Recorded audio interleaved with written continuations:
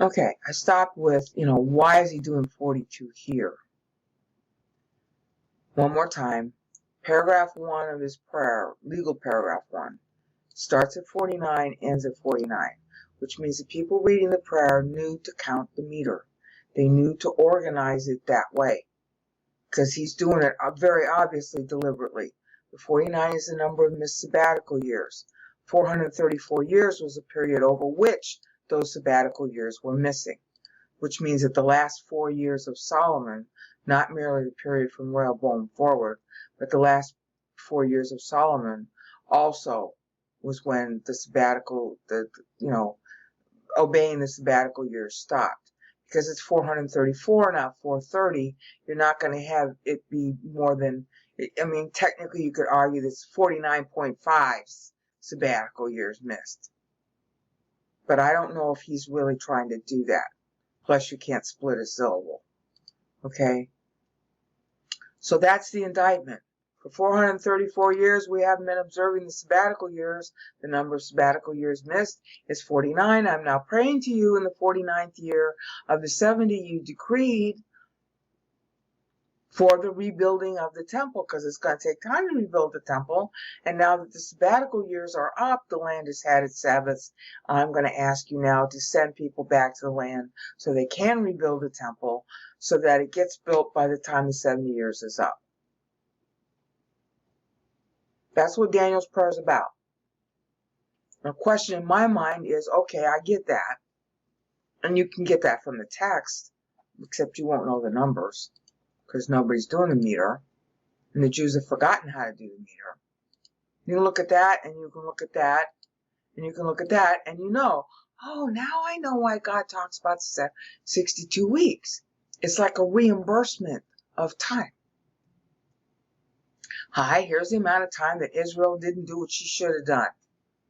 So now I'm going to grant you 434 years out of 490 to get it right. Which they did do. They started observing their sabbatical years. So they got Sheni. They got a chance to do it over. Okay? Because of Daniel's prayer. But see, now you know why God replies with 62 weeks. Because that's in Daniel's own prayer, which you wouldn't know if you didn't know the meter. That's paragraph 1. Straight up text indictment. Tied to specific time periods. Tied to going all the way back to David at Hebron. In a retrospective exposition of all the kings. And each syllable and word in here is tied to a verse that Daniel was reading in Kings and Chronicles. And that's what footnote E will show you. Really shocking stuff, actually. Shows how Daniel was, what verses he was thinking of while he's talking. Okay? That's why it's so important to understand this stuff. And since I wrote it all out, you can tell me if I'm wrong. I'm exposed too. So what? Okay, 9:13, end of the indictment. 9:14, transition. Yeah, God has finally brought about what he promised under the law of Moses to do to us for our 434 years of not observing the 49 sabbatical years missed. He brought it about. But notice, God has brought it about. And then he uses 42 syllables to say that. Which means he's carrying the timeline forward another 42 years to what? 490 minus 14. Why? Well, 49 years are sabbatical years that Israel did not observe. Okay, but that's still 49 years passing. That's still another 49 years of time. Okay, well then aren't more sabbatical years due on the 49? Yeah.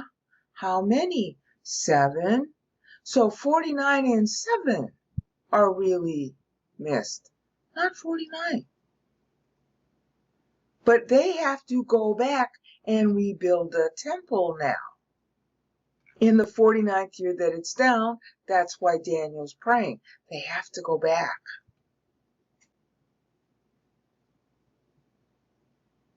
But then what happens to that extra 7? Because it's not 7 short, with the other 7 being, the tribulation, which has been predicted since Moses. There's another 7 missing. The 7 due on the 49 sabbatical years. And the 49 sabbatical years are up, but the land has to finish its Sabbaths. They have to go back and work now. The land can't have any more Sabbaths. That time is up. The time that God said, hi, you're going to be down, the land is going to have its Sabbaths for the 434 years you didn't observe. Okay, but that part is made up. But what about the extra 7?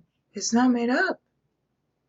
That's what's so important about understanding God's answer. Because what is God's answer? God talks about the 49, 7 weeks, remember, in God's answer? Daniel 9:24 through 27? 7 sevens? That's 49.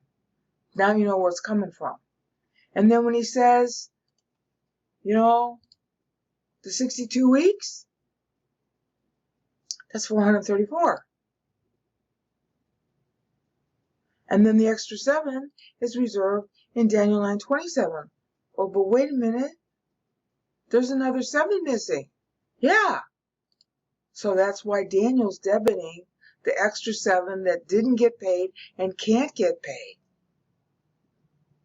That's why he's praying. He doesn't know what's going to happen to that other 7. That's why he's praying. Hi, Dad. Yeah, please rebuild, but I got to deduct 14, no longer 7. I got to deduct 14 from this timeline. Isaiah had done the same thing. Please rebuild, but my math, the balancing, only takes me to 476 now. It doesn't take me to 483. So he's not merely petitioning God to rebuild. He's petitioning God with what he thinks is the time left. All right? That's why when God replies, hi, 490 years, not 476, 490 years have been decreed. That's what it should have been. But Israel's already over budget now by 14 years. Daniel is asking for 476. God's replying with 490. But see, you can't know that if you don't know the meter. Because see, this is Daniel's own request. His total is 42. Not 56. 42. So he's taking you to what he knows as the limit of the time grant, and he's asking God to at least restore that, and God's replying to him, well, I can do more than that. But you don't know that that's what God means in his reply unless you know the meter. See how important the meter is to interpretation of here eschatology, which we've all been debating for how many thousands of years? 2. See how much of a difference it can make to know the meter, to understand Daniel? I mean, all of Christian theology, all of Jewish theology has to go right back to square one and get rewritten. For all the new debates that have to occur due to knowing the meter. Because Brainout's interpretation of the meter isn't going to be the accepted interpretation. Even I don't accept it. I don't know what's the right whole interpretation. I know some of it. I'm trying to share it now. 42, not 56. Taking you to 476, not 490. Because Daniel's not sure what God's going to do with the other 14. Now, he uses 42, which is really significant, because that is the number, that is basically in the Bible meter from Genesis to Revelation. 42 is used for 2 times 21. 21 is the number of years Jacob was in Haran. He comes out with 2 families, not 1. Okay? So he was in there for 21 years. He comes out with 2 families. So it's double blessing, double portion, inheritance, all that wordplay. using the number 42. So basically think of 42 as multiplying like rabbits, meaning spiritual growth. Double the amount of spiritual growth during the time, as it were, you're in the wilderness like Jacob was in Haran. Because Jacob had left home to get a wife. He comes back with 2 and 12 kids and their wives. And who knows how many of the other kids. I mean, it's a total of 70 going into Egypt. 2 of whom died while he was, in Israel, what would become Israel, when he goes into Egypt. So 42 is a positive number. 42 is Daniel's way of saying, hi, yes, you're right to hurt us, okay, and we're going to grow as a result, and I'm taking the timeline as far as I know to go with it.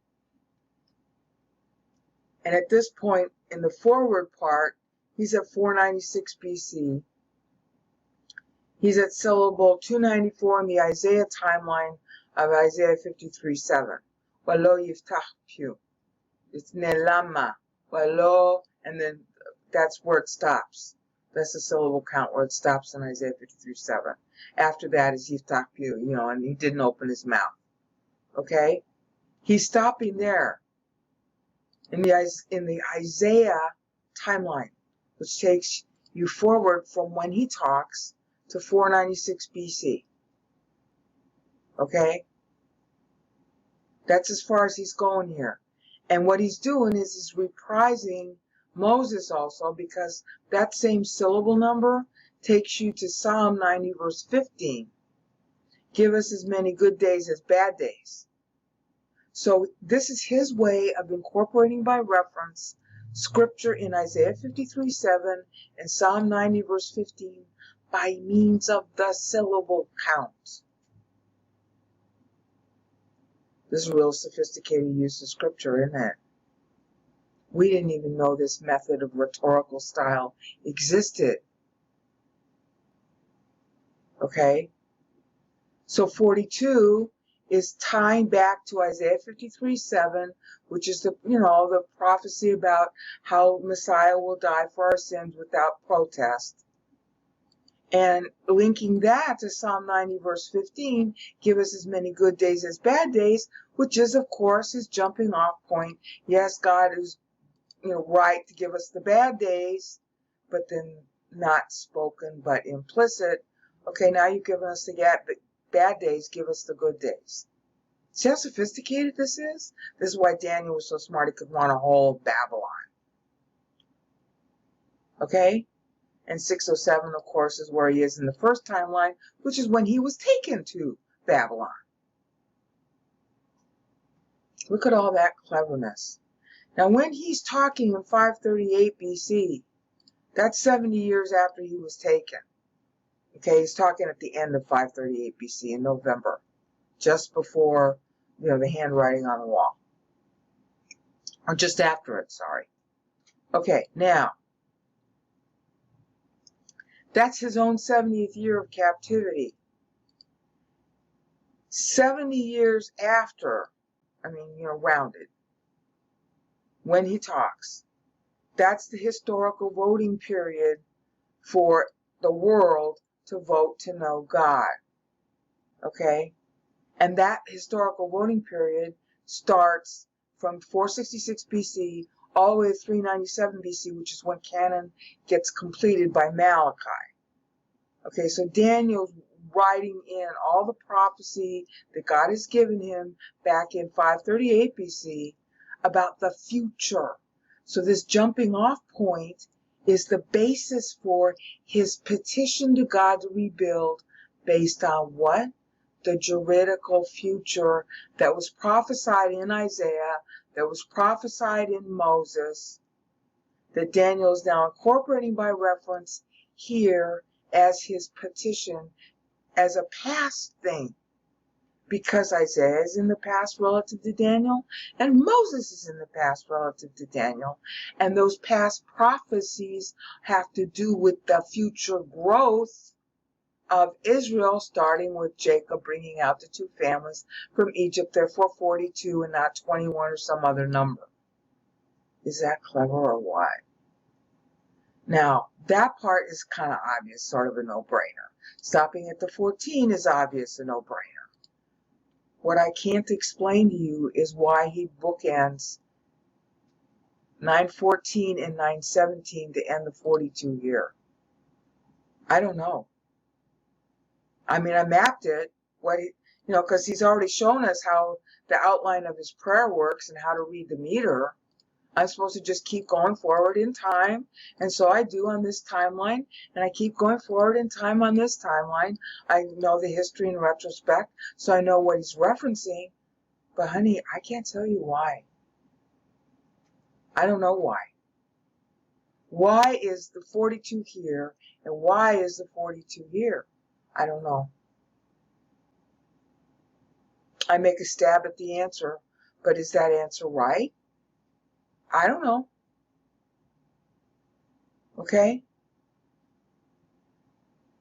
What I do know, and as much as I can tell you, is that he's using this future that was predicted since Moses and Isaiah here to say, hi, you've already told us in the past through the mouths of your prophets, Moses and Isaiah, that there's a growth future for us, so I'm using 42 to depict my belief in that promise. But I can't take the timeline any farther past 476.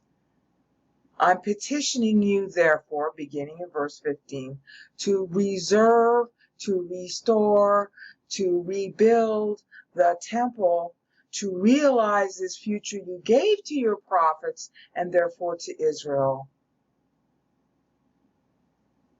Okay? And you can see that in the text. It's not because of us, it's because of you. It's not because of how good we are, because obviously we're bad. It's because of how good you are and you promised.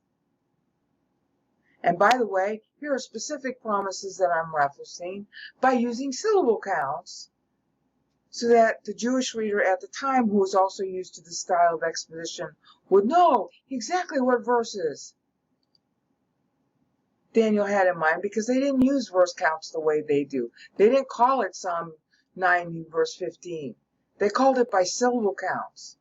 So it would have been syllable 294 in Isaiah and syllable 294 in Psalm 90. Okay? That they would have known to reference. Because I knew when I read it. It's a different style of accounting, of Bible cross-referencing than we know in the modern, Bibles. They had a different way of cross-referencing scripture than we do. This is one of their other ways. Okay, so he's using 42. But I can't tell you why he stops it here. I was expecting him to take this 42 and put it down here, but he's not. Why? I don't know. What I do know is 742, which is the end, is 56 shy. Okay, is 56 shy, which is 49 plus 7. But he's not using either number here.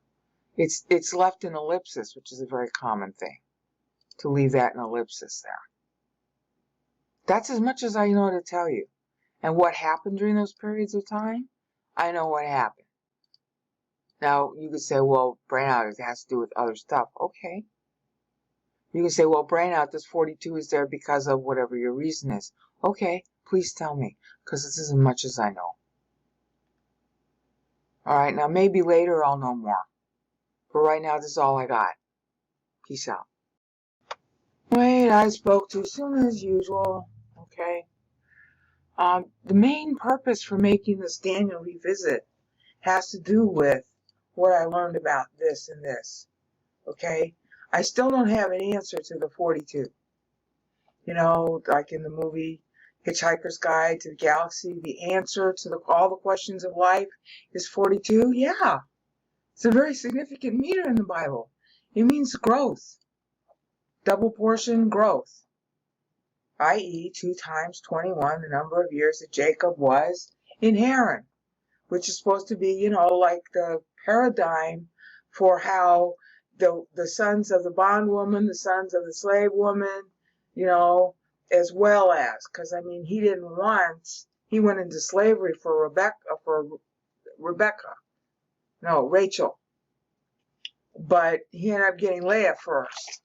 Okay, so you end up getting two sets of people, as it were, as your bride. It's the paradigm of the whole Bible. You know, prophecy of the Gentiles. The Gentiles were the ones that didn't want God, so as it were, you know, playing the game, you know, of defense mechanism of projection. God says, okay, you don't want me, I don't want you either. The Gentiles didn't want God historically.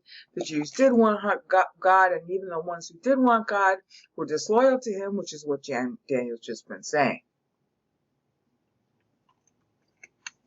But what he's cleverly doing here by invoking 42 is he's invoking the prophecy that God gave for the whole salvation of the whole human race, Isaiah 53:7, Melama walo yiftach pio. Okay. He's unfolding that. Hi, yeah, we screwed up. We're the chosen people and we screwed up. But what about all the unchosen people that you also made promises to? They got to have a way to vote with their feet, Dad. Just like Jacob voted with his feet to leave Haran and come to Israel and then go to Egypt so that Egypt would get the word. You get that. Okay, well, you know, just because we're stupid and unfaithful doesn't mean that all the Gentiles, you know, Daniel's in exile, praying in a Gentile land, doesn't mean that all the Gentiles should be shorted too. See, this is how clever Daniel is. No wonder God put him in charge of Babylon. This thing is so rich with meaning once you know the meter. I shouldn't even be allowed to know it.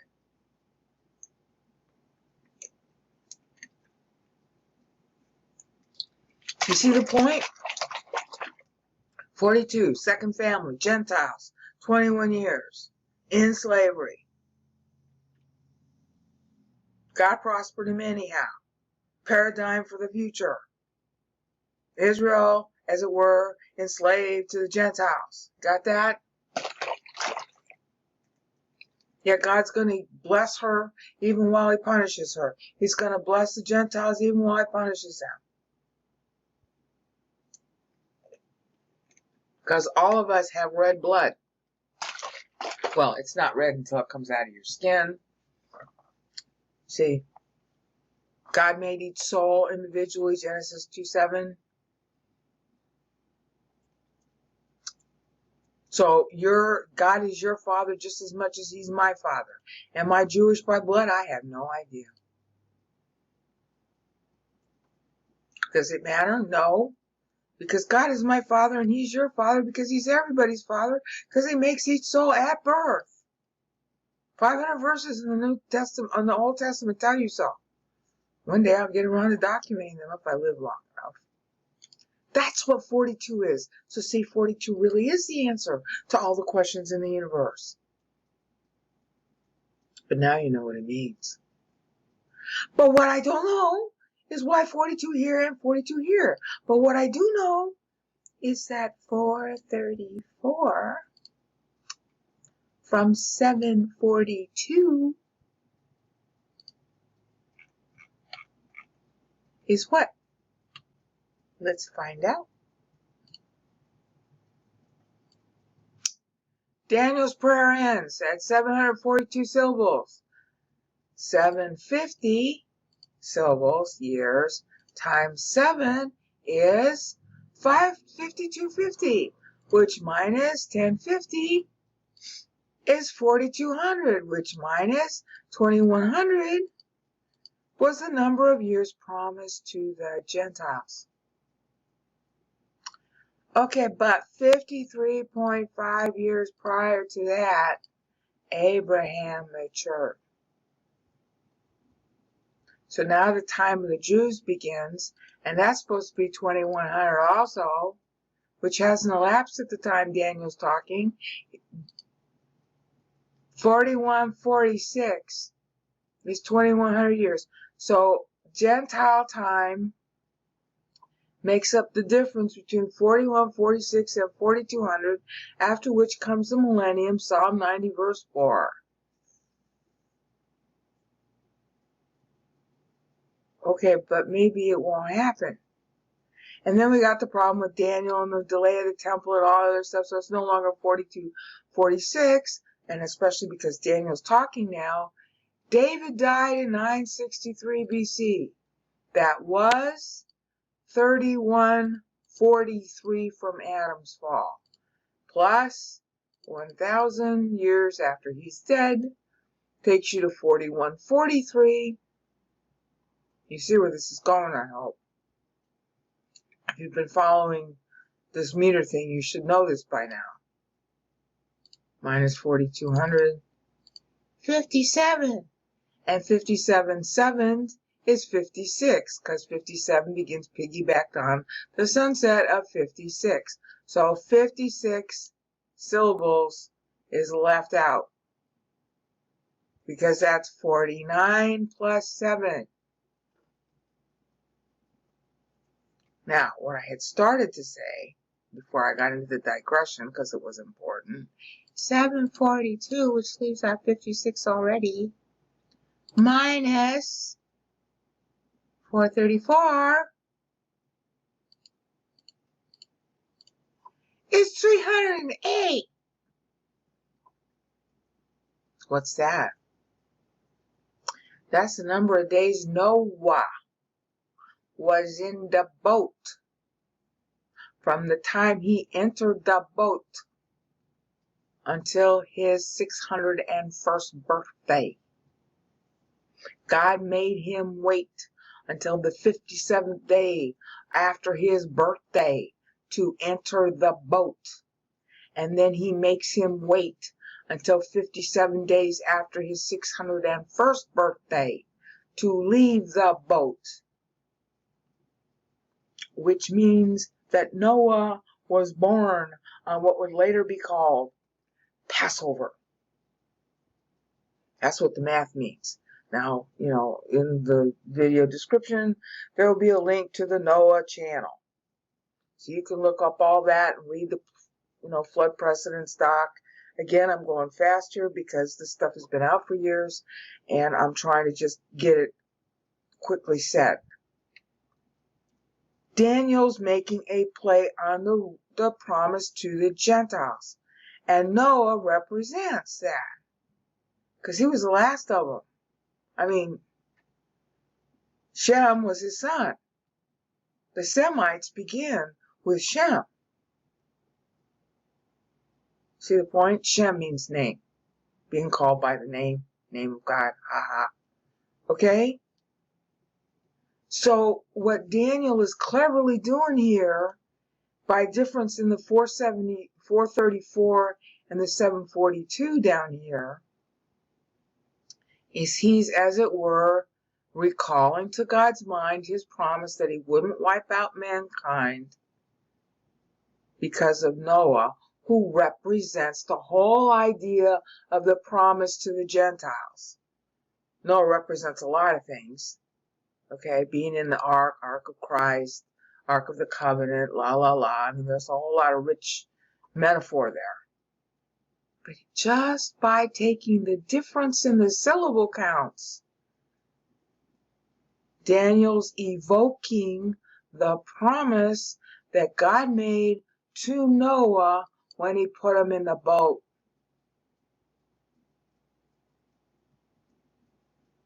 So the difference is 308. Paul plays on that in Ephesians. Paul adds 7 because, the extra 7 years that are missing here. See, Paul knew what the meter meant in Daniel. The extra 7 meter missing here is going to be added by Paul. And of course, Paul's whole, meter in Ephesians 1:3-14 is 434, which with 56 equals 490. He's playing on Daniel's 62 weeks. And it's Daniel who brought up the 62 weeks, because that's the number of missed sabbatical years. That's why God brings up 62 weeks in Daniel 9:26. You see, all this is tagged and related, and it's all in the meter. And look at what a different interpretation you start to get about what Daniel's talking about versus what everybody says about Daniel. And then you realize, oh, bleep, we better go back to square one, find out what this meter is, figure it out first before we can tell you what Daniel means. Because obviously, he means you to know the meter, to know what he's talking about. And then if Paul's playing on Daniel's meter, then how do you read Paul? Well, obviously what we're reading in Paul is not what Paul means, because Paul is playing to the meter of Daniel. So now until you know what Paul means by playing on the meter of Daniel, then you don't know what Paul means. Seriously. Christianity, Judaism, all the denominations have to go back pretty much to square one and learn what this meter is before they can say anything anymore. Does it mean that everybody's wrong? No. In fact, what I'm finding out is there's a lot of validation of a lot of the, mainstream concepts in Judaism, in Christianity. Okay? But the tweaks are pretty significant, don't you think? Daniel's invoking the promise to the Gentiles here by the syllable count difference, by the fact that the man of time is depicted as a Gentile, essentially. First Babylon, and then Persia, and then Greece, and finally Rome. Those are all Gentile nations. So he's invoking the promise to the Gentiles as a consequence, and he's using the man of time from Daniel 2 to do his timeline here, and starting with the 42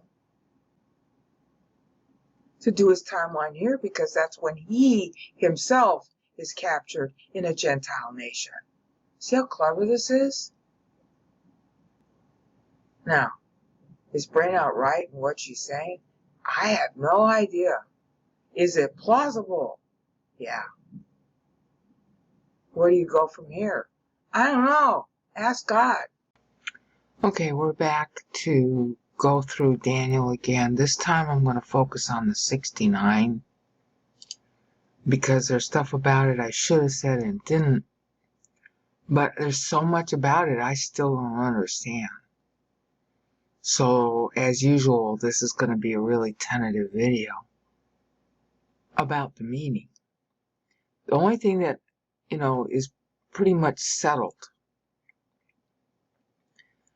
about all these videos that I do is that yes, meter exists. Yes, it's a real style. And for the most part, the generic meaning, like 49, 42, there's so much of it that you can see it being used, kind of like words. How do you know the definition of a word? The definition of a word by the way it's used. Well, we can see how the numbers are used pan Bible. So it's not too hard to understand what their doctrinal meaning is. And scholars have kind of known that for a long time. I mean, there's almost nobody who doesn't understand that 40, for example, is for testing. That's the doctrinal meaning of 40 in the Bible. You can dispute all you want about whether you think God exists or whether the Bible is really from God or whatever. But once you get into its own definitions of its own terms, there's a lot of agreement, even amongst people who have all kinds of different, as it were, faiths. All right. You can talk to almost any Jew. He'll know 40 is the number of testing. You can talk to almost any Christian or almost any agnostic or atheist. And they'll know, oh yeah, 40 is the number of testing. And it's actually, gotten to be part of the world's culture because so many people are aware of it and the idea makes sense and it's something to use as a sort of shorthand. Well, the same thing is true for these other numbers. 49, okay? But I haven't covered 69 and I haven't covered 58 that much. All right, and I'm still, as I told you in the last increment, I don't know what to say so much about 47. I mean, I have some tentative things I've said about it here in footnote F, okay? that it's, time of the Gentiles, and it's -7 years. And that part of it is okay, because Abraham matured for 53.5 years prior to the end of Gentile time. So it is a time debt owed to Gentile that's the 7 years is being subtracted from. Daniel's definitely doing that. What else is he doing it with? What else does it mean? I don't know. Okay, but the focus of this video is going to be on 69. The book ended starting with Solomon, starting when Solomon started to reign, which has to be sort of explained, going all the way down here to verse 9:18. Why 9:18? Why not 9:19?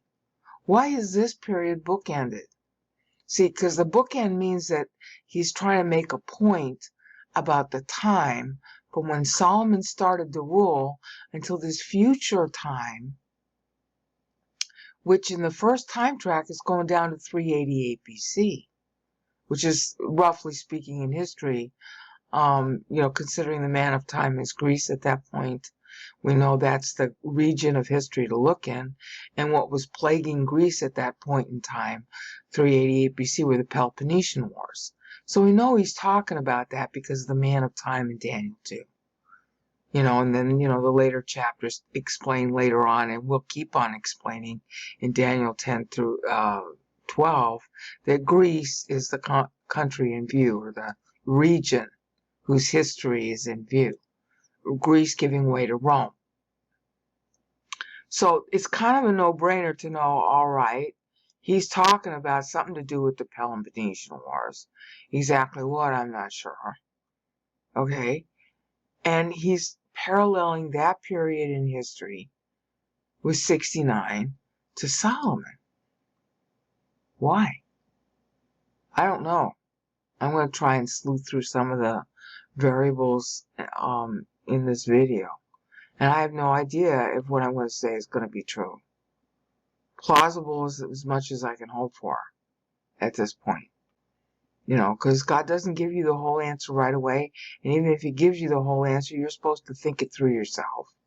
That's all I'm really doing in these videos. It's kind of like my own due diligence. And then if God uses it with somebody else, or you get something through it also, that's from him to you, not from me to you. I'm doing this because I need to do it for my own due diligence before him. Okay, so in no event am I trying to sell a position. I'm taking one, but I'm not trying to sell it. All right, so what's the story here? Why 69, first of all? Because it's not divisible by 7. Okay, because it's a year short of something that is divisible by 7, it's kind of pointed sarcasm. It's like saying that Solomon fell short.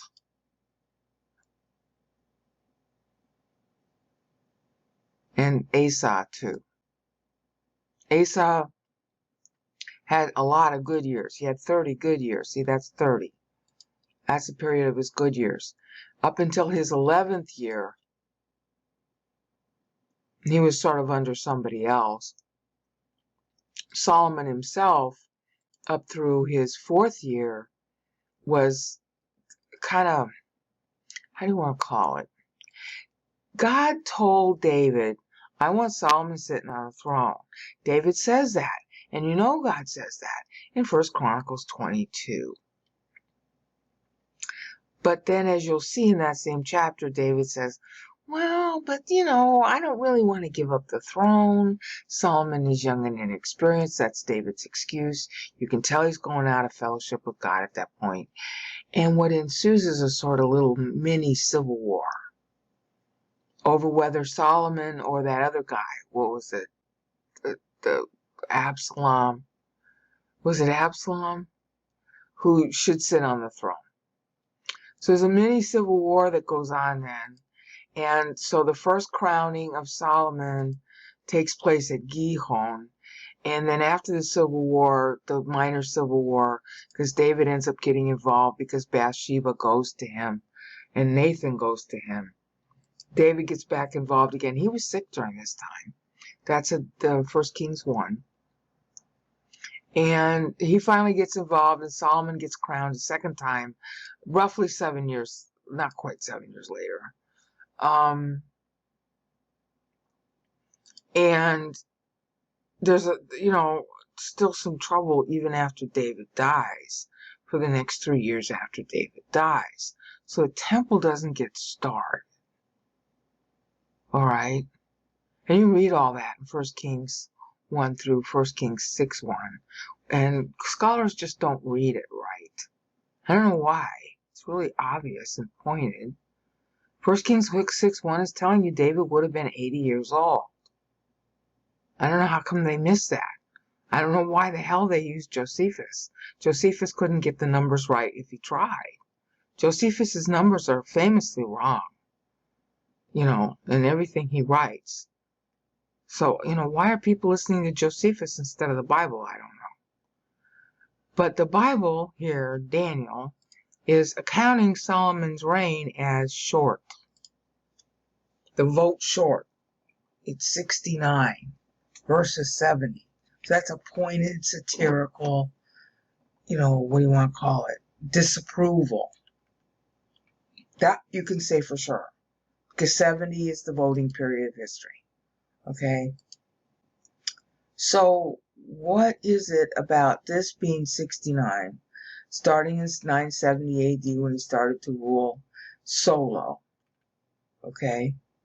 What is that compared to here, this voting period? Of course, the fact that it is a voting period. All right? It's starting during the voting period. The voting period of history that started here was 10 years prior. 466, 467, depending on how you count the fiscal. So, since this is vote short 69, and he's paralleling it or ending the paragraph at a voting period, and the 42 is ensconced inside it, what does that tell you? He's telling you something about trends of history. That's as much as I know right now. That has got to be what he means. He's got to be making some kind of historical parallel to Solomon, or he wouldn't benchmark it like this. But what? What is the historical period parallel? I mean, there's a lot of things you can say about Solomon. So, what? Peloponnesian Wars, because that was essentially Greece fighting with Greece, and that was pretty much how Solomon's reign got started. Is that everybody was fighting against him. There was a sort of war of accession. And the Peloponnesian Wars, you could argue with that. Because you got Sparta versus Athens. And then who's going to take sides with Athens? And who's going to take sides with Sparta? That's pretty much how it went. Is that what he's trying to say? Probably not. There ought to be more. Okay, so what is it?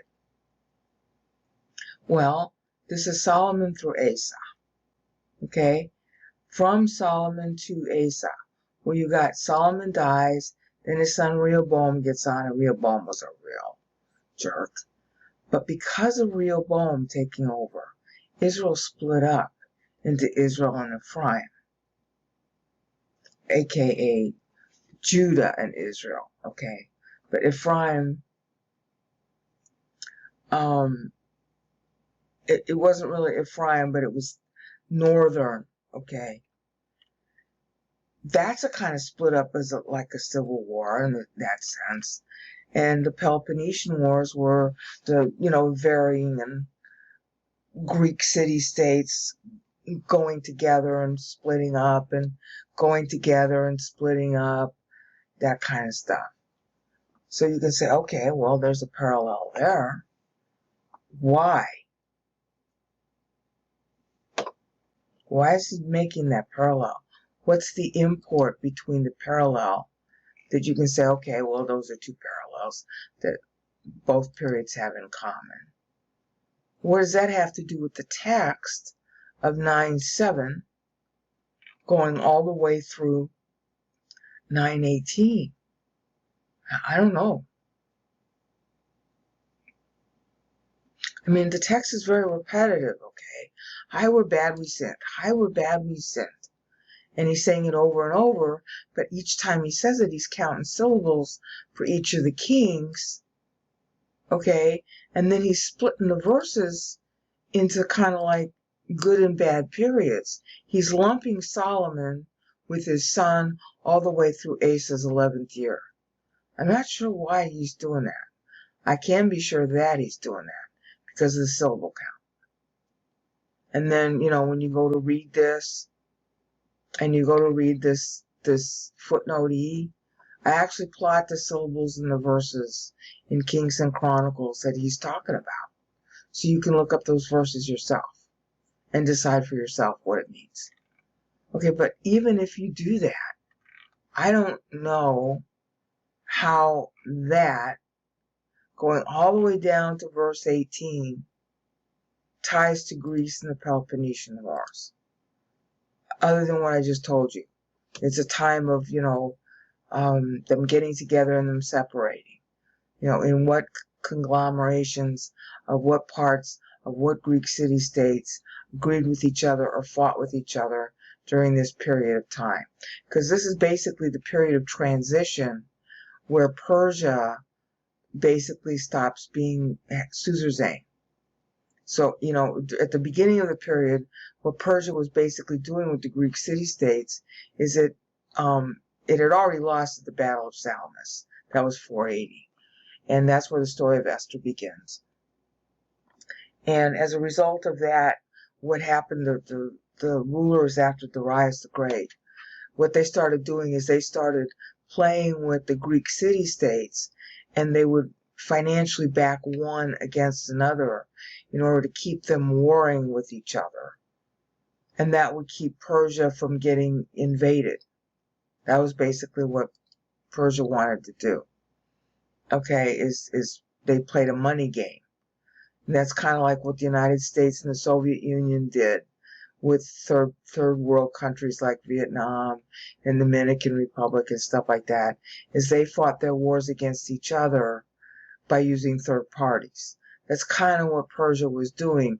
Is it would back one part of Greece in order to fight another part of Greece, so that the two parts fighting each other in Greece wouldn't be looking at Persia, and Persia wouldn't have to spend so much time and money defending itself from the Greeks.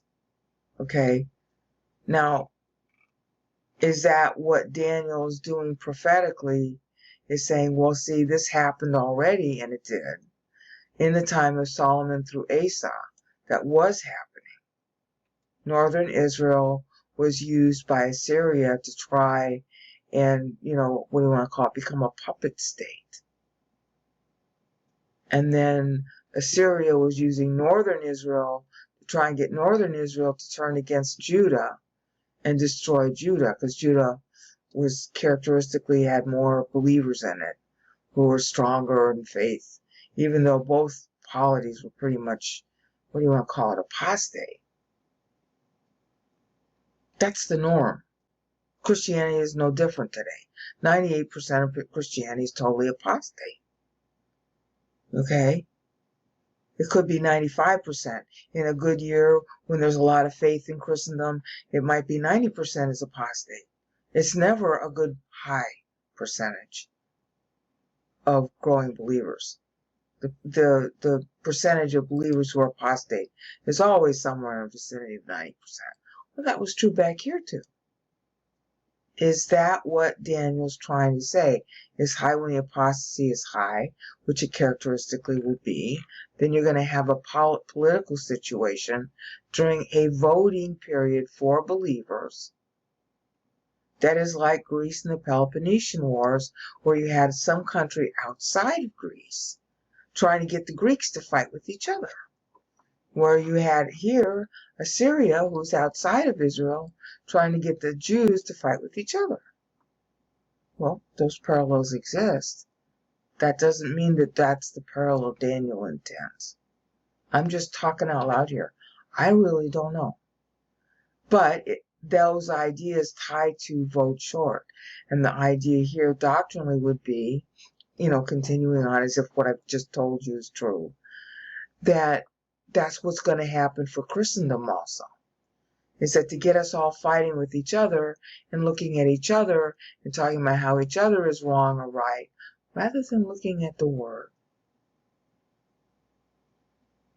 Do you just look at God? Do you just look at the Word of God? Do you just want to grow in grace and in the knowledge of your Lord and Savior, Jesus Christ? Or do you want to spend all your time beating up on how the other denominations are wrong? Now, there's a time and place for having to say that somebody's right or wrong. But at some point, you either, how do I want to call this? You either get off God and get transfixed and fixated on who's got it wrong, or you get tired of saying who's got it wrong and you go back to just looking at God.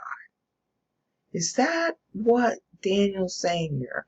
Because notice it's vote short by 1 year. Like, people almost voted for God. Enough people almost voted for God. Well, but if they stopped short, it means they got their eyes on people and things, on each other. The Jews looking at the Jews. And, aided and abetted, in this case by Assyria, on the outside. Like the Greeks looking at the Greeks, aided and abetted by Persia on the outside. Because Persia was weakening, Persia had her own little civil wars to worry about, and so she used her money to pay for Greeks fighting Greeks. That's what this whole period is about. That's why you had the Peloponnesian Wars. They were largely funded by Persia. And the Greeks are always fighting with each other anyhow, just like the Jews were fighting with each other up here. So is that what Daniel means? Well, possibly. It's plausible, given the numbers. But if that's true, then why is the text from 9:7 to 9:18 being blocked? Why is he doing that? What can I look at the text and see some kind of either corroborative or elucidating meaning to the idea I just, fleshed out for you? The answer is I don't know. The text is so repetitive, I'm not sure that I can go look at it and say, oh, see, well, this is the parallel that he means. Right now, my brain is out. I don't know. Okay? But maybe you'll know. Maybe God will give it to you. Because right now, I don't know.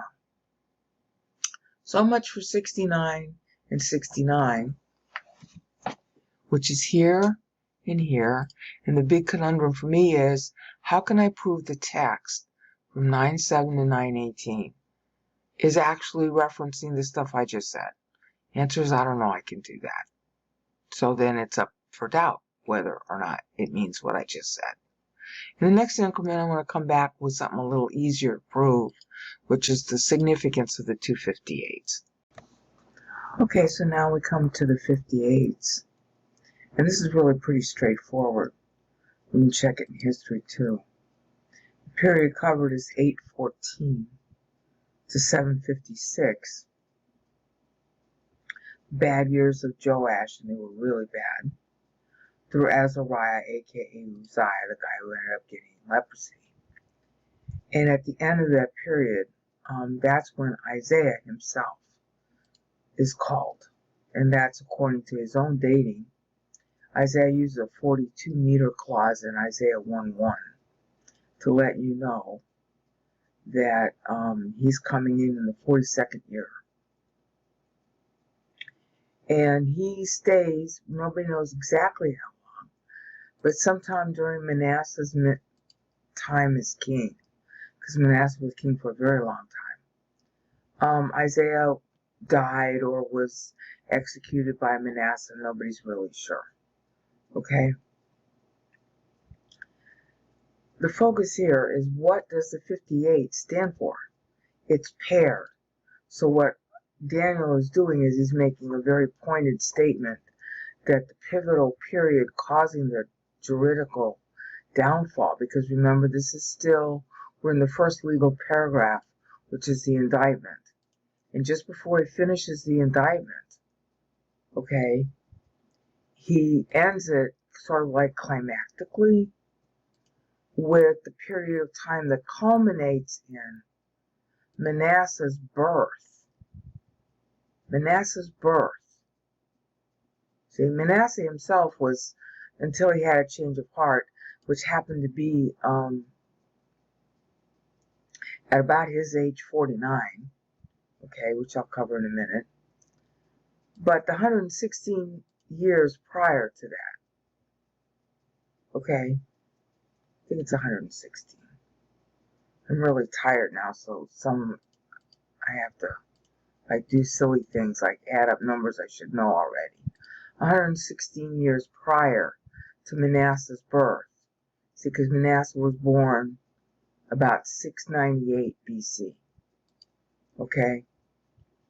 And Hezekiah had 15 years of life after that. Manasseh, he put on the throne when Manasseh was only 12. Manasseh dies at age 77. He was on the throne for 55 years. Nominally speaking, on the throne. So Manasseh ends up being the guy where God says, let me see if I can find this.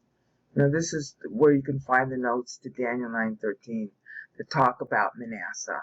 And the Bible passages that have to deal with him are all going to be in here. Okay, like in 2 Chronicles. Okay. Manasseh's time is a culmination. See, it's not like out of the blue. That's the point. Is that Israel was late to the party. If it's not 56, if it's later than 56, if it's like 57, 58, then that means you missed it. Because see, there's 56 days between Passover and Pentecost. So if you missed your appointment, then 58 would mean you missed it. Okay? So they missed, and then Pentecost and Ninth Ave is another 56 days between them. Alright, so if you go 58, you missed it. You missed your appointment with God. Israel kept on missing her appointments, with God. So by the time Manasseh's born, even though he was born to a king who changed his mind and did want God, namely Hezekiah, who Isaiah, coached, Manasseh didn't respond. Finally, Manasseh ends up getting taken by the king of Assyria at age 49. And I'm not sure, I want to say he was jailed for 7 years. So there's a parallel being drawn with Manasseh personally at his age and the time he was jailed. He ends up having a change of heart. And that was covered actually by Isaiah in Isaiah 53:2. Okay? That's when he starts covering Manasseh's birth. And Daniel is paralleling Isaiah and tagging Isaiah for that reason. Syllable 203 in Isaiah is the downfall of the temple in 586, which is supposed to be due to Manasseh. Okay, but how did Manasseh get to be so apostate? Nobody becomes what they are in a vacuum. It's still wherever I am, it's still my fault. Okay, but whatever I am is not in a vacuum. I'm in a family, I'm in a society, and what was the character of that society? Okay, the character of the society was always late to the party. For 116 years. In other words, like 4 generations, 120 years, 30 times 4. The same idea of the flood. That's what he's tying to there. And this is his clever way of saying late to the party, by constructing back-to-back 58-syllable sections, covering Joash, starting with his bad years, all the way to the birth of Manasseh, because the birth of Manasseh was occurring due to Hezekiah, turning back to God. Hezekiah had his bad days too. And God said, hi, get your affairs in order, you're going to die. Hezekiah prayed to God and said, oh, please, give me more life. And God said, okay, you're going to get 15 more years. And that's when Manasseh was born as a result of that. Okay, so Hezekiah repented. Manasseh sort of followed in his dad's footsteps in that Manasseh became really apostate too. And then he, like his dad, had a change of heart. And in Manasseh's case, he was 49 years old when he did. Because this is starting with the year of his birth. Daniel's tracking it from Manasseh's birth. Okay, Manasseh had a change of heart. He's sitting in Assyria, in the king's jail in Assyria. He has a change of heart. He gets restored to power, probably as a puppet king. And he starts being faithful to Israel after that. You can read all about it in Kings. The account is here, and the verses and stuff are all here. But Israel doesn't respond. Why? Because she's still late to the party from 116 years prior. Because, see, this is going to be, the kings are representing, are characteristic of the society at that time. We all give in to peer pressure. Manasseh ended up going against peer pressure, but the peer pressure remained. Israel remained, antagonistic. So that's what the 58 is. He's centering on it. See, you got 49 here and 49 here, and it builds up to a head right here with the two 58s. And then Manasseh sort of like is the poster boy for the period. God announcing, because of Manasseh, I'm tearing down the temple even if he repents, which of course he does, but Israel doesn't repent. So the temple's still going to go down. This is what God announces his judgment. So Daniel's ticking off the years, and he crafts his paragraphs with the 258s to show you why God says what he says about Manasseh, even though Manasseh repented. Okay?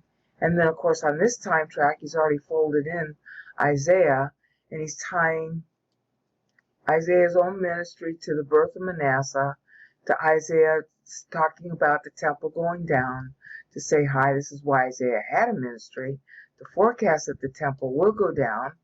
And then in the next clause, of course, it's Manasseh again. So that in essence, the time tracks, the two time tracks, the one that's right here and the ones that are right here, actually three time tracks, they all converge pretty much here, here, and here. Okay? And then Daniel is in effect, by doing it that way, he's saying, hi, this is how come I am praying to you now in 538 BC, 70 years later, because of all these events that happened. See, Daniel's doing a timeline when he talks. And the text is pretty repetitive because Israel keeps committing the same sins. King after king after king. She's good for a little while, then she goes south, then she repents, then she goes south, okay? And he's ticking off the years in order to get to his juridical conclusion, which is, hi, this is where we are now. This is why I'm praying to you now. This is why the 49 sabbatical years were missed. And that's how he closes out his, with a sort of dramatic high note of the 258s backing Manasseh, who, supported temple prostitutes in God's own temple. There were pagan temple prostitutes in the actual Jewish temple. And Manasseh let that happen. When he came back, he cleaned them out. But Israel still kept practicing pagan, mostly orgy-based religion in all the so-called high places. See, Manasseh changed his heart at age 49. Or he was captured at age 49. And then for the next 7 years, he's in jail, kind of like Nebuchadnezzar was crazy for 7 years. Manasseh was jailed, I think, for 7 years.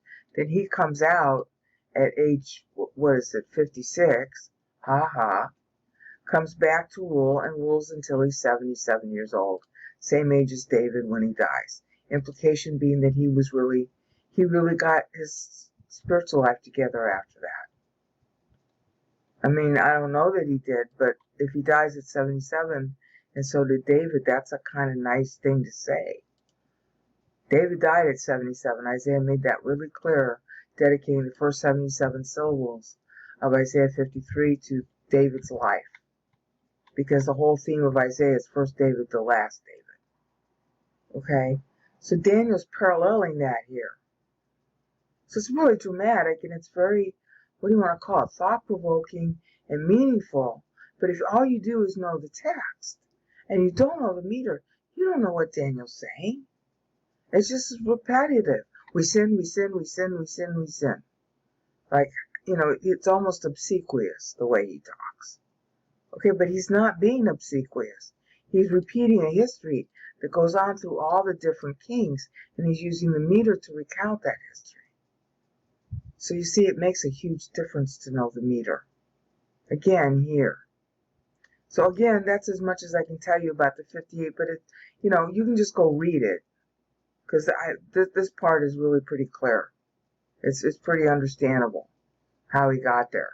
So just click on the notes, like for 912. Here's how you get to the 912. You can read it. Then you can hit your back button on your browser, or here I'm doing it in Word. In order to get that back button, you have to be using an older version of Word. I'm using Word 202 here, but it works the same in Word 203. And then you can look at Daniel. It should work the same way in Adobe with the back button. At least it does in mine. So read it yourself. That part's pretty clear.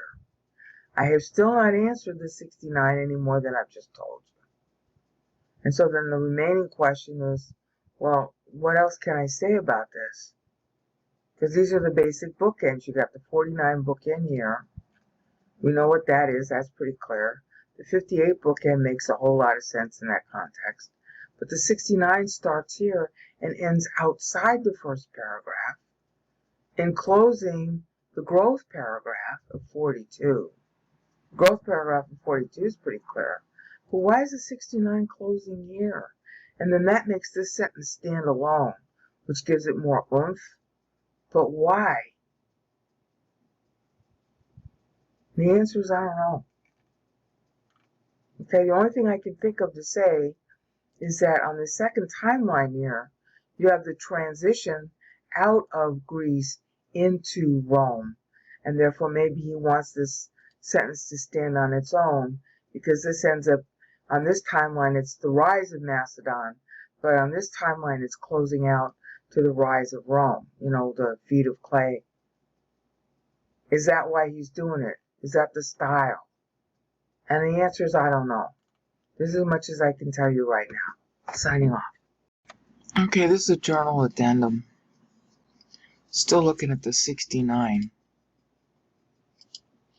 Trying to understand why 918, okay,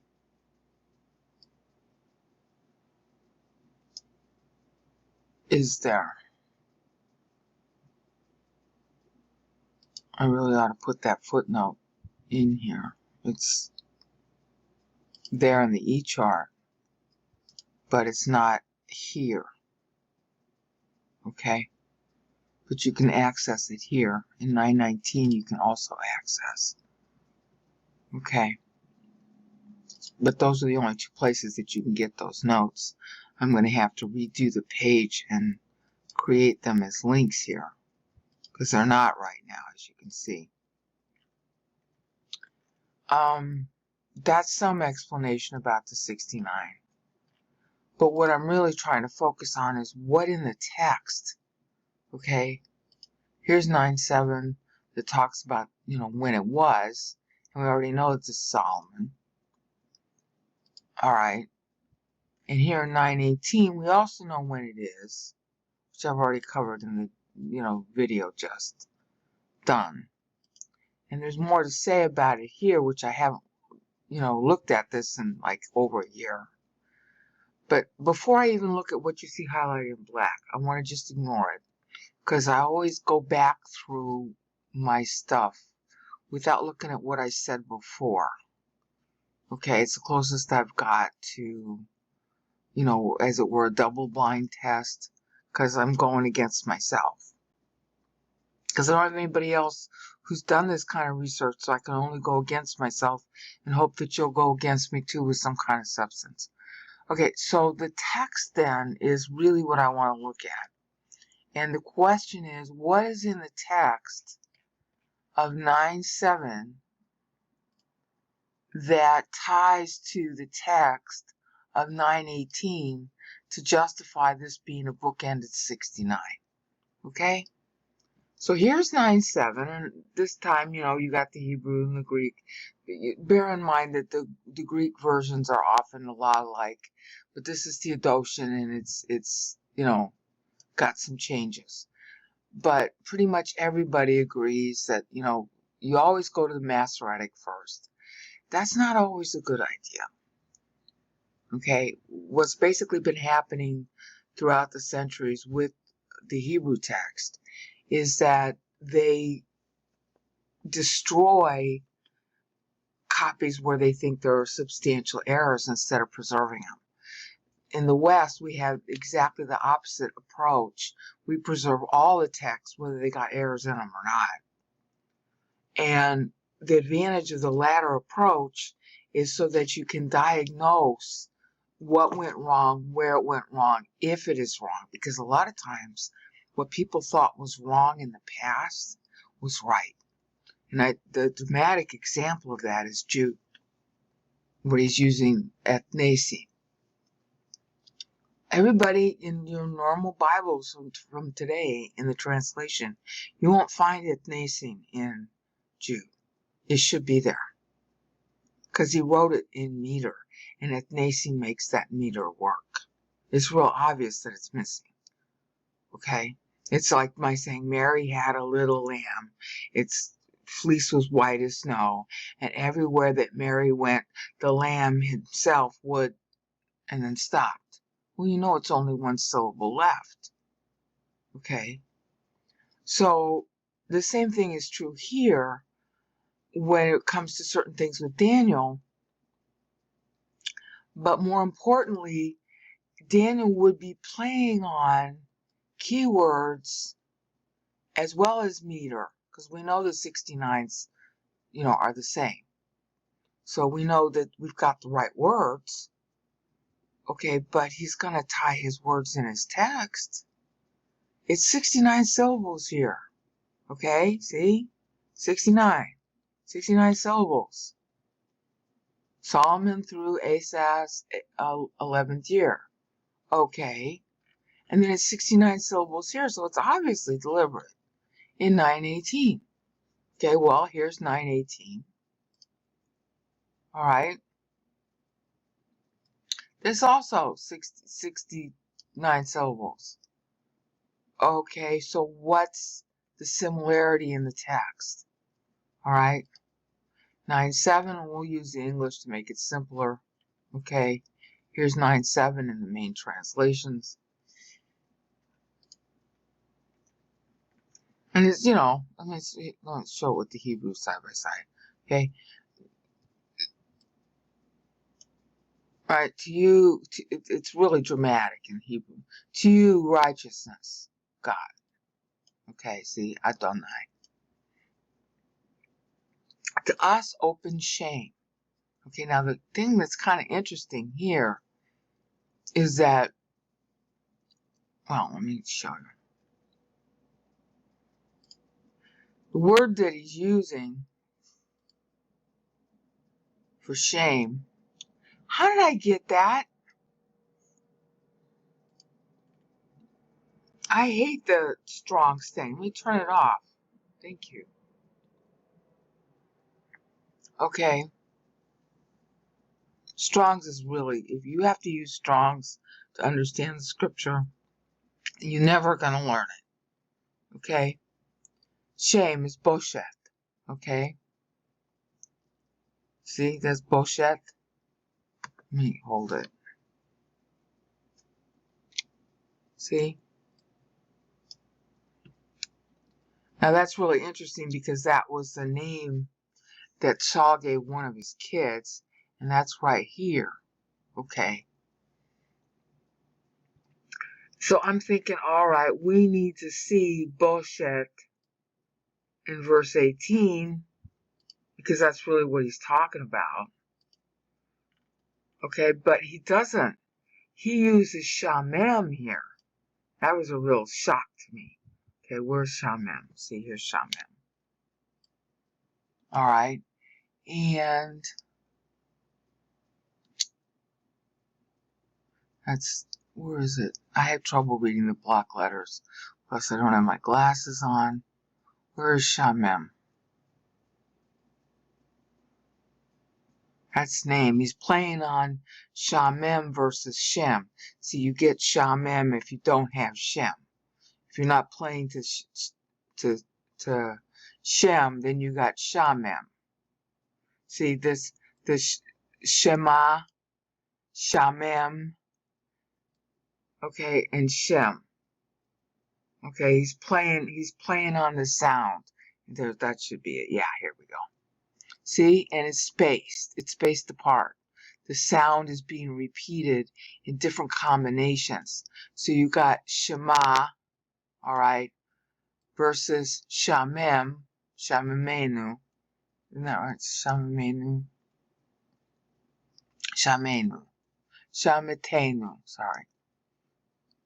And then Shemeka, your name. And see how he's doing that funny thing? Okay, it has more resonance in English than it does in Hebrew, because the other word he's using in verse 7 is Boshet. Okay, right here. It doesn't have the sound alliterative, similarity that it does in English, because shame and shamem sound a lot alike. And we translate this with the word shame. Okay? So you can see the connection to shamem in English. Okay, but the concepts are similar.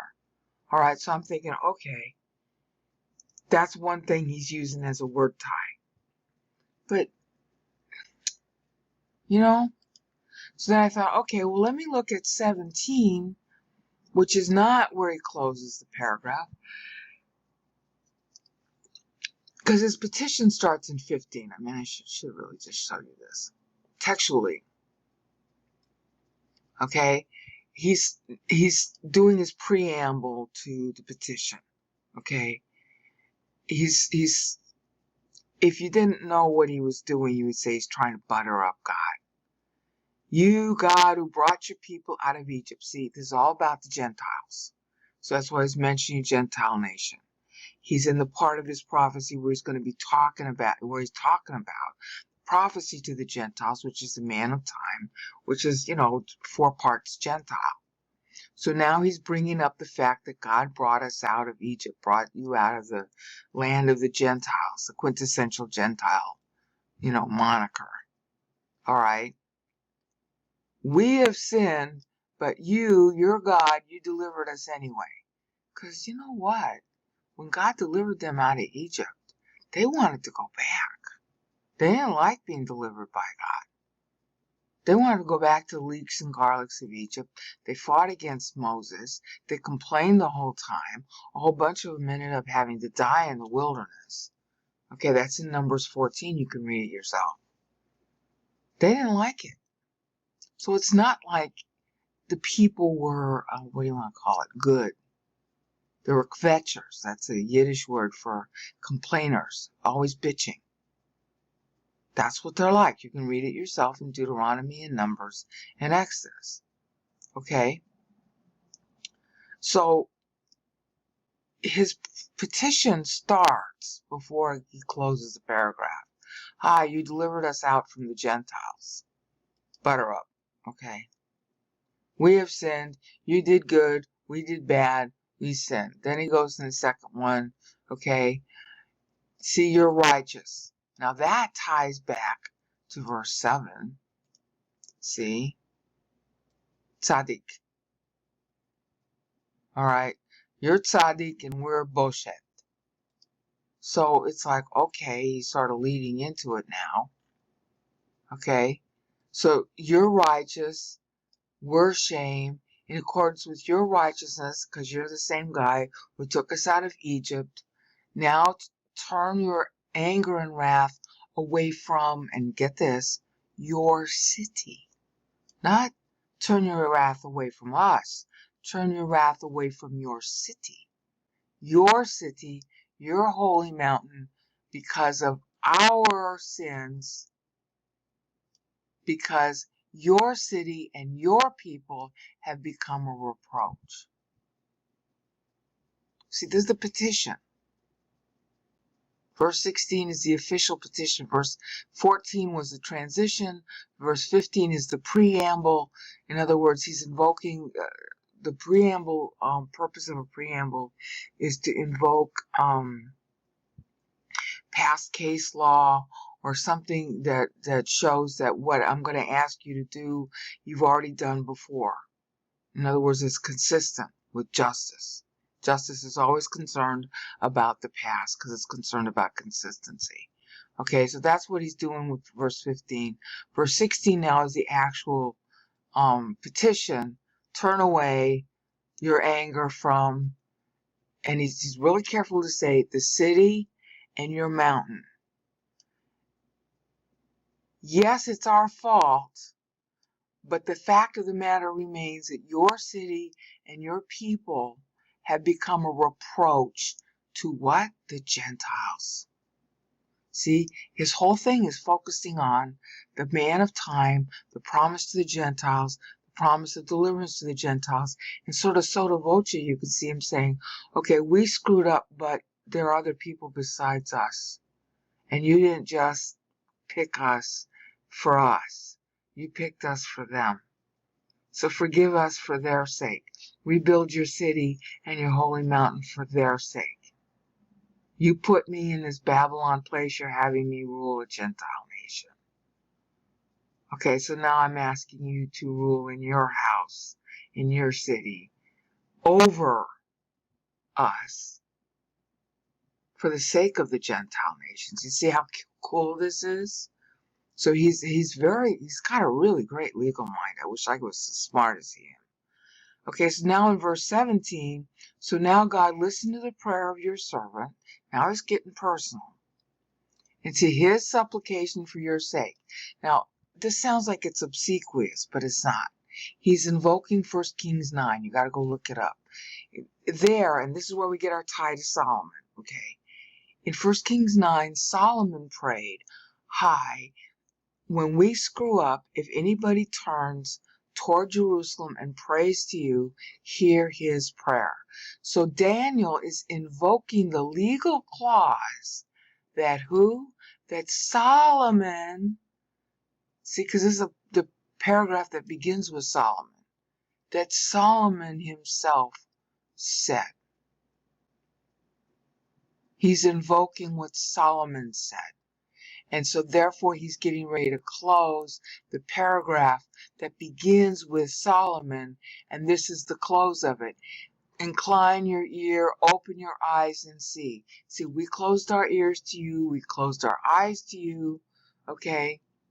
We are now Shamem, and of course in verse 7 it was Boshet, okay? And again, the city, okay, relent toward the city, which is called by your name. All of this text in verse 18, which ends it, sort of, and all this text in 17 is all in 1 Kings 9 that Solomon said. So there's our textual tie. When Solomon was still, in fellowship with God, because he didn't end that way. When he was still in fellowship with God, this is the text that he used.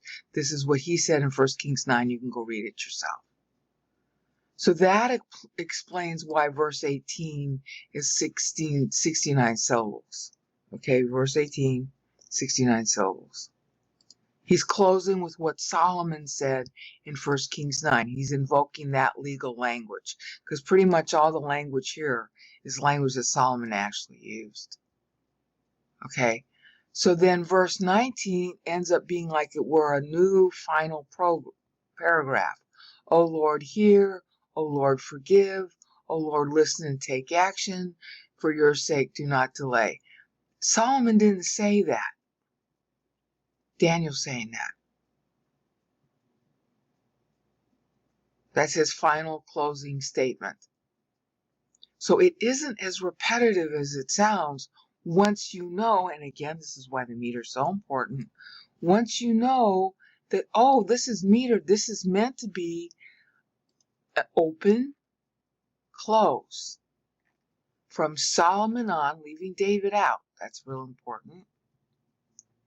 From Solomon solo, all the way through to verse 18, where he invokes 1 Kings 9. That's a paragraph.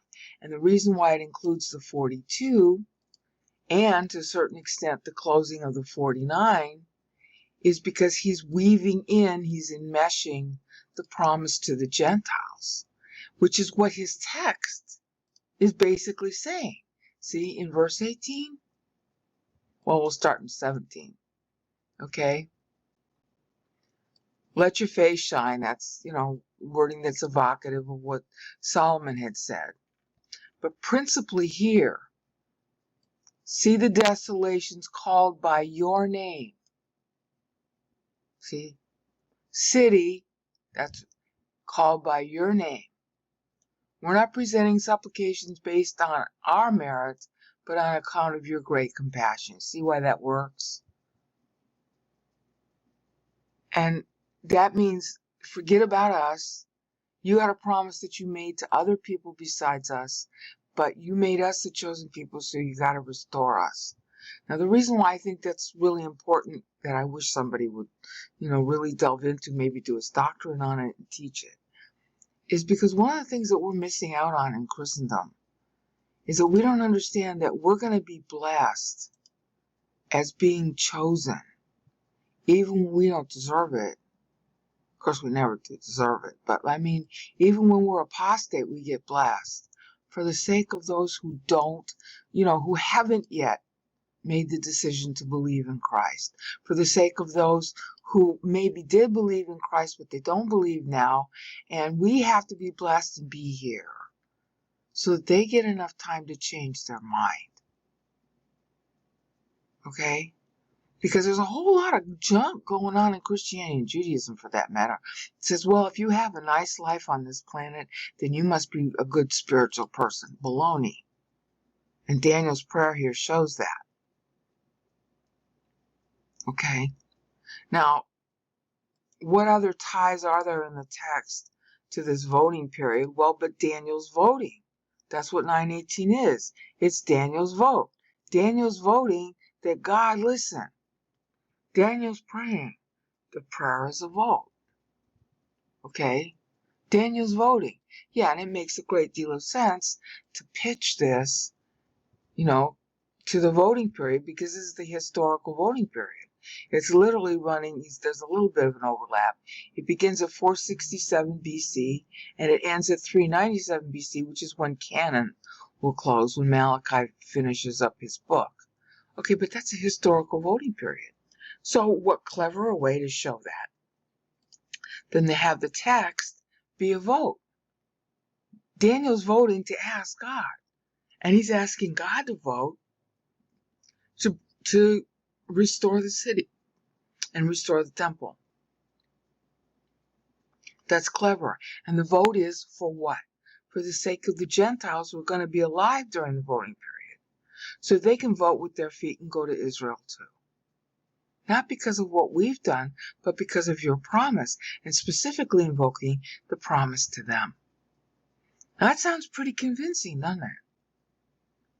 You got something better to say, or something better than what I know? Please tell me. I'm all ears. Because that's what that is. Asking God to vote. That's why it's 69. It's one syllable short there, because God might say no. But Daniel's voting. So are we going to vote? That's the theme of this whole thing. Vote for God. Vote to know God. Okay? Because he's not going to pressure you into voting for him. And if you don't, then you know what's going to happen. And if you do, it helps protect humanity too. Best thing you can do, most patriotic thing you can do for your country is to vote to learn God. And there you go as your reasons why. Now, I still haven't explained 47 enough, and I'll have to do that in some future increment. All right, this is another journaling addendum on Daniel Revisited. This time, we're going back to the focus on 69. And I'm going to be making what I think are corrections. Okay? I mean, it seems pretty obvious that there ought to be corrections. So let's go. 69, okay, Solomon, we went through the text, ending the paragraph, the legal paragraph at verse 18. And the reason why it ends at verse 18, first of all, textually, is because he's invoking the prayer that Solomon invented when he dedicated the temple in 1 Kings 9. That if anybody turns toward Jerusalem, which Daniel was in the habit of doing, and then prays toward the temple, that God will hear and restore. And those are the exact words that Daniel's actually using. It's real clear when you look at 1 Kings 9, all right, that Daniel's invoking it in his prayer right here in 9:18. The second thing to notice in 9:18, when you click on the link there, is all this. This is all valid. That's not the error. In fact, it's more valid than I thought. In other words, Daniel is using 69 weeks. The 69 is there because it's 69 weeks. Okay, the total that God replies using 62 and 7, when God replies to him, that's where it's coming from. That's what that 69 represents. I didn't make that clear, so I guess you could call this a correction.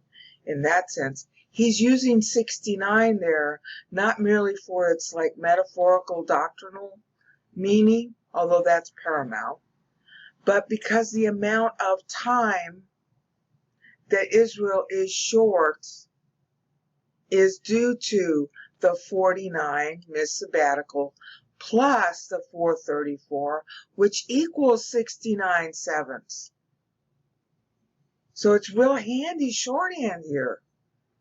See, high 49 missed sabbatical years because the total number of years that they didn't observe sabbatical was 434, which ends up going back through the last 4 years of Solomon.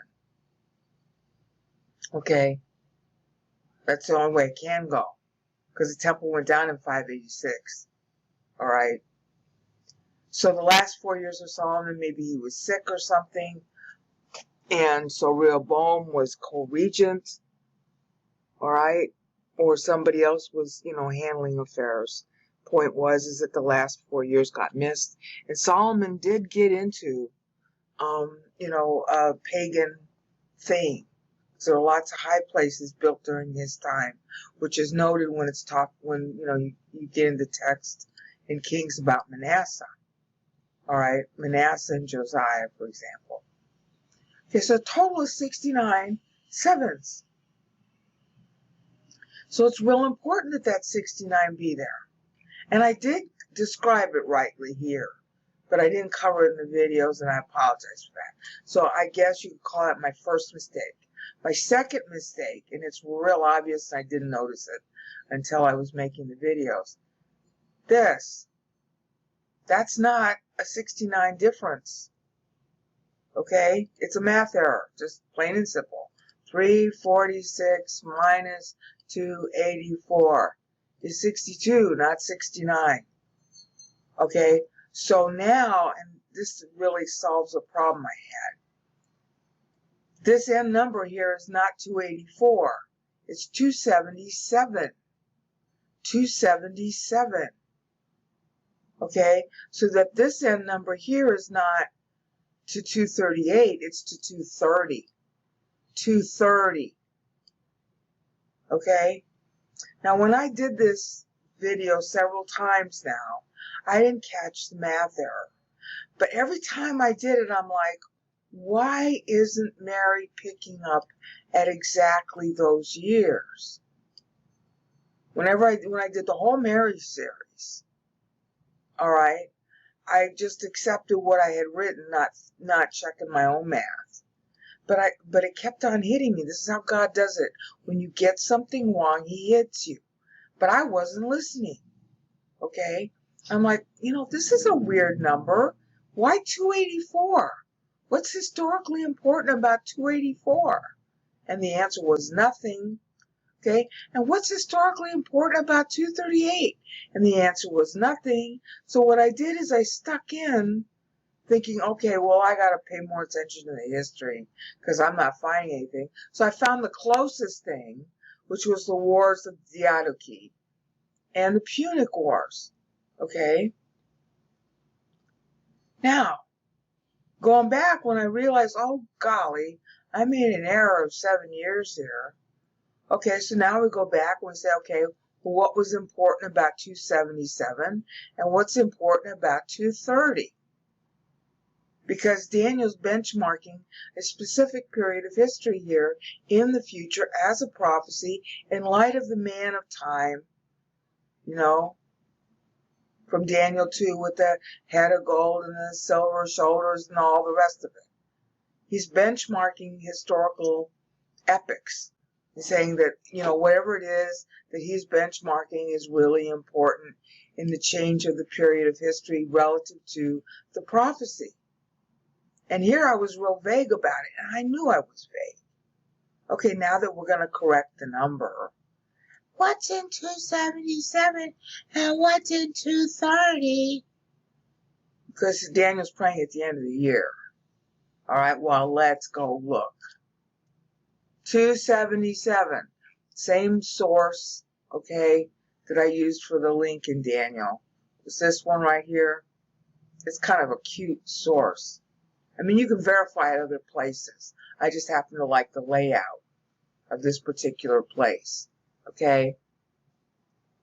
Military encyclopedia on the web, and it's not really, accredited encyclopedia. It's somebody collecting stuff from all over the web and calling it an encyclopedia. Okay, but you can verify the information elsewhere. Like I've got my military history books by Dupuy and Dupuy. I can verify this stuff. Okay, I got a lot of military history books. Okay, so what is 277? Let's go look. Okay, well, the nearest thing is 276 because it's like end of year. First Syrian War. Duh! And this is what Mary references. See? First Syrian War. Ding, ding, ding, ding, ding, ding, ding. That figure's large in her multiple chronology. Okay. Let me see if I can get the Mary stuff to show up real quick. Here's the Mary thing. Magnificat Mary draft. We'll do PDF version. Might take a while. Okay. Magnificat map to history. Hanukkah timeline is where she really does her thing. Okay. What she does is she takes, let me go to the end. Let me go all the way to the end. This is her map of time to the birth of her son from Hanukkah. Okay? Her first date line, I shouldn't be yelling, sorry. Her first date line is 35, which is, you can read it two ways. 35 years since Herod became tetrarch, or her own age. 35 years since she was born. Okay? I'm suspecting that she's doing both. All right? That's her first date line, and this is her second date line, is 42. Now, what she ends up doing is out of that, and it's an extensive thing here, starting on page 11 of the PDF. She's doing an extensive recount of all of the political events that led up to the birth of her son. Okay? And one of the first ones that plays to Daniel 11, which is upcoming. So it plays to Daniel, and she's playing to Daniel, and Daniel was playing to it also in the book of Daniel, which is what he should be doing.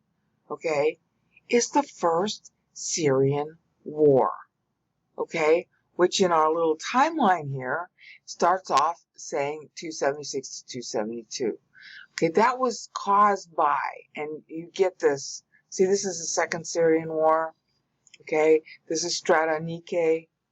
Okay, so it's like right in here, she's bracketing the First Syrian War because it was due to the fact that Strata Nike married Seleucus. And that's in Daniel 11:5, upcoming. Okay? That's what causes the First Syrian War. Okay? And therefore the Second Syrian War. In other words, that's what Daniel 11 is all about. So what Daniel is doing down here is preview of coming attractions as part of the Wars of the Diadochi, okay, the Seleucus portion. You know, because the Diadochi were the four generals who ended up splitting up Alexander's empire when he died. One of them would end up being called Seleucus, okay, and that was basically the territory that produced the First Syrian War, and he warred with Ptolemy, all right? Well, that's really important to benchmark it at 277. And the end of 277 is 276. In other words, the turning point. He's benchmarking turning points. Yeah, because it was the First Syrian War that led to the second, the third, the fourth, the fifth, and the sixth. And that's what Daniel 11 is all about. Okay, so that was proper. See, it balances. But my math doesn't balance. And it's going to be a while before I fix this error. So that's why I'm telling you now. That should read right there, highlighted in black. It ought to read 277. Okay? And then I got to answer to you, well, but this goes down to 230. Or you could say 231, but it's really more like 230 because it's end of year. Okay, and Mary benchmarks it also, again, in the middle. See? 244. See, this is the Bernike marriage, Third Syrian and Fourth Syrian Wars. Okay, right in between. See, because that's what Daniel 11 is about. And see, here are the verses in Daniel that you can read. She is going back. She's doing what Daniel did to Isaiah. She's doing to Daniel. A retrospective exposition. But she's cleverly doing it using her own datelines because she's the mother of Messiah. So she's using herself, and she's using the 42, which I already explained in the Mary videos. And she's doing a whole 7x7 timeline going all the way back to David at Hebron, just like Daniel did. Just like Isaiah did. Just like Moses warned. It's the most sophisticated use of the math that I've seen in the Bible so far. And I guess that accounts for why Paul tags Mary when he starts Ephesians 1:3-14. Okay? The whole series of events that's in Daniel 11, Daniel is talking to. Okay? Daniel is talking to at the end here. Now, in our timeline, therefore, that was 277. Then we have to go down farther, and then you have to go to 230. And the reason why that's important, I'm sorry I missed it, is this. First Illyrian War. This is where Rome gets involved. It wasn't just the Punic Wars, because the Punic Wars technically didn't have much to do with Israel. But the First Illyrian War will. Because it's due to the First Illyrian War that Rome basically says, hi, we want to start exercising our own manifest destiny over the Eastern Mediterranean. Okay, that's where they got involved. You know, because Illyria is in, the eastern side of Greece. All right, they didn't call it Greece then. They called it Illyria.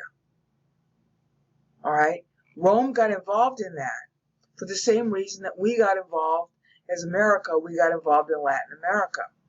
That was under the Monroe Doctrine. The idea of the Monroe Doctrine in America, okay, is precedented in earlier nations, of course. And the First Illyrian War is the Roman version. Roman Republic, finally got its own act together, and it finally resolved its wars with the Samnites and blah, blah, blah. And then finally, once it got sort of centrally united, it starts going outside. And this is where it first exercises its own power, 230 to 28. So that's why Daniel benchmarks it, because this is when Rome starts to get involved in the Middle East. Because if you're going to assert control, in the Adriatic, then that's a short step to going to Crete and all the rest of it, and putting yourself on Egypt's doorstep, which eventually it does, which is what Mary picks up in the Magnificat. Okay, because see, she's picking up on what Daniel does starting in here. Okay, this is between the 3rd and 4th Syrian Wars. That's when the First Illyrian War occurs. First, not last. First. Okay, this is when Antiochus is now going to come to power. Okay, and he's the guy who invaded Egypt. And that's when, the line in the sand thing occurred. Okay? Meanwhile, the Syrian wars are still continuing. This is Cleopatra, and that's Daniel 11:17. And that's what produced what ends up becoming the 6th Syrian War, ending with Hanukkah.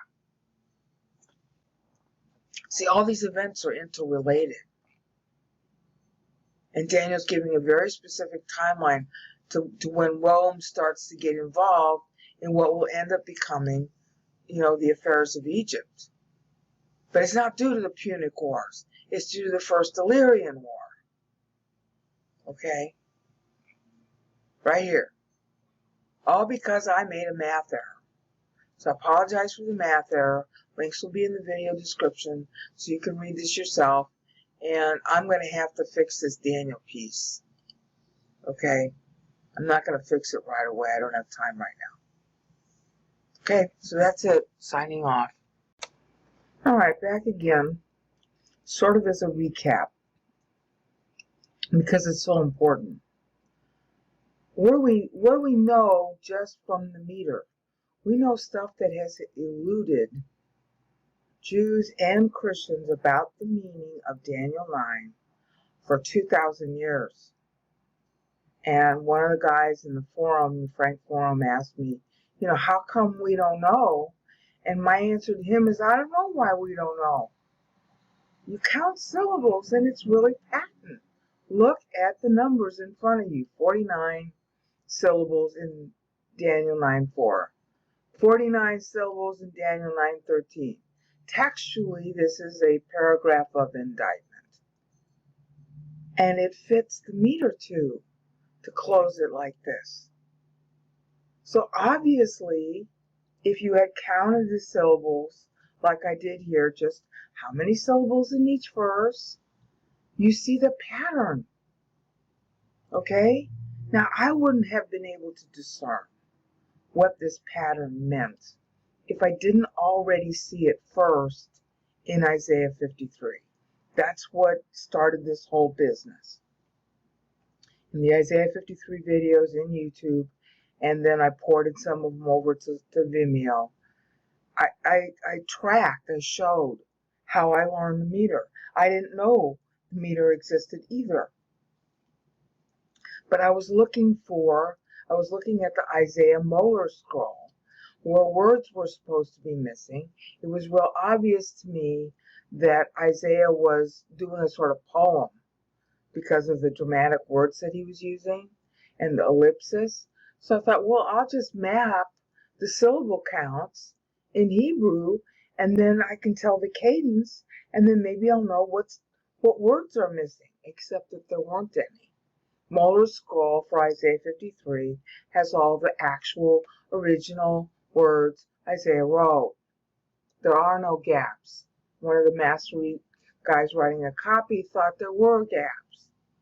Not Mastery, but the great Isaiah scroll was in with the Dead Sea Scrolls. So they thought, well, syllables are missing. No, there aren't any.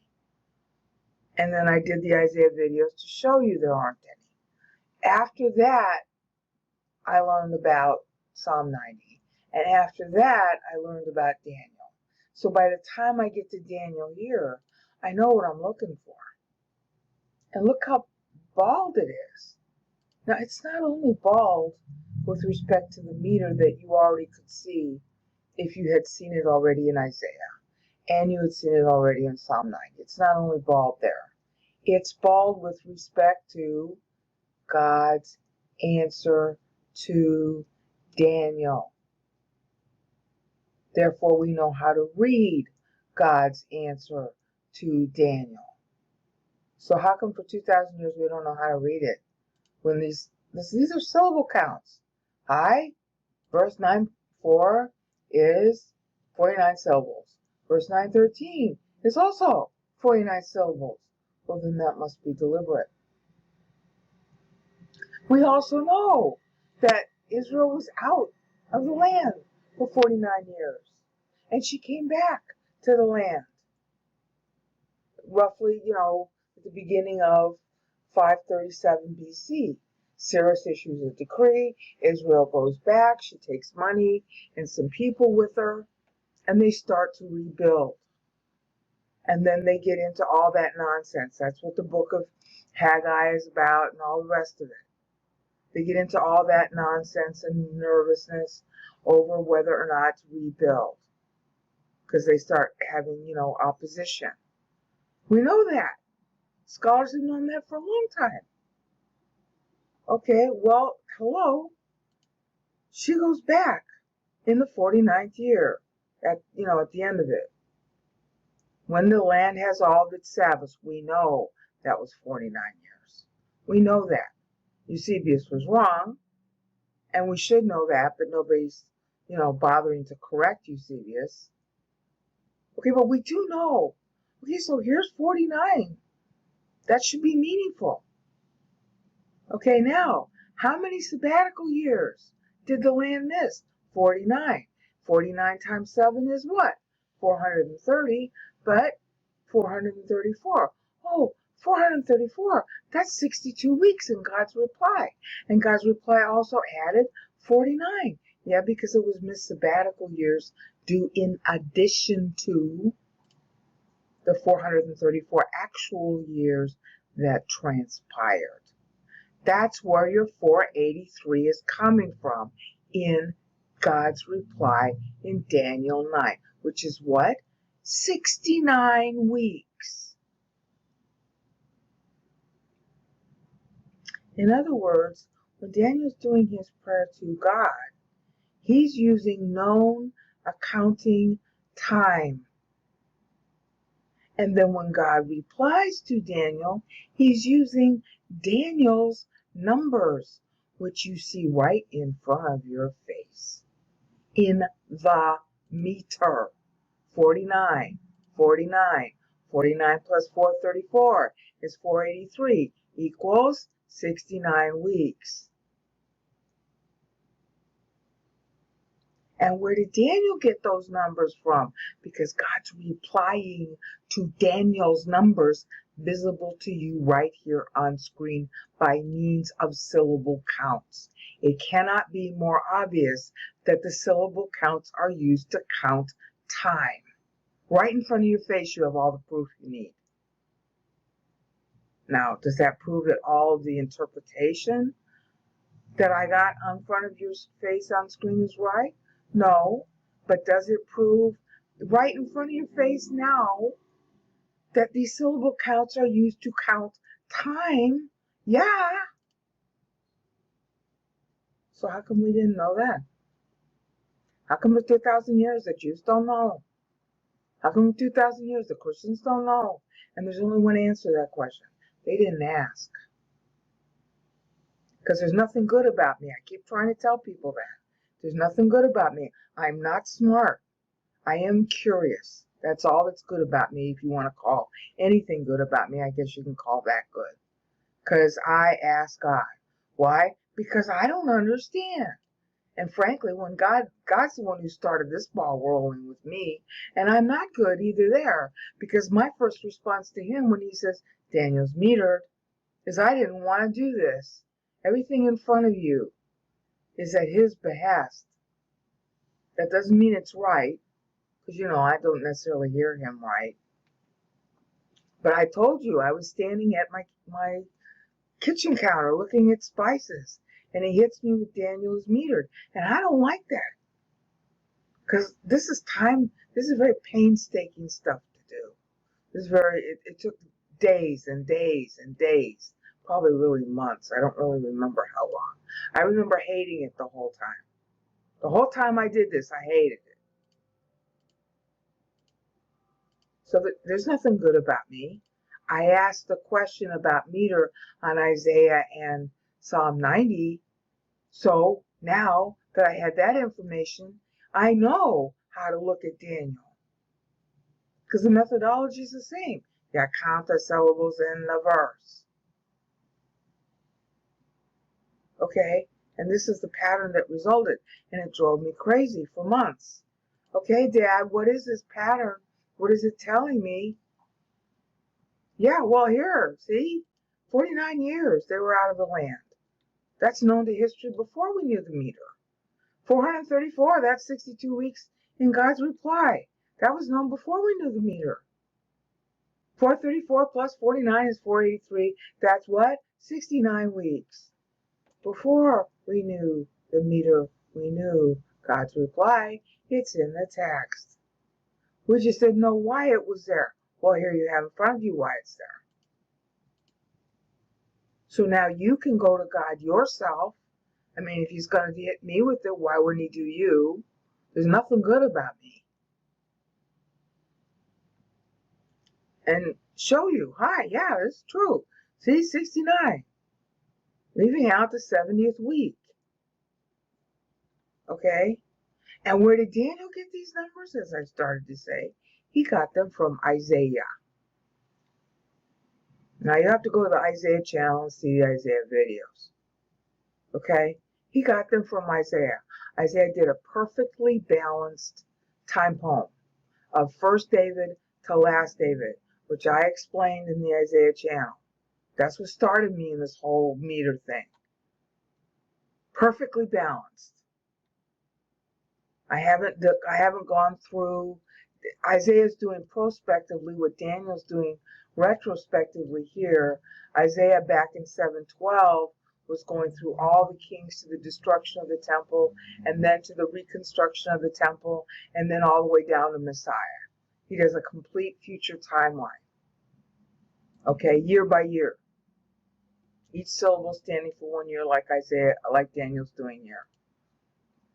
Daniel's doing it retrospectively to show that yes, what Isaiah said got done so far, up until Daniel talks, because he's talking as a result of the temple going down, and he's praying at the Geek clause. Where is it? Right here. This is Daniel's prayers at this point in Isaiah 53:6. Okay? He's gone full circle here. That's why this is 49 and this is 434. Because he's still in the 69 weeks. That's why it's ensconced like this. It's an accounting balance sheet is what he's doing. And it's all based on Israel being apostate, being late to the party, not observing her, high holidays. And not observing the sabbatical years either. See, because there's 56 days between the beginning of Passover and Pentecost, and the beginning of Pentecost and Ninth Ave, when the temple is going to go down, which God promised due to Manasseh, who had his own change of heart when he was 49. See, this is really bald, and you can get all that information from the text, if not in Daniel, elsewhere, and Daniel's reading that text, and so he's matching his syllable counts to that text. From Isaiah, who plotted out the whole thing. Okay? So God's reply that comes to us from out of the blue when we're reading it in translation is obviously sourced. First in Isaiah, who predicted the whole timeline. Then Daniel, who's using Isaiah's timeline and saying, yes, it all came to pass, and here's the accounting for what we've missed and what we've done wrong, as basis for what? The indictment, which ends right here. And then he goes forward in time in his petition, 42 being the number of growth, to complete the 69 weeks,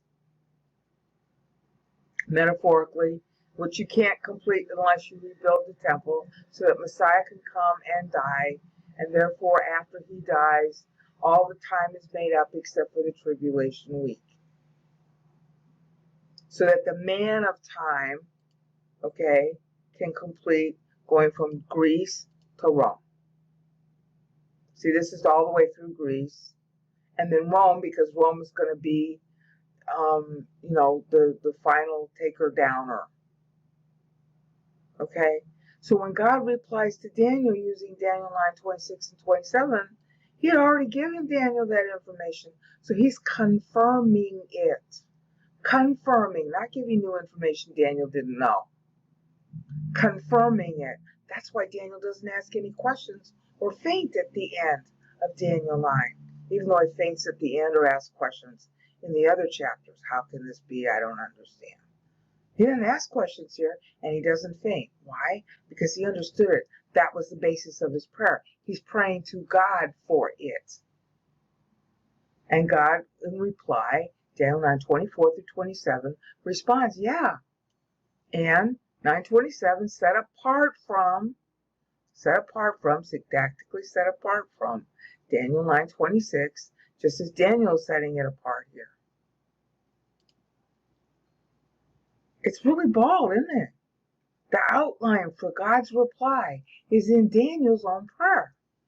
But we haven't known that for 2,000 years, and we've written every kind of stupid treatise on the planet about what Daniel 9:24 through 27 means, not knowing that, here's how you know what it means.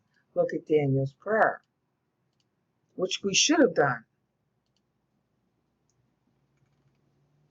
And the answer to everything is 42.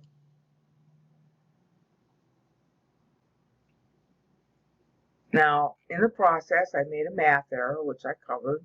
This goes to 277 BC, and that takes you to the First Syrian War. And then this goes to 230 BC, and that takes you to the First Illyrian War. And it's due to the First Illyrian War that Rome begins to be a presence in the Eastern Med. Until then, she wasn't. And it's due to the First Syrian War that the Seleucids become, the dominant power. And that's going to be covered in Daniel 10, 11, and 12. So all this is a setup that Daniel already knew. He just didn't know some details. See the point? It's really pretty important. It's really pretty elucidating. And we got history to look at. So we know where this comes from. So that's the recap. All right? A couple other things I didn't cover that I need to cover. Because this is a 7-year error, I've got to deal with the fact that Mary is not, or if she is, she's playing a game with the 7. I had said in the Mary videos that Mary was using 73 to play on Daniel's 73 7th year. Okay? And she might really be doing that, which means that she's going backwards in time. She's not using the numbers that I got. She is using the numbers that I got here, but she's doing it as an adjustment. Okay? Because the difference here is not 69, it's 62. Okay? If she's debiting 7 years here, then the question is why? All right, I'm not sure she is. Okay. I'm not sure that she's actually using 73 now. That's the point I need to make. If I made this mistake, is Mary really debiting 7 years and going back to 284? I can't prove that she really is, because what she mentions is the marriages that are in Daniel 11, and that really takes you to the First Syrian War. And she might be going back this far, but I can't prove it now. Okay? So all my statements about her using 73 years from Daniel's end point here to get to Hanukkah, I'm not sure she's doing that, and she doesn't need to do because her own timeline is based on, 35 years since her birth or since Herod became tetrarch. So she doesn't need to do the 73 game. Okay? Daniel definitely is doing that because that ties in back to Psalm 90. Okay? But then if that is what he's doing and she's not doing it, then we got to look at this other dateline, because typically in the the style of this stuff, your first dateline is the first time the text is the syllables are divisible by 7 cumulatively. We know what that 49 is, 49 since the temple went down. But I never covered 182. Technically speaking, by the style that all the other Bible writers use, I shouldn't be counting this. I should be counting this. Okay, so now to try to correct what might have been an error there, it might just be extra. Because definitely 73/7 ties to Moses. Because that's where Moses leaves off in Psalm 90. Okay, but then I left out myself talking about what the 182 means, and I should. All right, so now let's look at that. 182 is, technically speaking, by all the style of meter in the Bible that I've done videos on so far, they're all consistent about this. They use 2 date lines. The first one is the first time that all the cumulative syllables are divisible by 7. That's a no-brainer. The second one follows the same rule. The second time the syllables are divisible by 7. Okay? What is it in Daniel? Well, we already know when he's writing. He's writing in November of 538. So you could call that 537 because it's the year is almost over. So we'll just say 537. Okay? That's 182. So what you have to do is add it to go backwards in time to 182. It could be 182 sevens, but we'll just say 182 years. That's 719. Okay? Or if you say 538 and then you add 182, you get 720. What's that? Well, that's the time of Isaiah. Okay? Now, I still have to do the videos on Isaiah to show how year by year, just like Daniel's doing here, Isaiah's doing a future exposition. Okay? He's going future, starting in Isaiah 53:2. He goes future from Manasseh's birth forward. Okay, in my badly pronounced Hebrew. That's where he's covering Manasseh's birth. Okay? And then he goes forward all the way to the last Messiah. The last David, which is the Messiah. Okay. Isaiah uses an annual chronology to do that. The problem I have is that based on his metering, he might be his starting year helping Hezekiah could be as early as 718. Okay? Well, depending on when in 718 and what kind of rounding you want to use, if we say Daniel's doing 538 and we add 182, we get 720. If we say 537 and we add 182, bearing in mind you can't split a syllable for half a year, you get 719. So that's one of the first things that you can talk about is that Daniel is using as his second dateline to tie back to when Isaiah started counseling Hezekiah. See, because here's the thing, with Hezekiah, all of your scholars will tell you that Hezekiah started ruling in 715, but he was a co-regent with his dad prior. See, let me show you. Where is that?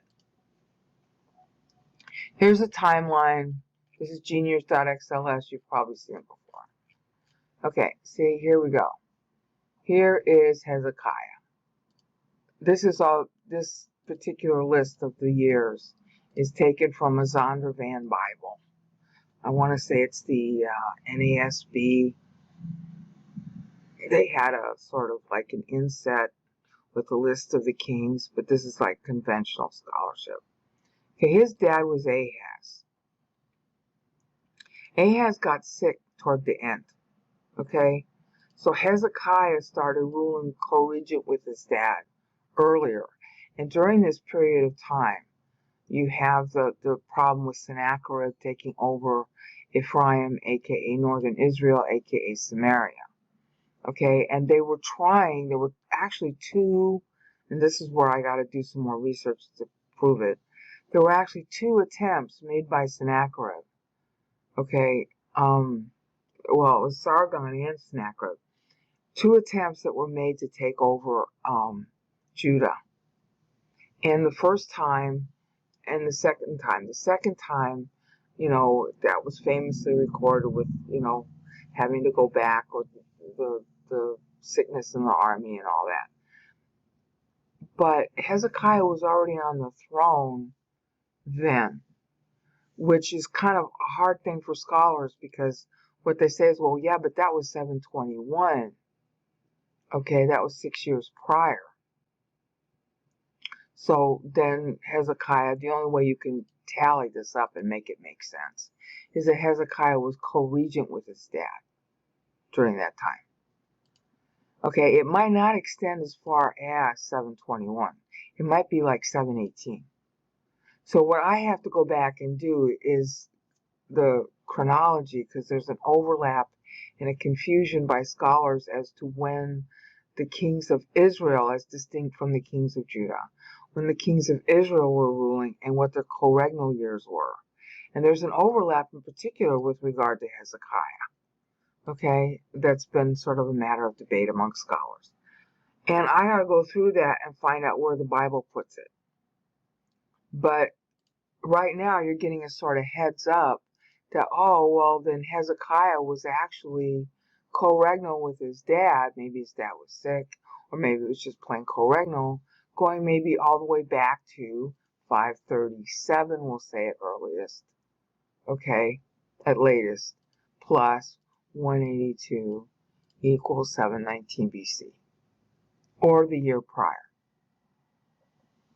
And that would be Daniel's second dateline, which makes a great deal of sense considering that he's folding in the timeline with Isaiah. Okay, and then as soon as pretty much when Manasseh's 12 years old, Hezekiah makes Manasseh co-regnal. Okay, so the habit of doing it early in the child's life might have been true for Hezekiah, and he's following through on what was done for him with his own child. He didn't have any children at the time that Isaiah started, ministering to him. And basically what happened was he went apostate, so God had Isaiah tell Hezekiah, get your house in order, you're going to die, and he would have been childless at that point.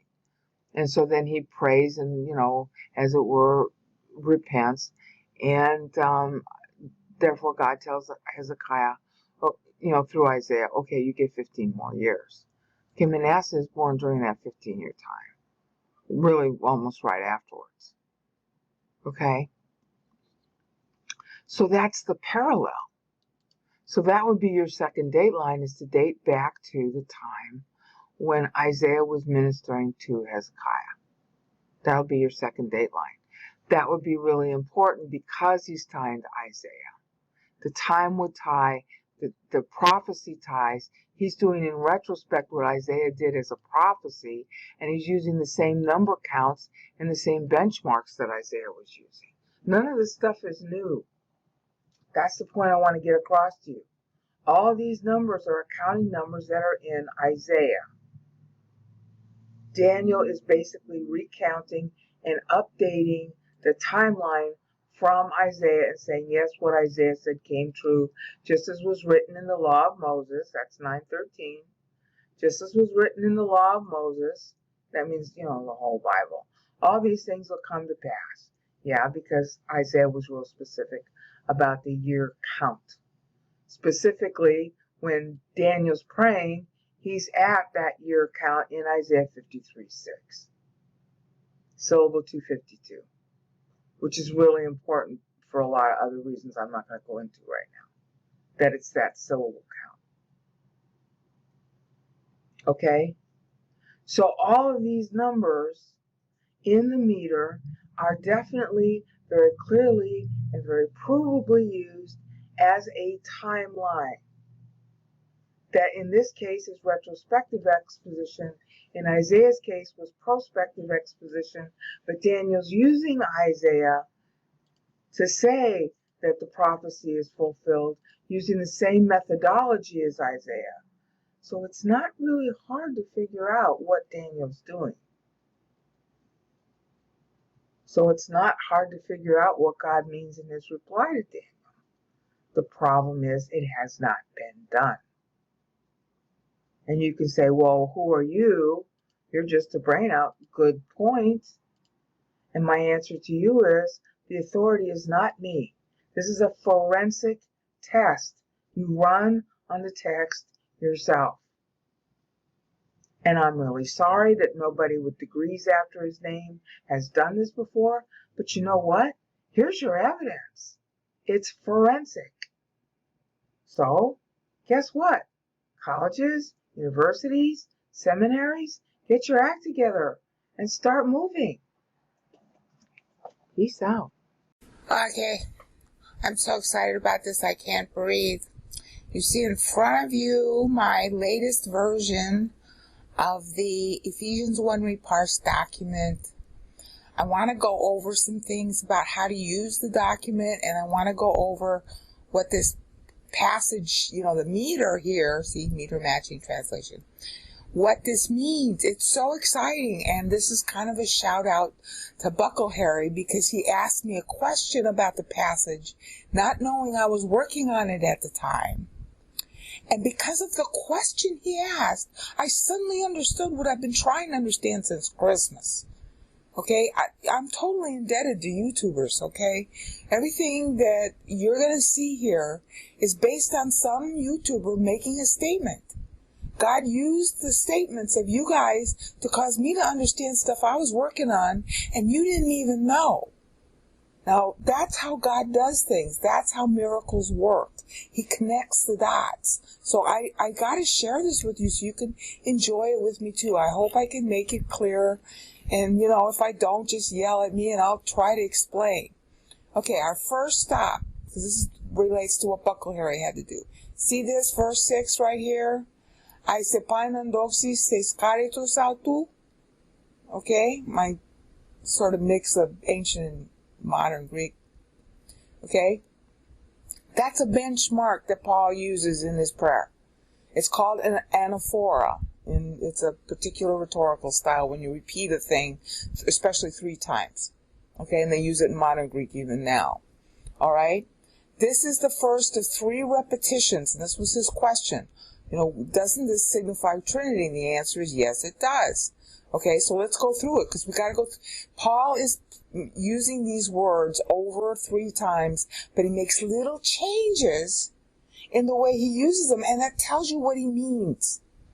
It's really exciting, but it might not be exciting to people who don't like Greek. So if you're not into it, then turn the video off. If you are, then keep listening. Okay, verse 6, Ephesians 1. I se painon doxes tes charitos autou. That's pretty much close to the ancient ancient Greek, okay?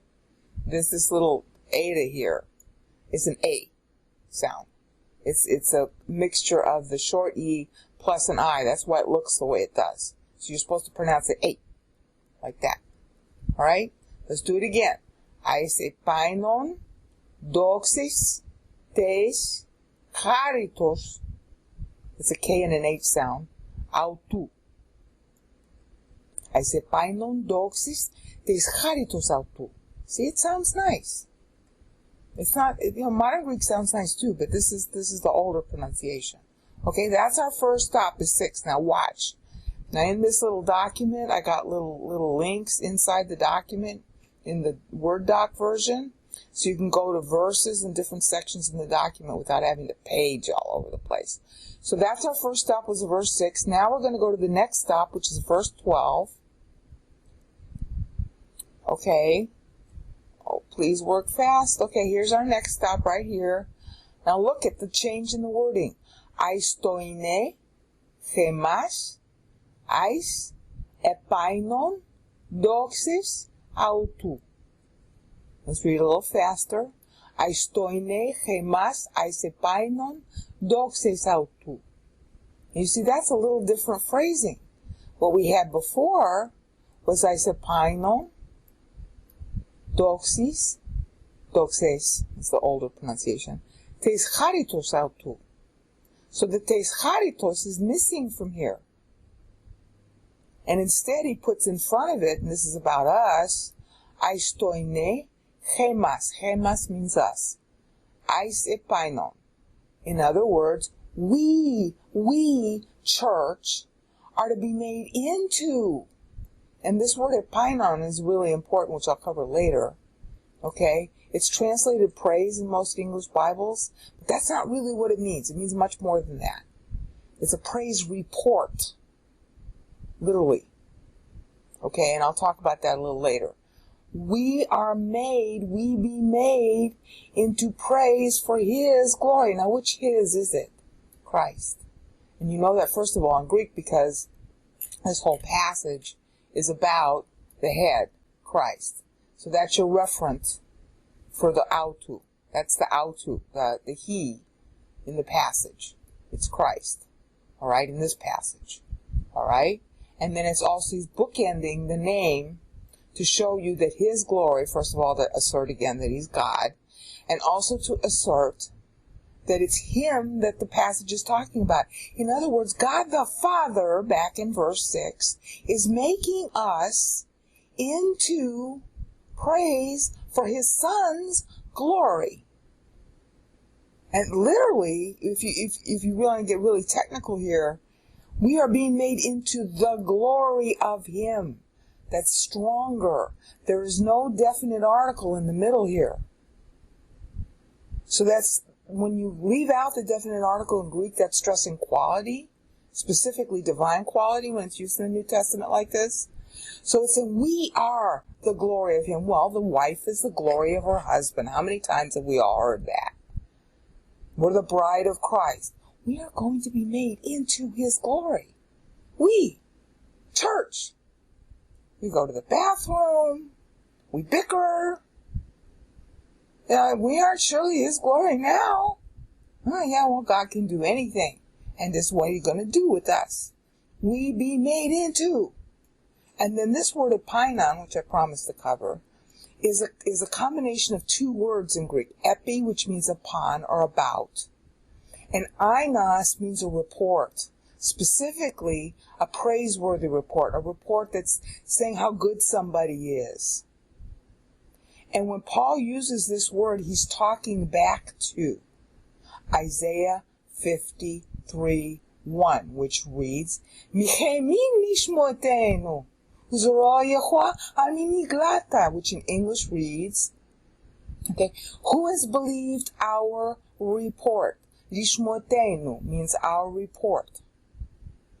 And Paul is playing to that.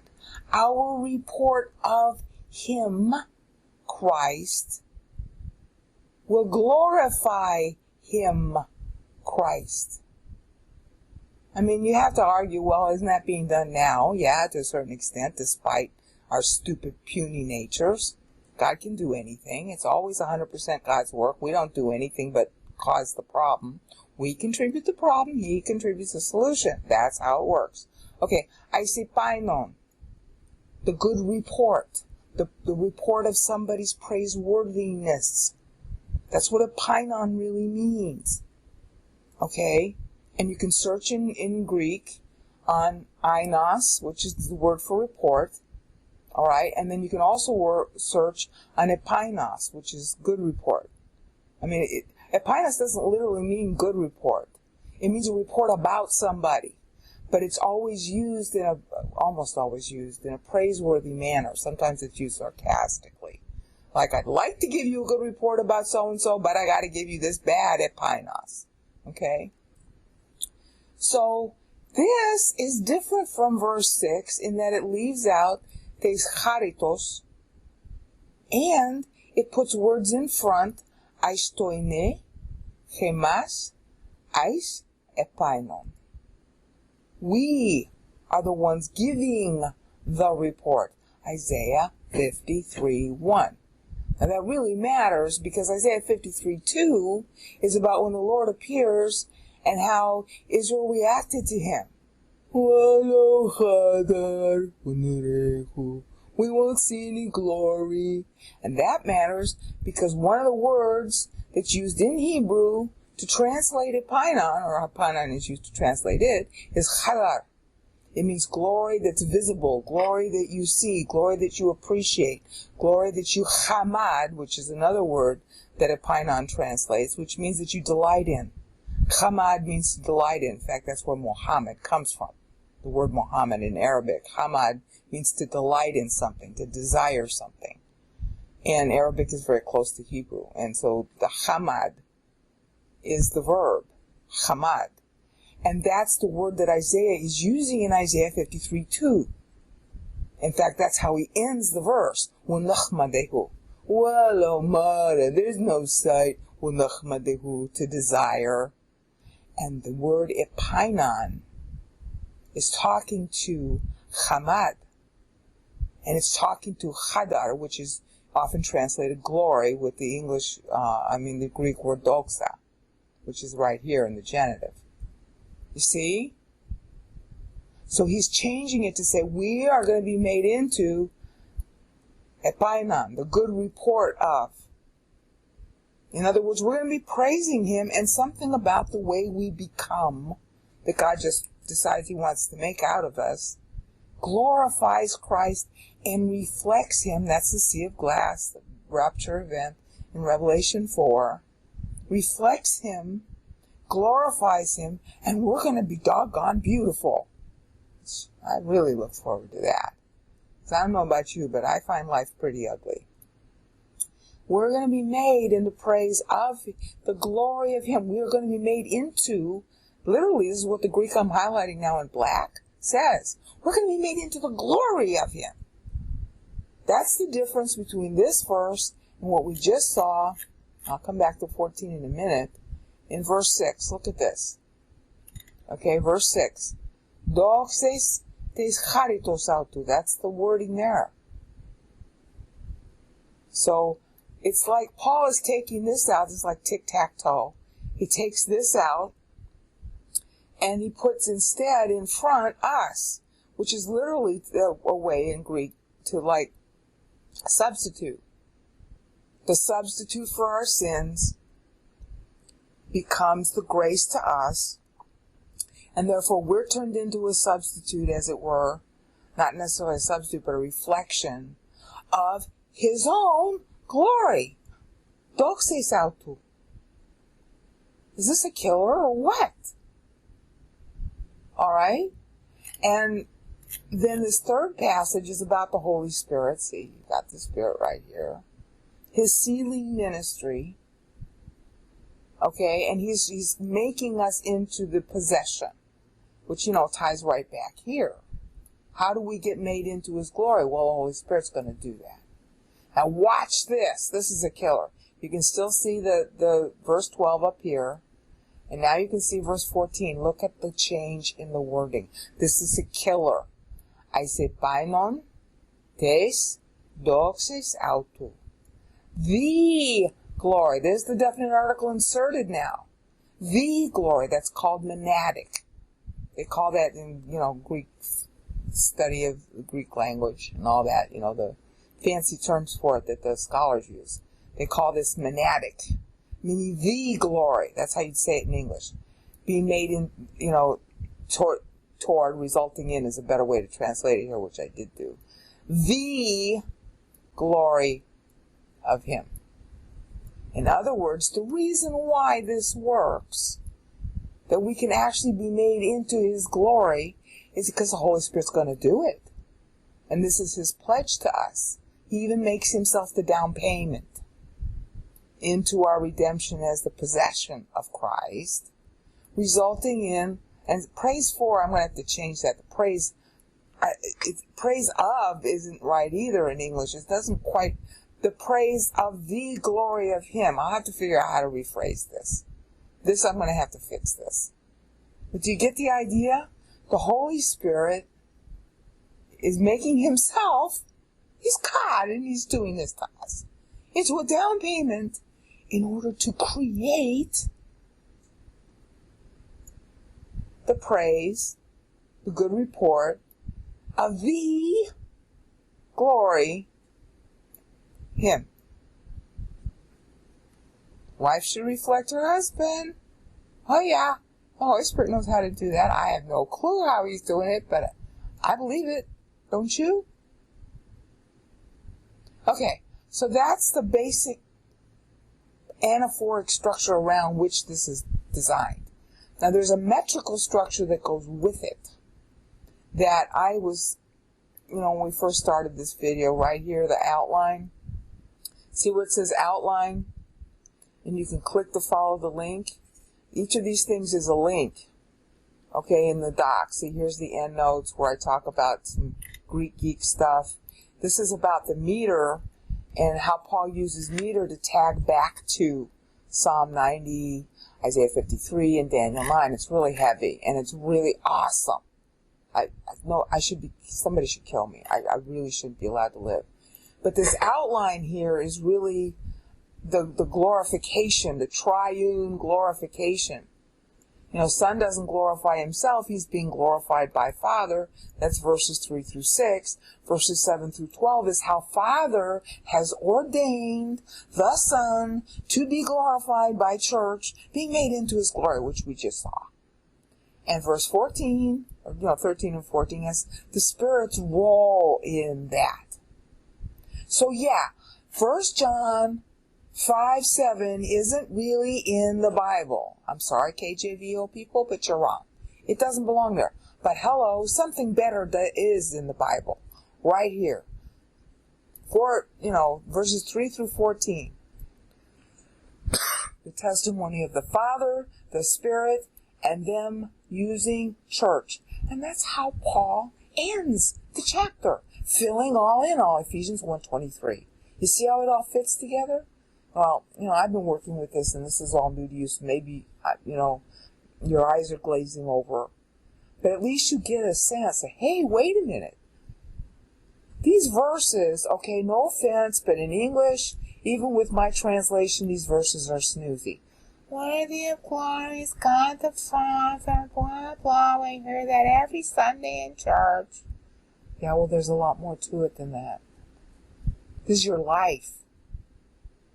So it gets important to know these little Greek words like the "and" here. This is how Paul is proving how it gets done. These prepositions. "And" means in. Okay, "ice" means into. So he's playing a little game with the prepositions, which is why I benchmarked them here. Because that's what Paul's doing for his versing. That's how he's creating his meters with the prepositions. See, in love leads into huiothesion, which is sonship and heirship. But in English, he elected us, how nice. Oh, we're blemish free. Oh, you have no clue what that means. Yeah. Get into the Greek and you'll know. And then you'll be so blown away, you'll be shocked like I am. Meanwhile, if you want to look at this document, see, here's a link. See, it says link when you put your mouse on the words verse notes. And then at the bottom, you got these go-to. See the word go-to? So you got end notes here, which will bore you if you're not interested in the material. Meter notes, which talk about how the meter works. It's awesome. Okay, I've been working on this for 3 weeks now. The outline, which is what we just covered briefly, so you get a sense of its importance. And then the pregnancies, which I don't even know how to cover in this video. You're just going to have to read it. There are 2 pregnancies being depicted because Paul is talking about the year of church. And of course, pregnancy is almost a year long. And there's a subsection in there that's 9 months worth. And he uses a series of 90 ones to show it. And then we got individual verse notes, starting with the outline. Okay, and verse 3. See, and you can go back to the verse if you want to look at it. And then look, see, if you click on the 3 there, any of the verse notes, you go back to the note. So if you click on back to verse 3, you go back to verse 3, and if you click on the number 3, you go to the note for it. Or you can pick, see here, you can go here. See these little numbers that are right here? That's each verse. You can go straight to the verse. And there's a heading on each page with a go-to. Okay, like see, that's for verse notes. You see, we've got end of the page there. And then we got this heading the page where it says verse notes, and you got this little go-to. And then the next page does the same thing. Well, I'll have to fix that so it does do the same thing on that page. I didn't know it was off. And then you can go to specific individual notes. You see? Maybe you don't see, but you will if you play with it. So just play with these little go-to things so you can navigate. Now there's a PDF file, the same thing, but it doesn't have the navigational ease that the Word doc does. And in order to read the Greek, you're going to have to download. See where it says BibleWorks.com? Up in the middle, in the upper middle. Okay, you just click on that link and that'll take you like you're going to see now. Hopefully the computer won't hang up. And that'll take you to BibleWorks where you can actually download the font so the Greek will look like what you see in the video. And I'm terribly worried that I just sent this into a system hang. Ah, kill me now. Word doc is preparing to load the document and it's gotten hung up. So maybe I'm going to have to end the video now. Anyway, you see that link which is now in green? Just click to follow. If you click on it, you'll be able to read the Greek. Okay? So I'm going to sign off now because I've gone into a system hang. Hope this made sense. If not, yell at me. Are we coming? Ah, it's coming. Wait a minute so you can see what the website looks like. Oh, I'm so excited about this. I can't breathe. Preterism is toast, baby. After you review this, you'll see that. But, you know, we're slow on the uptake here. Well, you can see the website. There we go. See, that's how you can download the fonts that I use in my videos and that I use in my Word docs. Okay, we're going to look at how Paul does his meter, because it tells you some really important doctrine that you can't even see unless you know the meter. Now, I've done 20, almost 30 videos on meter, and it's probably very confusing to people unfamiliar with it, which is pretty much everybody. So maybe for you, this is the best place to start and then go backwards in the Psalm 90 meter of time videos and backwards in the GGS, the 10 GGS videos, because that will be background to what I'm going to say now. The page before you is the title page, which, I've got it magnified so you can see it on screen. Each one of these, you see where it's highlighting the names. That's another link inside the same document, so if you're reading it in Word, it's a lot easier to tool around. And you'll find that these links are on each page, so it's easy for you to go from one section to the other. So that's kind of where I'm starting now, is to let you know how to navigate this thing. As you can see in the upper left-hand corner, it's called Ephesians 1 Reparsed. The PDF version, as you can see right here on the internet, is Decreased Syllables Reparsed PDF on the right-hand side here. Where I just put the cursor, right here. Yeah, highlighted black. Of course, you can't read it. I have to keep that name because I've been using this document for a long time. So as far as navigating the document, what you want to do is look for these underlines, and they are links within the document, or as you can see above, to an online source of information. It might be easier to do it with the documents rather than the videos, at least at first. And then maybe when you get confused about what the documents mean, you go to the videos afterwards. I'm sorry this is so piecemeal, but I'm publishing it as I learn it, because this is really good information. It's really important. It's really revolutionary, actually, in hermeneutics, and it needs to be tested. It needs to be seen by people in authority so they themselves can, vet it. And I don't own this. This is information that's in the Bible. I just happen to be, I stumbled onto it. So it's going to take a long time for people to test this out. And obviously, I can't be 100% correct here. That's one of the reasons I'm disclosing it. It's like, okay, this is what I found, and then you all do what you want to do with it and have whatever arguments you want to make. And I'll try, meanwhile, to explain what I understand as best as I can. That's pretty much how it goes. But this thing here, Paul is actually laying out the history, the future history of church underneath the words he uses.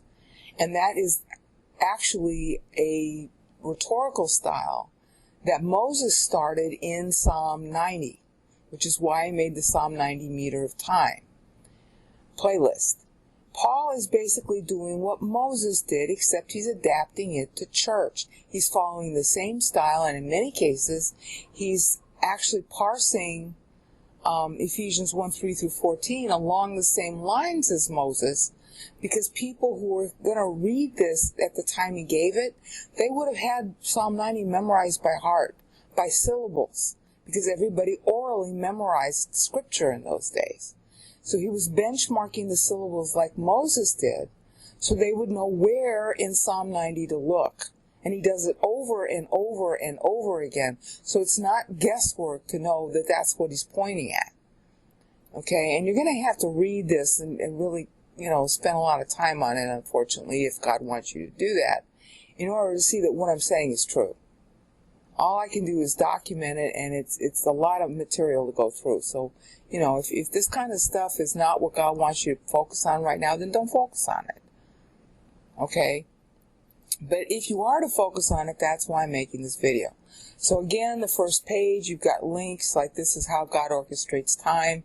This saves you time understanding all my videos on it. What is the doctrine? What is it?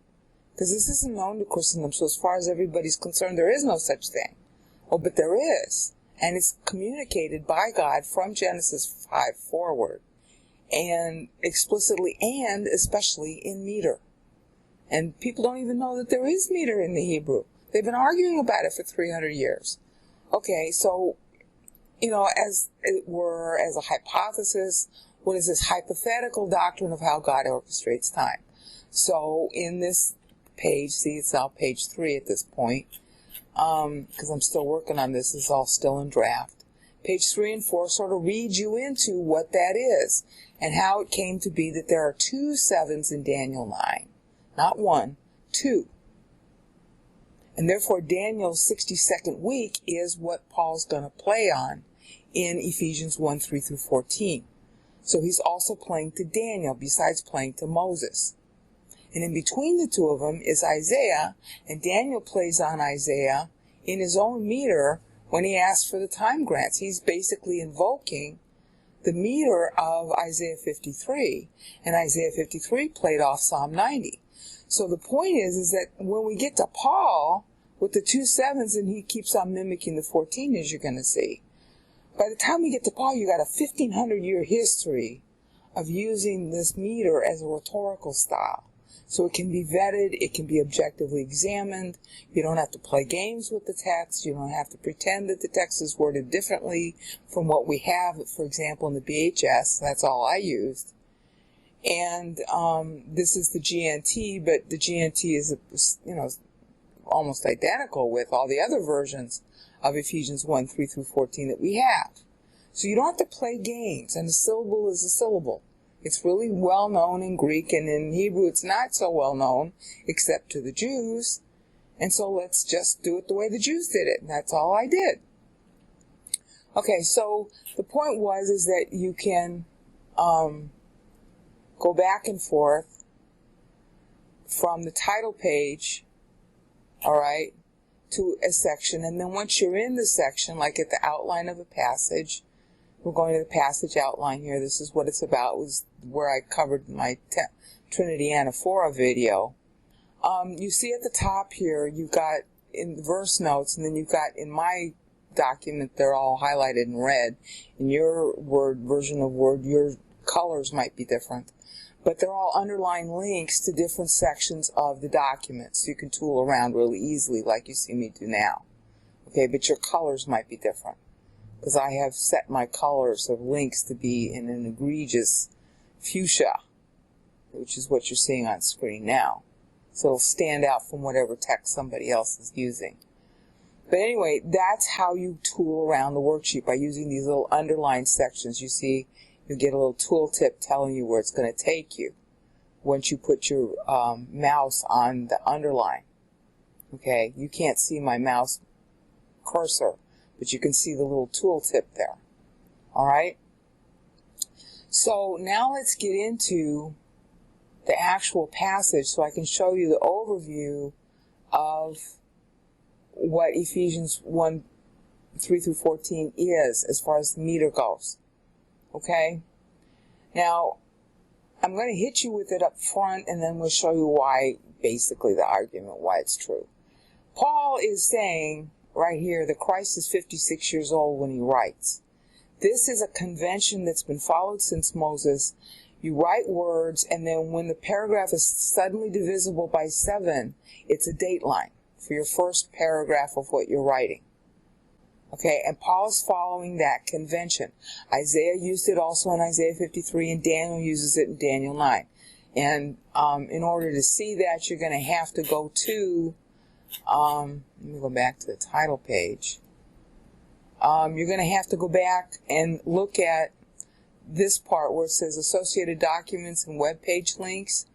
And I have listed all the links on this topic that I've been doing for the last, well, now 7 years. So that you can, like, for example, here's for Daniel. You can pull it up and get the actual meter map of Daniel in Hebrew and check it out yourself.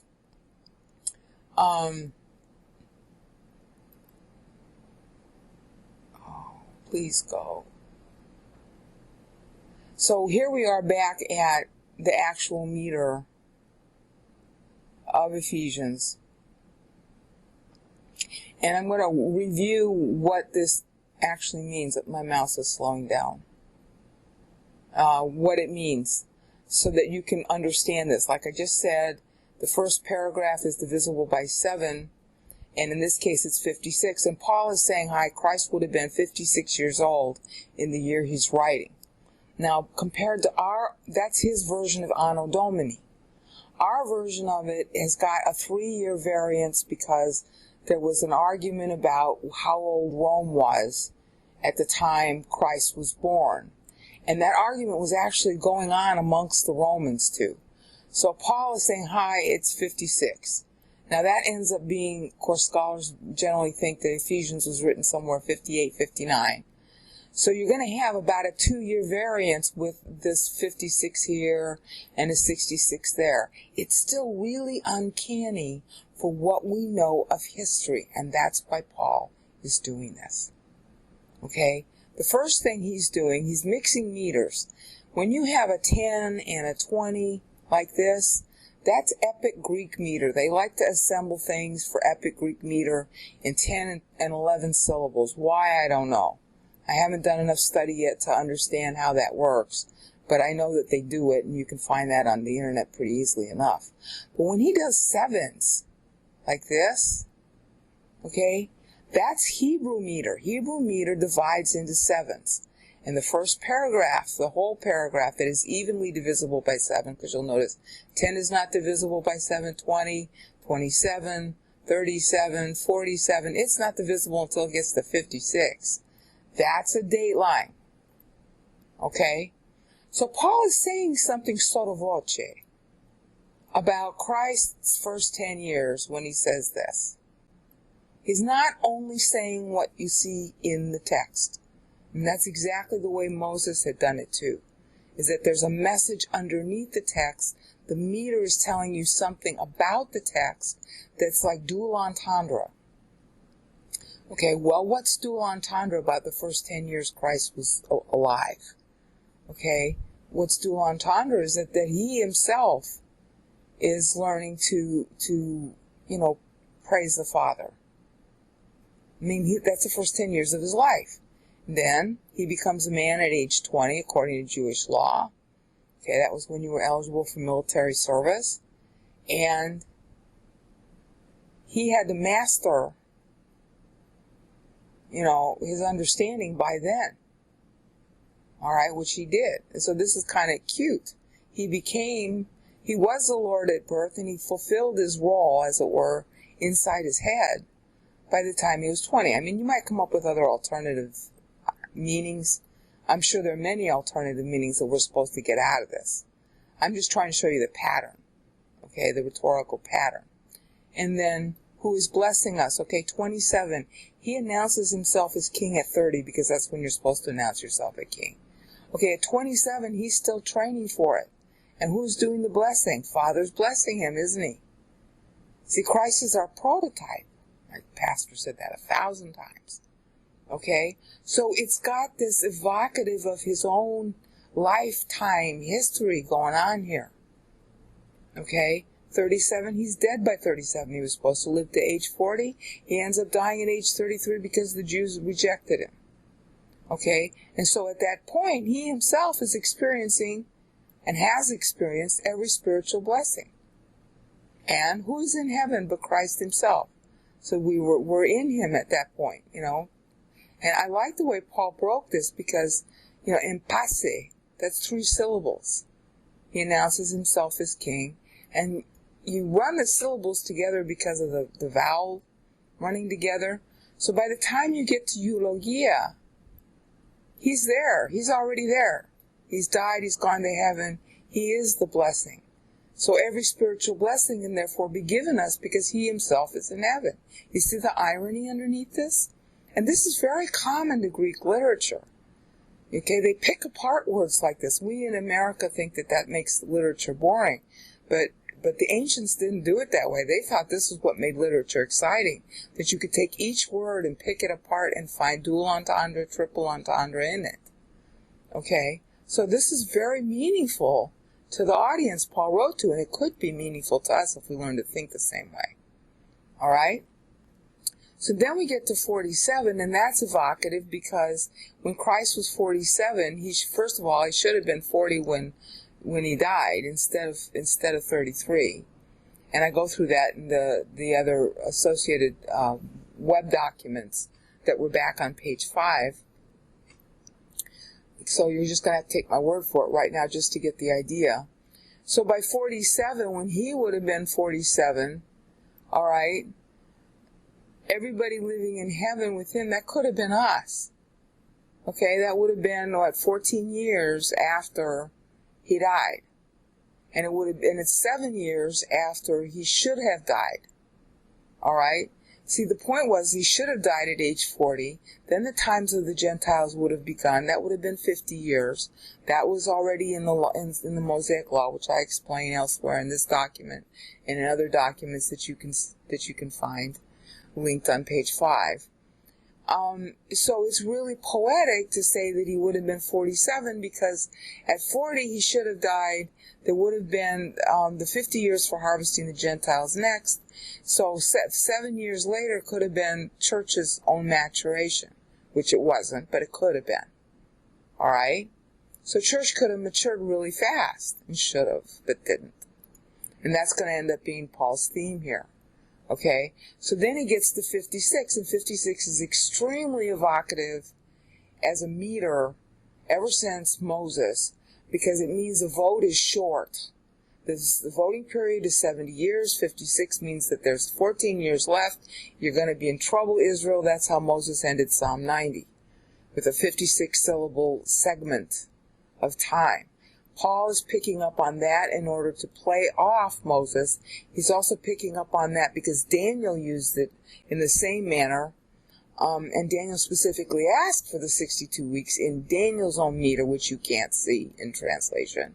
So Paul is playing to Daniel, and then of course 56 was a major paragraph function in Isaiah 53. He uses it very prominently to show that under Manasseh and after the temple goes down, Israel's vote is going to be short. Okay, which is why Daniel prays in the 49th year.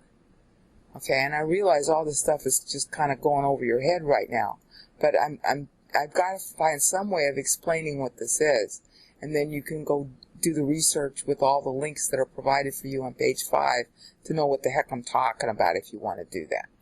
All right, so we're starting, just to understand this, we're starting at year 56 Anno Domini by Paul's accounting. All right?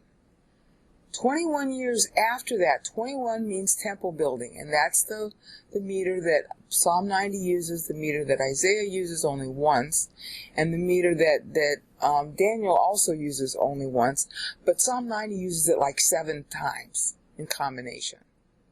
Okay? And so Paul again is playing to that number. 21 years was the number of years that it would take Israel to rebuild the temple. Psalm 90 already forecast that as a problem. Isaiah depicted it in a series of 56s and 70s.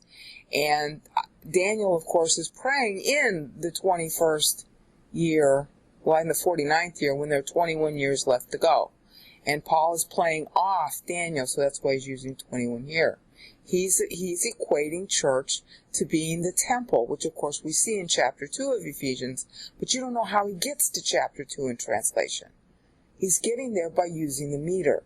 So he's saying, okay, 56, we go an epic 11 more syllables, 10 more syllables, using Greek, epic style, and that takes you to 66, what we should be calling 66 AD.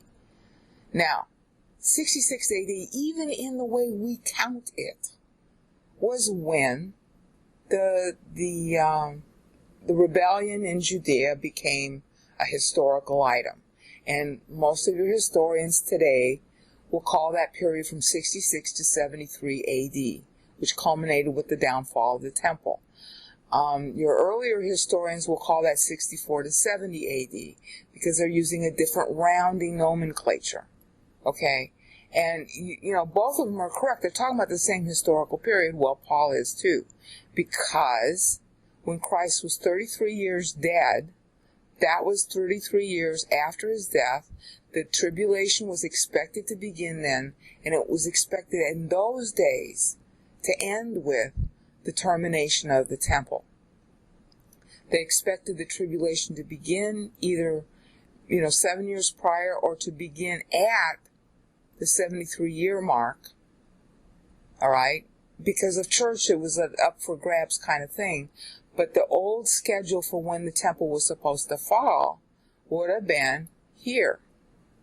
Okay? So people were speculating. That's why you got the book of Thessalonians. That's why you got the last half of Peter, which is written right here. Because Paul dies right here, which is what we call 68 AD. Okay?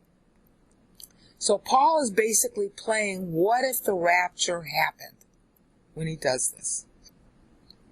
So he starts at 56, pregnant introduction, and then he immediately goes into all the rapture speculation, which of course we already know he was dealing with in Thessalonians and Corinthians, etc.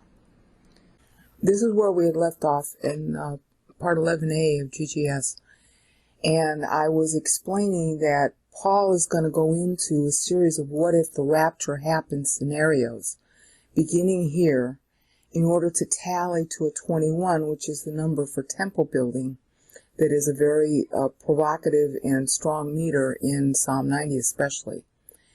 But before I do that, I think I ought to kind of read you into the picture so you know what these numbers are in advance.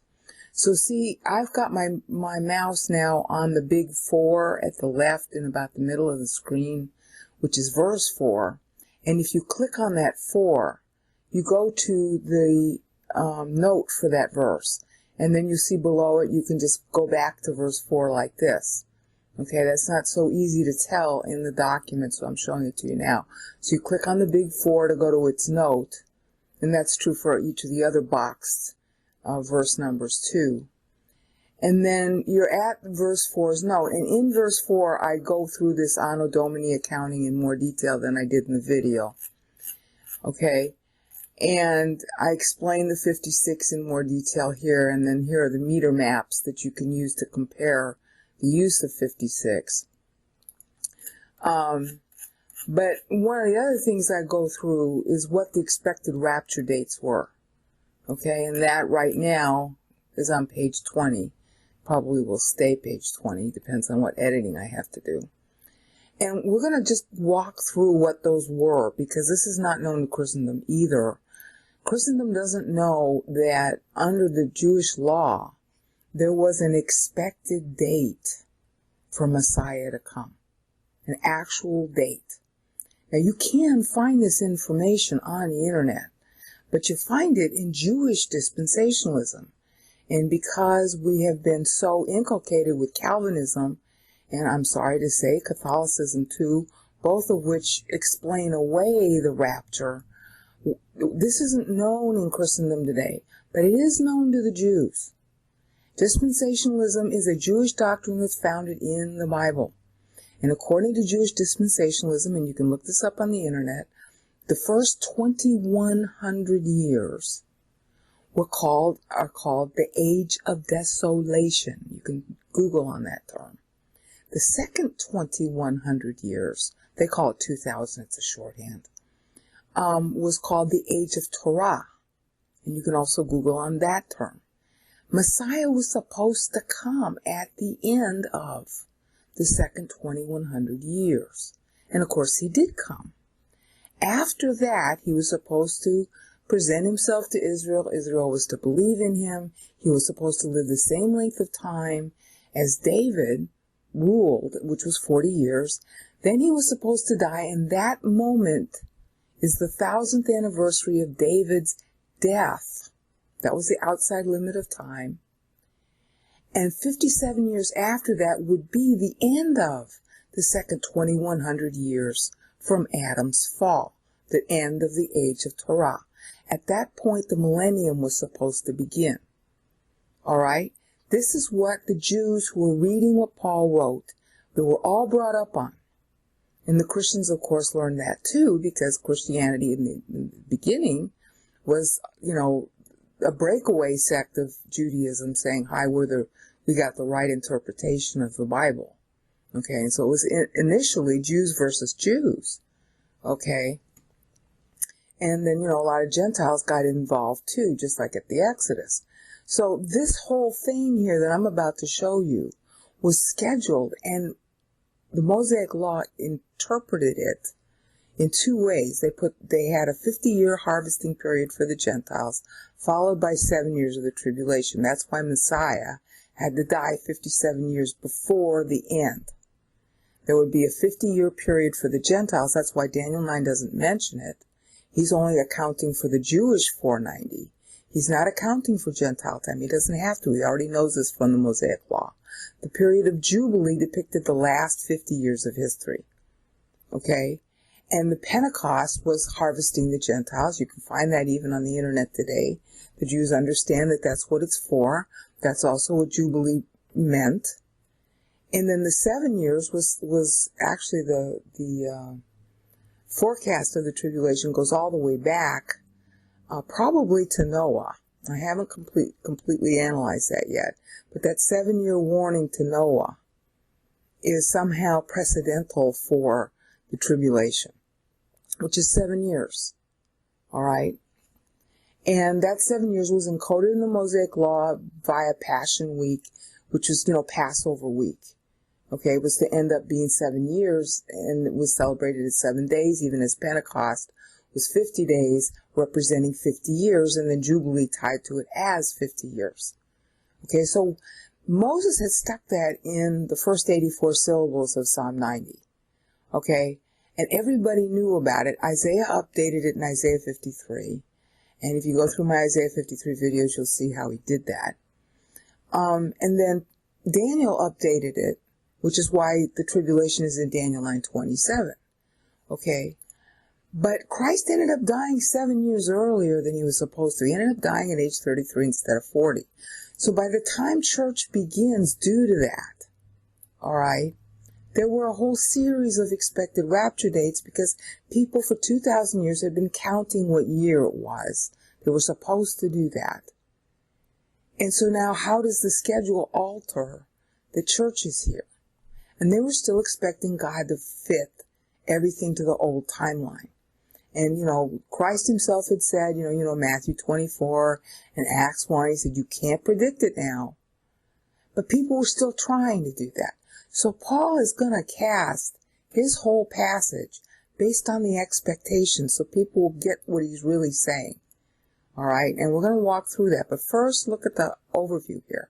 66 AD was 7 years before the expected downfall of the temple. And I'm calling it 66 AD because that's how Paul's calling it. Or it happens to tie to our 66 AD, which I don't know how to explain that. But it was 7 years before the expected downfall of the temple, because the temple was supposed to last another 40 years. It was payback for the fact that Israel was 40 years late getting into the land. Okay, and Paul goes through that math a little bit in Acts 13, beginning about verse 20. Okay, but it was also payback to the Gentiles. See, it has to happen during Gentile time, this 40 years. All right? It was also payback to the Gentiles for Abraham maturing 54 years early. Okay? And I go through that explanation in the document so you can see it.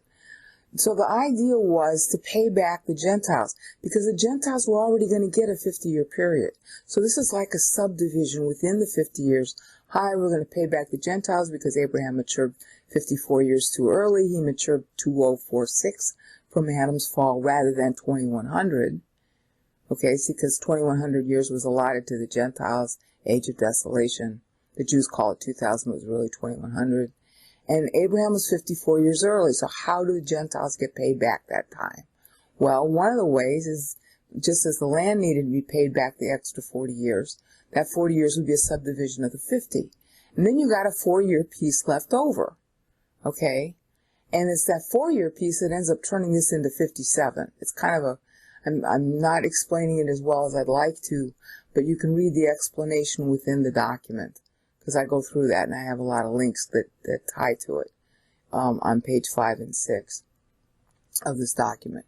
So suffice it to say, just take it for the sake of argument right now, that 40 years after Christ actually died, they expected the temple to go down. Okay, well that would have been 73. But it could have gone down at the beginning of the tribulation rather than the end, especially given the way that Daniel is worded. In other words, it goes down, but they're still doing the sacrifices anyway, or some other scenario, some version of it would still play. So their first stop on the list was 66 AD, which happens to tie to when the Judaic rebellion began, as far as we say in our modern history.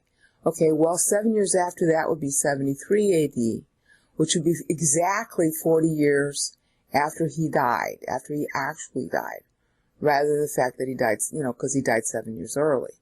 Okay, but then what if that didn't happen? Because, like Christ said, you can't predict it.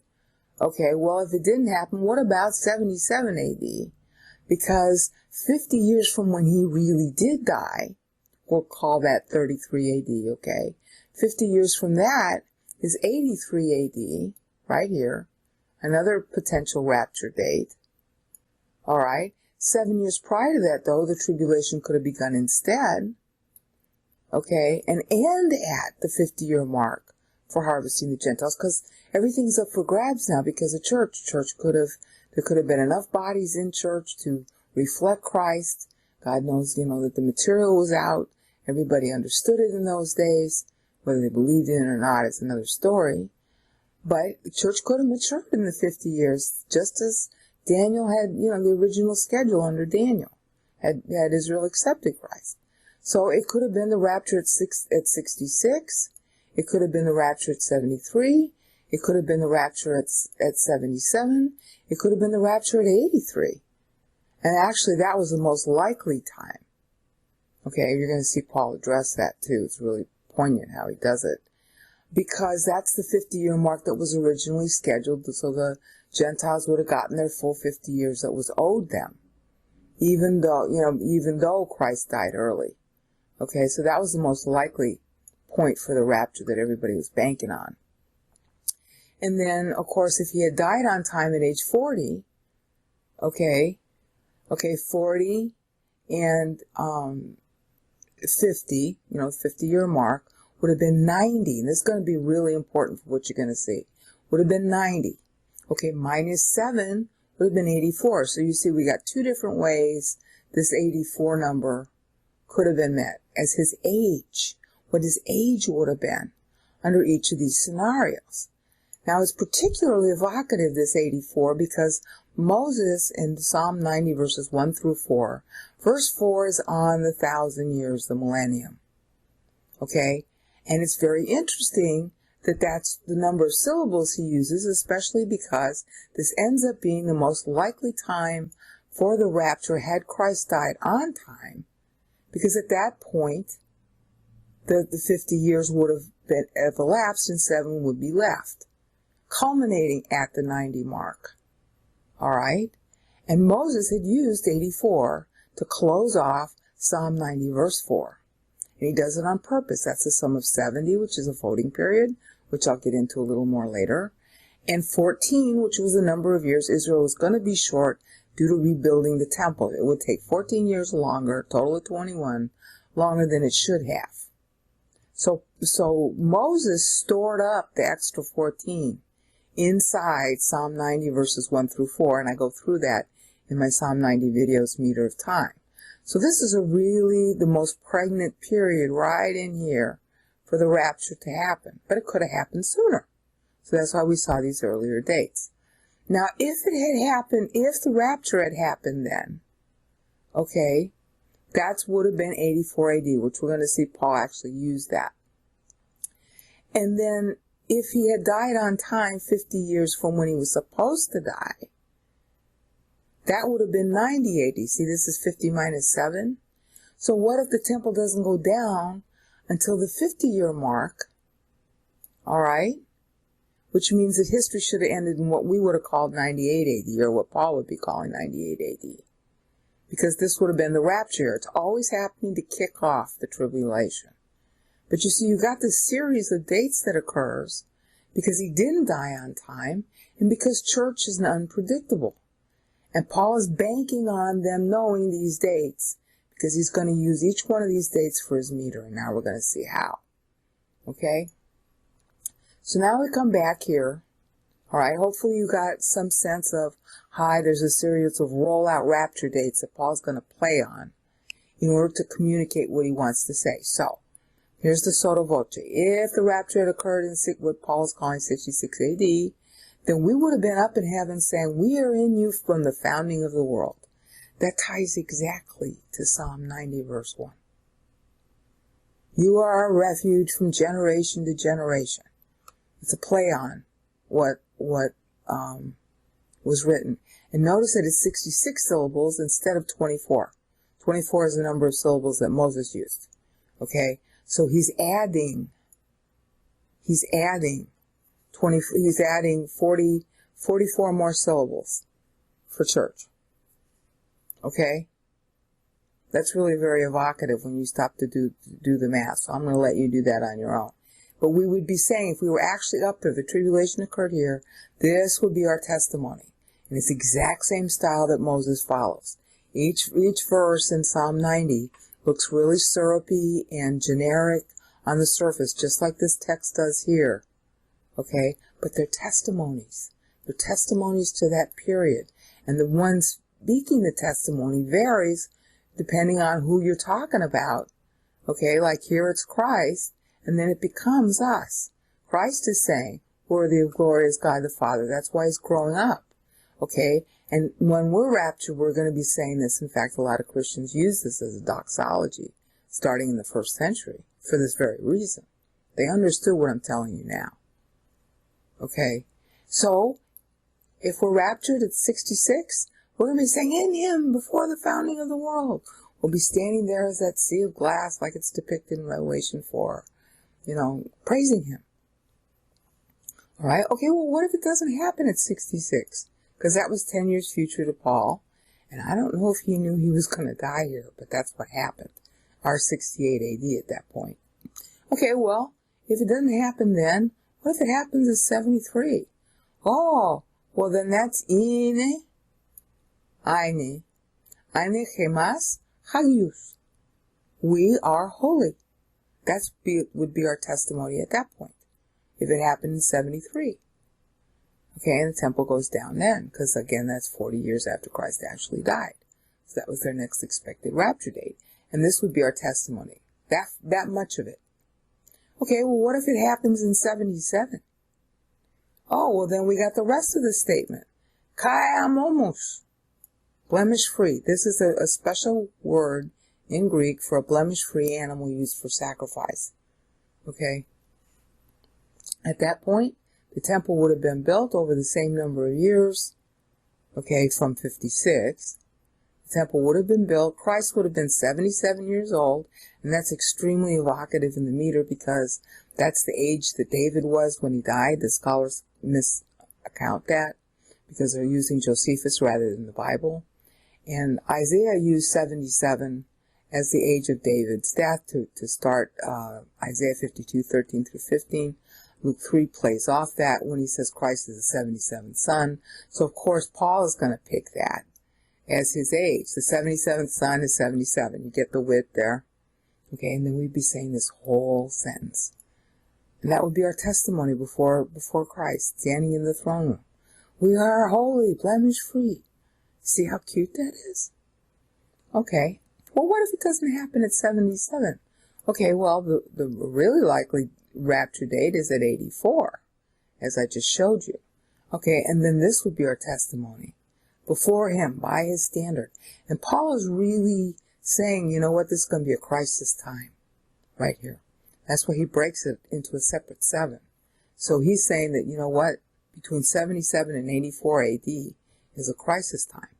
Well, we know that it was a crisis time. First of all, Nero had just come to power right here when Paul writes. He'd been in power for, depending if you want to call this 58 AD, Nero had been in power for about 4 years. Okay, 4 or 5 years. And he was a young kid at the time. He was still a teenager. Okay, and then by 66, of course, that's at that point, Rome had burned, and that was when the Christians were being blamed. So if the Christians were martyred or the rapture had begun then, Nero would have been the Antichrist. And we would all be saying before him before the founding of the world. And to be honest, you can start to understand why preterism builds itself the way it does, because they thought that Nero was the Antichrist. Okay, and you can see where they're getting at. Even from the meter, if they knew it, which they didn't, but, you know, you can start to see, okay, you know, I mean, I'm saying preterism is toast and it's bad and everything, but at the same time, I can see where they get it. And I'm trying to sort of semi-defend them. Okay, every doctrine that everybody espouses has a basis somewhere. It's just that they're, you know, all of us got to do more homework than we've done. Okay, so Nero would have been the Antichrist in that year. All right, and of course he executes Paul probably at the very beginning of 68 AD, and he himself dies in June of 68 AD, according to most historians. That's the year that they bring it. And that was the year of the 4 emperors, and that was the year that Peter wrote shortly before he ended up dying.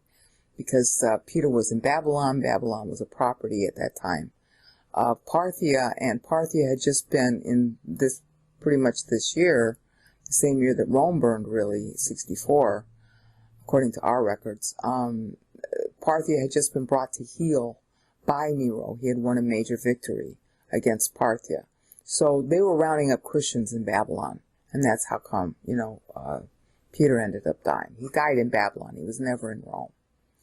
So again, what if it was 73? We talked about that. What if it was 77? We talked about that. And then here was the most pregnant point of it, because it would have fulfilled the 50 years to the Gentiles at this point. So that's why Paul is breaking it up. Paul is saying, you know what? Christianity is going to be at an all-time low. It's going to be at an all-time low because of the persecutions that begin circa 66 AD. And of course, that's when the Judaic revolt also began. So he's benchmarking both events. Okay, the persecution of the Christians and the Jews at this time. And then, so that's a likely rapture date. And then by 77 especially, because of the significance of it, because temple building would have been done. Okay, if church had passed and matured, this would have been a likely event. And if church had not yet matured, then this would have happened anyway, because to get her to mature.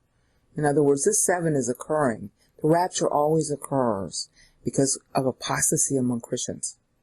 It is not occurring for a good reason. It's occurring for a bad reason. It's occurring because we're apostate. And the apostasy in Christianity was marked, especially after the persecutions began under Nero. There was widespread disaffection. And after the temple did go down here, okay, which is highlighted now in black, there were a lot of disaffections away. Okay, the book of Hebrews came out, the book of Jude came out, Peter came out, and the Gospel of Mark came out, all this time to warn of the upcoming destruction of the temple. And when it did get destroyed, a lot of people fell away from Christianity and Judaism all at the same time. So this was a black time, okay, for Christianity. So it was a very big likely time for the tribulation to occur. Also because it was the end of the 50 years for the Gentiles. So Paul benchmarks it here. What if the rapture occurred when Christ would have been 84? Well, if it had, we'd be saying before him by his standard. Katanopion autou. All right? And that's a very, katanopion is a good phrase. The kat there means according to his standards. Kata. All right? So that's a likely rapture date. Okay. And if it doesn't happen, then that means the church, this is really important to say, then church flunked. If we didn't grow up by the 21 years after Paul is writing, and we still don't grow up by the 7, which is a very dark time for Christianity at that point, because there's a lot of mass defection due to the temple going down and a lot of other reasons, persecution, then for church to go on even longer means the church has got, mostly negative votes. But even when times are bad, there are always a few who mature. And the whole criterion, which Paul's going to lay out in Ephesians 4:13, the whole criterion for the rapture is to attain the maturity of Christ. Now, that verse is pretty well translated in King James and many others, not all of them, but especially in the King James, that verse is well translated. The stature of the fullness of the maturity of Christ. All right? That's the criterion for the rapture. And it only takes a few to be that high, because everybody else is going to be ruled by those kings. So then the rest of the church believers would be, inherited by those kings. That's Isaiah 53:12, the mighty ones. Okay, it refers to both Jews and Gentiles, but right now Paul is just looking at the church, the church portion. Okay, so it could have happened. All right, but what if it didn't? Okay, well then we get to hear, this is so clever, I just want to die. Agape. Okay? And agape prorisas. Now, if you say that prorisas real fast, you slur the two O's together. Prorisas, if you slur it. So you got en agape prorisas. Okay, how many syllables is that? En agape prorisas. 7 syllables. You got that? What's 84 plus 7? 91. All right? And that is exactly what I just shown you back when we were looking at the verse 4 note, would have been 50 years after Christ's own on-time death, had he died on time at age 40. 50 years from that would be 90. And this is 7 syllables to begin the 91st year. We're beginning the 91st year, and this would be our testimony. Okay, actually, it would just be my means of love, he foreordained. We wouldn't be saying us, because we're the ones saying it. By means of love, he foreordained. You got that? Isn't that cute? Okay, well, what if we didn't make it to 91? And that's real important, because you see, Paul is making a paragraph of 91 here, which I'm going to explain in a minute. I said I was going to explain more about the 91, because it's really important. Understand that when it's saying 91 AD here, that's Paul's counting. And when Paul is counting it, okay, he is saying Christ would have been 91 years old. Christ was born on Hanukkah, 4 BC. I have to call it 4 BC to align all the BC dates with the scholarship so you can vet everything I say. And in any event, however you want to call the year, 91 years later, he would have been 91. Okay, at the beginning of Nisan when he died, he was 33 years old. He'd been 33 years old for 4 months. Because Kislev, which is the month of Hanukkah, is 4 months prior. Okay, it's the 9th month of the sacred year. So to say 91 is talking about how old he would have been. But in the accounting that Paul's doing, and we're going to now go back to the verse, all right? In the accounting that Paul is doing, he's tallying everything up to a 91, which I'm going to explain shortly in this video. So when it says in agape prorisas, he's tallying to 91. He's doing it more than one way, but I'm only covering the simplest way he's doing it now. All right? Because that was the outer limit of when the tribulation was expected to begin by both believing Jews who believed Christ was the Messiah and by the Jews who believed in this dispensationalism I've been telling you about, but they didn't believe in Messiah. They still believed Messiah was supposed to come. They were thinking of it as a one-time shot, the ones who didn't believe in him. But everybody was agreed on that year. That's the point I want to make. This 91 here is how old he would have been. It's been forecast ever since Moses. I showed you when I talked about the 84, and hopefully you've looked up the documentation by now. And so 91 is 7 years after that. And everybody expected the millennium, the rapture, the tribulation rather, to begin at this point. And so when it didn't happen, Jews and Christians became disaffected in wide numbers. In fact, if you were to Google on early Christianity, there's going to be, among other entries that you can find, one of them is in Wikipedia that talks about the so-called Council of Jamnia, Jamnia, which was held in 90 AD. It's really awesome how this ends up tallying to Paul's chronology, because it shouldn't. It should be a couple of years off. But the so-called Council of Jamnia of 90 AD, that was where they split off from the Christians. They made a lot of decisions. The Jamnia was a place where the Jews, the religious Jews, went in the wake of all of the fighting and the persecution and stuff. They wanted to wait it out until the expected arrival of Messiah in 90 AD. So what they did is a lot of them up and went to Jamnia, which was still in Israel but far away from Jerusalem. I think it was still in Israel. Anyway, that's when they began to collate and come up with other arguments and other ways of looking at Judaism in order to salvage the huge disaffection that was going on.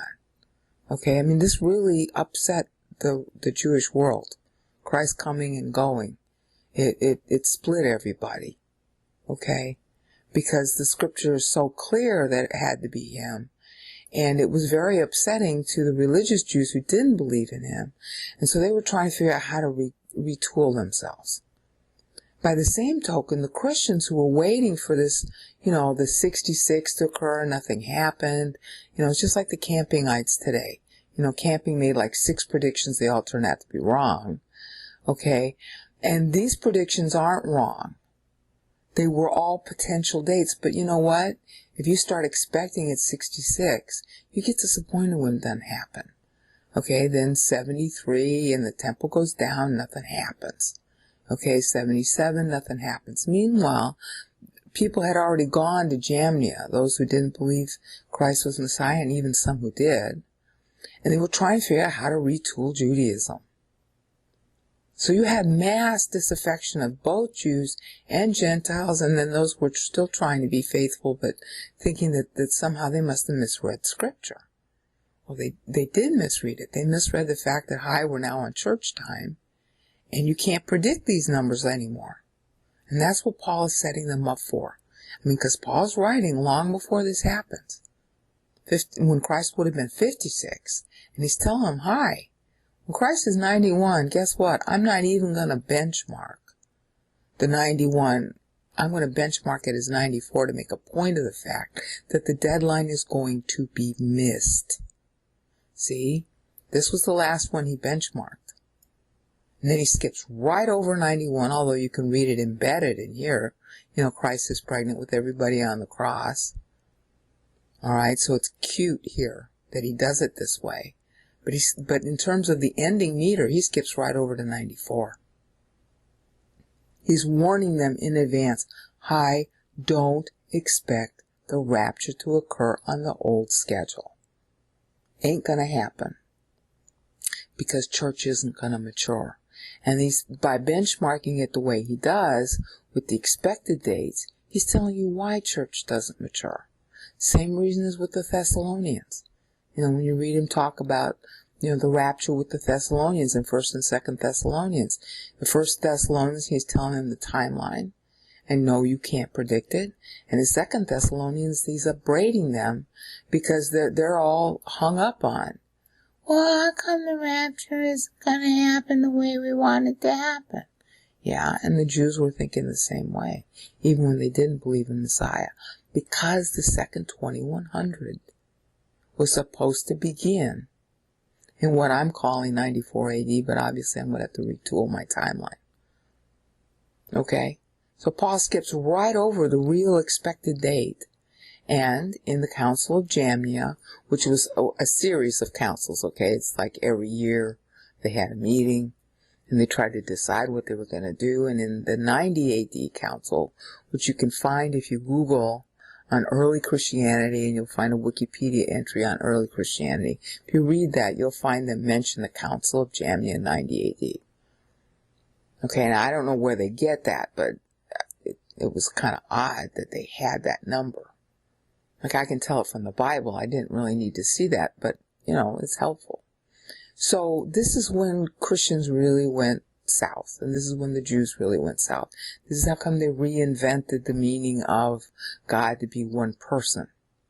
Everybody and his brother, inside and outside Christianity, was really upset that the timeline that they had been taught to measure 2100 years and 2100 years, it didn't happen. Alright? So it should have been Christ's 91st birthday, in the year of his 91st birthday. And I hope you know, that if you turn 90 years old, that's the very beginning of your 91st year. Okay? So Paul is making a play on when his 90th birthday, okay, he begins to be 91. He's beginning his 91st year then. Alright? And that was the schedule. And it doesn't get met. And Paul's telling you it won't get met by hitting 94. Alright? Now, the other way he's doing that is he's beginning a new 21. New temple building time. We flunked this period right here. Okay, we went to 21, it didn't happen. We went to an additional 7 because we flunked. And if we had passed at that time, we'd have been in heaven as church. Okay, but it ain't gonna happen. So he's beginning a brand new 21 temple building, starting here, and he's just skipped completely over 90. That's the point he's going to make. That was what he was leading up to, and that's the point he's going to make for the balance of this passage. Okay, he's going to show how church progressively apostatizes. Alright? Now in history, we know this in several different ways. One way we know straight from Scripture is the writings of John in particular at this point. John starts rolling out his gospel, 1st, 2nd, and 3rd John, and then finally Revelation during this period. Okay, he's exiled by Domitian on Patmos, circa 96 AD, which is just after the 94 happens. And basically, Revelation is an update on what Paul had written. Okay? He's playing to what Paul had written.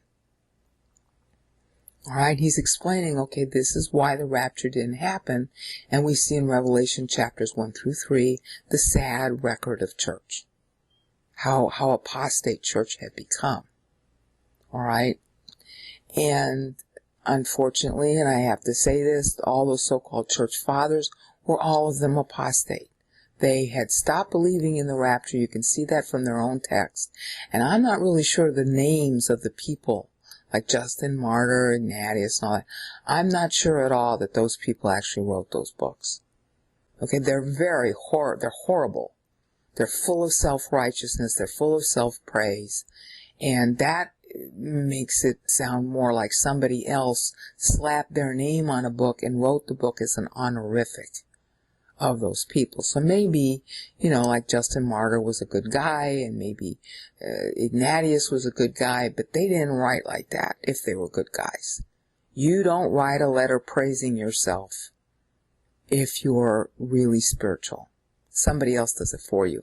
And that's what probably happened. The so-called church father writings are probably written by other people, and a lot of scholars think that they are.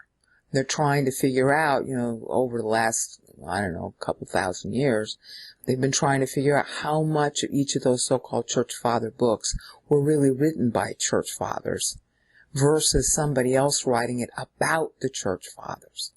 Because they've all got this really sickeningly sweet, excruciatingly religious tone about them. And they got lots of false information in there. And in my popemyth.htm webpage, which also contains my Pope Myth videos, I go through those texts. And mostly in audios that are in the video descriptions, but it's really disgusting, the church father writing. It's horrible. It's just, look. Okay, so if those people were good guys, and they were all, starting about this period of time, if they were good guys, then they didn't write that stuff. And of course, if they were bad guys, they were busy praising themselves and making a big stink about blah, blah, blah, apostolic succession and stuff, because John was exiled on Patmos, and there was a big power grab in Rome to take over the Corinthians at that point. Now, a lot of bad stuff has been said about Catholicism, and a good bit of that is warranted. But here I want to say something kind about Catholicism. The Catholics, one thing about them that we owe them for, okay, all Christians owe Catholics for this, they preserved all the writings they had, warts and all, okay? They did doctor the Vulgate, or maybe they didn't doctor it, but somebody in the 2nd century doctored the Vulgate to create Petra, because it was not a Latin word in the 1st century, okay, for bedrock. They created that word Petra in order to make it look like Peter was the rock. I went through my videos showing that from the Vulgate, comparing it to the Greek and showing how it was back translated. Okay. But the people who became the Catholics in the 2nd century were sticklers for preserving absolutely everything, good, bad, or indifferent. And you got to give them credit for that. Okay, the Greek manuscripts that we got, the whatever Hebrew manuscripts we got, they were sticklers for relics, and they did a doggone good job of preserving them. Warts and all. And basically Catholicism is an eclectic kind of combination of different beliefs in Christianity. They were trying to defend themselves. It wasn't like somebody woke up in the morning and said, hi, we're going to invent the Catholic religion. It was a sort of consensus that gradually grew out of the apostasy that came about when the rapture didn't happen as expected. In other words, the Jews were retooling themselves, but so were the Christians, and everybody was apostate. Okay? I mean, nearly everybody. Whoever were the faithful, you won't know them in history. So the kind of doctrines that came out of the 2nd century AD were the product of everybody trying to sort of fit together and defend themselves, and they had all these persecutions going on, and how do we call ourselves, and what do we call sound doctrine, and all this stuff, and everybody was disaffected from the rapture, so they threw it out. They shouldn't have, but they did. And part of the reason they threw it out is they wanted to distance themselves from the Jews, and this was a cornerstone doctrine of Jewish dispensationalism. And so in all the fighting with the Jews, and the Jews fought with the Christians too, everybody is to blame here. Okay, we're all guilty. That was one of the reasons why the whole business about the timeline was jettisoned, in order to distance from the Jews. And a lot of anti-Semitism grew, but the Jews were also anti-Christian. So all this infighting that originally began between Jews and Jews got more and more separated, and a lot of false doctrine got in. There were a lot of those stupid fake gospels that came in. There were a lot of stupid ideas about visions and dreams and all kinds of stupid fables about the apostles that came in. There was a power grab over the Corinthians by somebody who, maybe not really Clement, but somebody who's calling himself Clement, that wrote to the Corinthians. All that junk is going on. And God bless them, the Catholics just preserved the whole thing lock, stock, and barrel. And they even know a lot of this stuff is false. I mean, my own Catholic books that I got from my uncle, because my family is largely Catholic. It's called A Library of Devotion, and it's Archbishop Cardinal Stritch in Chicago, 1953, the year I was born. That Catholic Library of Devotion, which was given to me, was published by the Catholic Church. Even they talk about in the Life of Mary, for example, that stuff is fable. But it was accepted by the Church's tradition. Why? Because it was true. I don't mean that the doctrine about Mary was true. The belief about Mary was there. They just preserved the history of the tradition, and they sanctified it by preserving it. And of course, nowadays, a lot of people think, Mary Theotokos, and they believe that that's true, that she was a perpetual virgin.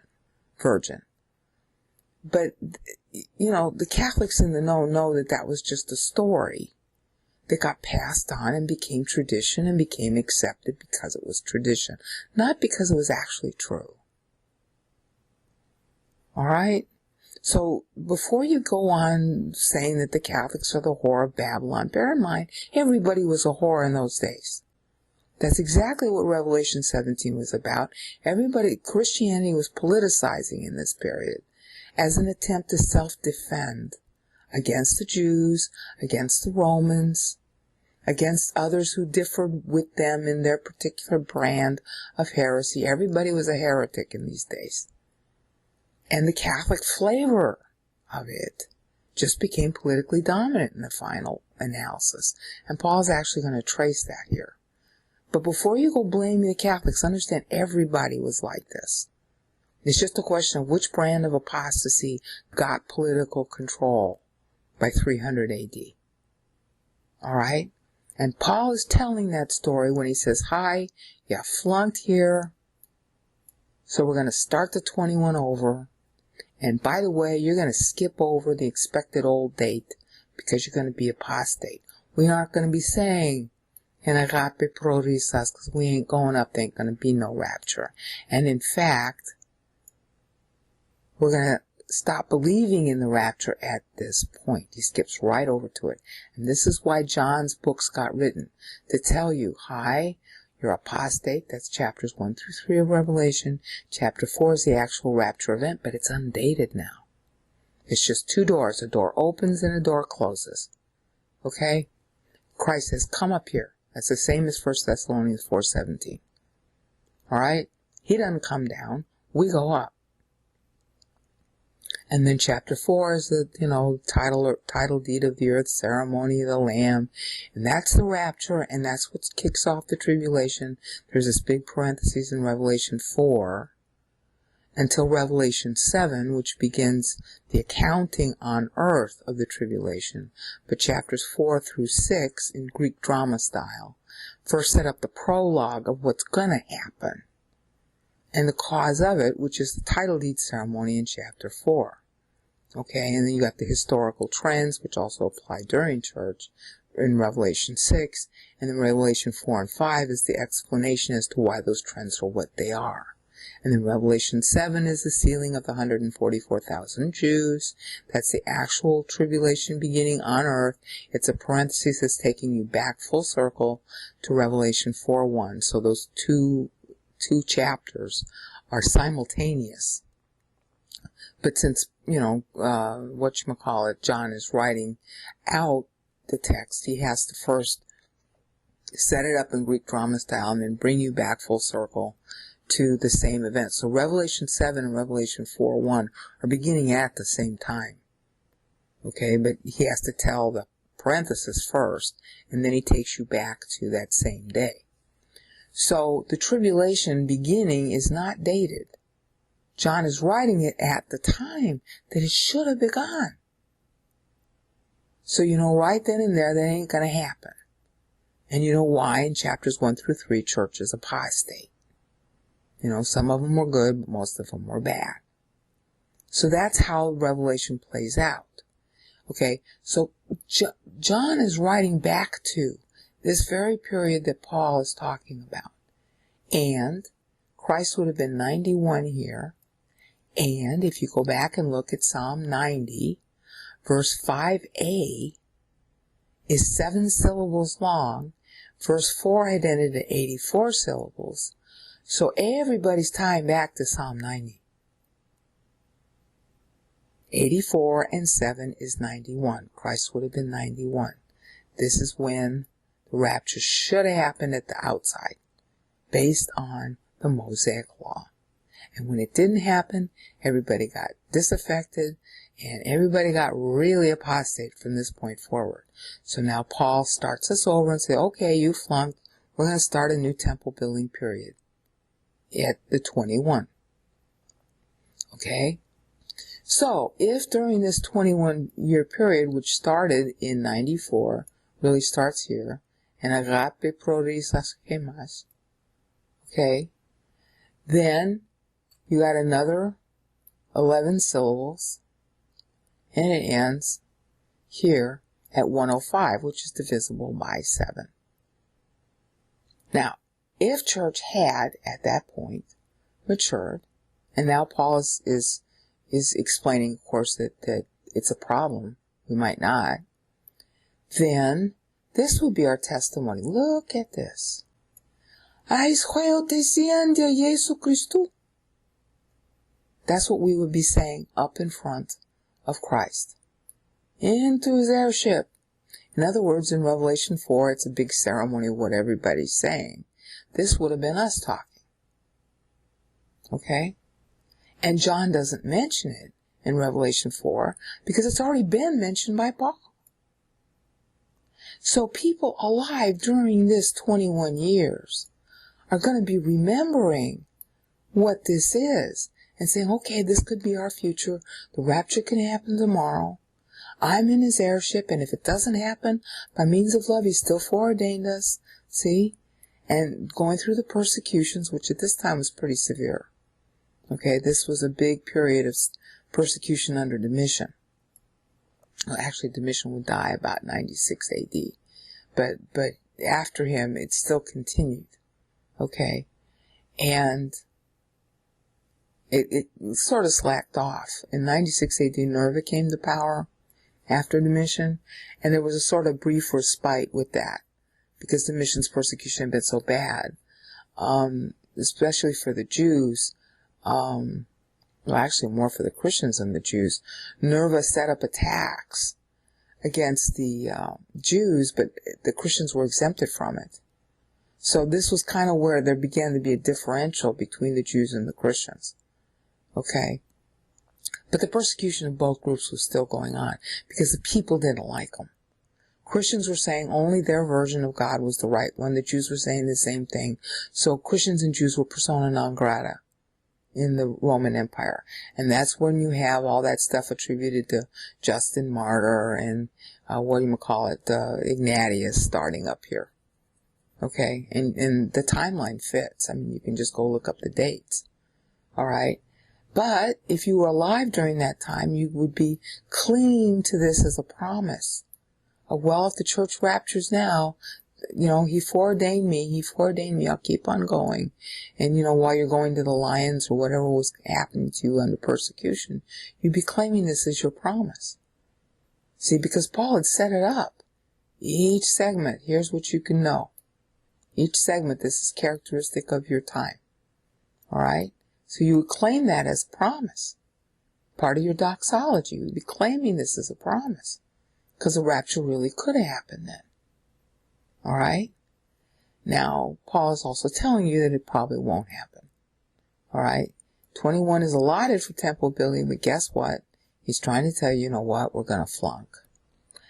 And to compensate for the fact that he's telling you we're going to flunk, he brings in the first of 3 anaphora, which I covered partly already in my Trinity anaphora video, the Eudokian anaphora. Eudokian means good report, and he's playing right to Isaiah 53:1 when he uses that term. I covered that in the Trinity anaphora video. You'll notice that at this point, we're 114 years. Christ would have been 114 years old at the end. And our testimony would be into him for his own delight if we had been raptured up by that time. And if not, Paul's explaining here, starting here, and it's just really climactic. You're going to have to read the document for it because it's very complicated. But he's saying at this point, you know what? God's going to make something really big out of this delay. And the Eudokian anaphora begins a set of assets, an explanation of the assets we have in Christ, which roll out in a series of crescendos, starting right here. Okay, here we are in part 11D of GGS. And if you stuck it through this far, you're really interested in this material, and I want to try and honor that. So we're going to get into this thing with the Eudokion, which you see highlighted in black. At this point in Christian history that Paul is forecasting or predicting or prophesying, for lack of a better word, he's writing in 56, and we are now coming to the 114 mark. He had, as we had seen, said, okay, there's a temple building period of 21 years ending in 105 Anno Domini by his accounting. And after that, it's not a good story because he skips right to 28. He doesn't break it like he did here. Okay? I mean, this is a positive thing and a negative thing. He's got a 21 here and a 7 here, which means that we're going to be at an all-time low in the 7, but the 21 meant that there was some kind of positive volition going on. And even though this is a very low time, the chance of church actually maturing was pretty high. And we also saw that this was the 84th syllable in Psalm 90, verse 4, which Paul deliberately tags, as the document will explain. I'm not going to explain that in the video, even as he had tagged Isaiah 52:13 through 15 when he used syllable 77. So he's telling you something about the character of the time by his tagging, by the words, by the number of syllables. So you get a really good fix on what he's trying to say here when he says this. It's not simply what you see in the text on the surface. And that's true with all Scripture. They're always cross-referencing some other part of Scripture so you can triangulate and know what it is he's talking about. So here we saw 21, okay, there's a chance of church maturing, but it's going to hit a low point, and that's the likely time for the tribulation to begin. 84 syllables in Moses, Psalm 90, verse 4, which was the evocative of the millennium, because the tribulation was going to kick it off. So that was very meaningful. And what we would be saying if the tribulation started would be before him, by his standard, okay? And he knew that wasn't going to actually happen, so that's when we went into an agape prorisas, ending at syllable 91. And he's basically ending the clause, though, at 94, because he's saying, yeah, this can happen, but it ain't gonna. Alright? So he stops at 94, and then he doesn't even complete the 21 until he gets to 105. Now, we could have matured, and that would be our testimony if we had. We'd be standing in front of him saying, by means of love, he foreordained, or he foreordained us. And then, if it didn't happen at the 94 mark, it would have been, I suyo te sian de Jesu Christu, maybe by the year 105. That would be our testimony, and we'd be in heaven, and the rapture would have occurred. And the trib would be going on. But Paul kind of knows it isn't going to happen that way. So in order to, and the reader, of course, is going to know that too by this very same metering system. That's why he's using it. So he enriches the pot, as it were, by starting up with what the assets are. And he uses 3 anaphora to do it. The first anaphora I call the Eudokian anaphora. Eudokian, here it's pronounced Eudokian, because there's a consonant here. This Eudokian means to, how do I want to call it? It really means good opinion. It's your own opinion. You have an opinion about something that you're delighted about the thing that you have this opinion about.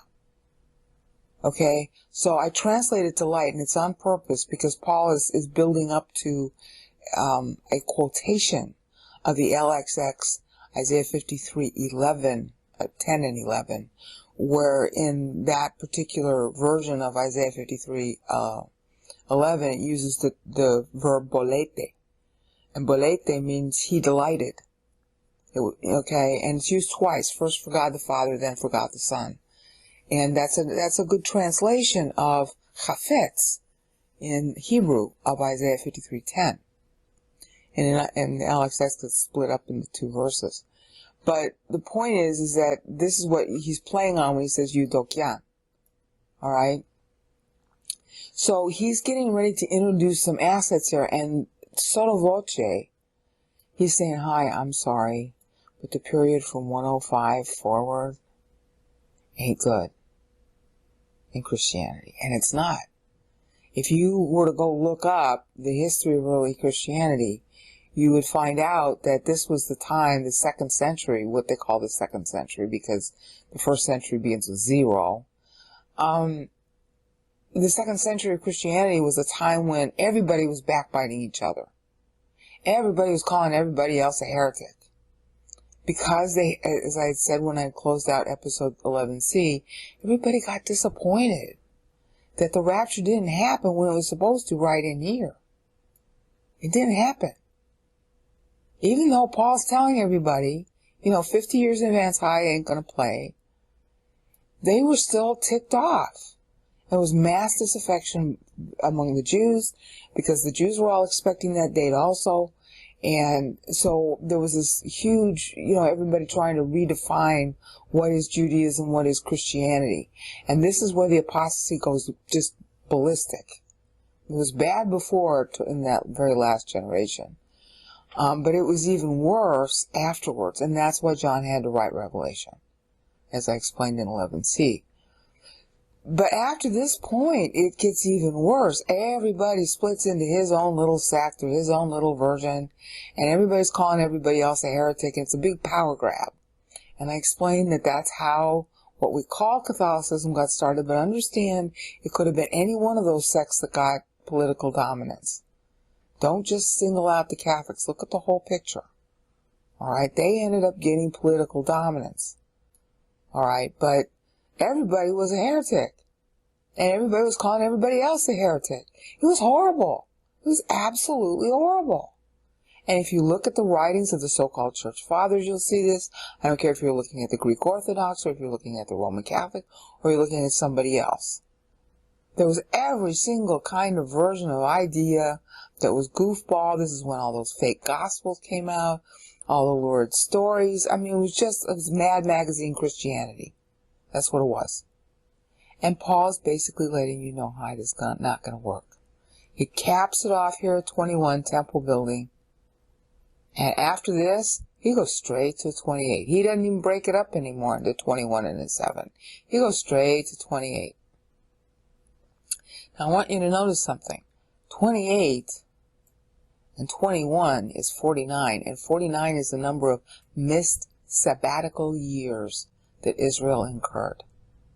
Poor scholarship over the centuries due to one of the guys who was born during this time, okay, a guy named Eusebius, all right, he came up with a goofball idea that Israel missed 70 sabbatical years. That's not true. He was a bad scholar on that day.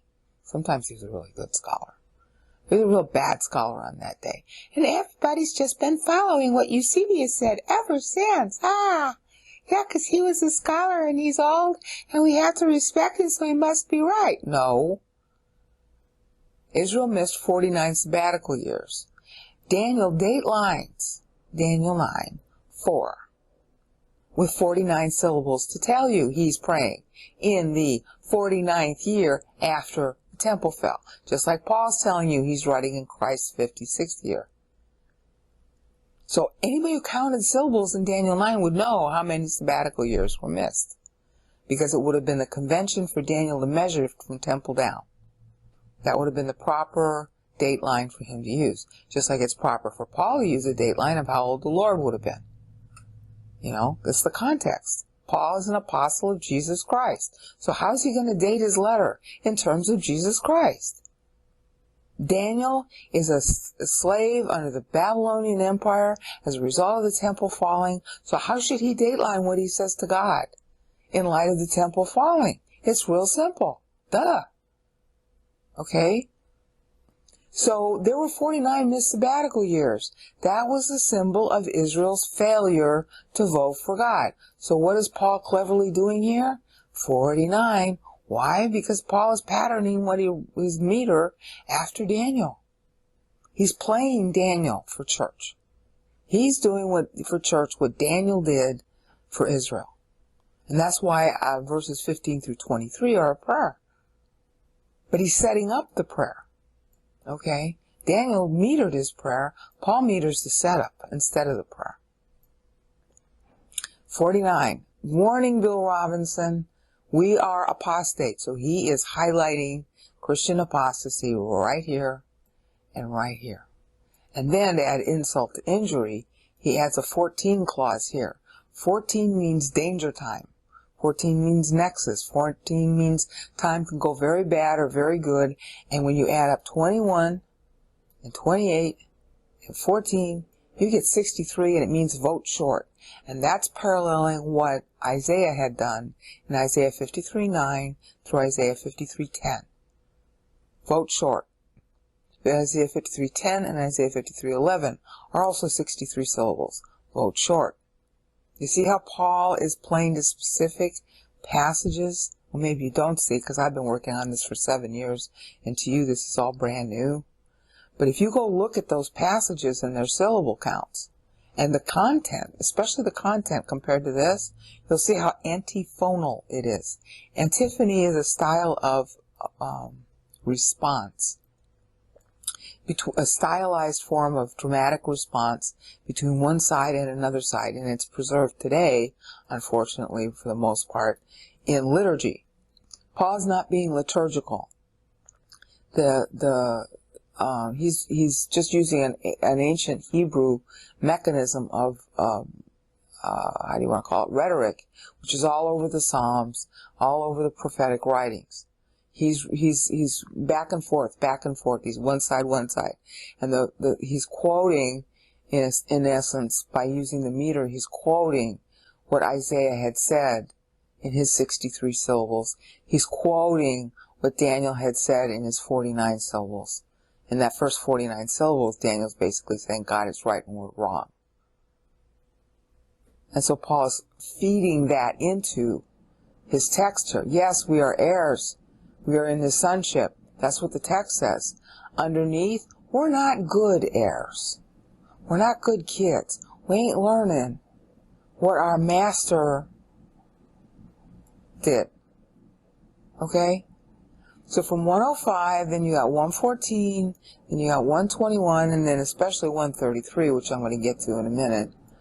We are arguing with each other. We aren't learning the Bible. We're busy calling each other heretics and trying to organize into little political groups in order to defend our faith because we want to be right. That's the characteristic of Christianity at this point.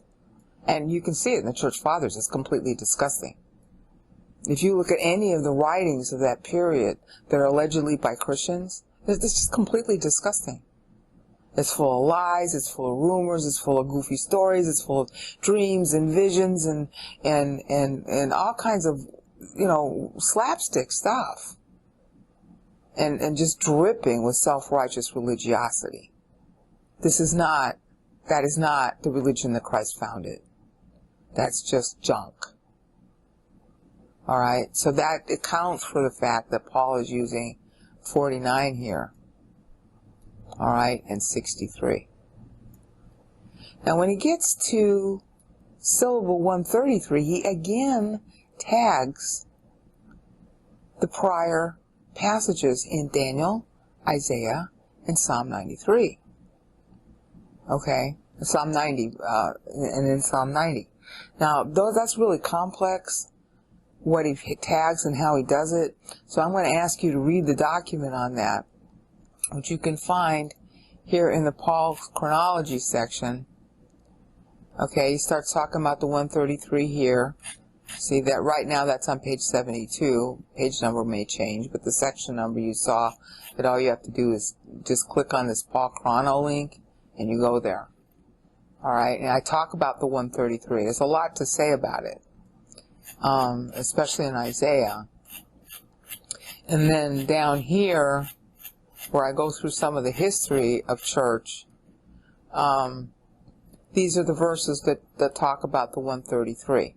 And I'm going to have to ask you to read it because you're going to have to look at the actual passages and think it over. Okay? Because it's really pretty pregnant. He's basically saying that we're bad. See? Isaiah 53:2 is one of the syllables tagged. No sight of him will we desire. That's at the end of Isaiah 53:2. That's syllable 133 in Isaiah 53:2. In Psalm 90 verse 7, it's, we end in your anger and in your wrath we are apoplectic. That's the characteristic of Christianity at this time. Okay? Now, it's more than just Christianity, though, at syllable 133. This is when the Bar Kokhba rebellion began. Bar Kokhba was a guy who claimed to be Messiah in Jerusalem. He had the following of the famous Rabbi Akiva. He also ended up having some followers who used to believe that Jesus was the Messiah. And then there were a whole bunch of Christians who were still living in Jerusalem at that time who broke away from the Jews due to this because it's a false Messiah. Bar Kokhba was a false Messiah. It ended up causing the razing, meaning the complete destruction of Jerusalem. And what ended up happening was a replay of Antiochus Epiphanes, because from 132 to 135 was the Bar Kokhba rebellion. Okay, and during that time, finally it was put down by the Romans, and the Romans ended up building a whole city. They razed Jerusalem entirely. They built a whole city that they called Aelia. I'm going to say it wrong. I haven't spoken Latin in years. Aelia Capitolina. And they put a pig temple on top of the Holy of Holies. Abomination of desolation, Daniel 7, you remember that? That was a presaging of the 2300 days that Antiochus Epiphanes IV was going to, Antiochus IV Epiphanes. Epiphanes means he illustrious. Yeah, he thought real well of himself. Anyway, he overran Egypt and Jerusalem for 2300 days. Back in about 167 BC. Okay, so here we are in 133 AD. 132, 135 was the Kokhba rebellion. And by 140 AD, there was a pig temple standing over the Holy of Holies. It was a temple to, I think, Jupiter, greatest and best. Maybe it wasn't greatest. It was one of the Jupiters. One of the titles for Jupiter. Okay, or Zeus. And so there's a pig temple standing there exactly 70 years after the destruction of the second temple by Titus. Can you get lower than that? You see why Paul's using a 28? That's the same syllable count that Isaiah used for the same period of the second temple needing to be reconstructed. Temple in desolation. Abomination of desolation. Okay, so Paul is talking back to. He's telling you, hi, the same thing that happened in Daniel 7 going to happen again. Which, of course, argues for, well, this could be the tribulation, yeah. And if the tribulation began, then this would be our testimony. Now, this particular verse, Epainon doxis tes charitus auto, is the Epainon anaphora. So I have to refer you to my Trinity anaphora video, because I walk you through what the Epainon anaphora was. It is a subset of the Eudokian anaphora. And again, I'm going to have to ask you to read the document, because I don't know how to explain this in a video. It's too awesome. Basically, he's starting a portfolio, what my pastor liked to call, when he was exegeting this, a portfolio of invisible assets. And he didn't exegete it and talk about it the way I am, but the answer was the same. Okay? He spent a whole 7 years telling us about our portfolio of invisible assets based on Ephesians 1. But he didn't know that it was metered like this, and he didn't break it apart the way I'm doing. But the answer was the same. In other words, the content and the meaning is the same. Okay? As far as the assets go. Because that's what he spent time on. He didn't go through how this is predicting the rapture in different what-if scenarios like I'm telling you. As far as I know, he didn't even know about that. Okay? But he did spend a whole lot of time on the portfolio of invisible assets. And that's what Eudokian introduces. It's like, think of 3 nested circles, and this is the biggest circle nest. Okay? And it introduces the first asset, which is Epainon. Epainon means good report, but how do I want to call this? This is a good report about God's own glory. Alright, that's our first asset. Is that we're going to actually represent forever the worst of us and the best of us. We're going to represent His glory forever. That's what that's saying. Okay? And you can read about it in the document. I think I'm going to make that short, because I want to stick to the timeline. Paul puts this most important asset in the 133, which is basically stressed as being high Christianity's in the toilet at this point. And so is Judaism, because it's a Bar Kokhba rebellion, or, them claiming a false Messiah, which results in a pig temple by 140 AD. That's as low as you can go. I mean, even the ruins of the temple that had been in 70 AD was left alone, so at least Jews could go there and do whatever they felt that they wanted to do. But at this point, no, we're just going to put a pig temple up there to Jupiter. And not only that, but the Jews were forbidden to go into the city, except on Tish B'Av, which is the anniversary of the temple's downfall, the 9th of Av, which is the 5th month in Jewish sacred year. Okay? So you got 28. That's high. Christianity is pretty low, and so is Judaism. All-time low. Pig temple. Pig temple, pig temple, pig temple. Standing. And Paul picks that low point to introduce the highest asset. See, what he's going to build up to, and I covered this in the Trinity Anaphora video, he's basically saying, first, we're a good report of his grace. Praise means a good report. Alright? It's epi plus ainos, which I covered in that video. But he's going to end up saying that we are made into the glory, his glory. It's the first occurrence of the word epainon, and by the time we get to the third one, which is at the end of verse 14, Oh, I'm having trouble with my mouse again. Oh. Sorry. By the time you get to this line on here, this is the last one. We are the praise of His glory. He's basically saying the Holy Spirit's going to make us into His glory. Right here. And I walked you through that. See, here's the second time it's used. Okay, there's no definite article here. We are the quintessential reflection of His glory. Is how I'm getting it. The article is now inserted here. We are. This is what we are. It's not what we say, it's what we are. And I'll be working on that more later. I'm still too shocked about it right now. But back up here is the first time he uses it, and he's using it at 133 of the Bar Kokhba Rebellion. He's telling you in advance it's going to occur all-time low for Jews, all-time low for Christians. Therefore, high, I'm just going to make this a 28. I'm not even going to break it into a 7. The whole period is short. And then he gets to 14. I'm going to do a little bit of review because my topic in this video is going to be this 14. But in order to explain it, I have to go back. Because there's so much ground that Paul is covering here.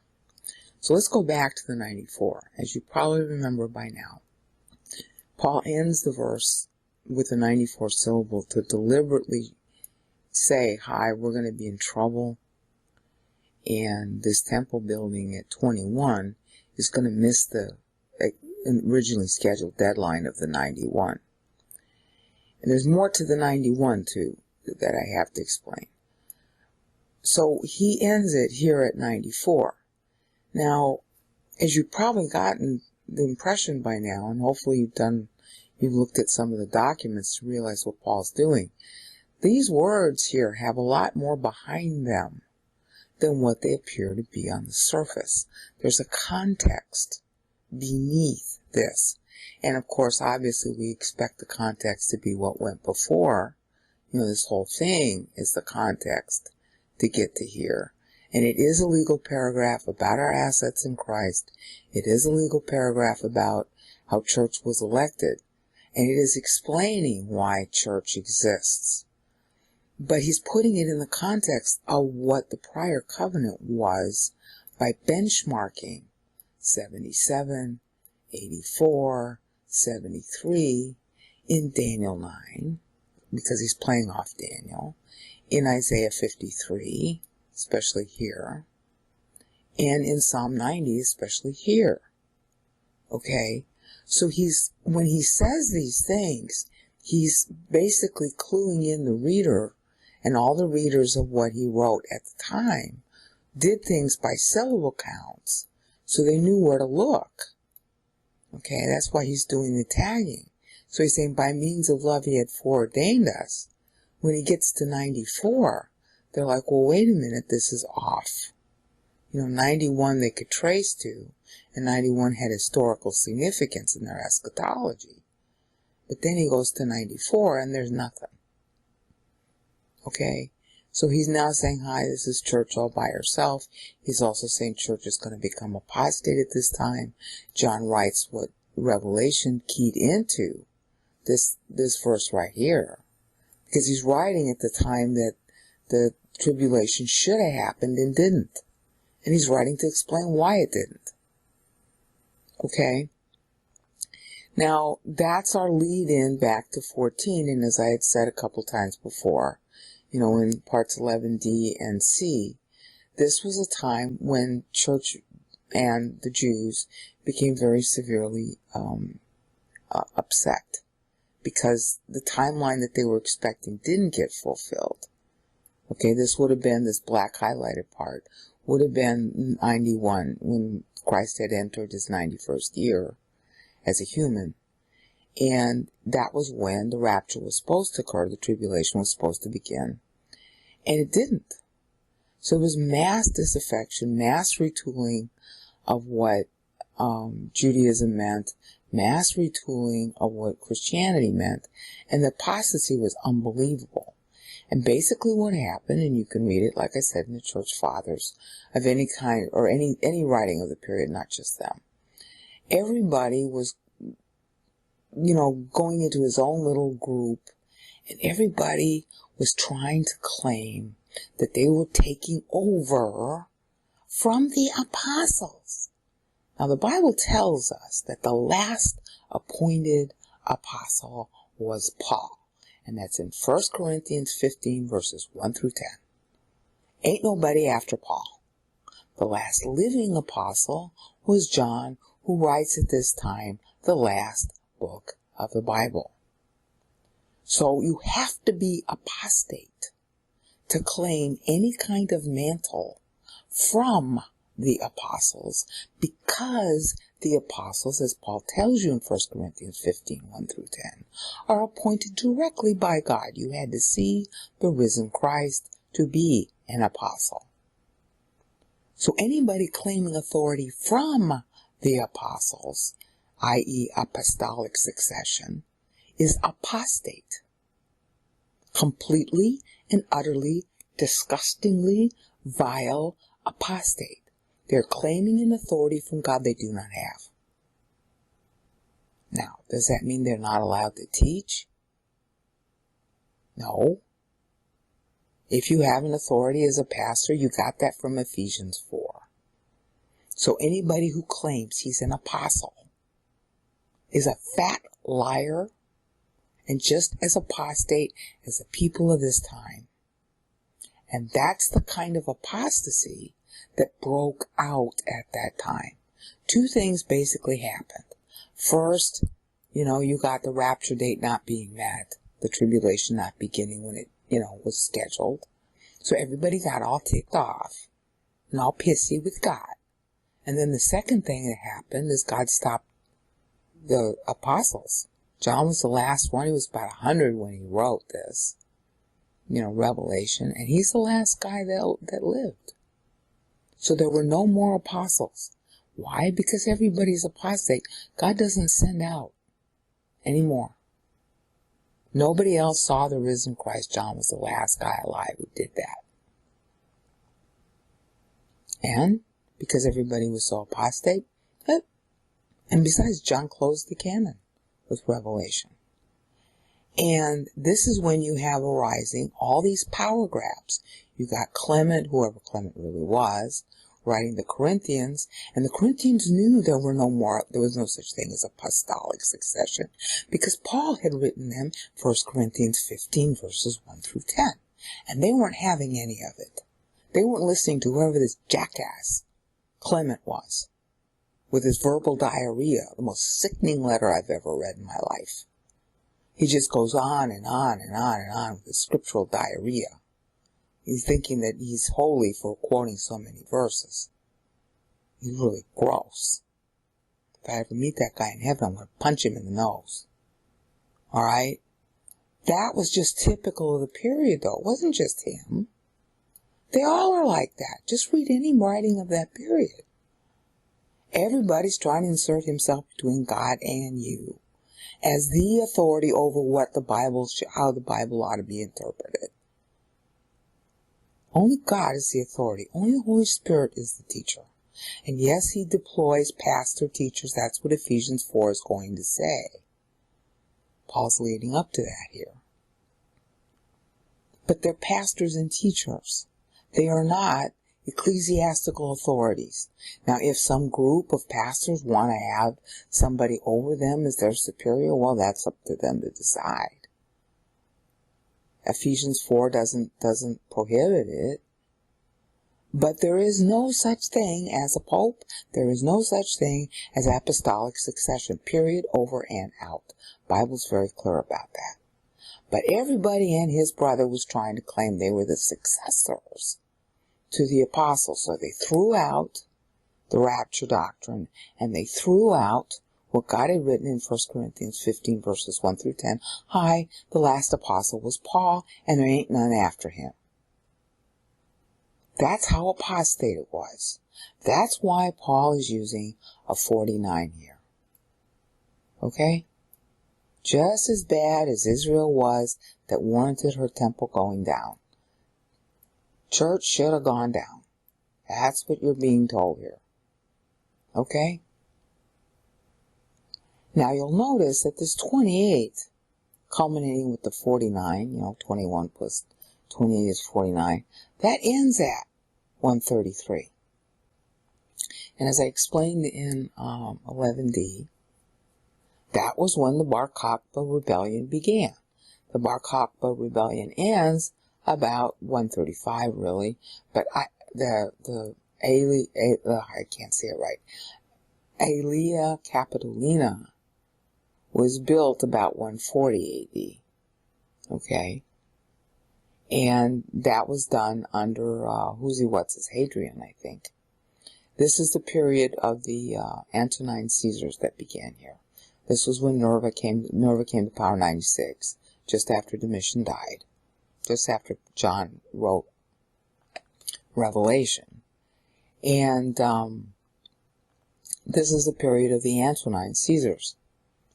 And so you have Trajan after him, and then Hadrian. And in 117, this is in this period here. In 117, the Jews wanted Hadrian to, I think it was 117, the Jews wanted Hadrian to allow them to rebuild the temple. He refused. That fostered the Bar Kokhba rebellion. It took a while for them to get all ticked off about it. And that ends the 28. So Judaism and Christianity are at their lowest ebb because they're fighting with each other, and everybody's trying to claim he's got the apostolic mantle. Total apostasy on every side. And you can read the sad story in Revelation 1 through 3. Okay? And at the same time, the Jews themselves decided they were going to have a false Messiah. So that brings us now to 14. This is the backdrop to the 14, what I've just said. Okay, and you can look it up in history and Gibbon especially. Mommsen, and then my favorite is M. Carey. History of Rome book was published in 1965. He has a really neat way of concatenating the information, because he takes a lot of information and gives you a really incisive summary of what that period meant in his penultimate chapter of that book. I want to say it's chapter 24, but that might not be the penultimate chapter in your edition. Basically what he had said was that during this period, the interest in scripture, in Greek and Hebrew and all that, declined to an all-time low. And the only place where it was preserved, the only place where anybody was still bothering to study it, was in the ecclesiastical circles. And the ecclesiology was being developed during this time. This is the rise of Catholicism. So on the one hand, it's total apostasy, and on the other hand, if it weren't for the Catholics, we'd not have a Bible. So you have to understand that these two things are going on. So now look at how the text relates to that time. Again, I'm still trying to lead into 14, because there's a lot I got to cover on this. Okay? The backdrop that Paul is talking about, the future historical backdrop, is apostasy. So look how meaningful this text is. No matter how apostate we are, by means of love, he foreordained us. In other words, we're faithless, he's faithful. He's going to keep on being faithful. We're going into the tank, but he's still there. We are still in his airship, but of course we're bad sons at this time. We're twisting scripture into political games. Okay? But you know what? This is still true. And so the few who are faithful and really just learning the word and not playing all those games with the ecclesiasts, okay, the growing ecclesiasts that were coming about, they were just learning his word, and they could comfort themselves with these verses. Okay, this is still true. There's all this junk going on. Okay, but this is still true. This is still true. I'm in his own will and purpose. See how you're using that as sort of like a faith rest drill? You're living on the promise of this during apostate times. And at any one of these moments, the rapture could occur, and this would be your testimony. Each, benchmark of time. Alright? I mean, there's more to it than this, but I've got to just give you an idea, and then you can research it on your own, and then let me know what your insights are, because this is a bottomless well here of application. So, this whole period, the nicest words, the highest asset is being introduced during our worst period of apostasy. Okay? Historically, up to that moment. This is church in the toilet. It gets worse than this, actually. I'll be going through that, because Paul gets to a point where he doesn't even parse the syllables anymore. Okay? So, now we're at 14. Sorry it took me so long to get here. And in order to explain that, I'm going to have to take you to what Paul's referring to here. Bear in mind that historically he's talking about the Bar Kokhba period to the rebuilding with the pig temple on top. And this is the nadir of both Jewish and Christianity in terms of their relationship to Rome. Okay? This is when the persecutions really started to step up under, I want to say it was Marcus Aurelius, because Marcus Aurelius persecuted Christians too. There was a lot of persecution that went on under the Antonines. It was an ideal time to live, but there was also a lot of persecution. And Aurelius was one of them, and there's a reason for it. We were just really pains in the neck, alright? And when you read the so-called church fathers or any of the writings of that period, you think to yourself, boy, I sure don't want those people as my neighbor. They were so full of themselves. Okay? Like a lot of Christians today. Alright? So, in order to understand this 14, the first thing I need to do is show you what Paul is referencing. And that has to do with Psalm 90. There are 3 passages in Psalm 90 that are 14 syllables long. Okay? And if you've seen my Psalm 90 videos, then you're going to be familiar with the structure of Psalm 90. Verses 1 through 4 is the decree of God, specifically through verse 3, and then 4 includes the millennium. Okay, and you'll notice that verses 1 through 3 is a date line, which I explained in the Psalm 90 playlist videos. He's telling you when he writes, and I already explained that. And then 84 is the second date line, and that includes the millennium. So he's reserving the 14 in there. 70 years is the voting period of history, and I covered that in the Psalm 90 playlist. And that first voting period was Adamic, which is this period here, verses 5 through 8. Alright, that's the Adamic voting window, because Moses is reciting testimonies of different times. The first testimony is the testimony that he's making to God and from God, because he's speaking for God. Alright? And then the second testimony is going through the history of the testimonies of believers in the past, this one being Adamic, devoting 70, this is 70 syllables total, for Adam. The second one is Noahic, and this is a testimony of Noah, and you'll notice the first 14 is in there. The third testimony is Moses' own testimony, which spans through verse 15, and that's also a 70, and that culminated 6 years before the Exodus, and that's why the Exodus could even happen. And then the last is future to Moses, which is 56 here, and it's cut short because the extra 14 is in here. And this period refers to the time from 467 BC to 397 BC, which is when Israel's going to have a problem due to the temple being razed, and it gets reconstructed, but then Jerusalem had to be reconstructed too, and then after that, would Israel vote? And she almost didn't. And that's recorded in the post-exilic books. You can read the story there of Ezra and Nehemiah and Esther. Okay, Esther first, and then Ezra and then Nehemiah. the purpose of the book of Esther, I don't know why people don't understand this, is to prove how God preserved, the ability of Jerusalem to be rebuilt.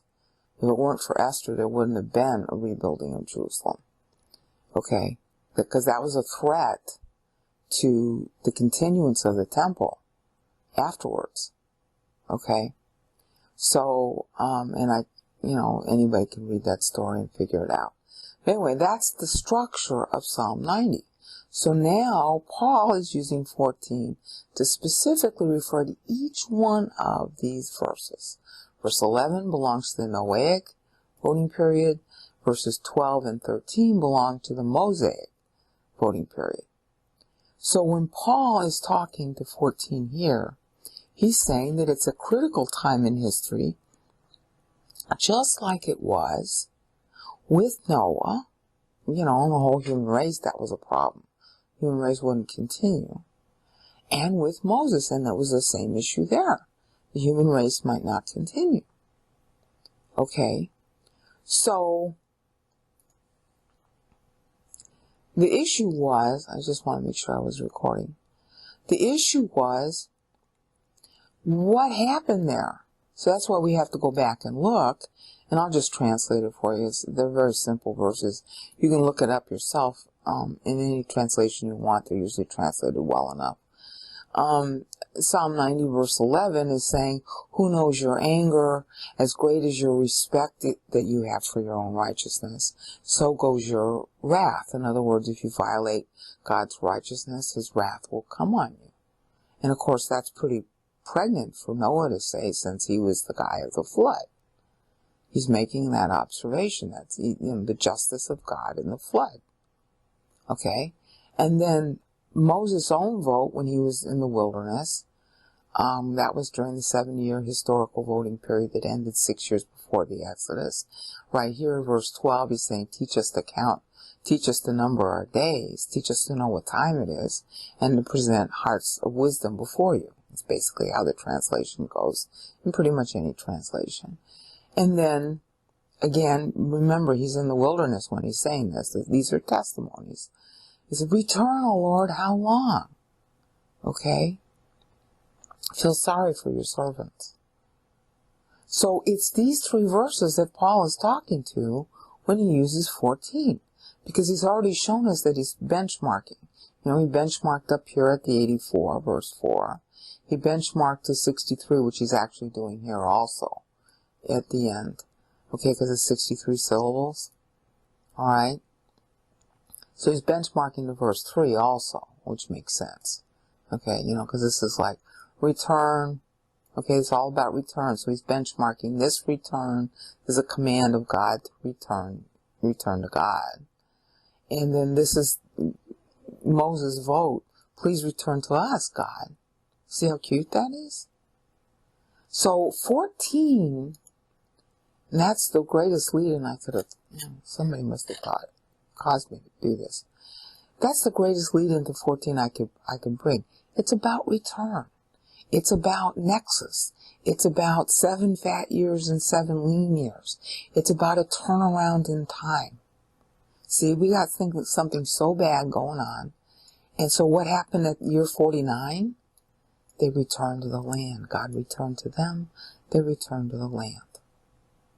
And you'll notice that 21, 28, and 14 is 63. And we just saw 63 syllables. God says return. And in Psalm 90:13, that was when Moses had voted, oh, return, O Lord. So what Paul is telling you, and the words are really now much more ironic, aren't they?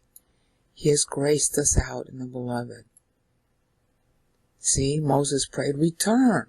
And God's responding, and this is Paul talking for God. He's graced us out. The will of God is that he's going to grace us out. In other words, yes, this is a low ebb in history. And we're looking at about 150 AD here. Okay? But God's going to make good on it. He's going to grace us out from it. So here you are, you're one of the few believers during this time you're actually studying the Bible. Because, this was a time when Bibles were confiscated. Everybody was calling everybody else a heretic, and they were destroying their books. And any books that they didn't consider part of the Bible, which in many cases was like Revelation, they'd tear it up. They'd burn it up. Everybody was arguing with everybody else. So a lot of Bibles were destroyed during this time by rival sects. Okay? And God's going to make good on it anyway. God will return. God will turn this around. 14 is the nexus. 7 fat years, 7 lean years. Or 7 lean years, 7 fat years. Okay? Turning point in history. Alright? 14, you got 14 as a dividing line. You had 7 years in Daniel's 62nd week. And the other 7 is a different period altogether. But together, those two 7s are 14. They're also dividers. You had Joseph with the 7 fat years and 7 lean years. That ended up being a divider in history because as a result of the second 7, the Jews came into Egypt. That was when, it was 1870 BC, when Jacob was 130 years old, he came into Egypt. Alright? And then, of course, you have all kinds of different occurrences of double 7s. You have 7-day warning with Noah preceding him going into the boat, and then he comes out on the 57th day. Not on the 50th day, on the 57th. So you got 7 days in front and 7 days at the other end. And then you got the sending of the dove, 2 sendings, and then the third time she don't come back. And then you got, I don't know how quite 100% how all these things relate to each other. I just know that they do. If you figure it out, let me know. But then you've got that also, that issue with Jacob, how he has to work 14 more years than planned for, Laban. He was supposed to marry Rachel. He worked 7 years for Rachel. He ends up getting Leah. So he has to work another 7 years. So that's a 14 all by itself. And then he ends up working another 7 years. So of course that's a 21. So 14 and 21 are related. And it took 14 years longer to rebuild the temple. So you see, Paul is making this issue of nexus. And he's also playing to those verses in Psalm 90. Now, neither Daniel 9 nor Isaiah 53 specifically use 14. They use 21, but they don't use 14. So he's obviously talking to Psalm 90 there. And see how this plays off. Look how it plays off the Noahic vote. Noah was saying, everybody, as great as your wrath, so is your respect for your righteousness. And vice versa. Of course, he's talking about the flood. Okay, well now we're getting flooded with grace. See how it's antiphonal? Alright, and then the other 2 verses teach us to count our days. Well, what is Paul doing here? Counting the days. He's telling us the future of church at a bleak time. And then Psalm 90:13 was, Shuvu Yahuwah ad matai. Return to us, O God. How long? Yeah? Well, it's going to be a turning point. And that's what he's saying here. Now, a turning point can be a turning point for bad and for good. And it turns out, pun intended, that that's what happens here. Because it's at this point the church begins to get religified. And Bibles are confiscated, and people stop being interested in actually learning the Bible for itself, and they go in for this business about elites versus laymen. And that's where the religiosity gets in.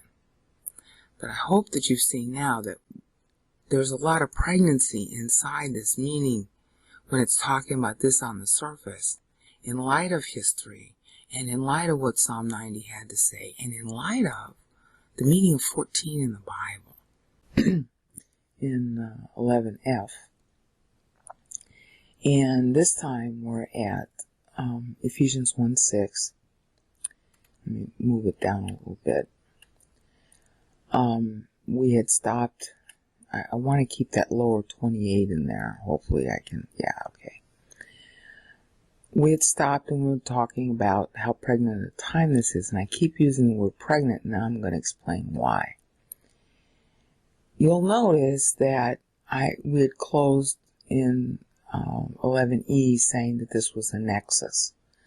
The two sevens, beginning and ending, fat and lean, dividing off periods, entry and close. Okay, that's a constant theme in the Bible. And you're beginning, I hope, to see that this use of numbers is a very deft way of saying a lot with very little.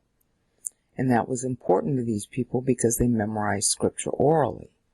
All right, so that they could be walking to Ephesus or grinding grain or whatever and could mull over very quickly the numbers to get the meaning, because you're busy doing something and you want to be able to think and walk at the same time. So if you really were inculcated with the numbers, which you were because you were, had to count the syllables, you became pretty good at math and you became pretty good at metaphors. And the numbers are basically metaphors for doctrines. Hopefully you're beginning to see that now. Okay, well, notice this metaphor. You got a 28 and a 14. That adds up to 42. 42 in the Bible is used for generation building. Okay, and remember we were talking about nexus. Okay, 28 and 14 is 42 in this direction. And then 14 and 28 is a new generation in that direction. It's palindromic. And that, hopefully you saw, is a big feature of Psalm 90, is all these palindromes. You got 21s going on here. Okay, that's 42. So we have a generation building going on between that 21 and that 21. It's benchmarking a generation building. Okay, and then we got a whole generation being built here in this double 21. Okay, yeah, because this is the end of the Adamic voting period, and this is the beginning of the Noahic voting period. So they're piggybacked. Okay, this is the Noahic voting period. This is the Adamic voting period. And yeah, a generation got produced from Adamic. This is the end of the Adamic. And here's the beginning of the Noahic. You see how clever this is? Just by use of numbers. Clever numbers. 42. One generation passes the torch to the next. And that's exactly what you got going on here with Ephesians. Okay? He's doing the same thing that was done since Moses. Palindromic. Here's a generation ending and a generation beginning. And that generation, of course, begets another generation, which goes here. And you'll notice he's doing a 28 again. No more 21s and 7s. He's doing a 28. But they add up to 42. Now, he's really been doing this all along. I just didn't call your attention to it before. Okay? Right here. 56. That's 2 generations. That's 2 28s. See that? So 28 is shorthand for 21 plus a sort of tribulation-like period. And when you got 2 of them, you got a 14 in between. See how this is working? So now look. Paul is the second generation from Christ. Actually, it's the first generation because he's born during the time that Christ was alive. He was a student of Gamaliel. And since he was 14. And so he is the same generation as Christ. But he sees Christ post-cross on the Damascus Road, which I'm sure you know about in the Acts. Okay? But he's writing to the second generation. He's writing to Gentiles, specifically Greeks, in their language, in their style, using their terms. Okay? So he's positioning this as the second generation, because that's who they are. And that's how he's going to close, his letter. Let me turn off the air conditioning. I'm sorry, I thought I did that. It's going to make up too much noise. Okay, so he's writing to them as the second generation, which is how he's going to close this passage. So they're the second generation. And then, let me make sure I'm recording. Yes, I'm recording. And then, this is third generation. This is fourth generation. And as you know, probably from the Bible, hopefully you know about this, you got 4 generations and then it starts over. You've heard of the 4-generation curse? So this is the 4th generation being cursed. We talked about the Bar Kokhba rebellion. We're going to talk about it again. But at the same time, there's a 4th generation, there's a 5th generation growing up. And the reason for the 4th generation curse is so that the 5th generation can be free of the religiosity and start to grow normally. Okay? It happens in families, it happens in regions, it happens in whole countries. Alright? And basically what happens here is that you got the Bar Kokhba revolution causing the diaspora of everybody in Jerusalem. The Christians leave, the Jews leave, because it becomes a pagan town. Alright? It becomes a pagan town, so pretty much everybody leaves. Well, that means they're going somewhere else. That means their kids are going to be born somewhere else. 5th generation begins at this point. Alright? It starts here. And the 4th generation, of course, having left, they're going to be growing up in a new era. They're going to be growing up in a new area. They're going to not have the heavily, what do you want to call it? Apostate influence is not going to be the same anymore. They're going to have to rethink everything. They're going to have to start depending on God because they're going to be in a strange place. So then their kids aren't going to have that baggage. So Paul is using a new generation. Well, that's pregnancy, right? That's also what 91 means. Okay, and I'm going to get into that because this now we have to go back to Noah. My computer is slowing down. Let's hope it doesn't tank. Okay, so you have a new generation going here. Nexus. End of one, start of another, due here to Bar Kokhba. That causes a diaspora to occur. Okay? Now, this particular thing I had said was Paul referencing Moses and Daniel and Isaiah. Syllable 133 in Isaiah, which I'm not going to show, is Isaiah 53:2. At the end, it says, "No sight of him will we desire." Okay, I think in your English translations it says something like, "We didn't find him attractive," or some equivalent. Okay, that's not really what the Hebrew says. But it's Isaiah 53:2, so you can locate yourself there. That's syllable 133 in Isaiah. Okay, syllable 133 in Hebrew takes us back to,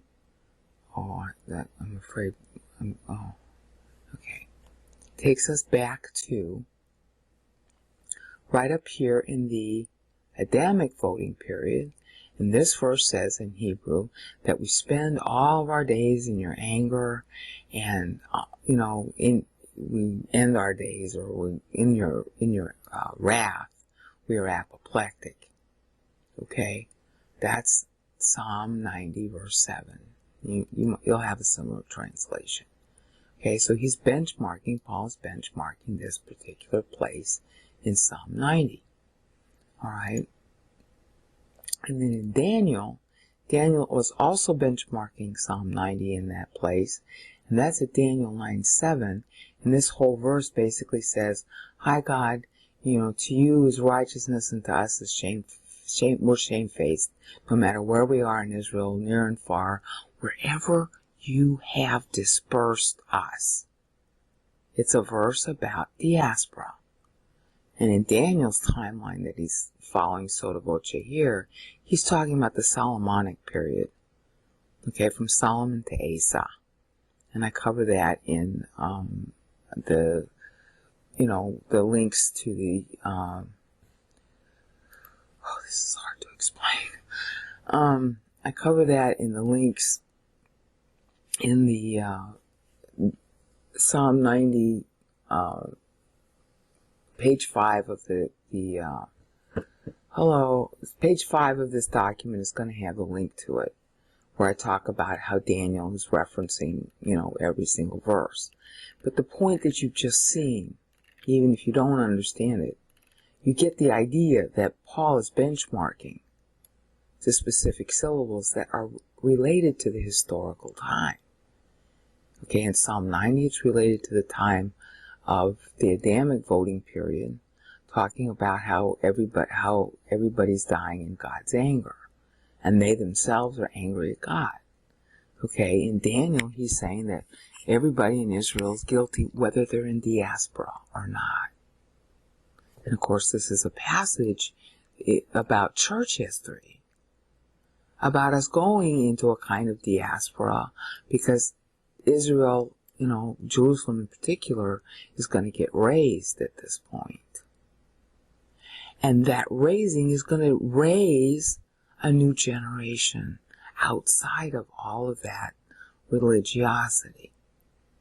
So that's how God makes this 14 a turning point and generates a new 5th generation. You had generation 1 up here and generation 2. Generation 3, including the 7. Generation 4. And here's generation 5 starting over. Okay? And they get sent into diaspora in order to retrench and begin a 6th generation here that is free of. Okay, they themselves are the ones that are, put into diaspora. And they end up having a freedom as a result. And then they beget. And then I was saying that's related to 91 in pregnancy. Well, think about this for a minute. 9 months, we all know, is human pregnancy. It's technically 280 days. Well, 9 times 30 is 270 days, plus a week. So, 9.1 months. 91, the Lord would have been, 91 should have been, 91 when what? When the original schedule for under the old Daniel schedule for the tribulation to begin, the Lord should have been, beginning his 91st year at that time. It's also evocative of pregnancy. You with me on this? You see how clever these numbers are? And then when you're reading the verse and you got all this behind it, it's like, ooh, this has a lot of meaning. Okay? Then there's another meaning to it. A year has 4 quarters. Each quarter is approximately 90 days. The end of a day in Jewish time begins the new day at sundown. So it's a 90 and it's a 91 all at once. Just like your 91st year begins on your 90th birthday. So there's an ending and a beginning. It's palindromic. Generation, ending, generation, beginning. Nexus. An ending and a beginning. A turning point. You see all this irony, this wordplay? Okay? All inside a few verses that on the surface just sound churchy. Resulting in the praise of his glory. Well, it means a lot more than that, doesn't it? He's telling you, this is how his glory of his grace works. It births. It's judgment right here. Bar Kokhba rebellion results in everybody, getting hurt. And the raising of Jerusalem and prisoners and rape and pillage and loss of goods and loss of life. And at the same time, it's like, a forest burns, a lot of times, a forest burns in order to make way for new growth. Same thing here. 91, pregnancy. Pregnancy is not a happy time for a woman.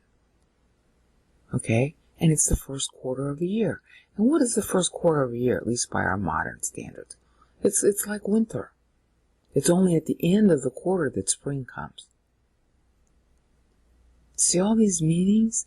And so here you are, you're thrashing wheat, or you're walking to Ephesus, or you're standing in line, and you can ponder beneath these words all this numerical metaphor telling you the context of these words.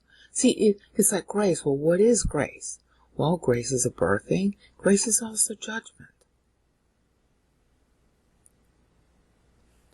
And it gives birth. And see, and look at this. Within the beloved, a pregnancy. Okay? They're going into diaspora here. This is not a happy time for the people living between 133 and 140 AD. They're under persecution by Trajan. Trajan and Pliny were exchanging letters about how to kill the Christians. Alright, and then you had Antoninus Pius, and then you had Marcus Aurelius. And this is all, they're being persecuted. And they're being snotty, and that's why they're part of the reason why they're being persecuted. And then you have Jerusalem being raised here. All not nice.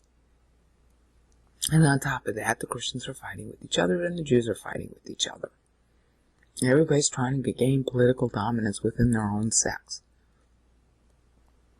Meanwhile, God's executing judgment, and that's the glory of His grace too. And He's gracing us out, and we're being flooded, remember? This was, I hope this works.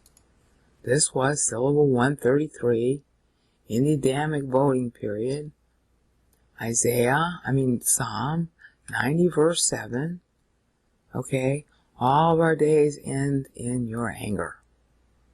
Because remember, the flood was predicted during Adam's day. That was Enoch. So it's a 1,000-year prediction about the flood.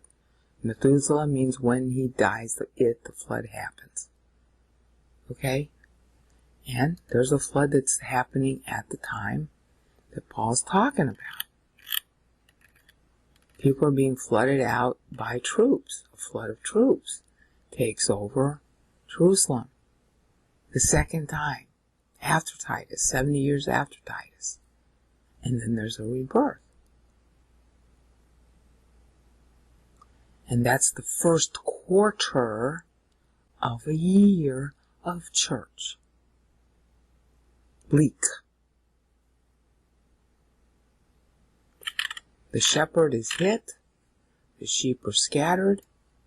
He has just one group of apostles who he appointed personally, Paul being appointed on the Damascus Road, the others seeing the risen Christ, as Paul explains in both Galatians and 1 Corinthians 15. And then there isn't anybody else. So it's bleak. So then there's all this political gamesmanship, everybody trying to claim the apostolic mantle. So this is the winter, the first 3 months of the year of church, which is obviously taking place over 150 years. You see the cleverness of this? Okay? Pregnancy, 9.1 months. New generation occurs. 28:14. Which Matthew plays on in Matthew 1's genealogy. That's why it's 42s. Because that's Isaiah 52:13 through 14 is 42 syllables, and that's the generation from David that Isaiah is playing on. So that's why Matthew picks it up. And so that begets another 42 right here. You see? And so ends the first quarter of church. And it's a nexus, 14.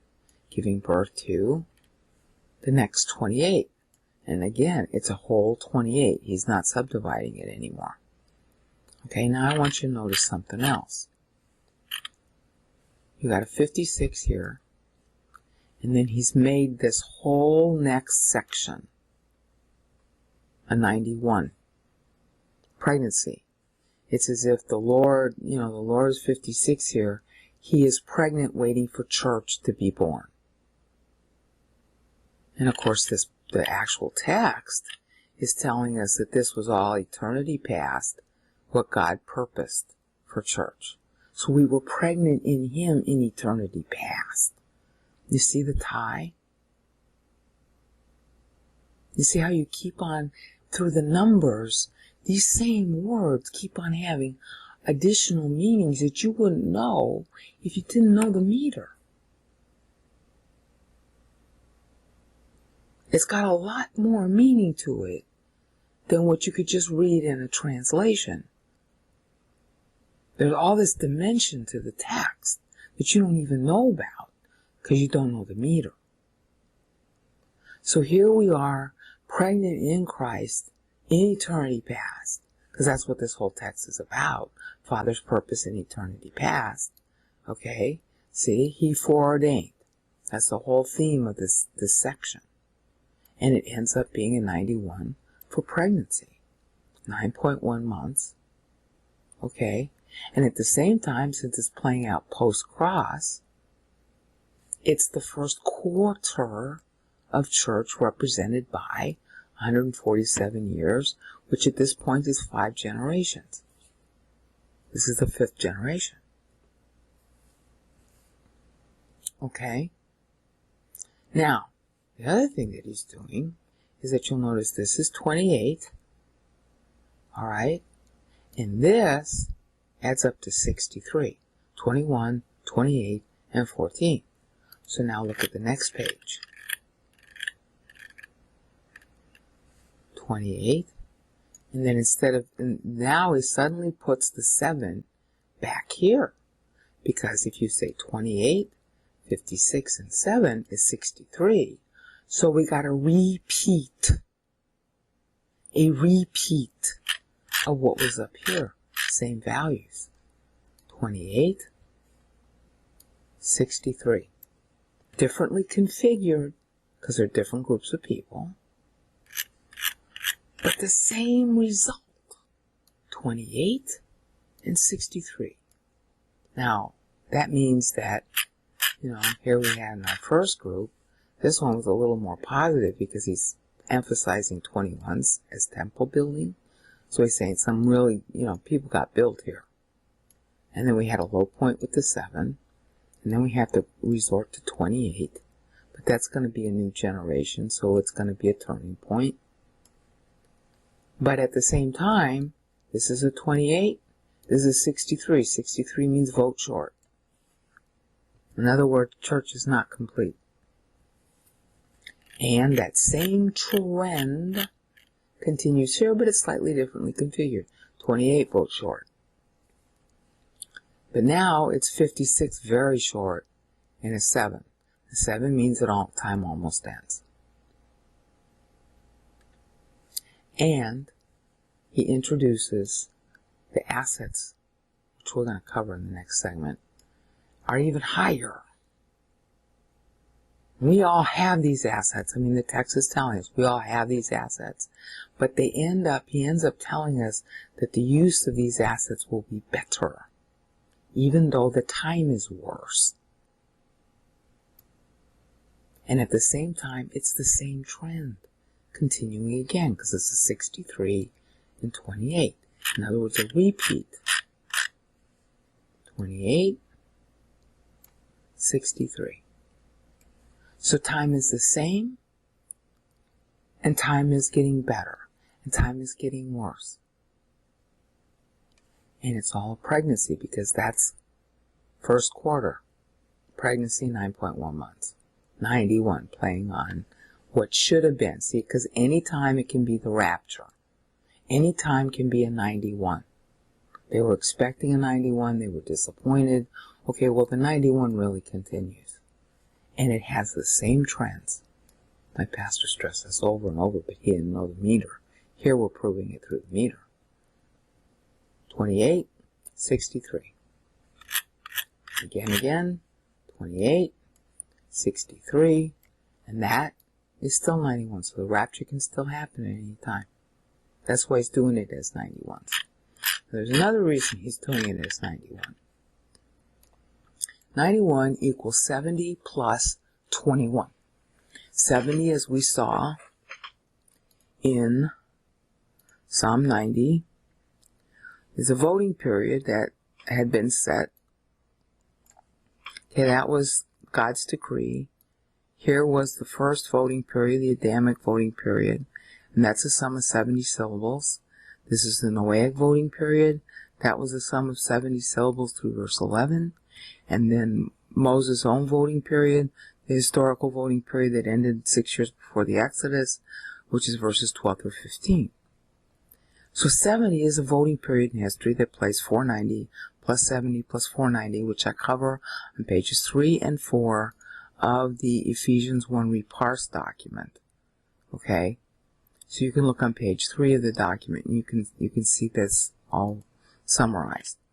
Okay, so 70 plus 21, 21 is temple building, equals 91.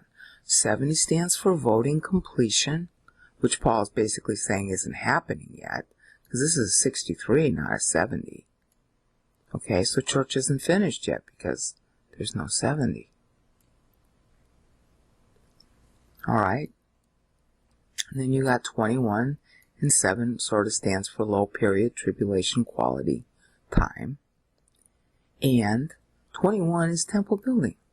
So 21 plus 70 is 91. So he's saying that the voting, the 70-year voting period and temple building is what the 91 also stands for. Now there's one more thing. I'm sorry to keep doing this to you, but I'm trying to show how rich these numbers are and what they add to the understanding of the text. Okay? 21 is also the number of jubilees in a 1050-year period. Now, Jubilee always stood for the voting by the unbeliever. The unbeliever being able to vote to know God. The unbeliever being able to vote to know the gospel. The unbeliever being able to vote to believe in Christ is bought by the 70-year period of believers voting. So if we're voting badly, then God has to punish us so that we will still be alive to vote, so that the unbeliever can vote. See, this is temple building for us, but it's also voting period for the unbeliever for a whole 1050. He gets to live because we do. So, that's why you have when a Bar Kokhba rebellion occurs, and you have believers that are Christian and believers who are Jewish, not representing Christ properly. Well, God's got to do something about that. And that is glory of His grace too. Because that way, the whole 1050, the 21 Jubilees, the unbeliever gets a chance to vote. Continuing chance to vote. So that this new generation can be a new generation of believers. People believing. Debt cancellation was paid for by everybody. And therefore the pregnancy continues. And therefore the trend is still 28 and 63, because not everybody has yet been born who's going to be in church. So I think I'll leave you on that to mull it over. I'm sorry that there's so much, it's kind of like mind-boggling how these numbers have so much significance. But I hope you're beginning to see that it's deliberate. I hope you're beginning to see that it's a cross-referencing system. I hope you're beginning to see that these words on the surface, when you figure out the meter, there's a lot more meaning there to mull over. It's not just words you say in church. We're now on episode 11G, and I'm going to backtrack a little bit because it was another line of tracing that I didn't cover and should. There is a pattern that has to do with Rome, and of course I've been saying that all along, And it's really easy to wonder, well, why is there all this focus on Rome? What about the rest of the world? Don't they count? Of course the rest of the world counts. The point is that Israel is in the center of the world. It is the nexus, see, 14, the nexus of 3 continents. There was a great deal of trade going on. Everybody was going to Rome at this time. And it was a very, how do you want to call it, convenient way for somebody who was interested in God.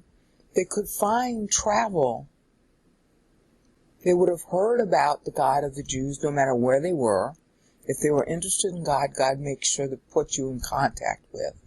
And if somebody wanted to know God in those days, you voted with your feet. Okay? And that's why there were so many people in Jerusalem when Christ was there. And that's why, the book of Acts at Pentecost talks about everybody hearing the gospel in his own language. That's in Acts 1 and 2. Okay? So Rome is really the center because during the time, this particular time for Rome, and it was a small window, it was safe to travel. Rome made it safe to travel. Rome was essentially a very dull group of people who were very much interested in trade and a sort of dull life. That's how they got started. That's why they call themselves the Seven Hills. That's why Revelation 17 is definitely about Rome, because that was Rome's own name for itself. The 7 hills reference the 7 groups of people on those 7 hills who eventually became the patriarchs of Rome. But in the beginning, they were simple peasants who did a lot of trading. They were pretty cruel. They were pretty dull. And they just believed in a lot of hard work, and they had really strong values about working hard. And that's how they became, a great, polity, in spite of the fact that Rome itself was a terrible place to live. It was full of marshes. The air wasn't good. That's why they lived on the hills, so they could get away from the stagnant air. And so this whole business about Rome being the center, it made for a peaceful Mediterranean at this time.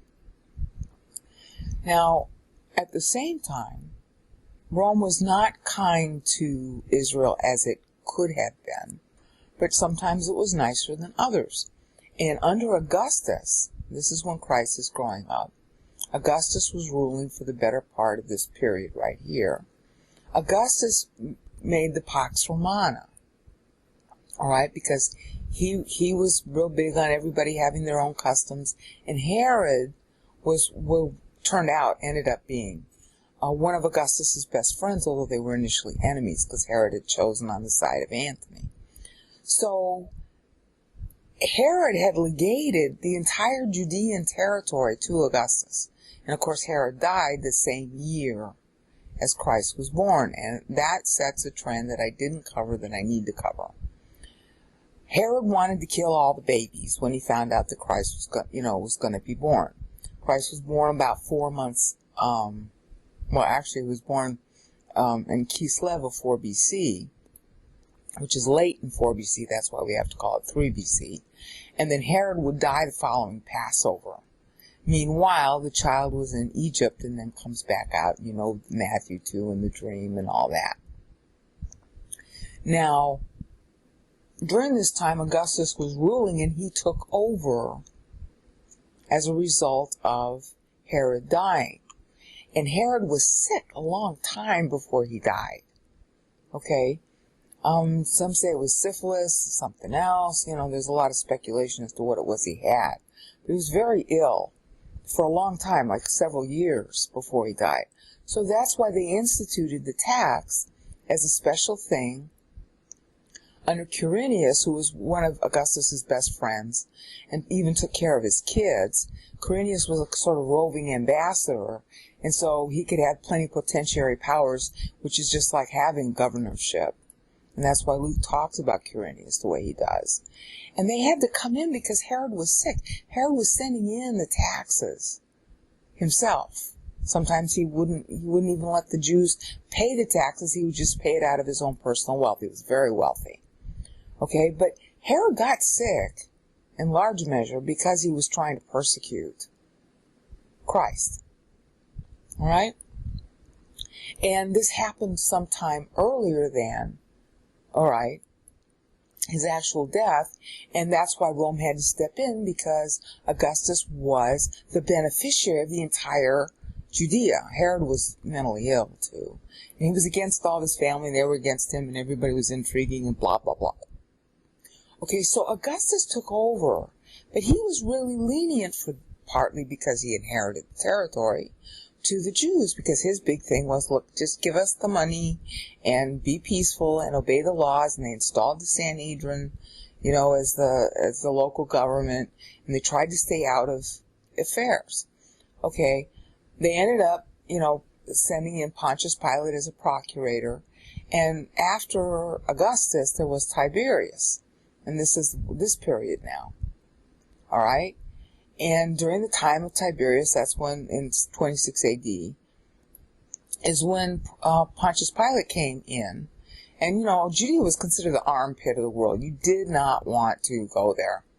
But if you did a good job, you could, get a promotion. So apparently Pilate must have done something wrong in one of his other stations where he was. And so he pulled duty in Judea, and he didn't like it, of course, because it's really hard to manage the Jews at that point. And something he had done in 37 AD got him taken out. Now, of course, Pontius Pilate is famous for being the guy who presided over the execution of Jesus. All right? Everybody knows that story. I'm not going to resume it here. But this is the year in which he left. And again, I'm kind of nonplussed about how close this is tallying to the AD we use, since we usually have a 3-year variance, and I can't explain that. I'm just going to say it the way it is and go forward. Okay, so Pilate is out at this point, and this is the same year in which Tiberius dies. I want to say it's the same year. Yeah, it is. Caligula comes to power at this point. Caligula was a young kid at the time, and he had too much going to his head. And Caligula got it into his head that he wanted to persecute the Jews. All right, Christ is already dead at this time. There's all this stuff going on between the breakaway, so-called breakaway sect of the Christians and the Jews, and they're all up in war with each other, but they're all kind of making nice with the Romans because they don't want to get in trouble with the Romans. But Caligula's a wacko. He's not wacko at first, but by 41 AD, which is just before he, not quite 41, like 39, late in 39, he gets it into his head that he's a god, and he's going to put a statue of himself up in the Jerusalem temple. And he has an advisor named Agrippa, who's related to the Herods, I forget in which way, who counsels him out of it. So at the last minute, he's counseled out of it. But you know what? The guy dies in roughly 41 or so. Okay? That's when Caligula dies. Claudius comes to power at this point. I think I'm saying this in the right order. Somebody will correct me if I'm wrong. Claudius, who was considered a stupid person, really wasn't a stupid person. He just had bad habits, and he slurred and dribbled and did all kinds of things. He was married to a woman, I forget her name now, who had another son named Nero. And the woman he was married to was playing around on him and a bunch of other things. What distinguished Claudius, he was a very good administrator, actually. But one of the things he did do is he persecuted the Christians. He banished them from Rome. You can find that in Suetonius. I think it's in Suetonius. I forget which of the ancient historians it's in. Anyway, he banished the Christians from Rome. Okay, Christians, and I think some of the Jews too, but definitely the Christians. Okay, so Claudius is poisoned by his wife, and that brings our boy Nero to power. So here's the Claudius period, and it ends right about here. Nero's about 16, 17, something like that when he comes to power. And he's a mama's boy, and he's got all kinds of crazy things, and he himself is a wacko. And he gets it into his head, not entirely by his own being crazy, but he gets it into his head sooner or later, especially at this point, that he's going to blame the Christians. I think it's more political expediency than anything else. Okay, because Nero was a mix. He's not quite as wacko as Caligula was. Okay, but he's wacko enough. And he kills Paul. Okay, Paul has 2 trials before Nero. The first trial, Nero was relatively new in power. That was about 50. Paul's waiting for trial at the time he writes this, which we call 58-59 AD. He's under house arrest in Rome, writing to the Ephesians. And that lasts until about 62 AD, and then he's released the first time. And then there's the fire at Rome, and he gets rounded up in 68 AD. He's killed. Okay, that's probably at the beginning of 68 AD, because Nero himself, okay, is made an enemy of the state. And in order to spare himself from having to be killed and dragged into the Tiber and a bunch of other things that the verdict was against him, he kills himself. Okay, full of, self-pity and all that. But that was June of 68 AD. I hope you're noticing a pattern here. Everybody who tries to hurt the Christians and everybody who tries to hurt the Jews, the same thing happens to them. Okay? And then that's followed up after Nero. Then you have the year of the 4 emperors. Oops. Oh, bloody hell. Excuse me. Then you have the year of the 4 emperors. And that's when, Galba and Otho and Vitellius and finally Vespasian, who was investing Jerusalem at the time with his adopted son Titus. Vespasian finally comes to the throne around 69 or so. Vespasian is a whole change of pace relative to how they were persecuting the Jews. According to Josephus, and I think Josephus is reasonably accurate here because it sort of reflects the mindset of Vespasian. Titus wanted to bring his dad, Vespasian, who's newly, emperor. He wanted to bring him a triumph, but he didn't want to destroy the temple because Jerusalem was of commercial value. Okay, so I really do believe that he didn't intend for the temple to go down.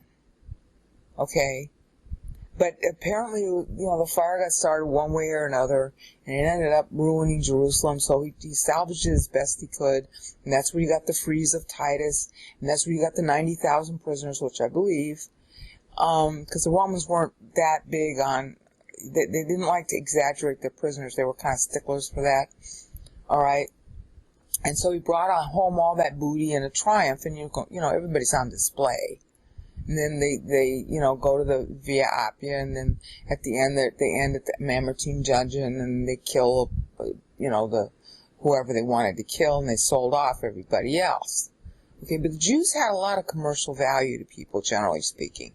So they didn't kill too many of them, unless they had to. Alright, because the Jews were recognized as being good soldiers, they were recognized as being good accountants, they were recognized as being good lawyers, they were recognized, as being good teachers. They had a lot of talents, and for centuries they were used that way by conquering, emperors and kings and whatnot. So Titus and Vespasian and Titus were relatively benevolent, even though it was Titus who sacked the temple. They were relatively benevolent. Titus ends up doing some persecution of the Jews, and he ends up dying. I forget exactly when. I want to say it was 79 AD. Just after Pompey. 79, 81, somewhere in there. Okay, and then, my memory, I'm talking straight off the top of my head, so you correct me if I'm wrong. I want to say after Titus was Domitian. And that's the guy I wanted to focus on anyway. Domitian was really upping up the persecution of the Christians and the Jews. I don't know quite, the taking down of the temple and the aftermath of it. And of course, there were a lot of people in Caesar's household who had converted to Christianity during Paul's time. Okay, Paul, of course, is dead here. The temple is dead here. And by this point, this is the last years of Titus. And then in comes Domitian, and Domitian steps up the persecution. He exiles. One of the things about his persecution, though, is he was a little bit judicious about it because of the popularity of Christianity. So he exiled John to Patmos. Exiled him, didn't execute him. Okay, but the very year he exiles John is the year he dies. Okay, and that pattern continues. All right. After the mission, that's when I want to say Nerva came into power. Nerva tried to, it was a double-edged sword. Nerva tried to sort of moderate things.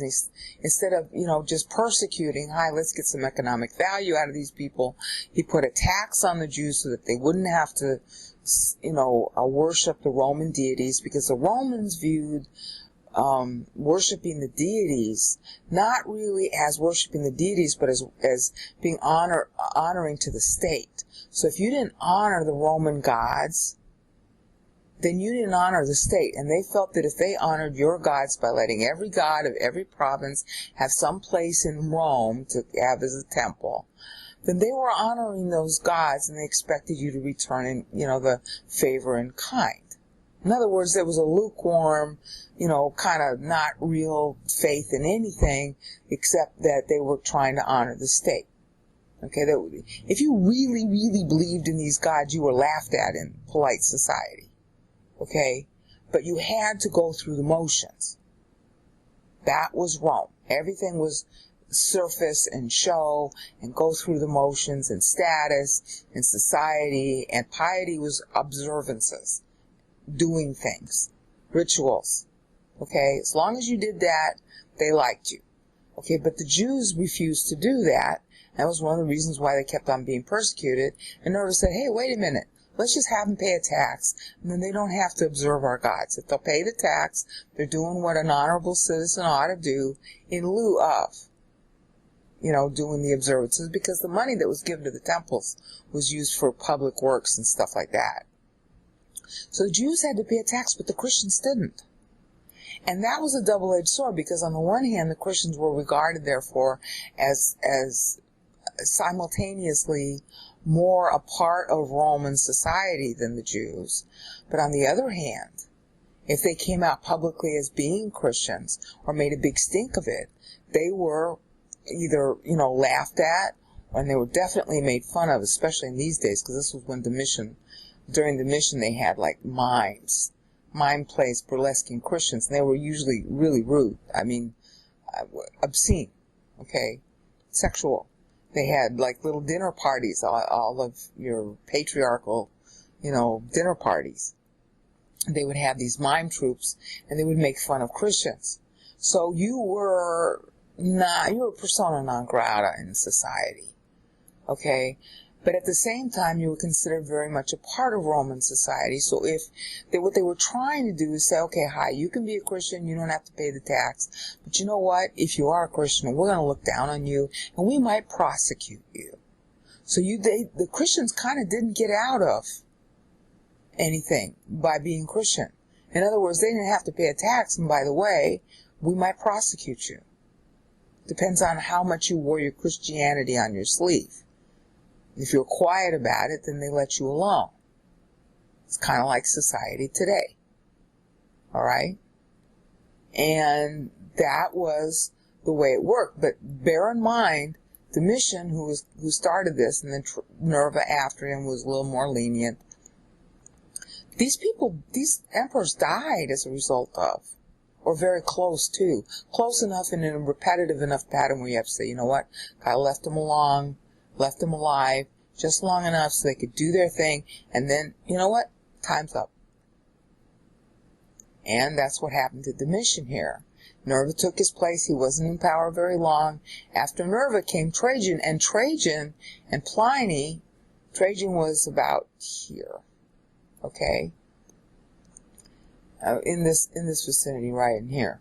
Trajan came after Nerva, and he didn't last too long either. Trajan was big on persecuting the Jews and persecuting the Christians, but only if they were like sticklers about it. In other words, he told Pliny, he said, look, you should punish them if they confess that they're Christians and they change their mind and accept them back into society, which of course never really works, because everybody just laughs at you. They think you only, renounced it just so that you could save your life. So they laughed at you. But if they do renounce, then you let them go. And, don't ask, don't tell was the policy that Trajan gave Pliny. Because Pliny was writing to him, I think it was from Gaul or Spain. I forget exactly where Pliny was. So, but Trajan was still, and Trajan was one of the good, these are the Antonines now. He still wanted to make sure the Christians, if they were obnoxious, okay, that they got, punished. Well, he didn't live too long. And then after Trajan came Hadrian, the Jews petitioned Hadrian, this is about right here, the Jews petitioned Hadrian to rebuild the temple. He said no, and that fostered the Bar Kokhba rebellion, which of course you've heard me cover 3 times now, which starts here, which is where we're going to end up picking up yet again in here. And that lasted from 132 to 135 AD. Hadrian ordered that the city be razed and that Aelia Capitolina be built. Okay, and it was built by 140, but you know what? Hadrian was dead by then. He died in 138. You see what I'm saying? The enemies, it's our fault that stuff goes wrong. That's the other thing that Paul's explaining.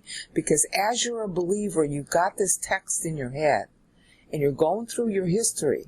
You got the people who, this is 3rd generation, 4th generation. 4th generation is going through all this, and they got Paul, and they're like, oh, wow, look how this is coming true. Well, you know what? If I want to benefit Rome, because after all, I'm living in it, and Rome is still the center because this is where Christianity got born, and we want to make sure that, Christians are around so that they can witness, I better grow up in Christ so that Rome will be benefited, because you know what? It's not going too well right now. And of course, there was enough to generate the Antonines, because this was the golden period, according to the historians. This whole period right here, up until Commodus, which occurs right here. Commodus starts ruling with his dad, Marcus Aurelius, in 177. All right?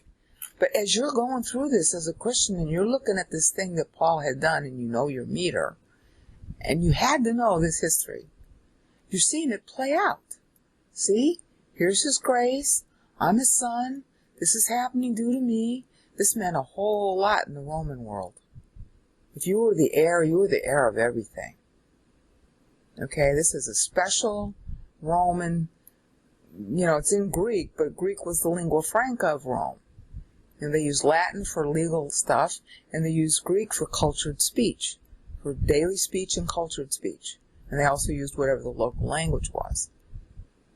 Okay, if you were an educated Roman, you spoke Greek. All right, so everybody spoke Greek, even the Galileans. All right, people saying that they only spoke one language is a big lie. Okay, they just didn't speak it well, and they had a bad accent, basically. But everybody spoke Greek.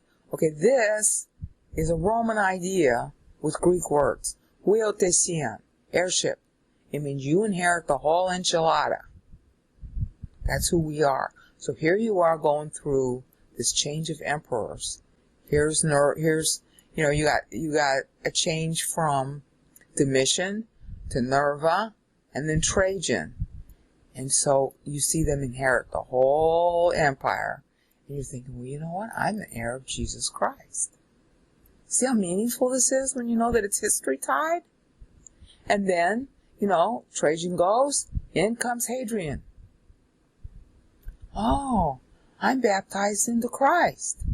Hadrian was baptized, as the Huiotesian for Trajan, okay? But I'm baptized into Christ. And it's his own delight that I'm baptized.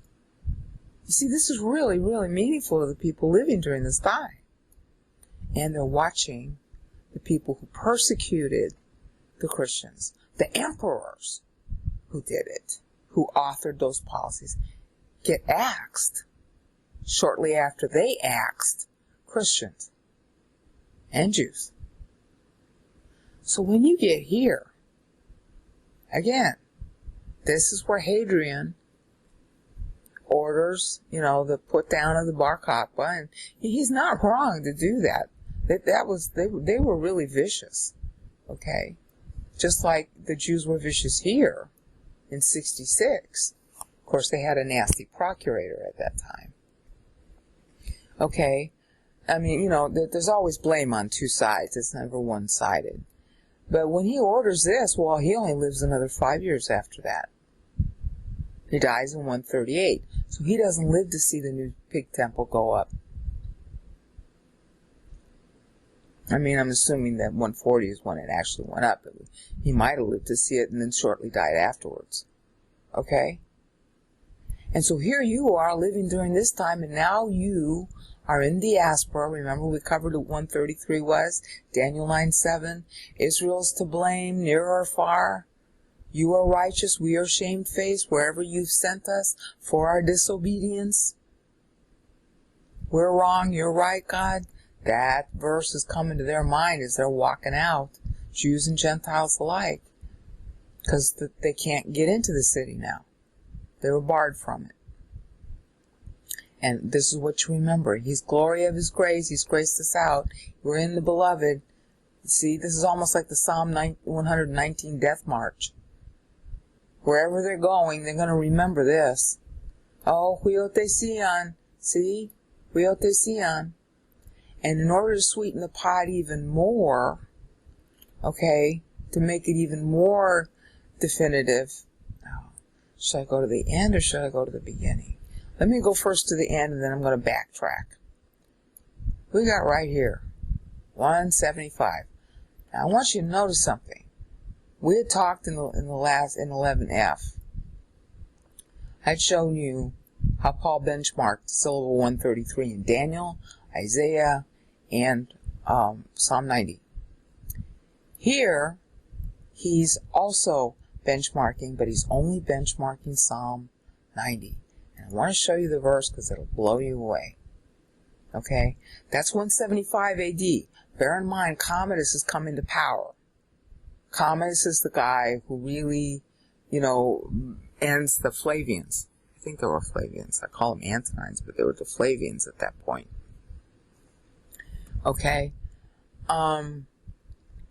Isn't the Flavians with Marcus Aurelius as his dad?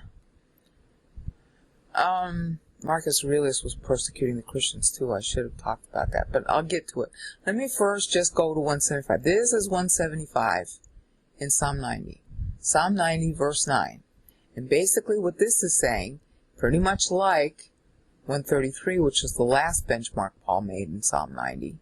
He says it's because all of our days turn in your anger, and all of our years end with a groaning sigh. And that's how people usually end their life, and that, especially with the Romans, they were proud of ending their life that way. Oh, I gave my life for my country, and I didn't get anything for it. Oh, aren't I a good person? See how religious that is? Okay?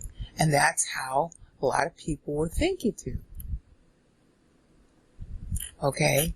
So you got this boundary of ending your years in anger at God and God judging you. And here we go, our years end with a sigh, turning in your anger. Okay? In other words, they're not believing, they're not listening, and of course they go out into diaspora. And so the believers who are negative, as well as all those who don't believe and those who were used to punish, like Hadrian, they end their years with a sigh too. Meaningless, pointless, ennui. Okay? Now, as I said before in 11F, you got dying and birthing, a cycle, palindromic nexus, an ending, giving birth to a new generation in a new place, debt cancellation, baby.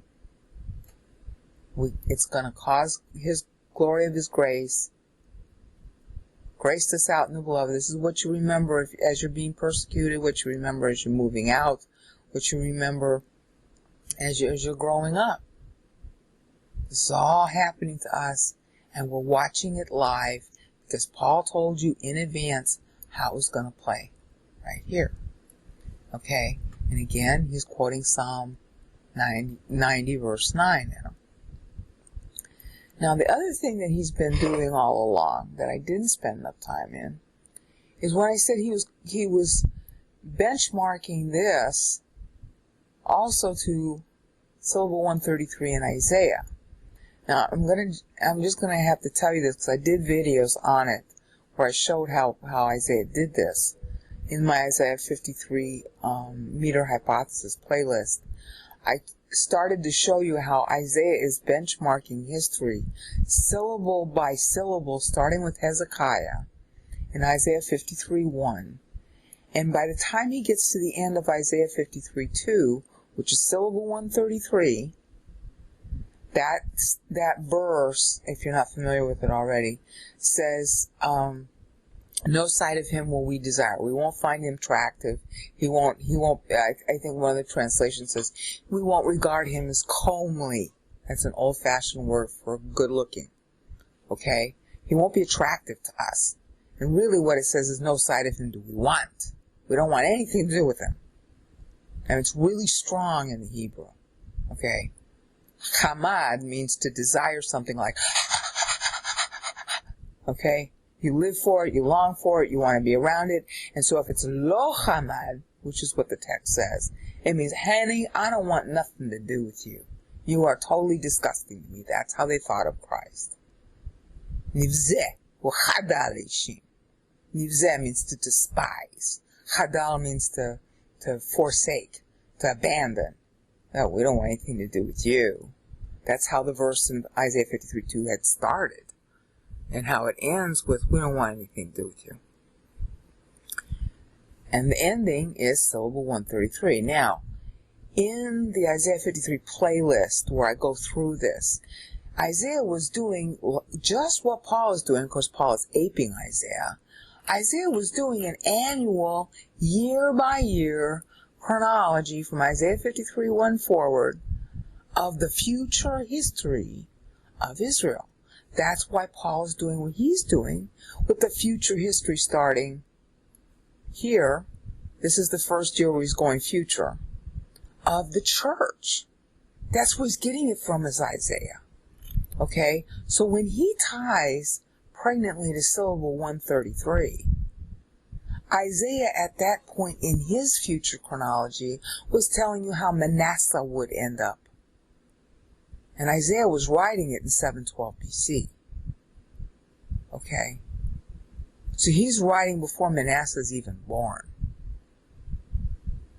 And he's telling you Manasseh's going to end up, and I benchmarked it and I show you how Daniel plays off Isaiah in the page 5 of this document, the pieces the web pages that I list, and the Word docs that I list on Daniel and Isaiah. Go through those because Daniel benchmarks to Isaiah and you can see it. In that part of it, especially at syllable 133, which Daniel also benchmarks to, Isaiah was just wrapping up the kingship of Manasseh. And it was due to the kingship of Manasseh. I want to say it's in 2 Kings 21. It might be 1 Kings 21. I get those two books mixed up. God says somewhere in the middle of that chapter, he says, due to Manasseh, the temple is going down. No matter what.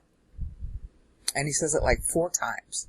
And it's repeated again in 2 Kings 23, again in 2 Kings, I want to say chapter 24, verse 3. I'm talking off the top of my head, so you'll have to look that up. Just look up Manasseh, and you'll find it. That is what happens here at syllable 133, which you've heard now so much that you probably can't forget it, I hope. All right? Temple goes down. I mean, the temple was already down under Titus. But now a pig temple's going up above it. You get that? That's abomination of desolation. So Paul is tying to the original Solomonic temple going down like Manasseh, due to all Israel. Manasseh put temple prostitutes in the temple. I think that's in the 2 Kings 24:3 passage. It might be in the Companion Chronicles passage on Manasseh. There were temple prostitutes living in the temple. Temple prostitutes to other gods, okay? It was really bad what he did. So it's a parallel to what happens here. Okay? You see, Paul's being real specific. He's telling you the history is going to be that bad. He's drawing a parallel to Manasseh via Isaiah, which Daniel also does at the same juncture, at Daniel syllable 182, which is technically on the Solomonic period, but Solomon was giving into temple prostitutes too. He didn't put them in the temple, but he was allowing temple prostitution to go on outside the temple, which is mentioned, I forget where it is, but it's somewhere early in Kings. All right, that was one of the things that Solomon got wrong, and why Jeroboam was going to get the kingdom away from. That's why Jeroboam was offered the kingdom after Rehoboam came to power. Okay, and of course Jeroboam, turned to idolatry also. So this whole thing is about idolatry. And what's happening here? Well, an idolatrous temple is being built atop the real Holy of Holies. And of course there's an abominating dome. Duh! Can Daniel 9 be more advertised? We got a dome of the Muslims sitting above the Holy of Holies right now. You see the parallel to today? It's pretty pregnant, huh? All the while, we are still in the 91, baby. 91 was supposed to be when the rapture happened. 91 was supposed to be when the tribulation began. And we are still on the verge. We are still in Daniel's 62nd week. Tribulation hadn't happened yet because the 62nd week has not closed. We're still in that time bubble. And the 91 is telling you that. You're beginning to see how clever all this number play is? So now, you might be saying, well, okay, I get the fact that it has to be connected to Rome. I get the fact that it's got these numbers in the pregnancy thing. Okay, oh dear God, I hope I'm still recording. Yes, I'm still recording. Okay, but, can we get back to the text, please? Okay. You've gotten the point that it's pretty depressing from here on out, right? This was all nice and chirpy. Worthy of God, and this is Christ's own biography at this point, which terminates roughly here when he's in heaven, and then he takes all of the Old Testament people from paradise with him. That's going to be in Ephesians 4, 8, and 9. So we have our blessing in the heavens with those living in the heavens via him. You got that. You got that he's 56 now. You also got that this is the future going forward. You got that this is persecution. You got that this and this is persecution. Okay? You got that this is when the tribulation was expected at the outside, the very last date. And therefore Paul's trying to tell you, hi, we're still in the 91. 91 AD was when the 50 years would have been up had Christ died on time, but he died 7 years early. That gave rise to these earlier potential rapture dates. Okay? And at the outside was 91, which would have ended there. And Paul skips right over it to 94 because the rapture ain't going to happen. But by the way, we're still in a 91. It's first quarter. It's pregnancy. It's 9.1 months. And here are the generations being generated. And they're not voting well. Right? You got all that. So at this point, how many times have you heard it now? This is when everybody starts politicizing. All the different versions of Christianity and Judaism start politicizing. There's a lot of cannibalism. In other words, they're fighting with each other, as well as fighting against, Jews against Christians, Christians against Jews, everybody going to the Roman procurator and trying to condemn the other guy, All right? Hatfields and McCoys. So notice this is where Paul starts to get real specific about what it is we have in Christ. I mean, this is pretty general here. God is worthy of praise. He's blessing us. Okay, but how? Every blessing, well, that's all nice and syrupy. Okay, it means a lot more, as you'll see if you read the notes to these verses, but it's still generic, right? It's generic, it's nice, it's chirpy. There's a lot more to it, but still, on the surface, it's generic. Oh, we're blessed in the heavens. Well, yeah, but what about right down here? Right? And he elected us. Oh, that's good. I have a future. I don't have to worry about being saved. We were in him before the founding of the world. That's nice. When I'm dead, I'm blemish free, but right now, I don't feel too good. Before him by a standard, okay, please have the rapture come now. That's how everybody was feeling. Because they didn't understand any of this. So Paul starts to get real specific now. And he's going to need to, because this is where the persecution really steps up. So far it sounds, there we go, 91, latest rapture date, latest beginning of tribulation. By means of love he foreordained us. Okay, I'm going to live on that, but, I really don't understand what it means. Okay. How about huiothesia? And I started to talk about that a little bit before compared to the emperors who are dying. This is when Trajan dies. All right? The emperors who are dying, it might not have been this close. It might have been a little bit later but it's definitely just after this. Because I think Hadrian comes to power in 117 or before. All right? How about airship? That meant a lot in the Roman world. Okay, that meant you were rich. That meant you had control.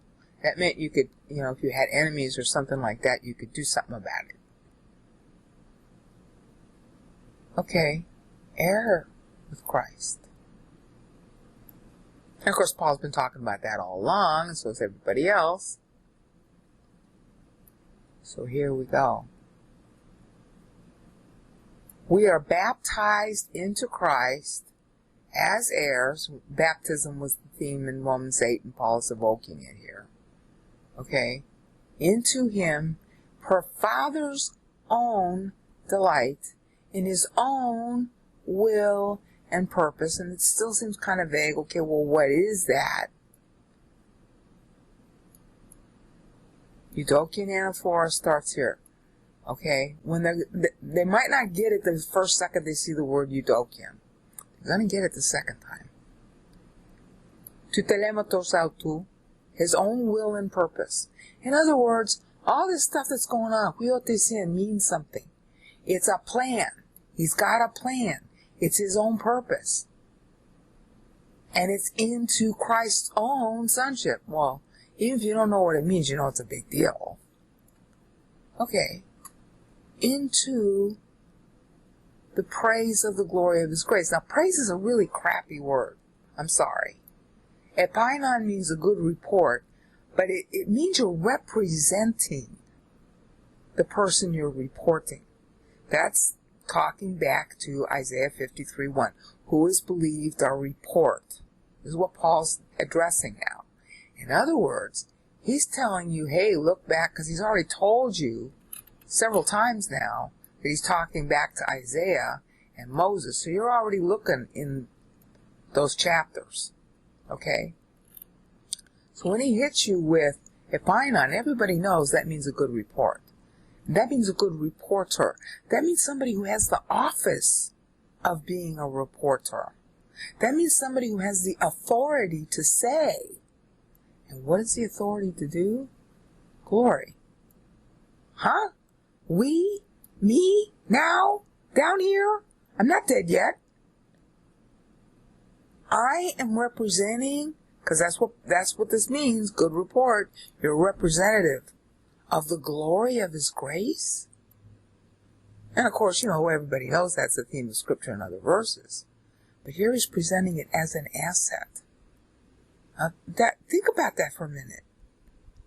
My pastor spent a lot of time on this using a different verse, but it's the same idea. He kept harping on us. Look, you represent Christ down here.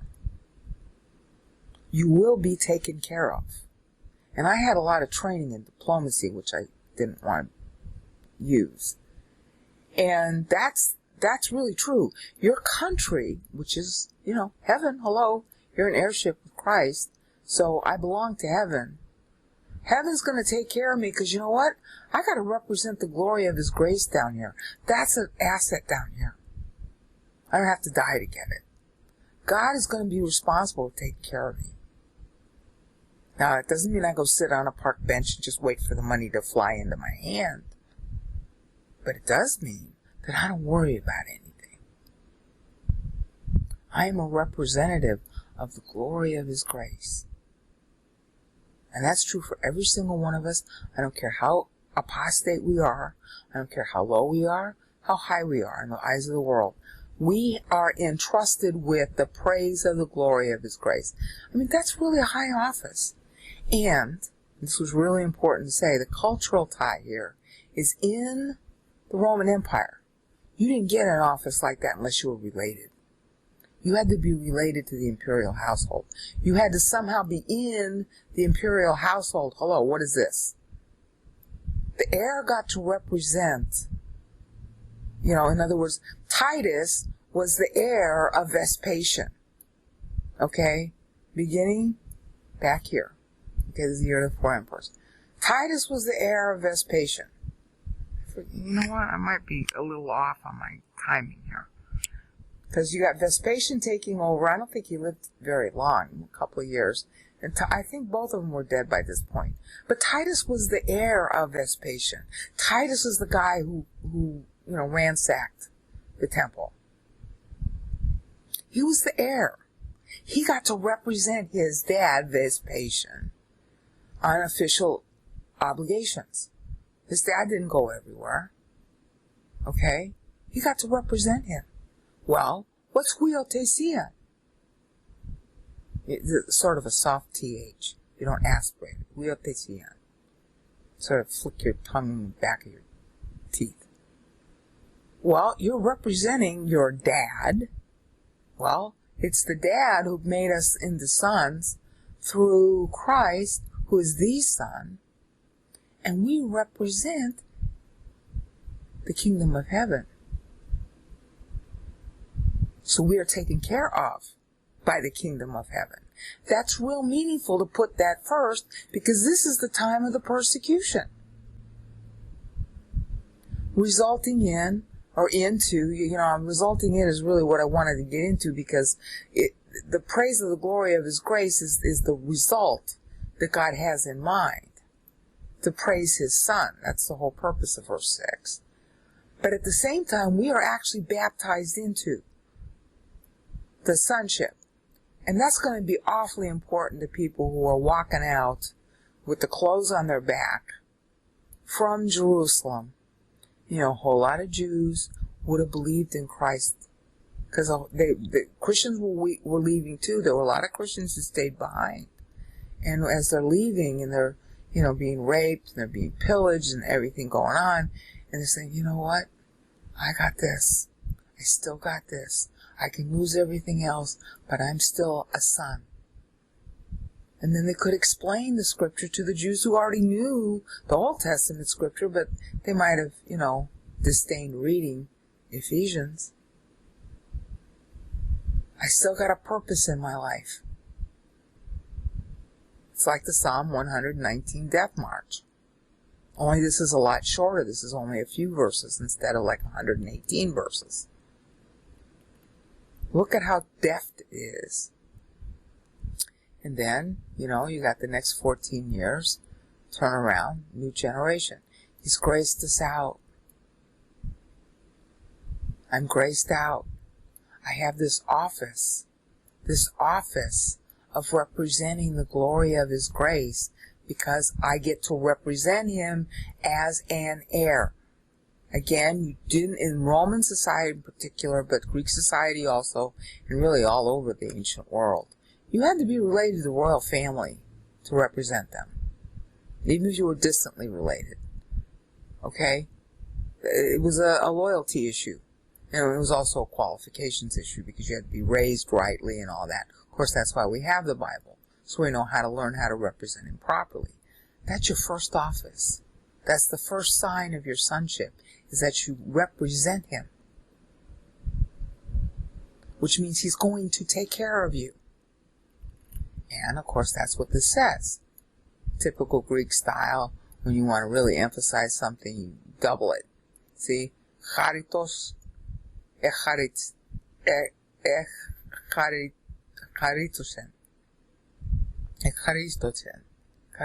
I can't do it right today.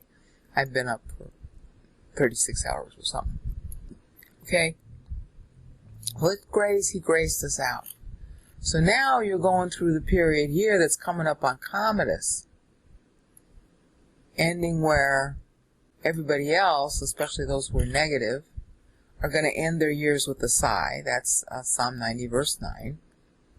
But you are saying, in whom we keep on having redemption, on account of him through his blood, debt cancellation.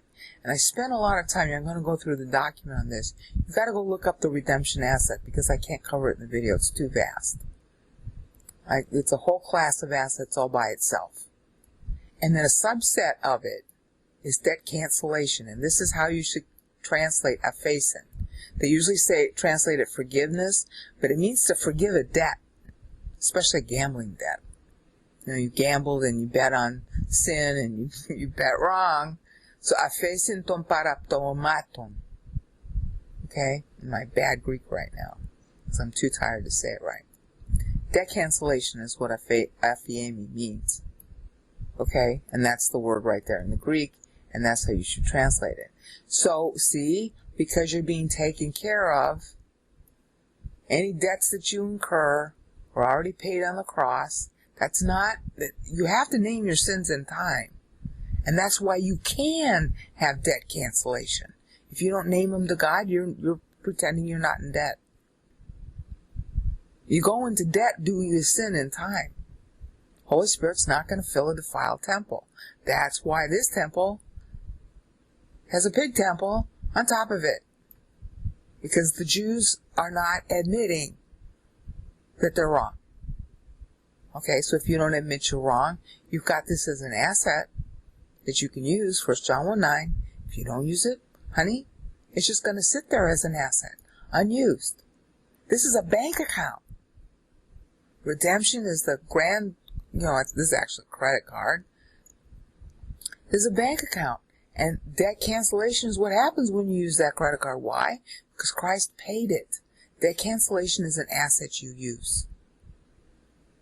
So you see, at the very time between here and here, when Commodus comes to power, when there was a step up in the persecution of Jews and Christians, that's when Paul rolls out the assets. You're a representative. He's graced us out. And by the way, that's a redemption asset. Redemption means that you're redeeming something in time. Again, you got to read the verse 7 note on this. See? Redemption. Apolutrosen. Read this note. Right now it's on page 28. But as you can see, you could just click on verse 7 and read it. And I go through what I'm just telling you in more detail so you can think it over. And then your next asset is debt cancellation. That's a fund that you use when you use 1 John 1:9. It's an account. It's really like a credit card that you never have to pay back because Christ paid for it. But it's an account you have to use, and if you don't use it, honey, the Holy Spirit's not going to fill a defiled temple when you're in a state of sin. And you'll never understand Scripture if you don't use 1 John 1:9. And that's what Paul's talking about here. And I go through that in a little more detail in the note to verse 7. So that's where I'm going to stop right now. Just in the historical timeline, understand that there was a parallel drawn by Paul between 133, when the temple is raised, when the big temple goes up, and the time of Commodus, when the religiosity of the Roman Church solidifies. Okay? Bible interest goes to an all-time low in this window. And so God judges.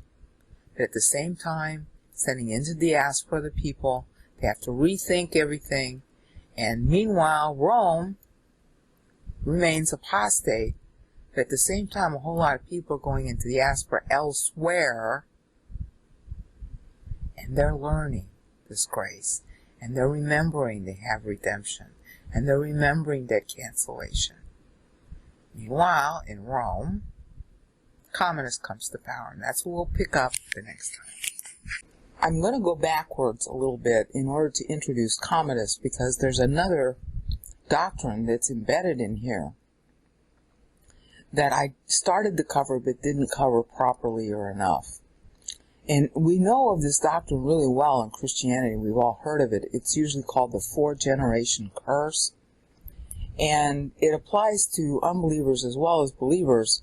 Basically, when 4 generations have occurred that are so, how do you want to call it?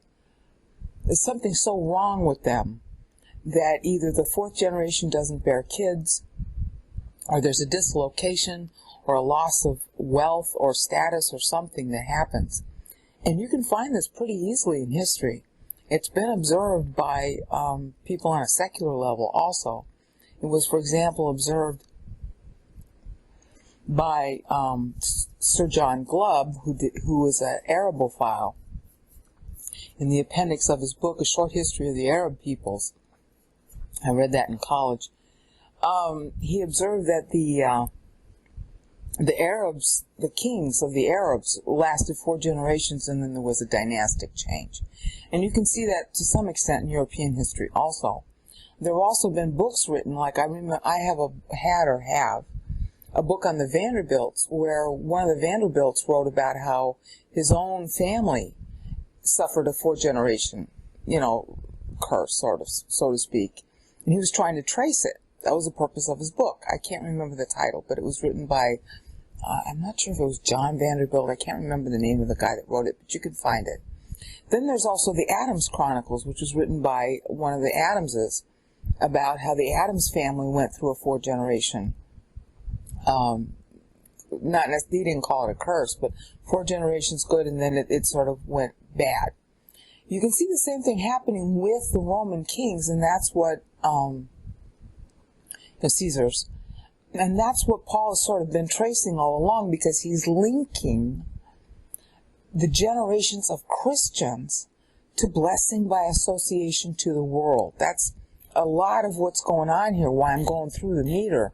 The same thing was done by Moses, and the same thing was done by Isaiah, and Daniel's actually invoking that very doctrine in Daniel 9 to petition God to allow the temple to be rebuilt for the sake of the world.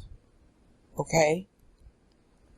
And so we want to kind of go through this. I want to really cover it quickly, hopefully, so that you can just get the flavor of the idea, and you're going to have to do more research on your own as to the particular individuals. Here we got the founding of a dynasty by Augustus, Octavian. He was, son of, not really the son, he was a nephew of Julius Caesar. And through a lot of hassles and everything, he finally rises to power. And he's in power at this point when Christ is born. He stays in power until AD 14. After he dies, Tiberius, who was his adopted son, it was really through Livia, through a different father, Tiberius takes over, and then he lasts until 37. That's generation 2, so to speak. Okay? And these are called the Claudio Julians. Okay, after that came Caligula in 37, and then he was murdered, and after him came Claudius, who was another son of, I think it was Livius. No, son, her nephew. He was her nephew, Claudius was. And he comes to power, and then he dies in 54, poisoned by his wife. And then there's Nero, okay? So in terms of the actual kids, you got, it depends on where you want to count it. We'll say Augustus was first, then Tiberius, okay? Then Caligula, that's 3. Then Claudius, that's 4. And then, of course, the problem we're having here is we got different fathers, so how much do you want to call them generic? Nero was 5th and last of the Claudio Julians. They were considered Claudio Julians, but Nero had a different father. as far as if I remember correctly. And so did Tiberius. Okay, so you got 5 there, but it's really only 4 after Augustus. Okay, and that's when the Claudio-Julians end. At which point Nero dies in 68 here, and after him was That's when they had the year of the 4 emperors with Otho and I'm not naming the right order. I think it's Galba, Otho, Vitellius, and then Vespasian. Vespasian begins the Flavians. Okay, and he comes into power in 69. Probably on January or something of 69. I'm not sure if I remember correctly exactly when. But that was Vespasian. His son was Titus, who was investing Jerusalem at this time. Titus comes in 79, when Vespasian died. Titus only lasts 2 years until 81. Okay, and then Titus had who did he adopt? What came after Titus? My brain isn't working. Let me go look it up.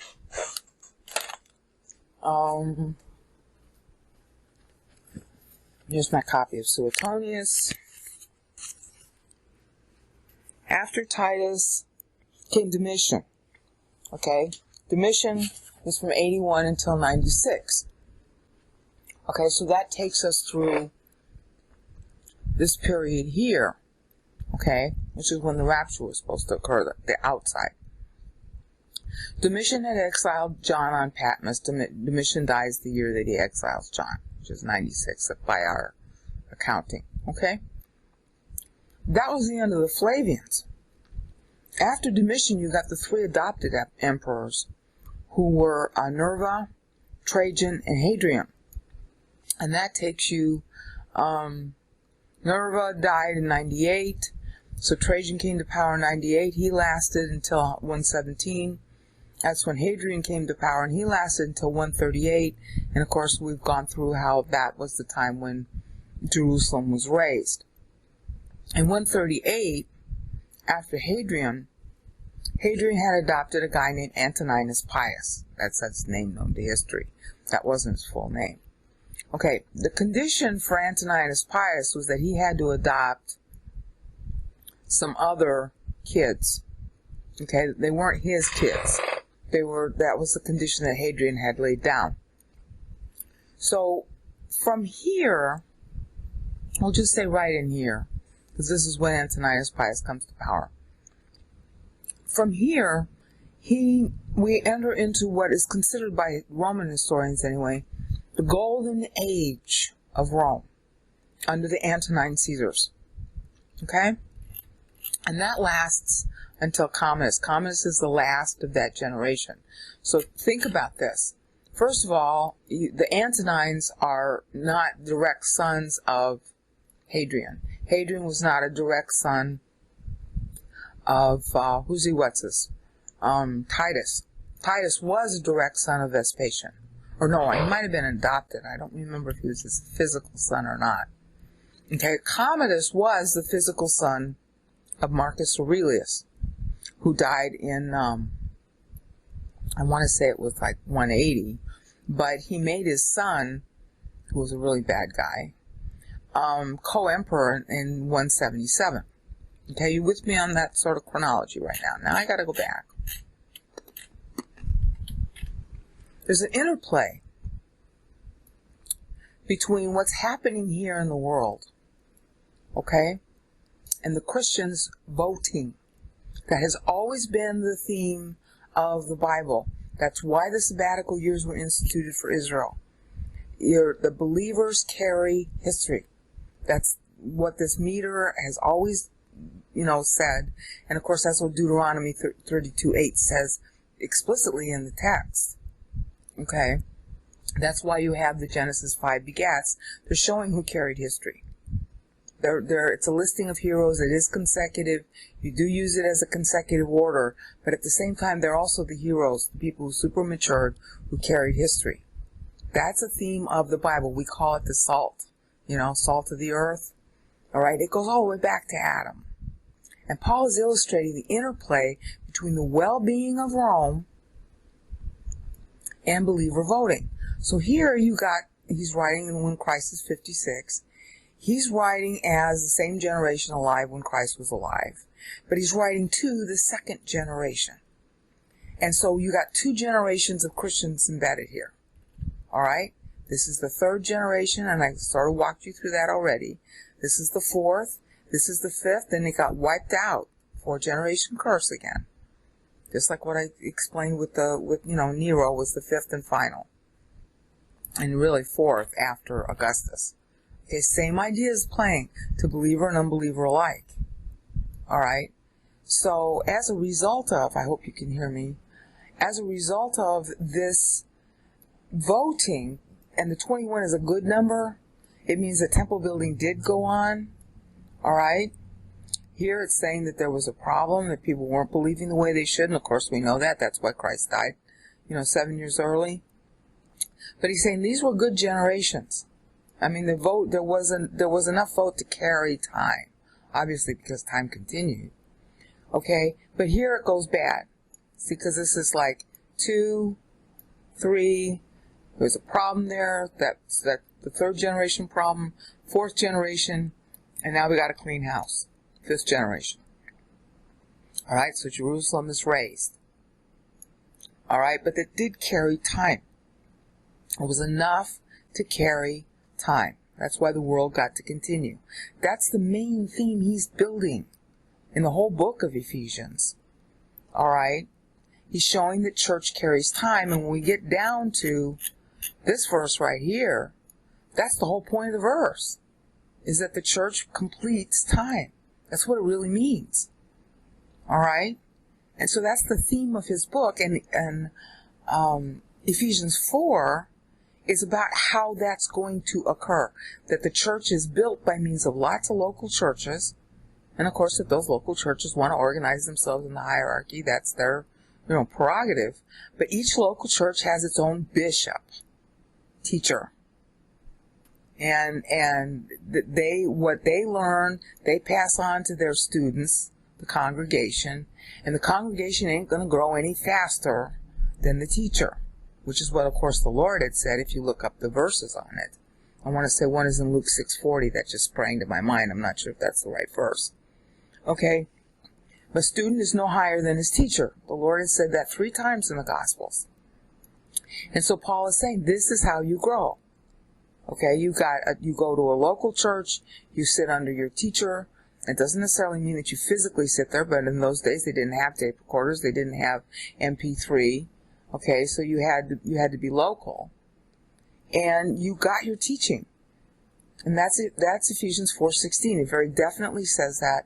And if you want, I'll give you the webpage that I wrote on that, showing the exegesis of it. But I mean, you can pretty well read it just in translation. Most of your translations make that pretty clear. All right. So that's how church grows, is by learning Bible, learning and living on Bible. And that's what blesses the world. And when the world is not getting the benefit of enough Christians growing and voting like they did here, when you got too many of this going on, then the world suffers. And that's the lead in to Commodus. Because here you had 2 generations, kind of iffy there, but enough. And you had a good generation in there, all right, but not enough to warrant the rapture, but enough to warrant time going on. And then you got a 4th generation here, and this generation, gotta go. All right? So, that bought blessing from this point here, 96 AD, to when Commodus comes to power, is considered the age of the Antonines, the 4 good emperors. That's what they call it in Roman history. That's the Roman historical term for it, the 4 good emperors. Okay, and that was talking about Antoninus Pius, Marcus Aurelius, and then before him, Nerva and Trajan. Commodus isn't counted as one of the good emperors because he wasn't. He was a jerk. But you see, there's a lag here. This was when the generation this was a good generation. I mean, good enough to continue time. And notice how it's terminating in 105. And Nerva comes to power, okay, in 96 AD after the death of Domitian. So there's a distinct connection between this generation and Nerva's coming to power. All right? But it goes bad. It goes so bad that this ends up being a nexus. We're starting over. Then we have another 28. And it had been bad enough that this blessing to the world through the Roman Empire at this time, because that was the central way to get Bible, okay? The safety of the Roman Empire made it easy to travel to get Bible in Israel and in Asia Minor and in the Roman world. That's where it was centered. All right? But by this point, there were too many negative Christian votes, so you had a Commodus coming to power in 177 AD by our records and dying, I want to say it was 192. All right? So Commodus is during this period. Okay, we'll see. Paul has switched now to 56. That's bad. Vote short. Okay? Vote short.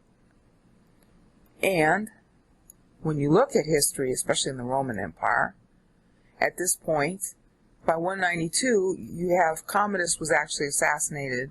Pertinax was a Roman general. I think he was a Roman general coming to power. And there's a whole bunch of usurpations in the Roman Empire occurring here. Okay? Afterwards. So he's Paul, by means of the meter, because you know that this is an Anno Domini accounting, because you know he's talking about the future, you can relate the text, obviously, as you're going through whatever you're going through, because you're going through a lot, because the Christians were persecuted during this time. All right? But you can also see the blessing by association related and the cursing by association when we don't vote well. And where we had stopped in 11G was with Commodus. So I'm going to start to go through that now. We're entering now the second quarter of the year of church, okay, which is sort of metaphorical because these are trends. These are not just the history itself, but they're going to end up being trends, as you're going to see. So here we are at the time of Commodus. He lasts until 192 when he's murdered by I forget if it's the Praetorian Guard or the army or whoever did it. The Senate was really big on that. Pertinax was nice to him, tried to bury him, and the Senate issued this really nasty thing. Throw him into the Tiber, drag him along, blah, blah, blah, and that's all recorded in the Augustan history. Even if you don't think that history is wholly correct, it's a long quote like that by the Senate probably is something that actually happened. All right, so that was 192. Church is still in the toilet at this time. Church is turning itself into a religious affair. It's just a question of which of the, competing apostasies is going to get dominance. And at this point, especially beginning at Commodus, what we call Catholicism began to take form. Okay? Now, understand that the whole Catholic thing is that they just went back into history and claimed everything that happened before them as being Catholic. Okay? They just claimed the whole period and they made up some stories about Peter and all that stuff. Okay, fine. Anybody who would have gotten political dominance would have done the same thing. The winner gets to rewrite history. So don't turn this into an anti-Catholic polemic. That's not the point Paul's making. And that's not how you're going to really learn the lesson that he's giving here. He's talking about the interrelationship between not voting to learn and live on Bible properly and what happens in history. To let you know that there's a bad vote by church meaning the body of believers in any generation. And this is the effect on history. It's not good. This is the responsibility we have, because we are heirs of Christ, and Christ is the man of history. He is the meaning for time. That is what Hebrews 1:2 says in the Greek. He is the reason for time. So we have to be the reason for time too. And that's why we get these phenomenal assets, which I'm going to cover later, as heirs. Just as any Roman Empire, any Roman emperor who came to power, his word was, boy, you had to do that. Okay, well, it's true for us too. And we better wake up to our high position in Christ. That's the warning that Paul is unrolling here by means of the text. If you cross-reference it enough, because I learned this from my pastor and he didn't even know about this meter.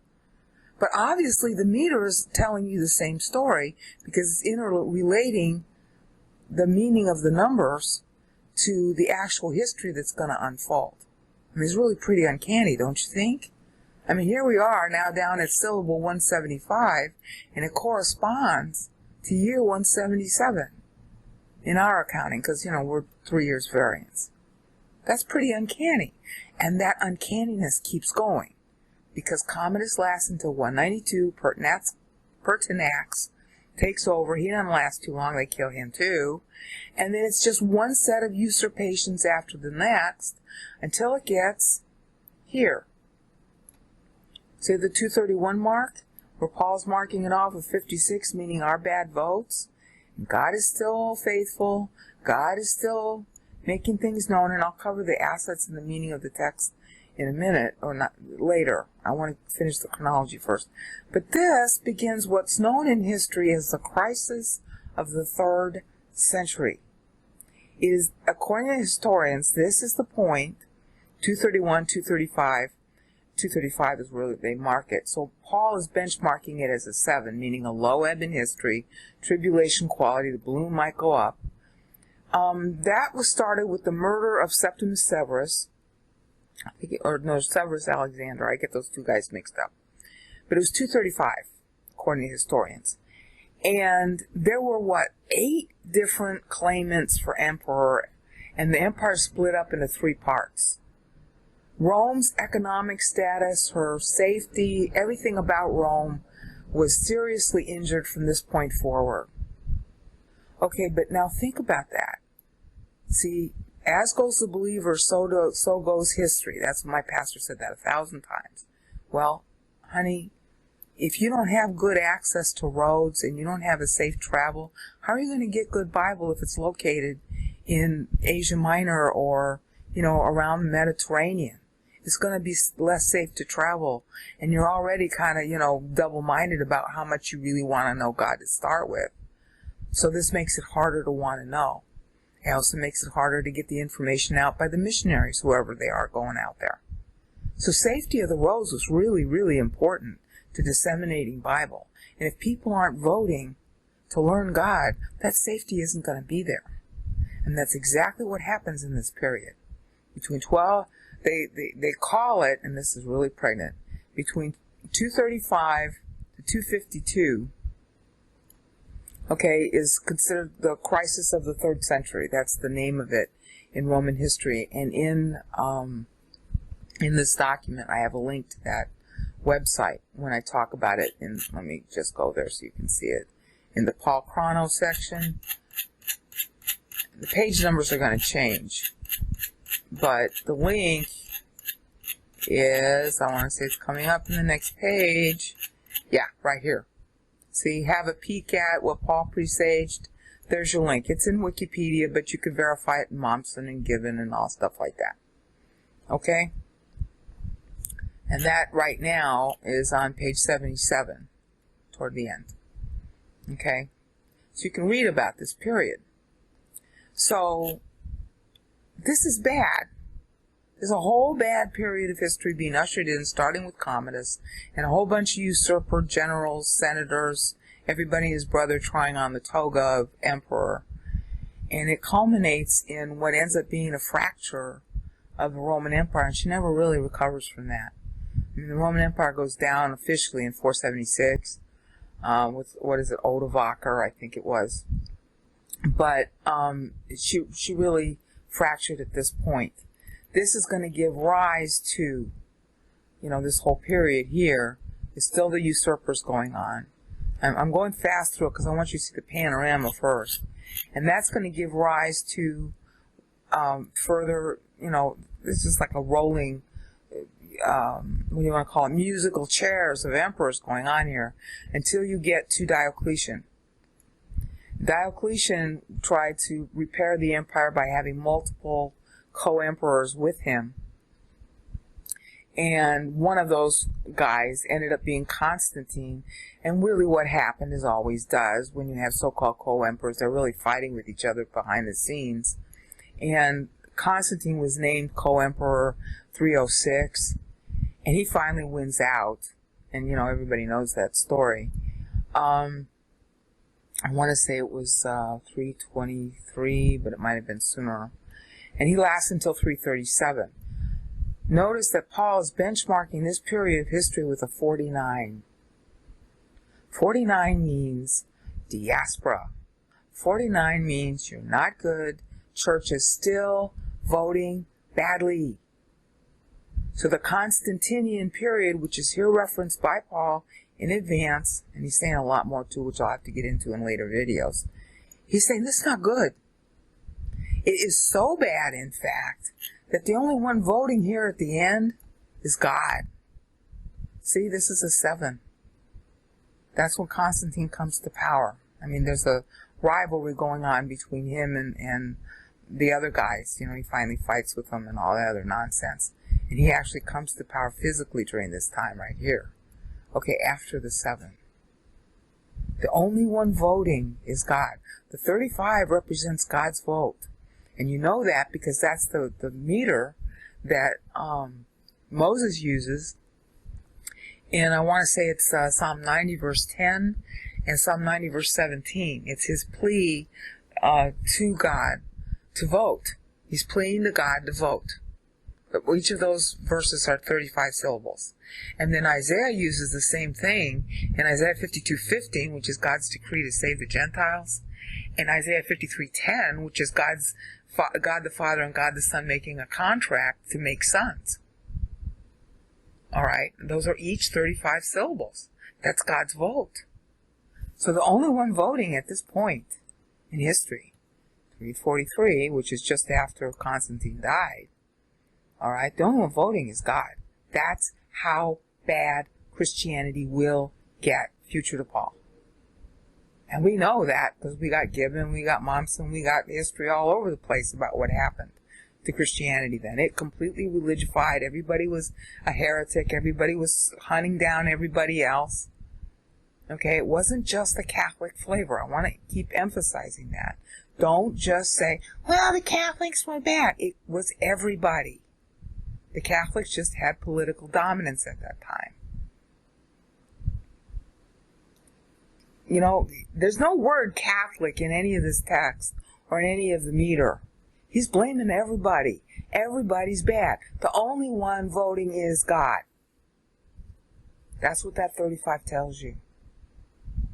And right here, the year at the end is 343. So Constantine dies during this period. And shortly after he dies, Christianity becomes the religion of Rome. It was legalized during his time. It was not made a state religion at that time. It was made a state religion under Theodosius, and I want to say that was 380 AD. Yeah. And that's where we come to the end here, pregnantly ending at 434, which is 62 weeks. And the only one voting is the Holy Spirit. 4th quarter of pregnancy. This is like you're supposed to read this as a continuing trend from what we would call year 434 onward. That's how bad Christianity was predicted to be by Paul. This whole period, which everybody says, oh, the church has finally come into its own and we're no longer persecuted and look how good we are. And it is true that a whole bunch of manuscripts were made, and it is true that they preserve Scripture, and God bless the Catholics for that. And it's not just them that I'm, saying bad things about. It's all of us. You either had one group of weirdos or you had another group of weirdos. You had the Arians, the Nestorians, the Marcions. I mean, you got one group of jerky ideas about what the Bible says after the next. Everybody was nuts. They were all religious. They were all fighting with each other. Yeah, but the Holy Spirit is still voting. And what I'm going to end up getting to in later videos is to focus on this phrase here. God's vote is that there be proelpikotas, first fruits. That's what that is. That's what he's talking about. It's the third of what they call first fruits anaphora that Paul began developing way back here with, proetito was the first one. Proetito, that's a technical term for presenting food offering at temple to Father.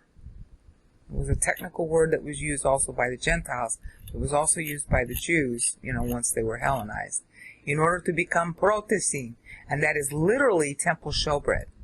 It is not properly translated in your English Bibles. And that results in first fruits. Now, you know the verses in the New Testament about how we're first fruits. Okay, but first fruits is a small group. I don't know how much you know about the ceremony in the Old Testament, but first fruits was a small group. Just ignore the phone. It was a small group of a couple of handfuls of a harvest that you waved before God, and then you counted to Pentecost after that.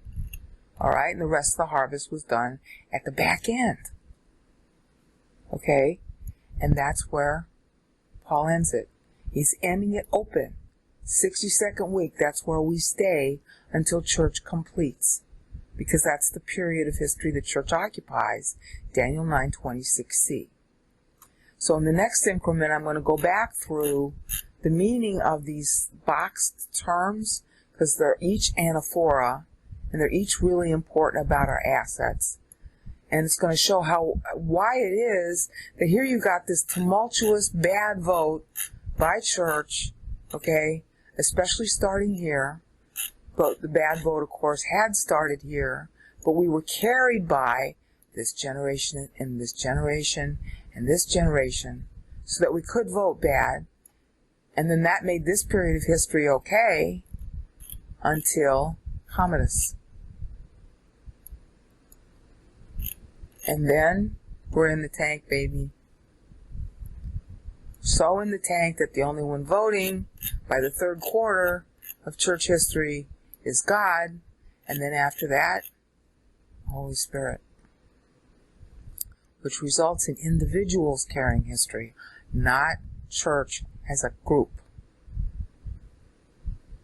So I got to cover these assets so you know why that works and how it works, which is really the same way as it worked in the Old Testament. And I'll cover that in the next increment.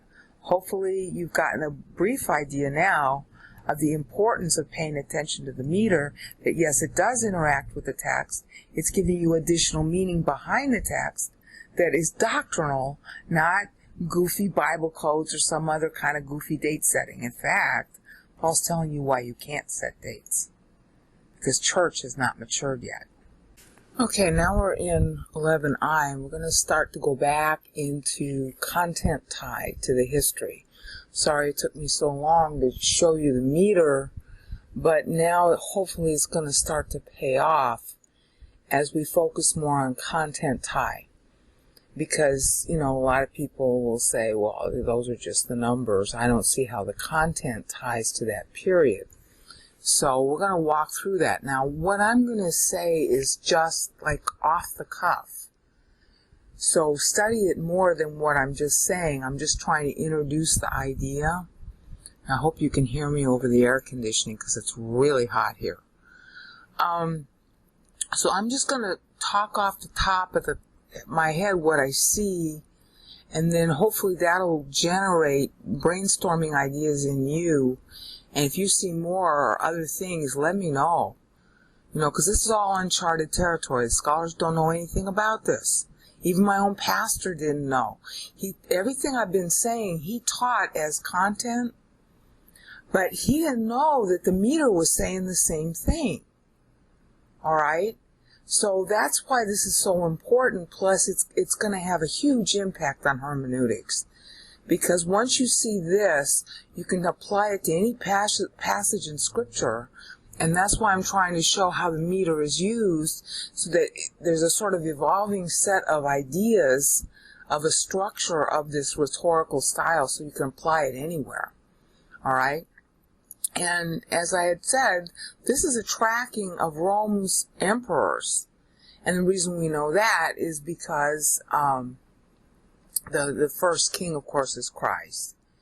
And so in the Old Testament, it was Christ is going to be born, so here are the kings that lead up to him. Therefore, Isaiah 53 was first David to last David, and therefore running sotto voce underneath the text of Isaiah 53, the meter tracked Israel's kings. Okay? And each clause in Isaiah 53 said something about how it would, how Christ would be when he got here. But it was also saying something about the king who was in power at that time, during the period of whatever that clause represented. All right? Daniel continued that in Daniel 9, as hopefully you've seen some of it by now when you've looked at the documents. I haven't done videos on it yet because it's so complicated. And Paul is continuing that rhetorical tradition, only he's using the Roman kings, because church, is on earth, and Rome was basically the guardian in a way for people to be able to get to Jerusalem, which is where church was still centered, so that they could get Bibles, so that they could get teaching, so that they could learn about Christ.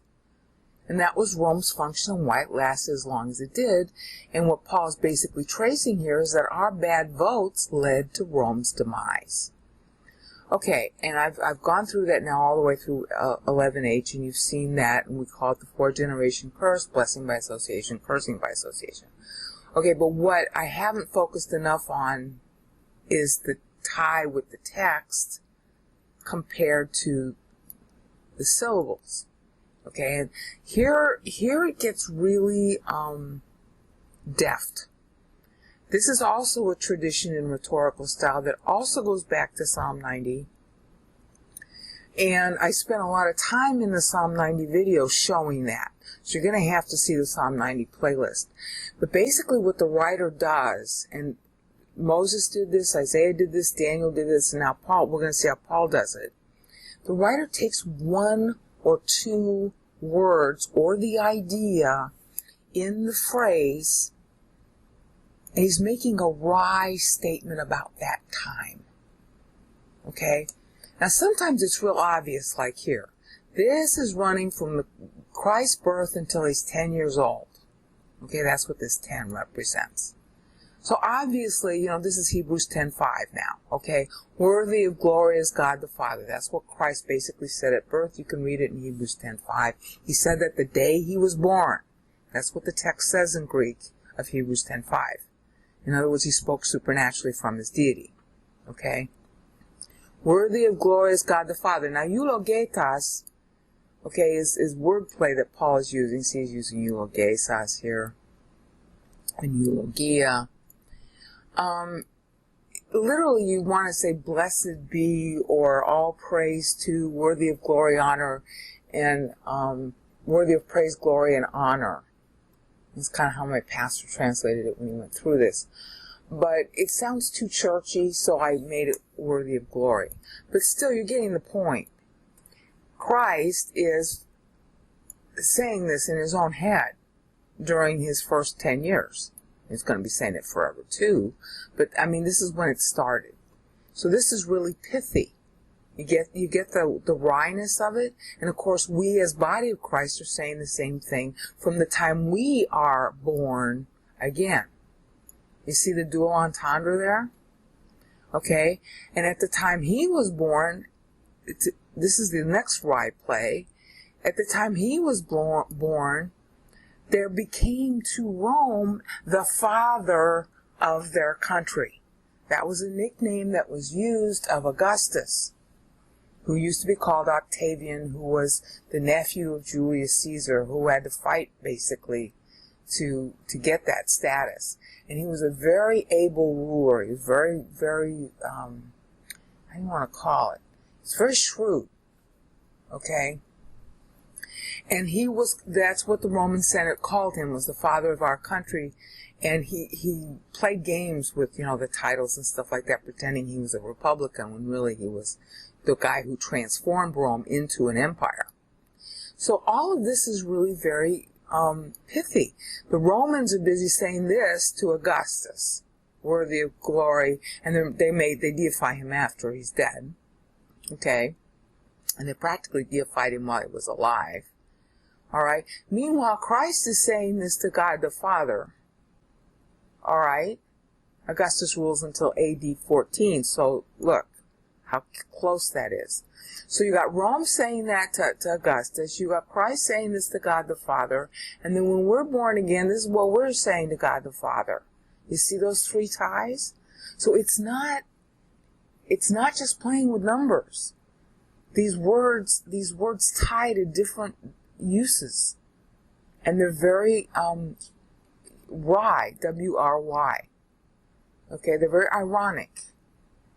And oftentimes it'll just be one key word here. See, Christ is worthy, God is worthy, and that's what the Roman Senate was saying of Augustus. So you got to be really alert, and it's hard to do this because in English the language is so churchy. You got to be really alert to the individual words. Take it very, very slowly. Okay? Okay, and then of course, Christ himself is God and Lord, but he had to master. This is, kurios is the vocabulary form. That means Lord and Master. Wasn't only used for God, but it was always used for God. Get that distinction. When you said God in Greek, you said kurios. All right? But it was also used as an honorific title for anybody who was your master. Okay, so like the Lord of the Empire, that kind of thing. We have the same sort of expression here. But master, meaning having absolute authority. Okay, but the master first has to master himself.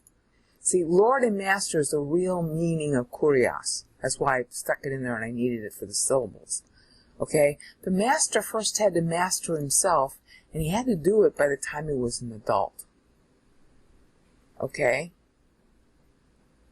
And in Greek culture and Roman culture, you were an adult at 15 or 16. Okay? And in Jewish culture, you were an adult at 12, which is the beginning of your 13th year. So he had to become master by his 13th year. To kurio. See? He's 13 at that point.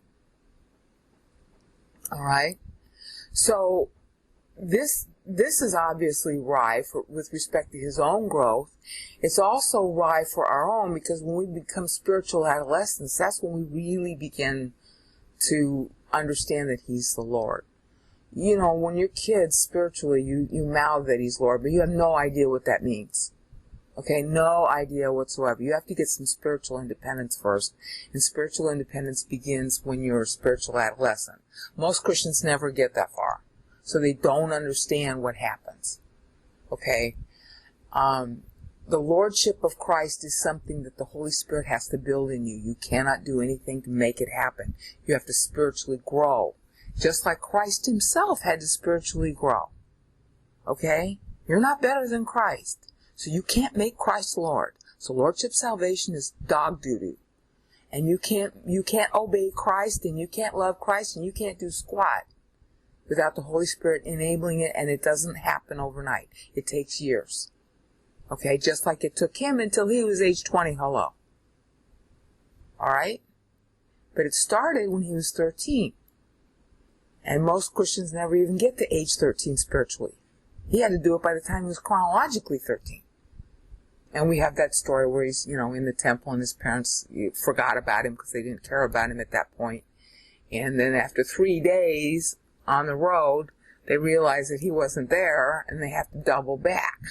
Because it was 6 days' journey from the temple to where they lived in Nazareth, basically. Especially in crowded season. So, he had to become Lord and Master of himself, and you start to realize he's your Lord and Master in spiritual adolescence. You have to have independence of your own before you understand what Lord means. You really don't know what it means until you grow up. Okay, and at the same time, okay, again, this is the Augustan period. Augustus will die in AD 14 right here. Okay, and after him came Tiberius. All right, and Tiberius was like, the son that Augustus never wanted. Tiberius turned out to be a pretty good ruler, basically. Okay, he had his problems, but he was a pretty good ruler.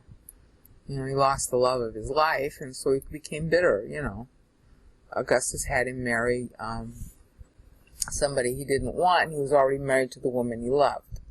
It was kind of like the story of Prince Charles. So, it was an unhappy time for Tiberius most of his life. But anyway, the point is that Augustus dies right here. Okay, well, they deified him. Do you get the wit here? Right here, Augustus is dead. And at the time he's dead, what are they calling him? Kurios. You see the wit? You have to really think.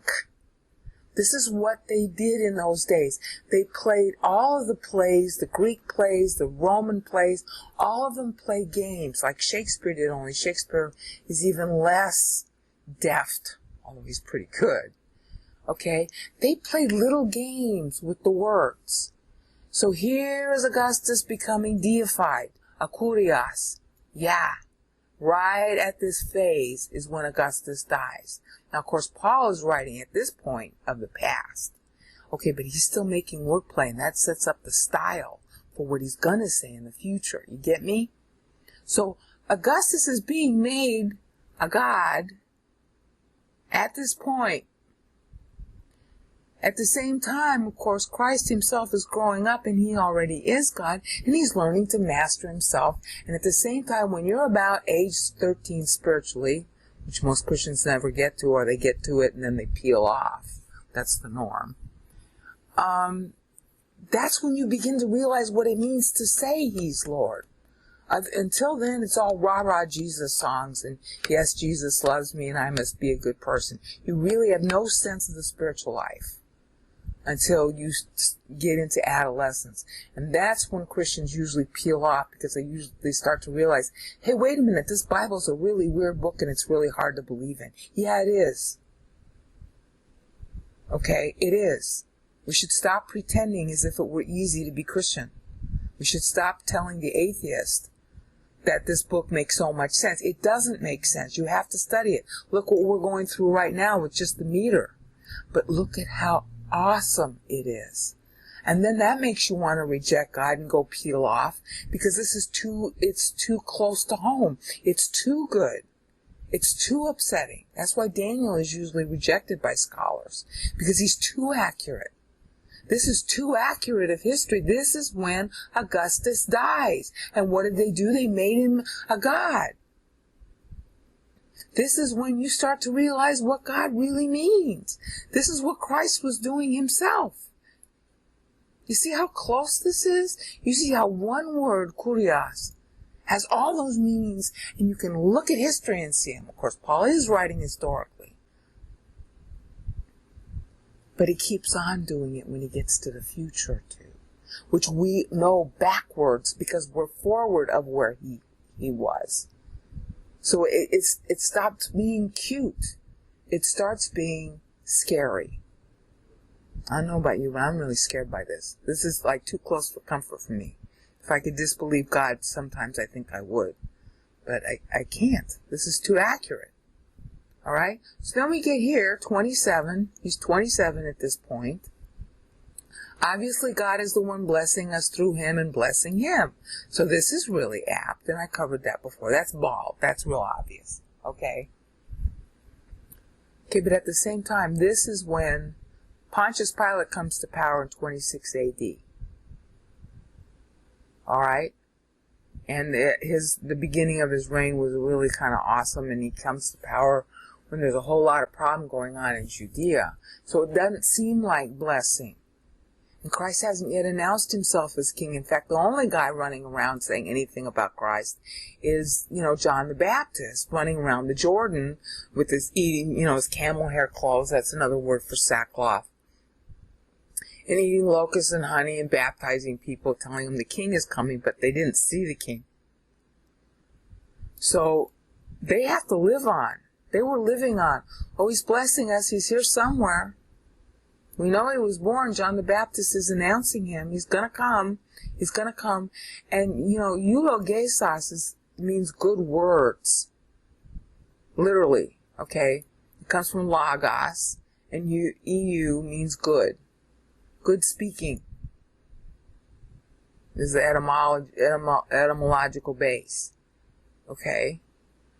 So, this whole thing is just only good speaking. Nobody's seeing him. Just good speaking. Okay, he's blessing us. He's blessing us. You go to the Jordan, that's all we see.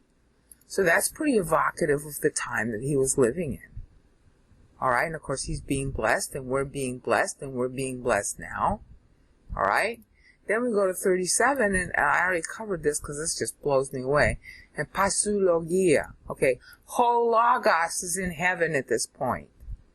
Okay, you got 27, 6 more syllables. You got that? Because he's dead at 33. En pasulogia. En pasulogia. 6 syllables with the elision. That's how I know it's elided. Because he's the good word, right? And then it's a spiritual blessing because he's in the heavens. Of course, that's the next passage. But he's the one that had every spiritual blessing, and he's in there. See, at this point, the moment eulogiai is said, he's dead. That's when he dies at Passover, whether you call it 30 AD or 33 AD. Okay, here we're tracking to 33 AD, and I'm totally blown away by how this is tracking to the history we call it. Because I don't know I don't understand that. It seems to me that it should always be off a couple of years, but sometimes it's not, and I don't know why. So I don't know. I'm shocked. Okay? So Christ is dead right here. Well, yeah, we'll be every spiritual blessing at that point because he's just finished paying. And what is he then? Pneumatiki, that's when the Spirit is released. Pentecost, hello, do you remember Pentecost, Acts 2? You see how wry this is? Now, of course, it's still past history. Paul is talking in the past. But like I said, he continues the same style. Okay? And sometimes it's easier for us to see than others because a lot of this is going to depend on how well we know history. Because it's history for us, and Paul is basically prophesying it by means of the meter and matching up with these little wry words. Okay? And then here we got, entois epuranios en Christoi. Well, yeah, he's in heaven then. And in fact, he should have died and gone to heaven at age 40, but he dies right here instead because the Jews rejected him 7 years early, as I've covered elsewhere. Okay? So at age 40, he should have been dead. That would have been the first 7 years of, it's not the tribulation at this point, it's the first 7 years of the harvesting of the Gentiles. There was supposed to be 57 years remaining.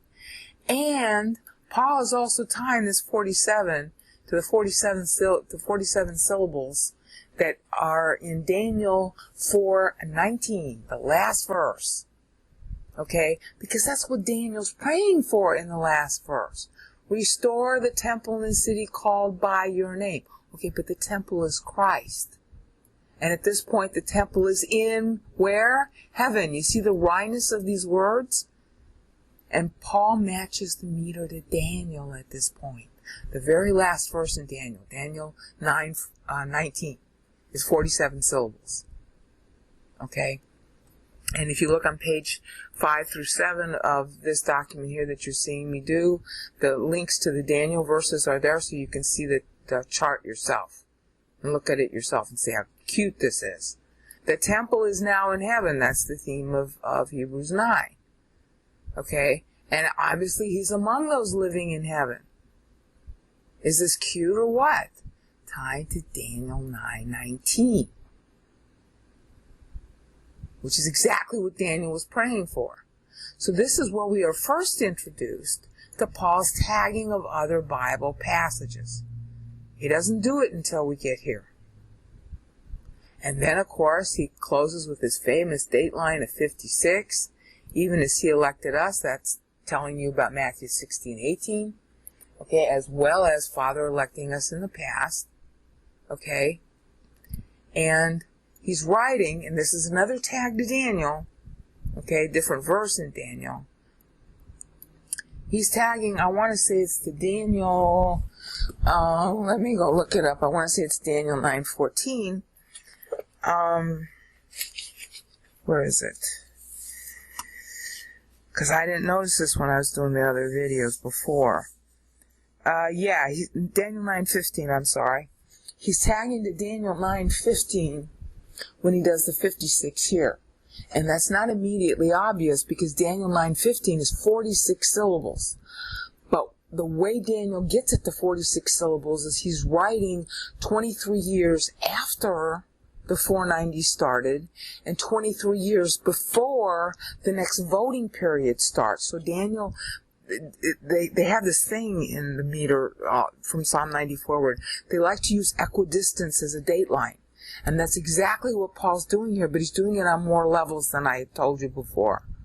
Okay? He's writing when Christ would have been 56 as Anno Domini accounting. But the 56 is also 23 years after he died. Okay? And it's going to end up being 23 years before the close of the 490, because the 490 for Christ began at his birth. That's why this thing is, as you'll see, 434 syllables. 434 plus 56 on either side is 490. See, the 434 includes the first 56, and then there's 56 after it. That's the kind of equidistant accounting all the Old Testament writers use, and Paul's following that convention as a date line telling you when he wrote. Daniel did the same thing. Isaiah did the same thing with 42. Daniel did it with 49. Moses does it with 63 and 84. Daniel also did it with 73, which Paul's going to ape here in a minute. But this is also 23 years from his death. And then if you take his death, which we're going to call, because the way Paul's accounting it is 33 AD here, okay, you add 434 to 33, you get 467. 467 plus 23 is 490. So this whole 490 accounting system that I've been documenting now for since 2004, is here shown in the meter via this equidistant numerical technique. So he's making a big stink out of this particular phrase, even as he elected us. He's stressing it. Okay? Now, Nero comes to power in 54. Again, I'm using what we call, there's this 3-year variance, and sometimes it doesn't seem to be any variance. Nero comes to power in 54 because Claudius's wife executes him. Poisons him supposedly with I think it was mushrooms. Okay, maybe she didn't actually poison him, but that was the gossip at the time. Nero's himself is like 16, 17. Okay, really young, and he's mama's boy. Okay, Nero was basically elected, get this, elected to power by his mother. And actually the troops kind of went along with it too. The precedent for the Praetorian Guard to kill their Caesars started right here. Caligula comes to power in 37 AD. He is killed by the troops in 41 AD, and this is Claudius's time, and he's killed, okay, by his wife, not by the troops. And then his wife puts Nero in power, and Nero's going to be killed he kills himself to avoid being killed by the people right here. All right? So the parallel, it was easier to see, okay, this is Augustus, okay, this is Tiberius coming to power just after this. All right, Tiberius dies in 37 AD, same year as Pontius Pilate is recalled for alleged bad behavior, and then Tiberius dies, so Pontius Pilate doesn't end up suffering any censure. Tiberius died before they could even try him, so they dropped it, as far as I know. He didn't live a happy life after that, but as far as I know, the charges against him were dropped. That's all in 37 AD.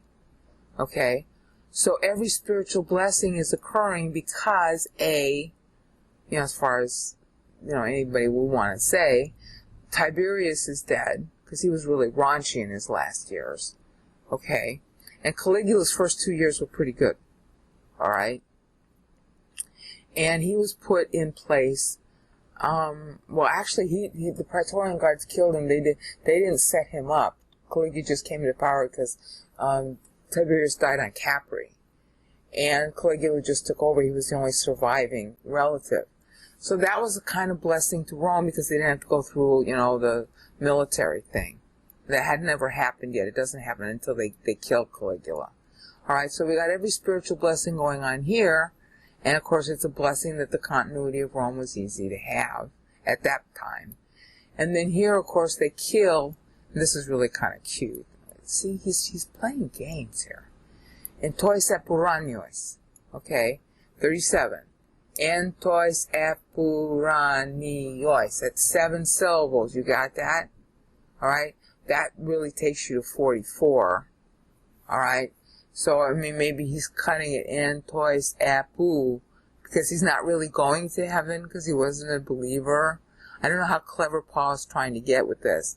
But see, so long as you just say entois epu, there's no uranios. Okay, he's not going to heaven.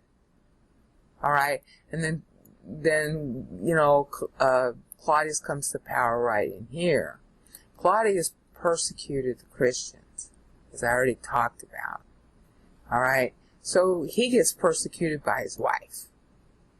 Okay, so God is electing us. Okay, we're in heaven.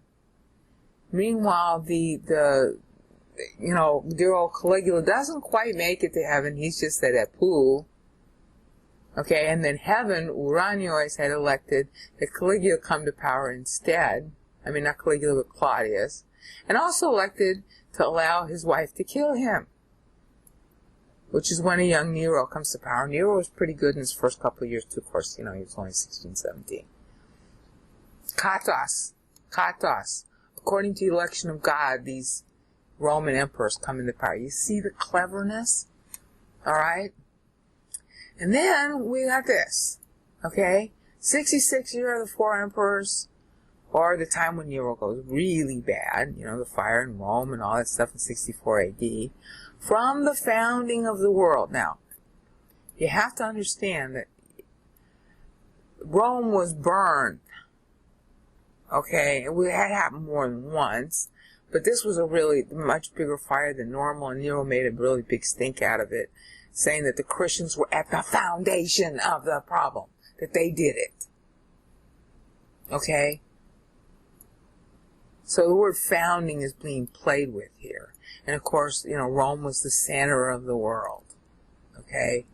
So he's playing a little game with what people were saying during this time. And of course, this was when the bad procurator comes to Judea that causes all the uproar. Okay? They were trying to manage the territory without a procurator during this time. But during this time, that's when they had to finally get one, and that was Florus, and he was the guy who stole the money from the temple, and there was all this uproar, and this is when the war with the Jews begins, the war with Rome, between the Jews and Rome. Yeah, and so the foundation of Israel will be torn apart. The temple, which is the foundation of Israel, will be torn apart. You see how clever the word founding is? This is how Greek literature works. This is how they use the words in Psalm 90, Isaiah 53, and Daniel 9. They play on these little words that have multiple purpose meanings to tie you to the history of the time. Okay? And that's pretty pregnant. This is how they did it. This is what made ancient literature so enjoyable to the ancients. We find it kind of annoying now, but the ancients loved this kind of stuff. Okay, inechemas hagios. I covered that already before. How that's a definite rapture tie. Okay, now this is even clever too, because this is when the temple goes down. The temple is hagios. The temple is holy. Hagios is the vocabulary form. This is hagios is accusative plural. So we are the temple depicts. Because the temple is Christ, he's risen now, and now the body of Christ is being formed. So instead of being hagios, it's hagios. Meanwhile, the hagios is in heaven now, so then the hagios temple doesn't need to be here anymore because it's being replaced by hagios. When? Year 73. And that's when the temple goes down. You see how clever this is? Amomus, that's the word that's used for blemishless animal. The Lamb of God is risen now. Okay, and had the rapture occurred here, this is what we'd all be saying. I covered that before. You see the wit? And here's the tie to history. The temple goes down. Holy temple goes down. Hakadosh. That's the temple. It goes down. Replaced by church. Now that's not replacement theology. Alright, there's a different kind of replacement going on. It's a replacement based on Christ's victory at the cross, his Kata Melchizedek kingship, which is Hebrews chapter 5 through verse 10. Just read it in your favorite translation. I prefer the NIV for that because they managed to understand what was going on with the writer's rhetorical style, but they still translate a lot of it wrongly. But just read it like 30 times in your favorite translation and keep using 1 John 1:9. You'll get the drift. Okay? That's what this is about. Now, this is when the temple is taken down by Titus. The holy temple is going to be gone. There are no more amomus. There are no more animal sacrifices. That's what the book of Hebrews is about. And it came out when? In the year of the 4 emperors. Because Paul had just been executed, Hebrews 13:23. And Paul, I don't know if he knew all this at the time he was writing. But it couldn't be more ironic. You follow me? And of course, we're still on the rapture timeline. Okay, and then of course, we got the famous Katanopio now too, before him by his standard. And this was supposed to be the year of the rapture. That's what everybody was expecting. The number 1 year had Christ died on time. Okay, see, because had he died on time, he would have been 40 when he died, 40 more years. The temple should have gone down. And this is what they were looking for. Okay, that's why this is a 7. It was also a very bad time in history, as I've explained before. But see, before him by his standard, that's a rise statement. This was the standard of when time should have ended. In other words, the tribulation should have been going on at this point. That was his standard. So he's making a play on what was the scheduled time. Alright? Now, who is in power at this point? Okay? Domitian. He was a bad guy. He was persecuting Christians. Christians were persona non grata. Okay? They were making mind plays. I covered that before. So the standard of the Roman Empire was to persecute Christians. So the standard of God was, hi, this is when time should be up. Now we're in 11J, and I hope you see a pattern here. There are key words that Paul is using to characterize the time, alright, that is signified by these syllables, which are standing for years. And they are based on Christ's lifetime from birth, so they form an Anno Domini accounting. The key word here was pater, father, and that was what people were calling Augustus. And that's, of course, what Christ is calling his own father. And that's what we say when we are born again. Father. Okay? We saw how when Augustus died, the key word in the second clause was kuriou. That's when Christ, as it were, became master of himself by the time he was an adult. Actually, by the time he was 13. And by the time he was 13, that's when Augustus was deified. So you see these little clever keywords. This is a major feature of Greek drama. Okay, Paul is using, in fact, the epic meter, the 10s and the 20s. These are epic meter syllables. But he's also borrowing from Greek drama because he's writing to Greeks, okay, it would be meaningful to them. This play on single words. Okay, they did this all the time in their plays, and Shakespeare does it too. And this would make it very, very meaningful and memorable to the Greeks. It's kind of a pity that it isn't that way for us, but hopefully you're getting somewhat interested in the individual words and wordplay when you see this. This is when Augustus is deified. This is when Christ becomes master of himself, as it were. You know, it's one thing to be perfect, but you can be perfect and small. He's got to be perfect and big enough to carry sins. Okay, so he's got to become master of himself, and that way he becomes Lord and Master. So you see this kind of dual entendre play going on here. In our third clause, the key phrase here is eulogesas, and that's 27 AD, and it was a blessing to the world, particularly the Roman Empire, because that's what Paul's tracking, that Tiberius died here, because Tiberius was really, in his last years, he was really a problem, okay? And, not Tiberius, I'm sorry, Augustus dies here, Tiberius is still ruling here. This is when Pontius Pilate comes to power, and you have to argue that it was something of a blessing because Pilate didn't think Christ was guilty. Okay, God takes into account every minute detail of things. Okay, and it was a blessing for us that Christ was here. I covered that. The key word here is blessing, eulogesas, as a participle. And then, of course, the key word here is in pasiologia. This is when Christ is actually in heaven at the end, eulogiae. This is dative case here. I always forget to read the iota subscript. And he dies at 33, okay? Tiberius goes really bad in his last years, and he dies in 37, and that was a blessing, a spiritual blessing, in many ways, just a plain blessing, just for the sake of it, to Pilate, because Pilate was on his way, he was literally on his way back to Rome. He had been recalled by Rome for allegedly misbehaving with respect to the Jews. They accused him.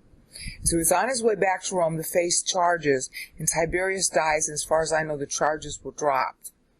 Okay, or he didn't get penalized or something. So he ended up getting blessed out of that because Tiberius died. And it was a blessing to Rome too, because in the beginning years Caligula was a nice guy. Okay, he was ruling okay until he went wacko. Okay, so blessing, the pasiologia really is a pregnant meaning here. Okay, and obviously the spiritual blessing comes to us at Pentecost. Okay, so it's benchmarked here for when Tiberius dies, and benchmarked for when, Pilate gets off the hook. So God blessed him for blessing Christ. I mean, he still allowed it to happen, but he was really between a rock and a hard place.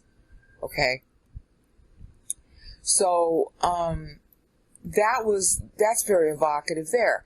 And then here, Caligula comes to power at the very end. And so, in toi sepu, that's Caligula. That's all that he's got. Okay? And he was bad at this point, okay?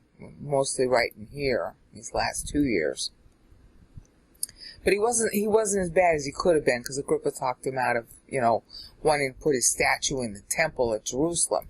And before he got a chance to do that or think it over again, God took him. He died. Alright? So that was Uranias ruling. See? In heaven. Where Christ is. Okay? Now, the guy that wanted to restore heaven succeeded Caligula, named Claudius.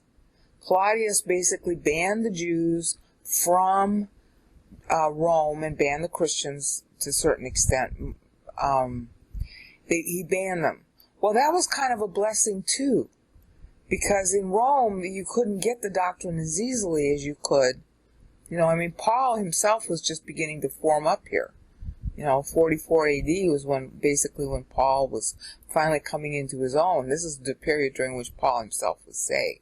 Well, he was actually saved back here.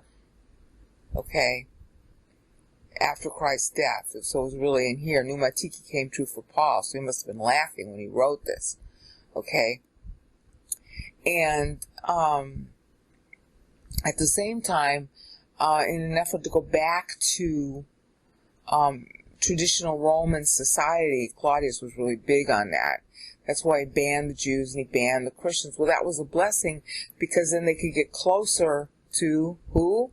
Christ, by going to the provinces, where there was a lot more freedom. Okay? So Uranios, my bad American accent, was behind that. You see, so that's the key word here, right here. Alright? And this is, again, this was the time when Paul's ministry really, took off in this section right here. So being banned into the provinces was the best thing that could happen to you as a Jew or a Christian. Okay? You would have to go out to the provinces, and then you'd really get, Paul's ministry, because he didn't come to Rome until, when he's writing here. Alright? And then our key word here is katos exelexato. Okay? Even as he elected us. Okay? Because according to Rome, Christians were no good. Claudius was still in power at this point until the Gemas. Okay? Claudius is killed just before Gemas by his wife. This is when Nero comes to power, at the beginning of Gemas right here. Us. Okay? So katos elexato, according to the election of God, Claudius goes down. According to the election of God, we're getting better Bible teaching than before. And of course, according to the election of God, Paul's going to be in prison during this time, which is why he's writing. So it's very evocative for Paul too. These syllables are applying to his own life. They're autobiographical as well. So see, these are the key words. Katos elexato. Katos elexato, Claudius goes down. Katos elexato, Paul goes into prison. Katos elexato, Nero comes to power. Alright, and Nero was a good guy in the beginning. It might have turned out differently. And that is when Christ is 56 years old. See how this is working? Then our next key word, still during Nero, katabolis, kosmou. Okay, am I recording? Please tell me I'm recording. I'm worried that I'm not recording. Yes, I'm recording. Good. Okay. Okay. So, katabolis is founding, the foundation. Okay, before the foundation of the world. Well, that was what Rome was considering itself. It was considering itself the foundation of the world, the center of the earth, blah, blah, blah, blah, blah. So all this is playing on it, and of course the fire occurs right here, just before Kosmou. This is where the fire occurs, if we're going by Paul's chronology. Alright, you can add 2 years to it if you want, and I do it both ways. I'm really, like I said, I don't know why this is tracking so closely. But founding is something that Rome was always, Rome's own calendar was based on the founding of Rome. And that's where I think we're going to be able to solve this problem with the calendar, because Roman Catholics treated the founding of Rome as 750 BC. The Romans treated it as either 753 BC, which is 3 years earlier, okay, or 748 BC. Which is 2 years later than the Catholics. And that's why in Roman dates, you've got to know how somebody came up with his Roman dates. Which system of the founding of Rome is he using? Okay, that's the calendar was considered ab urbe condita. Okay, from the founding of Rome. That was the name of the calendar. So you see how pregnant this is? And at the Kosmou point, or we'll say for the sake of argument, that's when the fire occurred, or you can say that it was, technically here, and that this has got 2 years you have to tack on to it. Alright? So that's our key word here is katabolis during Nero's time, and he considered himself the foundation of everything. He's a real jerk at this point. Alright? And then our next key word is hagios. This is when the temple goes down. Temple is holy. Hagios means holy. Hagios is a vocabulary form. Hagios is accusative plural. Okay? A momus, you have to have blemishless animals offered for sacrifice. Well, the Lamb of God is already in heaven. Okay, and this would have been 40 years after he died. That was when the temple was supposed to go down, and did. Okay, so that's pretty pregnant. Of course, Nero's dead at this point. This is the year of the 4 emperors occurs in here. Okay, this is the time of Vespasian, finally, and Titus. Vespasian will rule until Pompey, which is 79 AD, and then Titus will only survive him another 2 years. Okay, so this is the time of Vespasian and Titus. And they don't outlast. In other words, you have to say they were reasonably good guys, alright, compared to, but they were the ones charged with investing Jerusalem, and they didn't last very long. Alright, so the temple Hagios goes down. Very evocative there. Okay? Meanwhile, the 2 emperors who were busy, who basically had the role of bringing down the temple, whether they liked it or not, they themselves, they only live a couple of years, till like 81, including Titus. Alright? After that, see, before him by his standard, this is where we left off, okay? By his standard is the preposition kata, and that's why I'm translating it like this. You don't see that in your English Bibles, but you should. They do translate it that way in other verses. They ought to translate it this way here, so you get the understanding of what it means before him. It's not just before him, it's before him by his standard. Okay? And it takes the genitive, and that's why it's out too. Okay, so by God's standard, this should have been when the tribulation began, had Christ died on time. Alright, and that would have meant that Domitian would have been the emperor, forecasted in Daniel 9:27. Had that happened on time like it should have under the old Jewish schedule pre-church. But church wasn't mature, so it didn't happen. And yet it's still by his standard, because it's his standard, no, church shouldn't go yet. You see? And by his standard, Domitian was the ruler. And by Domitian's standard, church was persona non grata. Domitian was persecuting Christians. And this was a really bad time, which is indicated by the 7. Alright? So it's the kata, the standard.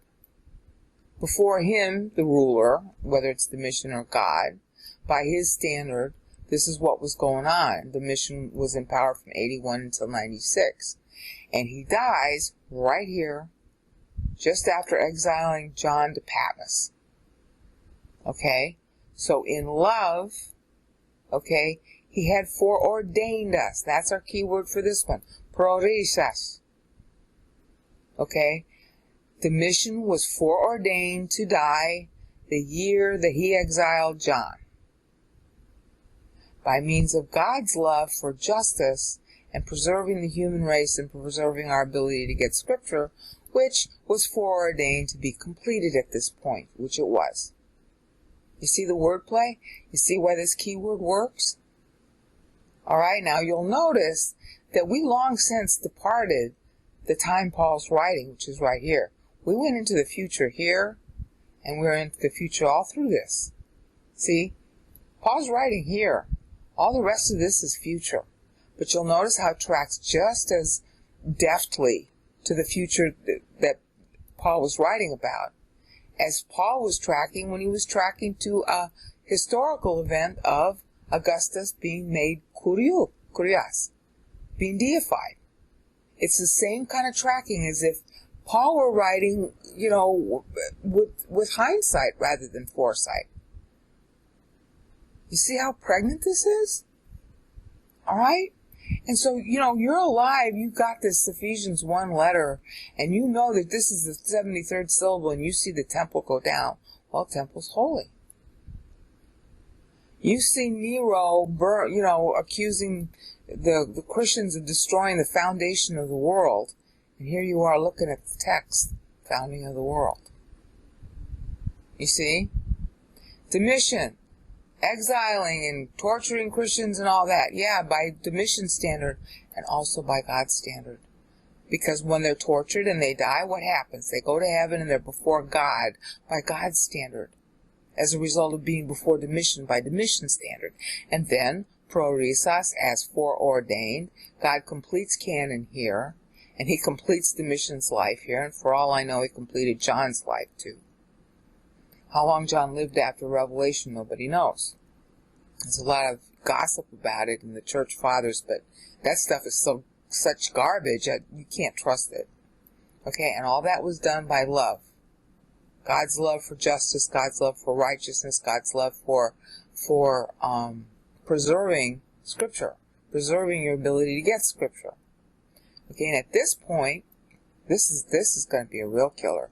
At this point, Nerva comes in. Now, he comes in because Domitian was murdered, and the troops that murdered Domitian had two guys sort of at their head who wanted Nerva, who would offer different people the toga for empire, and the other people refused it, but Nerva accepted it because Nerva had a vision. Get this. Nerva had a vision that he would be adopted into empire. See? Heirship, sonship. Nerva ruled from 96 to 98. So we got, let's say, sake of argument, 4 syllables. Ais, huio. That's 3 syllables. Tes. Okay? Huiotes. That's enough to say son, and he's dead. Or you could say it's only 2 syllables. Ais hui. Okay, there's a sound play between son and pig, and the Romans were real big on pig sacrifices. So he isn't around but 2 years. In 98 AD he goes. Depends on which way you want to count this. If we're counting from 94, you got 4 syllables. Ais, hui, yo, tes. Got that? And the theme is what? Heirship and sonship. That's our key word here. This word here. Huiotesian. Now this period in history is known by the Romans, is their own term for it, as the adoptive emperors. Well, what does Huiotesian mean?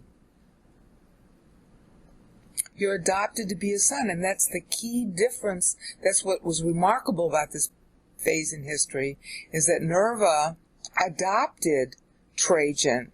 Trajan was not his natural son. He adopted Trajan. And then Trajan adopted Hadrian. Hadrian and Trajan were related, but they weren't father and son. So Nerva adopted somebody that he thought was best able. Trajan was the first Spaniard, first foreigner who became emperor. He was adopted by Nerva, and then Trajan adopted Hadrian. So this period in history, remember, Paul's writing long before this happens. This period in history is known as the adoptive emperors. Nerva, Trajan, Hadrian. Okay, and that adoption theme is what Paul suddenly picks up on. I mean, look, we have all this nice word, oh, he's done this, he's done this. Okay, but anything concrete doesn't begin until here. This is concrete. This was very, very important, especially in those years, because this was the period of the adoptive emperors. This really meant a lot in the Roman world. This is concrete down here, down now. You don't have to die to get this. You already got it. See, when you were appointed an heir, when Nerva adopted Trajan, Trajan was automatically, in office. He wasn't automatically emperor, but because he was heir presumptive, he had all the duties that you would have on behalf of the emperor. He was like the alter ego of the emperor from that moment forward. All right? So are we, through Jesus Christ. You see the meaning of this? See how it's tying to real history? This was the distinctive thing about that history during that time in Rome, is they were adoptive. Huiotesian means adopted as son. Adopted as adult son. They were the adopted emperors. Okay? Now, there's more to it than this, and I almost fell over.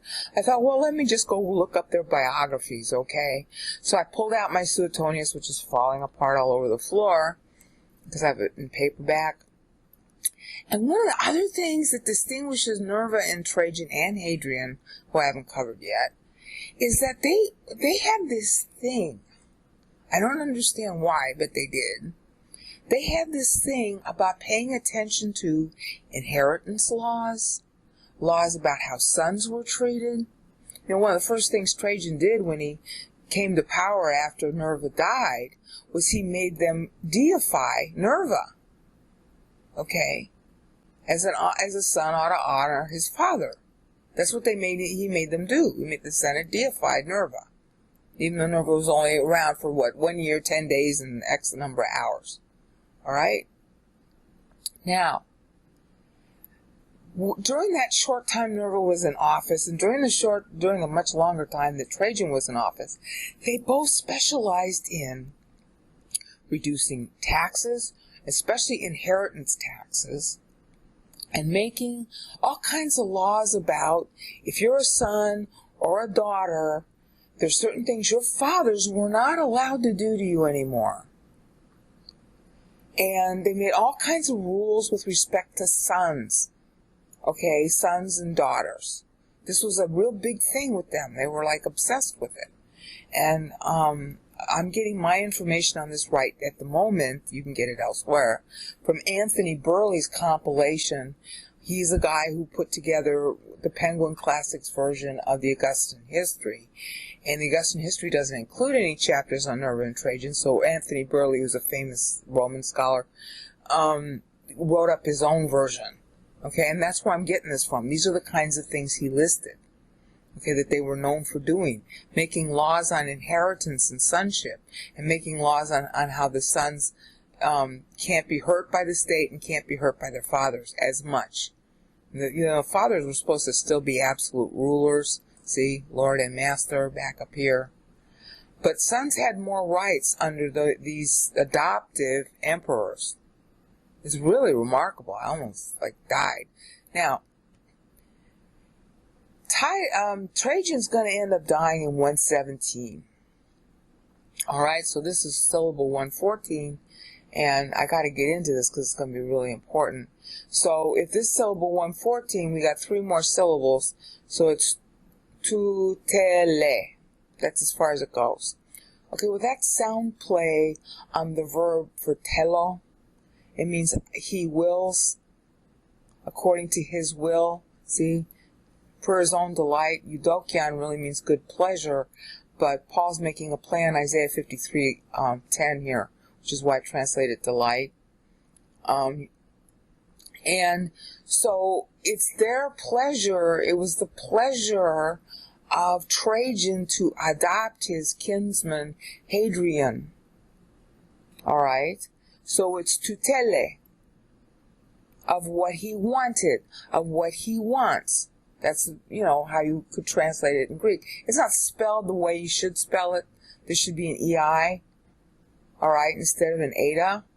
But it's got that sound play. You get that? So, right here is where Trajan dies. Alright? And per his own delight, into Trajan, comes Matos. Hadrian.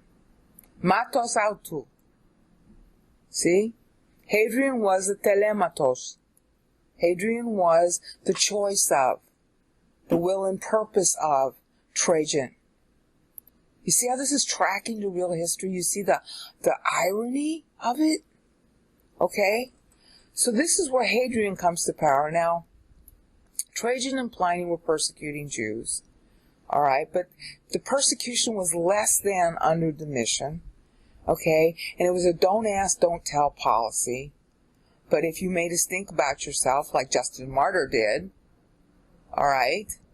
Or not Justin Martyr, but, Ignatius. I think it was Ignatius. Okay. Oh, he went to Trajan and said to Trajan, I'm a Christian, you have to kill me now.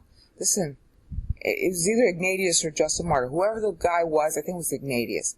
You know what? If that's what you call a spiritual giant, then there's no such thing as maturity ever. You don't run to a Roman emperor when it's against the law.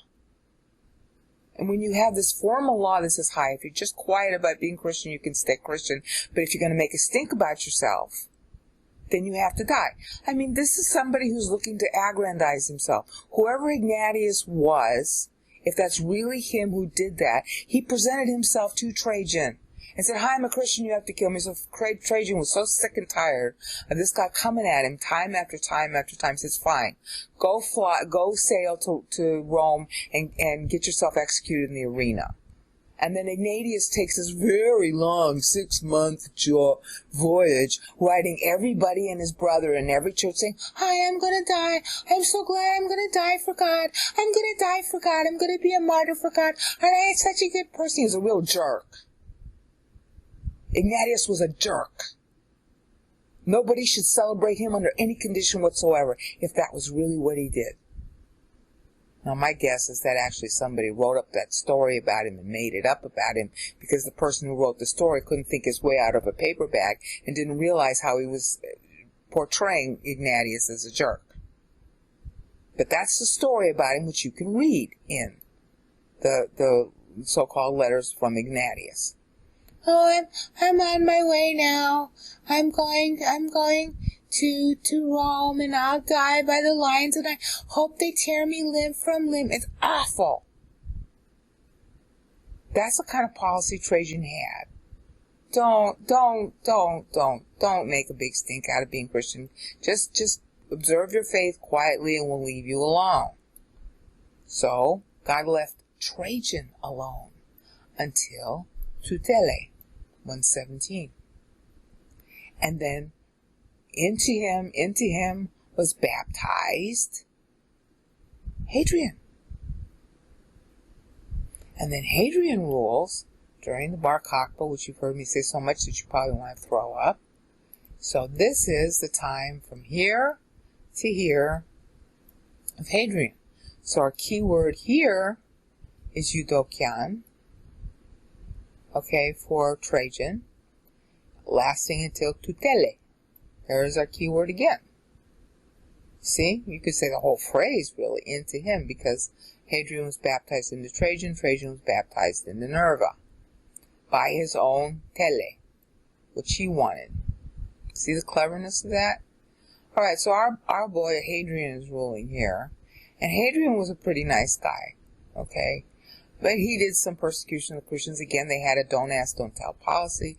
And a lot of Christians wanted to make martyrs of themselves, so they advertised themselves so that they could be all proud of themselves for being martyrs. It was a really disgusting time in history, as I already said. Alright, now look at this. Aisauton kataten Eudokian, tutelematosautu. This begins an anaphora that I covered in my Trinity Anaphora video. But what I didn't tell you then, because I didn't know it until a couple of days ago, was that this anaphora is going to end up running, get this, 33 sevens. Does that ring a bell? 33, Christ's age at death. 77, double number of God-man perfection. 70 times 7, 490 years. Paul metered his anaphora. Anaphora, it's a neuter term. He metered it. So Paul started getting real specific about our assets in Christ right here. When we're at an all-time low and we're at each other's throats because we're all ticked off that the rapture didn't happen. And he's using the adoptive emperors. This is their time period. And so he talks about heirship. You know, he could have mentioned this phrase up here. There's no reason why Paul couldn't have said, into his heirship, by means of love he foreordained us. You could reverse these two clauses, and it would still mean the same thing in Greek. But he reserves it for the time of the adoptive emperors. You get that? And then he kills, Trajan dies right there. Tutele, according to his will. Yeah, according to God's will, Trajan should die. And according to Trajan's will, Hadrian should pick up the mantle. Okay? Resulting in praise to his glory. That's speaking of God, of course. This is the time of the Bar Kokhba rebellion. This is the time that Hadrian has to put it down.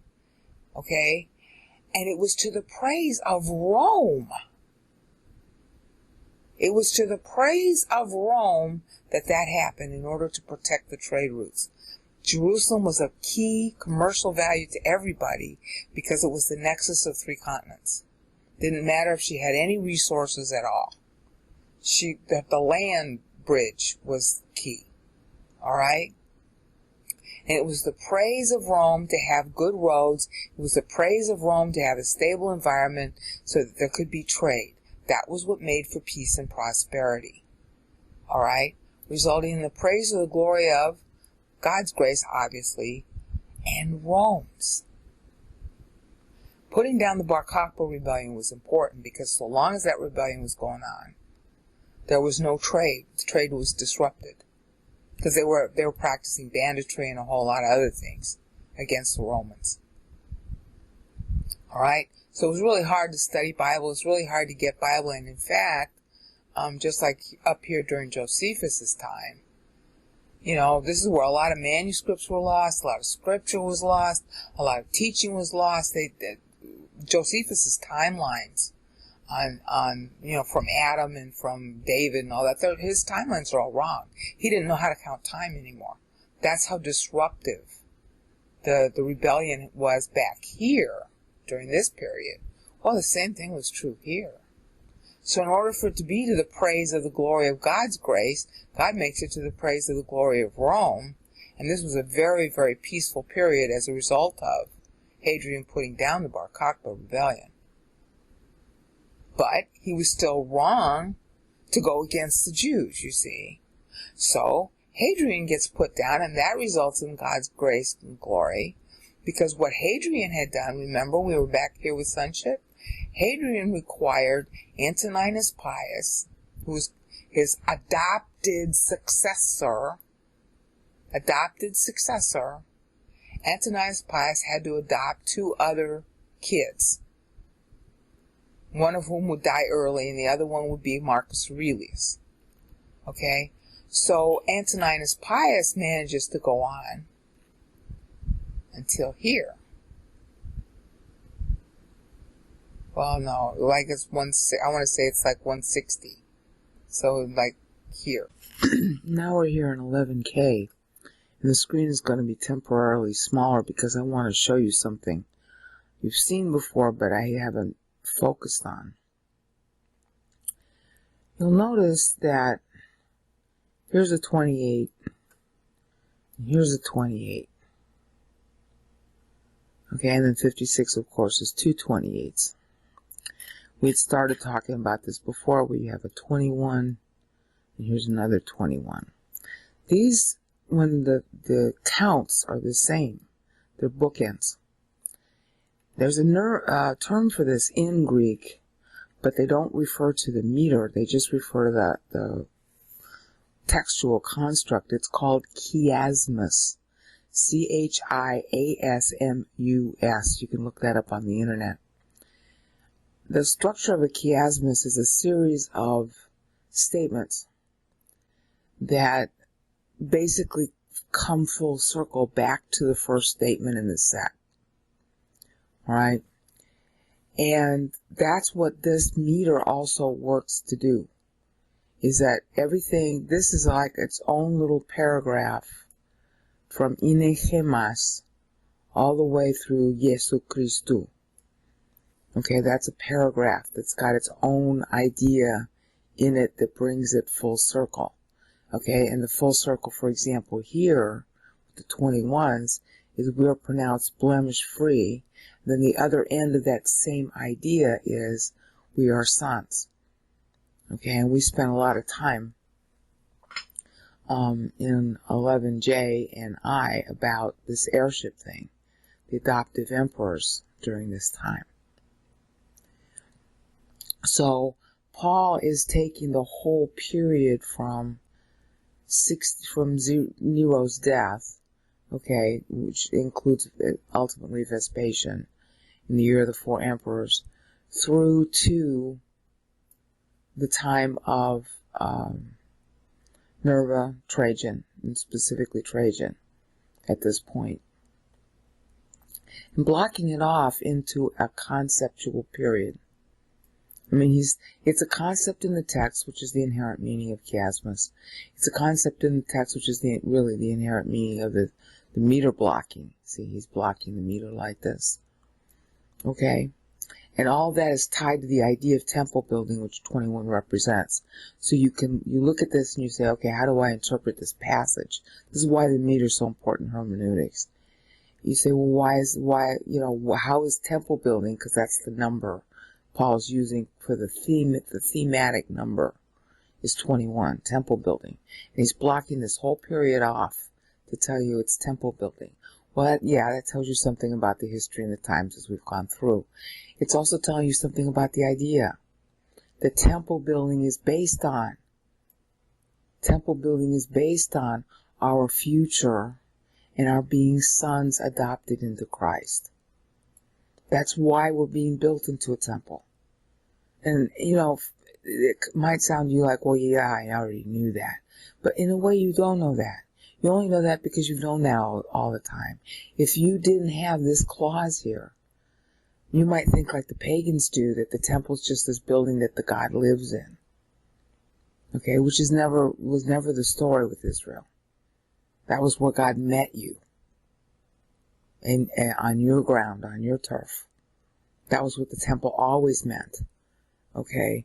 That it was representing God to come and meet you, God to come and be with you. With you, not just sitting in some gaudy house with a lot of gold and silver in it. Alright? To make you sons, to be with you, you and me and you. That's what Christ prayed in John 17. So it does matter to understand that this is what temple building is for. The temple is you, not what you do. The temple is you, not some set of buildings or some set of activities that you gawk at. Alright? And he's picking the time of the adoptive emperors to disclose this information. And I mean, it's already been in the Old Testament, but this is new. Diocletian, right at the time of the adoptive emperors. That's new.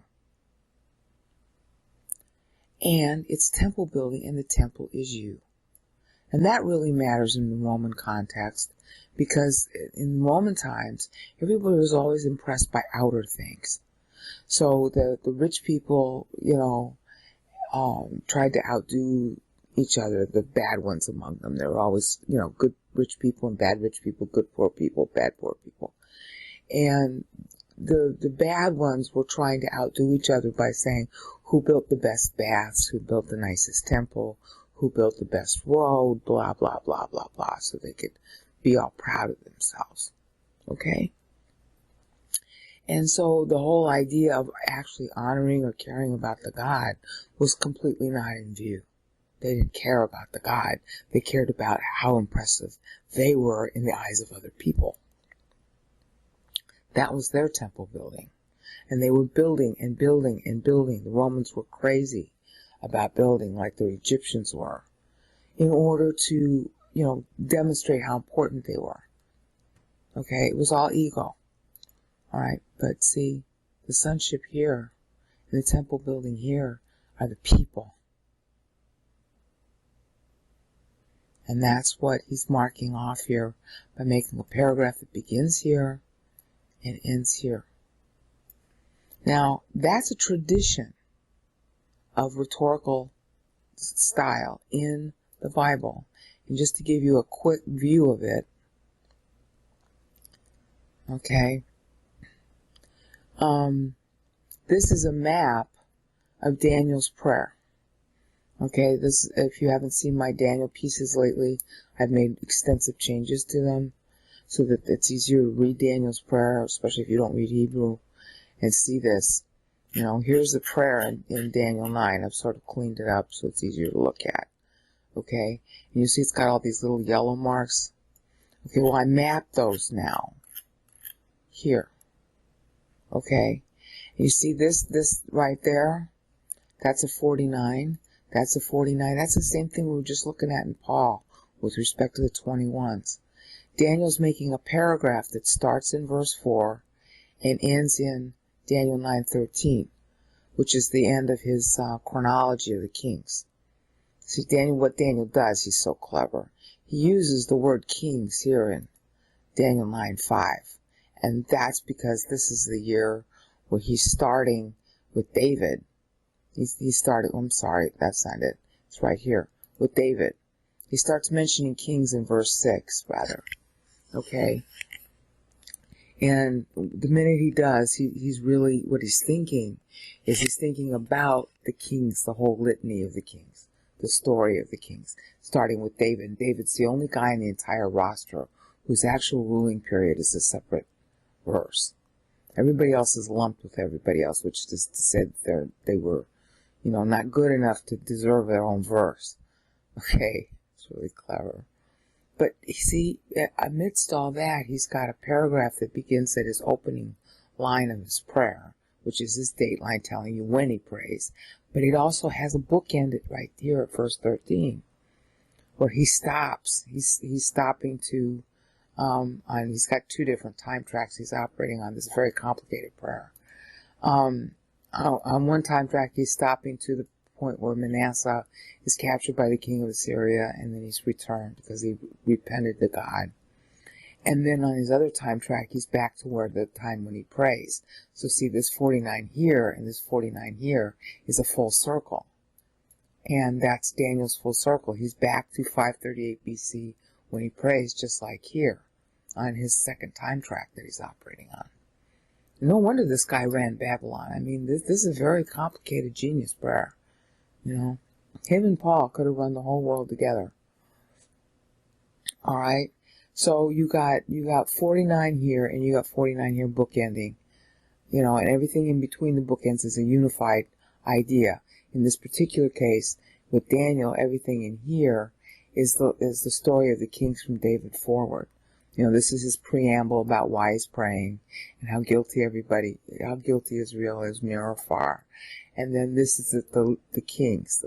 And you can't see it from the text because he's using generic text. He's metering his text to the specific kings to whom the text applies. All right, and then he stops with Manasseh in 649 BC on this time track. On this time track, he's stopping back at 538 BC, which is too complicated to explain in this video. I'll have to reserve it for another time. But the point I'm trying to make is you see the 49 there and you see the 49 there. That's a bookend. That's a type of chiasmus, except it's Hebrew. All right? Then you got another paragraph here that's beginning with Solomon, and it doesn't end until verse 18. And this is the indictment, the juridical basis for the indictment. And he's using what went wrong from Solomon forward, okay, as the basis for his closing argument that for God's own namesake he should restore temple and people. That's what verse 9:18 is all about. Okay. And then we have a third sub-paragraph right in here. These are the back-to-back. This is Israel's really bad time when Isaiah came to the fore. Between Joash, when Joash went bad. The kings had good periods and bad periods. And this is when Joash started to go really bad.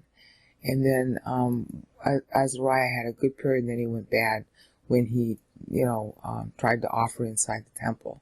And Isaiah starts here, and that picks up through the birth of Manasseh. This is the pivotal period that caused Israel's temple to go down. Okay? So that's why Daniel bookends it with 258s. 56 means the number of days between Passover and Pentecost. 57 means the number of days including either Passover or Pentecost. 58 means, hi, you missed the holiday, honey. You're late. Okay, too late. It's too late. And that's exactly what God says in 2 Kings 21, 2 Kings 23, 2 Kings 24. It's too late, even though Manasseh changed his mind and repented. See, Manasseh repented. But it's too late to stop the temple from going down. And that's vote short, that's 49, that's where Daniel closes, because that's the juridical reason for Daniel being taken captive. You got that? Isn't this cute?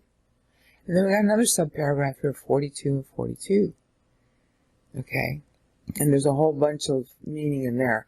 But, I don't want to get too far afield. I just want you to notice that this bookending, all right, that's the 42 paragraph, that's the 69 paragraph, and 69 means vote short. 42 means generation building. 49 means vote so short that Israel goes into diaspora. Okay? In other words, chiasmus is the Hebrew idea too, and they use meter to mark out the bookends. Do you know how important that is to interpretation? How many arguments we all have about the Bible that could be resolved if we did more homework? Because nobody in Christendom knows about this. They don't know that these bookends are used. Okay, and so when they're looking at the Bible, first of all, they're looking at it in translation, so they're getting it wrong. And they're not paying attention to the meter because they don't know it exists.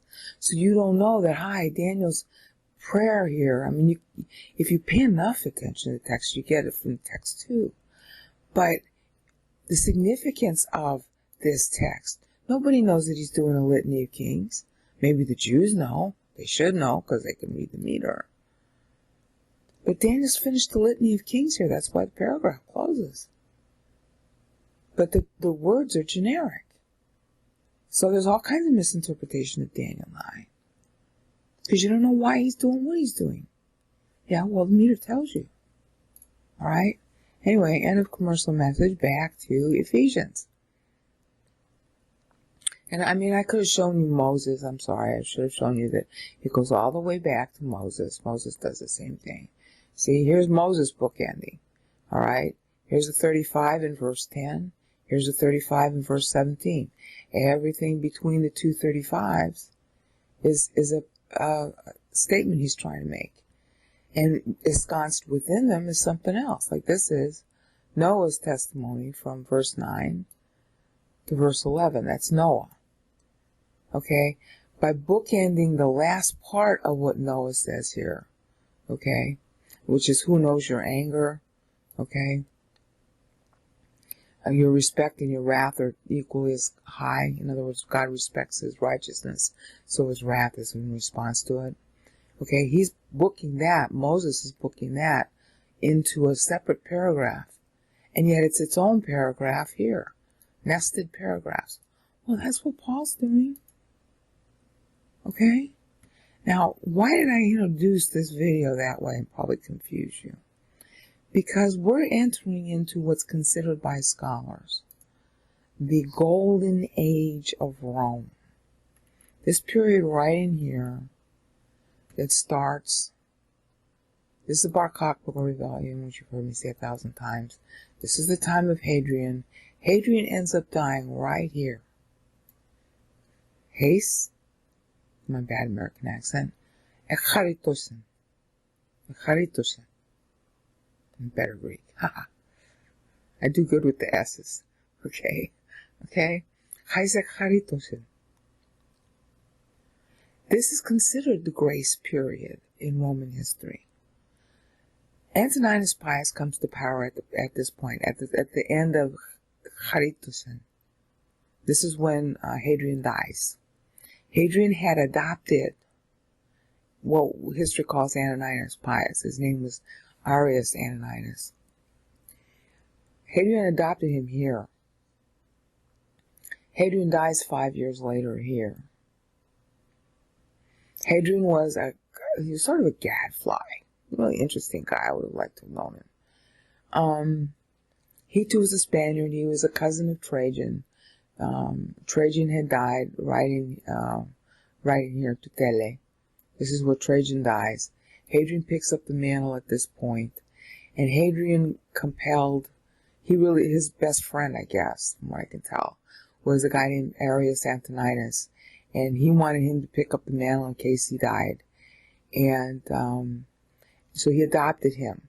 Now, Hadrian himself was adopted just right here at the end. Right in here, that was when Hadrian was adopted by Trajan. literally 2 days before Trajan died. Can you imagine? Okay. And Hadrian's one of these guys, he's just got his fingers into everything. He's got to be constantly on the move. Everything interests him. He's good at everything. And you get fat-headed when you're like that. Okay. He was into the boys. He was into the girls. He was into wine. He was into travel. He was into music, song. He was into math. He was into everything. He was good at everything. He was into everything, and he was full of himself as a result, which, you can understand why that would happen. Because he really was superior to people. And that made him restless. That made him nervous, so he was constantly on the move. He was like Alexander. He was a sort of a mix between Alexander and Augustus, but he didn't have the constancy of character that they did. He was kind of, I don't know how to explain him.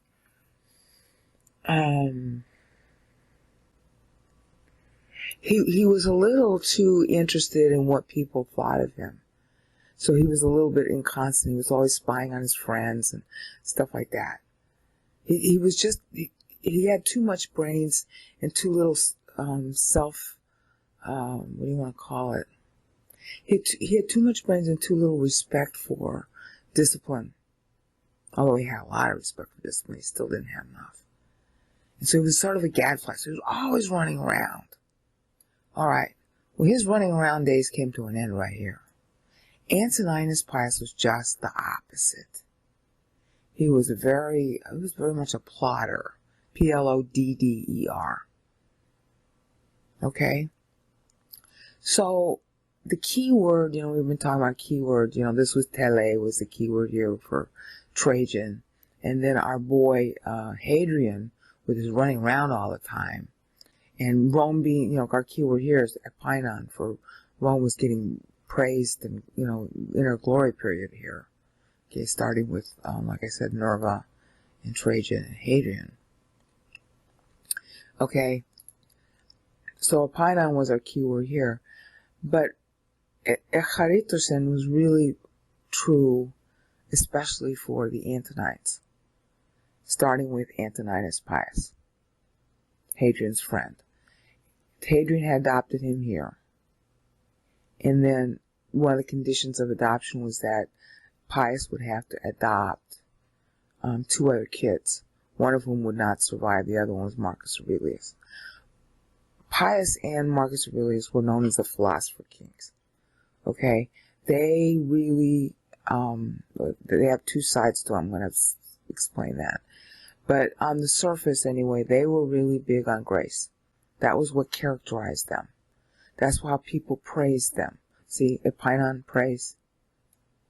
They were praised as being the golden kings. Alright, this was the historians even wish that they could go back to this time. It's called the period of the Antonines. Okay, grace was their big watchword. See how Paul's tracking to that? And of course, it's the real, we're being graced out by these guys. See, because if you have peace and if you have grace and if you have forgiveness and all this stuff, then people feel like they can be free, they can breathe. They don't have to watch their back all the time. Alright? There's a dark side to it I'm going to cover, but this is the bright side of it. Alright? So God graced us out. Now that's really important in this context because this was the Bar Kokhba rebellion. This was a lot of Jews and a lot of Christians thinking God had abandoned them. This was Jerusalem being razed to the ground, even with the ruins of the temple were complete, a new big temple was put up on top. And the Jews were not even allowed into the city, except on Tish B'Av. Alright? So, here you go. Grace. Breathing space. And that really mattered with Pius, because Hadrian, for all of his intelligence and stuff, like I said, and this is true for people who are really, really smart, because you're really, really smart, you know how really, really dumb everybody else is. And because of that, you always feel like you don't measure up. There's a great deal of insecurity that goes with intelligence. Huge amounts. because you see how bad things are and you see how little you can do. It's very frustrating.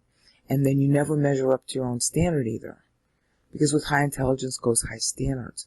Hadrian was very high strung. Okay?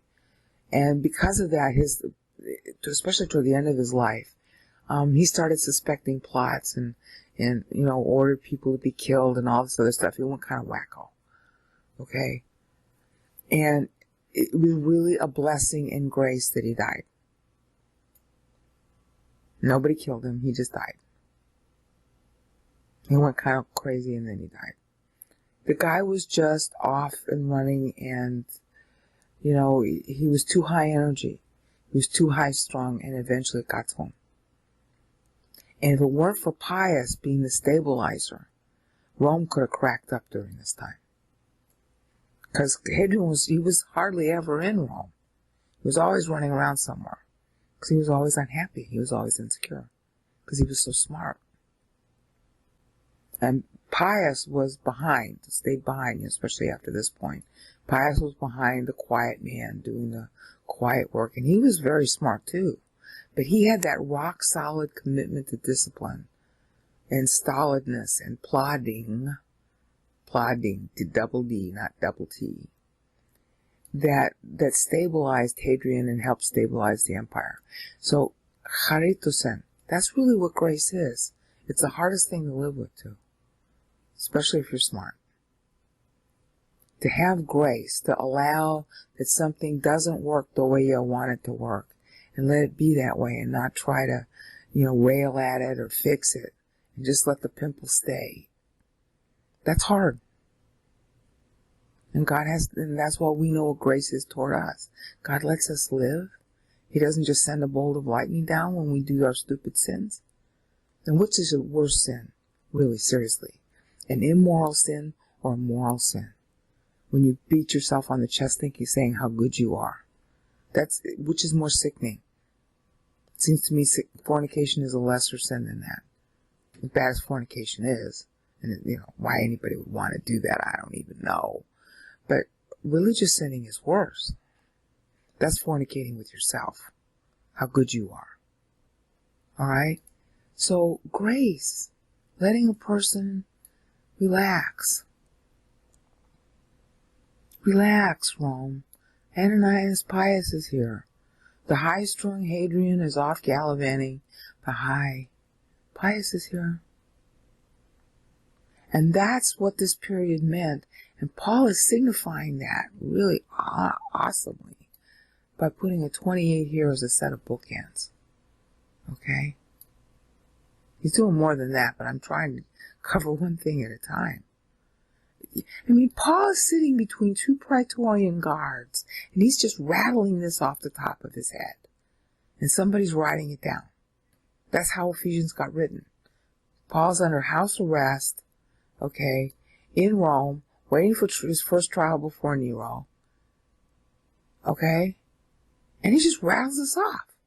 I saw Tom. My accent's bad and it's very early in the morning. I had to keep my voice down. I saw Tom Karate Yudokian.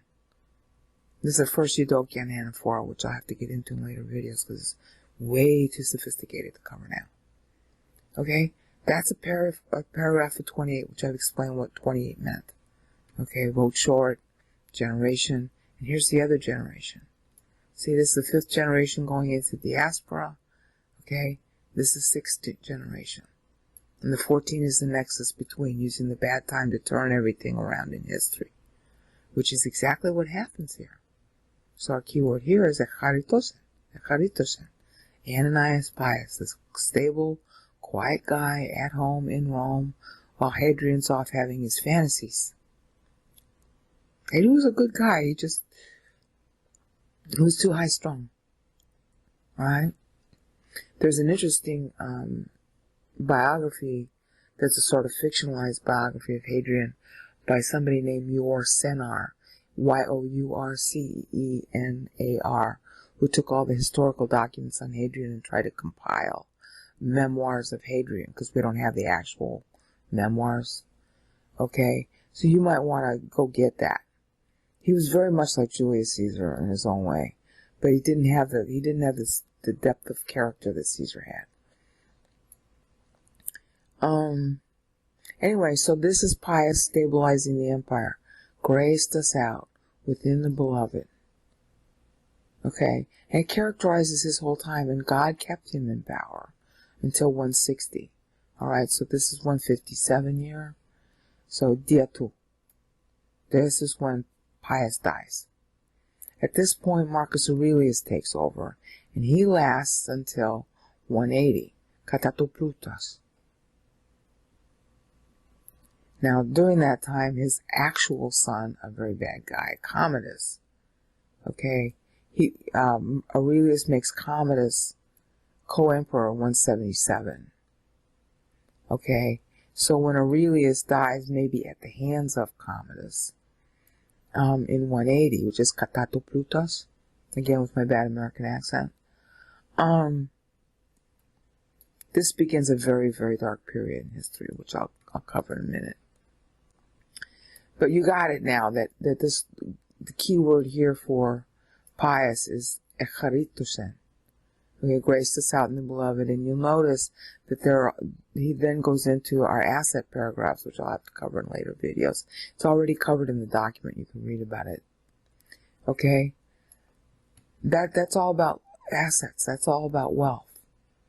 Okay, see, if you're an heir, like the emperor is now an heir, the son of Rome, okay, then wealth is something you ought to be talking about. And that's exactly what Paul is talking about. Alright? And again, I write about this in the document at length. This document here, Ephesians 1 Reparsed, has got a lot of material on what this means. Okay, but we're going through the keywords. Echaritosen characterizes Ananias Pius. He lasts until dia tu. Okay? Dia tu. That's when he dies, and this is when Marcus Aurelius, the other philosopher king, picks up. And then he lasts until Diatoplutas, Katatoplutas. And that really characterizes their reign. Alright? They were persecuting Christians, however. But the persecution of the Christians was restricted. This is what people don't understand. The persecution of the Christians and the Jews was pretty much restricted to Rome. Because Rome was supposed to be the center of everything. And if you were out in the provinces, you had a lot easier, a lot more, how you want to call it, leeway about what you did and how you did it. They had this big thing about preserving the culture that was endemic to the region. And since the culture endemic to Rome was Roman culture, if you made a big stink about being Jewish or ISIS, even, because there was other religions too, if you made a big stink about ISIS or, the God of the Hebrews or the same God as our God, being God, Christ, they really looked down on that because you were in Rome. When in Rome, do as the Romans do. When in Egypt, do as the Egyptians do. When in Judea, do as the Judeans do. So all the persecution, and it was a lot, under these philosopher kings, Pius and Aurelius, was really meant to preserve the Roman culture. So if you were outside Rome, well, the Bible teaches you once anyway, so why would you want to be in Rome? If you were outside Rome, then this whole grace, charitos, echaritosen, charitos, that was the characterization of their rule. You had a good life. This was a decent, really decent, nice time in Roman history. So you had apolutrosin. You were redeemed from the crush of having to live in Rome. It wasn't nice to live there. Everybody was snotty. Everybody was picking on everybody else. Yeah, you had bread and circus, whoopee. Okay? Yeah, that's all you could say. What was good about it? It was dirty. It was smelly. The air was bad. It was set in marshland. They're constantly having to drain it. The Tiber stank. Everybody, couldn't wait until the end of the day, which ended about 3 or 4 o'clock, so they could go to the baths and get away from the smell. And everybody lived in the baths for like 2 or 3 hours after that. Then they went home to dinner and hopefully up on top of a hill to get away from the stagnant air. And you had animals and dog doo-doo and horse doo-doo in the streets. It was a smelly, horrible place. The people lived without bathrooms. Your apartment didn't have a bathroom in it. You didn't have a shower. You went to the baths to take your shower. And the whole world went there. Because the baths were like, 2 cents or 5 cents and sometimes free. And that's where you took your bath. That's why they called them baths. And you could get yourself rubbed down and you could have dinner, a little snack really. It's like going to Valley Fitness Club today. Going to a fitness club. That was really what the baths were. And you lollygagged around there for 2-3 hours. After 4 o'clock, 5 o'clock, 3 o'clock. Alright? So, to get out of Rome was a nice thing. That's apolutrosin. That's redeemed. Okay? And forgiveness, debt cancellation, whatever you did wrong, or if you were a Christian, you were forgiven, okay, if you got out of Rome. Go practice your faith someplace where you're not in our face. That was always the Roman policy. That's the only reason why Christians were persecuted, is they made us think about themselves. Okay? You don't go up to an atheist and say, I'm a Christian and you're not a good person because you're not a Christian. Why wouldn't the atheist get mad at that? We're not supposed to be obnoxious. We're supposed to be ready with an answer if anybody comes to us. That's not the same as going up to Trajan and saying, hi, I'm a Christian, you have to kill me. And then Trajan is compelled, because he's the emperor, to say, okay, Ignatius, go jump on the nearest boat without even an escort. Ignatius jumps on the boat and takes 6 months to get to Rome so he can tear himself up before the lions. That's obnoxious behavior. That doesn't speak well of Christ. Okay, well, you can have forgiveness if you'll just go practice your faith outside Rome. Fine. That's where the Bible teaching was anyway. So this is the characteristic for this whole paragraph. And of course, Paul makes it a paragraph. There's a paragraph here showing the turnaround. See, 14 means turn around. Nexus, you've heard me say that. And then, enoeachumentinalo en apolutrosin. Alright? Redemption. You're redeemed by getting out of Rome. Through his blood, well, blood of his thinking. 1 Corinthians 2:16. And you have forgiveness from transgressions. Yeah, the transgression was that you were in Rome in the first place. Why go where you're not wanted? If somebody wanted God, he voted with his feet. It was really easy to vote with your feet because of why? Because of the grace of the period of the Antonines. Okay, which actually runs from here to Katatoplutas. That's the whole Antonine period right there. Pax Romana at its best. Run by two stable guys, relatively stable guys, who really hated Christians because they weren't Roman and because they wanted to hold up Roman culture. But you know what? If you went to the provinces, you were allowed to be a Christian. Okay, so you move to the provinces. You don't march on Washington, okay? Demanding your rights to be a loudmouthed, obnoxious Christian in Washington. You just leave. And that's what a lot of Christians did. And they had freedom. And they had grace in the beloved. And they had debt cancellation because, you're leaving. The debt to the Roman society just got canceled because you got booted out.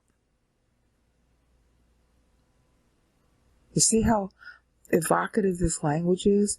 And here, instead of just using one keyword, it's the whole paragraph. all the way down to here, that characterizes their entire reign. The two guys, Antoninus Pius and Marcus Aurelius. And like I said, Commodus is made co-emperor here, and that's what we're going to pick up next time, at which point either he kills his dad, and I'm not 100% sure that was true, but his dad only lives until Katatoplutas after that.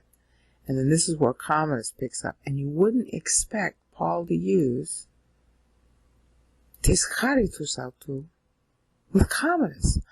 And we're focusing yet again on Commodus, and the idea is to show the keywords in each verse. And as we saw in 11J, echaritosen is really what this whole paragraph is about.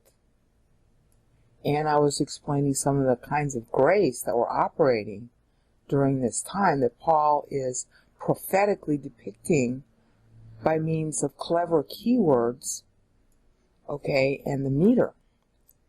Now, this grace, as far as the Roman Empire was concerned, had a dark side. And this is true of humanity today and in any other period of history. So I got to spend a little bit of time on it. When people are like the Antonines were, especially Aurelius. Aurelius was really not a good guy. When people are, how do you want to call it, proud of the fact that they are good people, they cause more trouble than if they were bad people to start with. Commodus is a result of Aurelius. Commodus is a result of Aurelius being really proud of how much of a philosopher he was. Okay? Commodus comes to power with his dad when he's like 17. Okay? Aurelius dies at Plutus. And that's basically, Plutus kind of characterizes the problem that Commodus grew up with.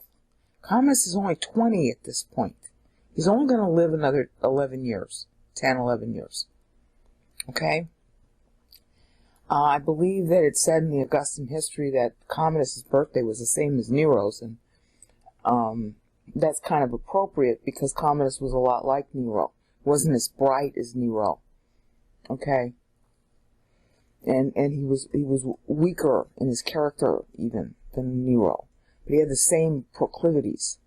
He was killing a lot of people. He was, anything you want to call immoral, this guy did it, except that he was like Nero light. Okay? He wasn't as clever as Nero. And he left the running of empire to people that were in his confidence were really bad. And he didn't have any character about them either. He knew enough to know that they were ruining the empire. And he also knew enough to know to blame them. And so when the populace was all upset at them running the empire, he just made sure they got killed. He just threw them to the people. But he's 20 years old, okay? When you have a lot of money and you have a lot of excessive, wrong kind of attention from your parents, okay, you don't yet have enough of a character of your own to stand up to your background. And so you will go wacko for a while. That's true of everybody when they're in their 17, 20, 25 phase.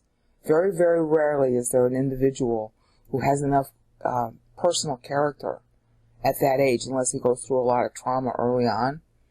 Very rarely does an individual have any sense of independence. Okay? Usually the way that people grow up fast and early is they have to have trauma. This didn't happen to Commodus. All right? I mean, he went out on all the campaigns with his dad, and there was a lot of trauma that actually went on in the Roman Empire during this time, which I didn't cover. So the word grace here has this, kind of wry undertone about the pride that Aurelius had in his own stature, and everybody was praising him for it on top of that. Okay? He was so proud of being so good. And what that produced in him was a blindness. That's one of the dark sides of being proud of who you are, is that because you're so proud of who you are and you're so proud of being good, your discernment goes. And his discernment really wasn't all that good when it came to people around him. He made his brother co-emperor. He overlooked his wife's infidelity. Okay, and Commodus was growing up watching this. Okay, his mother was running around on his dad, and it was so bad that, remember I told you that the technique, rhetorical style technique, is to take a word and make it apply in a wry way. Well, that's how the Roman and the Greek plays were worded. And they had a common Roman play going around at the time when Commodus was growing up. His wife, Faustina, was involved with a guy named Tertullus. Ter means three in Latin. Tullus, I forget what that means, okay? And so they had a play where this foolish guy is asking another foolish guy 3 times what was the name of the wife's lover. And the guy says, Tullus, Tullus, Tullus. Okay, and the audience knew that meant Tertullus, the lover of Faustina, the wife of Marcus Aurelius. So this was very commonly known. And it tells you a lot more about how I know that that's what Paul's doing here. That's the style of Greek and Roman drama. That's how they play games with words, and Shakespeare does the same thing. Okay, and I had Shakespeare in college, so did a lot of other people. Okay, so this guy is growing up amidst riches. He's growing up amidst a libertine mother, and he's, in the mother's house. Aurelius is, for the most part, busy tending to affairs of state. And Aurelius was so proud of his own goodness that he overlooks his brother, who was living like a libertine as soon as he could. And he overlooks his own son, who's doing the same thing from the get-go. Okay? I mean, there's another story about Commodus that when he was 12, his bath water wasn't hot enough, so he ordered the slave who was drawing his bath for him to be burnt. And the other slave who was supposed to execute the slave drawing the water, instead burns a sheepskin to make Commodus think that he killed the slave that drew the bath water because of the fumes of the sheepskin burning. All right? So this is the kind of life that goes on around somebody who prides himself on how good he is, how good his morality is. Okay, because he has to think he's good. That means he has to be too loyal to his brother and his wife. Okay, you're an emperor. You can't afford to have those kinds of loyalties. The state has to be your loyalty. When you rule, when you run a company, when you run a country, that has to be first. Or else you should just give up office. All right? Instead of doing that, he ends up looking to the world like he's, involved in nepotism. He puts people in his family, and he overlooks their faults and their flaws and the damage they were doing to the empire. And that was what Aurelius was doing. He was not a good guy. And of course, he was persecuting Christians because they had they were competing. Because Christians were hung up on their morality at this time too. And, that's not Roman, and so he's got to get rid of anything that's not Roman. Okay, well, Commodus right down here is growing up under all that. I mean, this is the time, starting right here at Dia 2. This is when Aurelius comes into power on his own. Because this is when Pius dies. Pius dies here. Okay? So all during this time, that's the lifetime. Okay? Obviously, he had everything going for him. And yet Aurelius turned a blind eye, and Commodus grows up and sees that blind eye, sees what goes on, and he opts for the libertine side that he's been living with all of his life, which is, a grand total of 17 years at this point. He doesn't learn anything under his dad, because he sees that his dad is, as far as he's concerned, a hypocrite. So to him, empire means, oh, I got all these toys to play with. And that's what he does. Okay? So the meaning now of this paragraph is a little bit deeper. Alright? We got all this nastiness going on because the Christians aren't voting for God. Alright? We got a guy who prides himself on his grace that he picks up from being a philosopher. Antoninus Pius, who really was a good administrator as far as I can tell. Alright? And Aurelius was a good administrator too, but he was too hung up on, how good he was. And so all the riches that he had at his disposal and all of his misuse of aphesin means to forgive a debt. It's usually just translated forgiveness. But that's not it. You have to know what kind of forgiveness it is. He's forgiving the debts of his brother. He's forgiving the debts of his wife. And he's overlooking Commodus' bad character as he's grown up very early. So he's overlooking the paraptomaton. He's overlooking the sins. And he's proud of himself for doing that. But he's running an empire. He should have done something. And as a result, he at least should not have appointed Commodus to take over. And at the end of his life, he realized he shouldn't have done that. But it was too late. Okay, he dies in Vienna. It takes him like a week to die, and he's all very melodramatic about his death. Calling in his friends and his family and then getting them out. And apparently he caught, which is the other thing that goes on during this period, the plague. There was a huge plague that started, let's see, this is when Ananias Pius dies. There's a period of chaimatos autou. That's 5 syllables. Ten. So et af.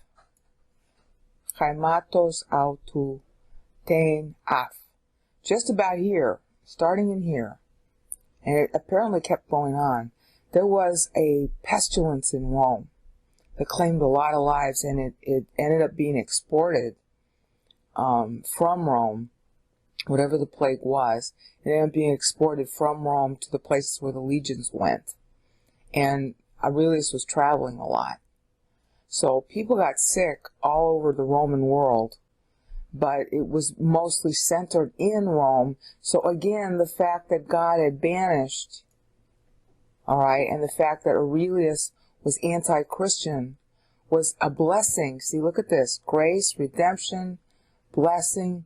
God's grace to Christians was, hi, I know there's this guy that's going to come up and going to pride himself on his grace, but he's going to hate Christians and persecute them. But if you get out of Rome, you're going to be okay, yeah. And you're going to be okay also because there's this big 7-year pestilence, maybe longer than 7 years, okay, that begins right here. For sure it lasts that long. Alright? Pestilence that goes on in Rome. Not to mention the pestilential ruler who's going to come after it. Okay? So the fact that God's grace knows about all this stuff, this guy with his fake grace, raising a guy who's going to be a monster for 11 years, all in Rome is where most of the trouble was. And like I said, some of it got exported. And especially under the people that Commodus had ruling for him. They were robbing the provinces as well as they were raping Rome monetarily. And they were selling everything. Just anything you wanted to. If you wanted to be a procurator, then you could buy your office. I mean, it was just, I don't know how to explain it. It was a really, really low time. Okay? And so here's Commodus coming to the power at 17, coming into power at his own at 20, and rejecting what his dad had taught him, just as Aurelius' wife had rejected it, and just as Aurelius' brother had rejected it. Commodus was on their side of the fence. And God is providing grace to Christians so that the Roman Empire can continue living. Because by being booted out, by being, how do you want to call it, persona non grata in the Roman Empire, in Rome specifically, you could go to the provinces and be saved. God got them out of the pestilence. Now, that's the next thing about this grace. I'm showing all the expressions of this grace that's going on here, historically, as well as the fact that Paul is talking about our assets. All right? Is that the grace was, just like with the Exodus, and just like with the Leviticus 26, pestilence is one of the promises in Leviticus 26, if you're not growing up in Christ. Okay? That was one of the responsibilities of the Jews, to learn and live on Scripture as they then knew it. That's Deuteronomy 31. And if they do that, God will give the world good weather, God will give them good crops, God will give them, defeat of their enemies, the whole bit. And if they don't do that, then all the things that He was giving them, He withholds. And so you have pestilence, you have invading armies, blah, blah, blah. That's exactly what happens from this point forward when Aurelius, it had been happening to some extent before, especially Trajan. Trajan had conquered a large amount of territory, and then Hadrian basically, negotiated to stop all those wars. And so the barbarians got the idea, Rome's weak now. So they started to break off and do whatever they wanted, including the Jews. And then that meant that Antoninus Pius had to get back involved in it, and he and Aurelius went out and started fighting again. They regained a lot of territory, and Aurelius ended up spending most of his life fighting. He was either fighting the plagues at home, or he was fighting the incursions of the barbarians. And that's all Leviticus 26 stuff. So the Christians who were living in and around Rome, or in the Roman Empire, weren't doing their job. They weren't learning Christ. So it culminated in a commodus. Okay? So on the one hand, you see the grace of God moving the Christians out of Rome. Okay? Redeeming them, redeeming the time. Okay? Forgiveness. And then you see the dark side of aphiemi, where the father of the empire forgives too much. So you see how all this whole thing forms kind of like a little play, with just as much cleverness as that play I told you about on Tertullus, where they mentioned Tullus 3 times to make an allusion to the lover of Aurelius's wife, Faustina. Okay? So those are the two sides of grace. There's the human claim of grace, which is no grace at all. It's just pride. Okay? And then there's real grace, which is God keeping you alive, and what's happening to you seems to be really bad. Because, Christians were badly treated during this time, unless they got out of Rome. Yeah, and that saved them from the pestilence that God hit the Romans with afterwards. And then came the pestilence of Commodus. So all that is riches too. Riches of God's provision. The riches of Leviticus 26 playing against as well as for. Because this was a nice time. In spite of the plague, in spite of a lot of things, this was a peaceful time in the Roman Empire, generally speaking. It was the incursions were by the barbarians on the borders. But for the most part, there was a whole lot of success against them. At the same time, you had the plague going on. Okay?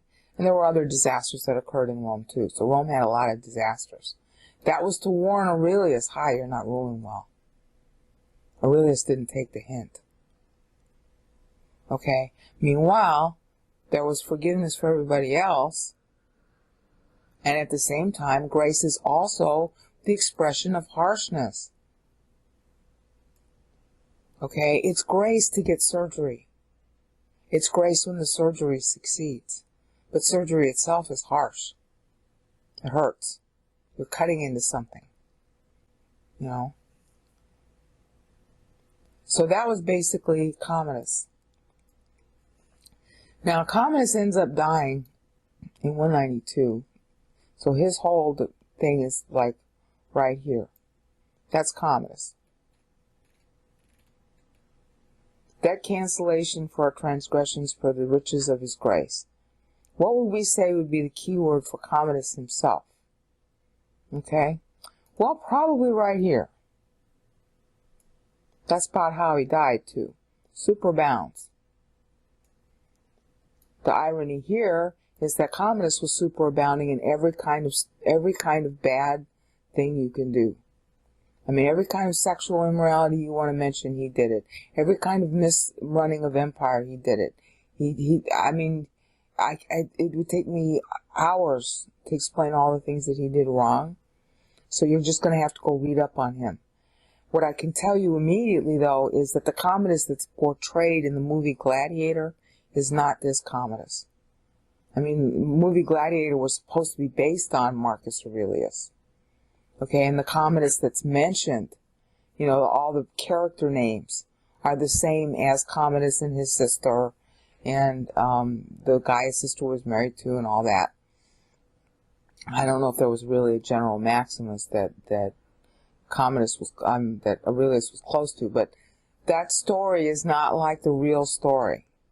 Okay, Commodus, like I said, was only 17 when he's co-crowned with his dad. All right, he's only 20 when he comes to power right in here. Okay, and he's a wacko. So superabound is his keyword. He superabounded in every kind of evil there was. Well, that gives us all more meaning. Just as much as Commodus is superabounding in his mismanagement of empire, and the empire's being raped, as it were, by the people that he put in charge, because he's off doing his little debaucheries. He's not paying attention to empire at all. And when he's not doing his debaucheries, he's ordering people to be killed in the Senate, and anybody noble, anybody he was jealous of. Very weak character. Okay? Commodus was busy superabounding in evil. God was busy superabounding in grace. And one of the grace aspects of this, again, is that because Commodus was so bad, but he was essentially staying in Rome most of the time. If you just stayed out of Rome, you could stay away from all this eperisusen, superabounding of the evil that was going on. Just go where the doctrine is, which was out in the provinces, and, ignore all the religiosity, because the Christians were fighting with each other and all very religious too. Okay, they were all competing with Marcus Aurelius for how good they were, but they were wacko too.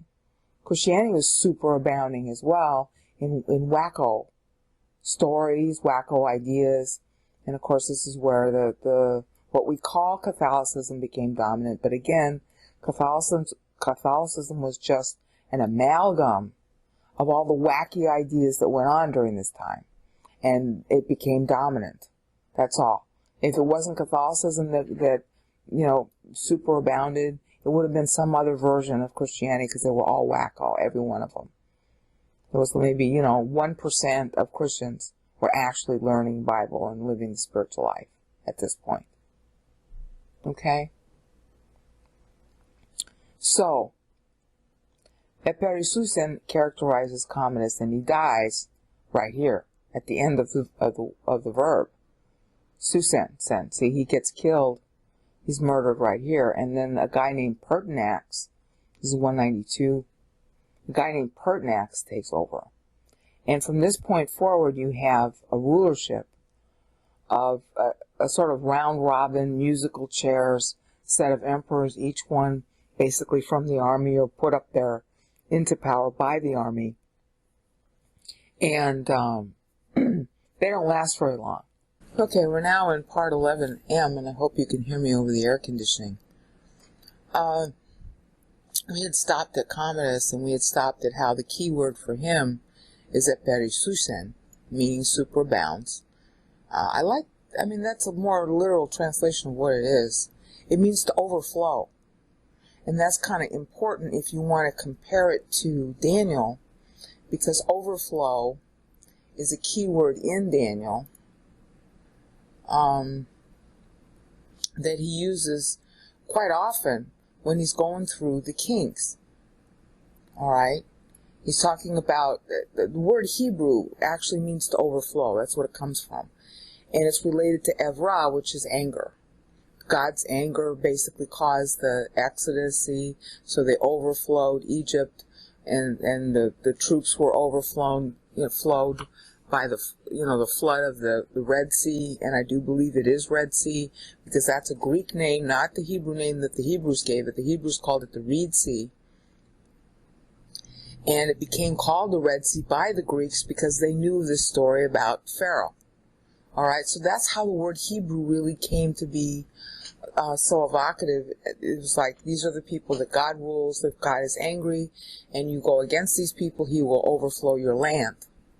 All right, and they overflowed and went, across the Jordan, even the Jordan dry shod. So this whole story about kings that Daniel is telling is based on Isaiah doing the same thing in chapter 53 via the meter. Okay, so Daniel's also doing it via the meter. So Paul's doing the Roman kings via the meter.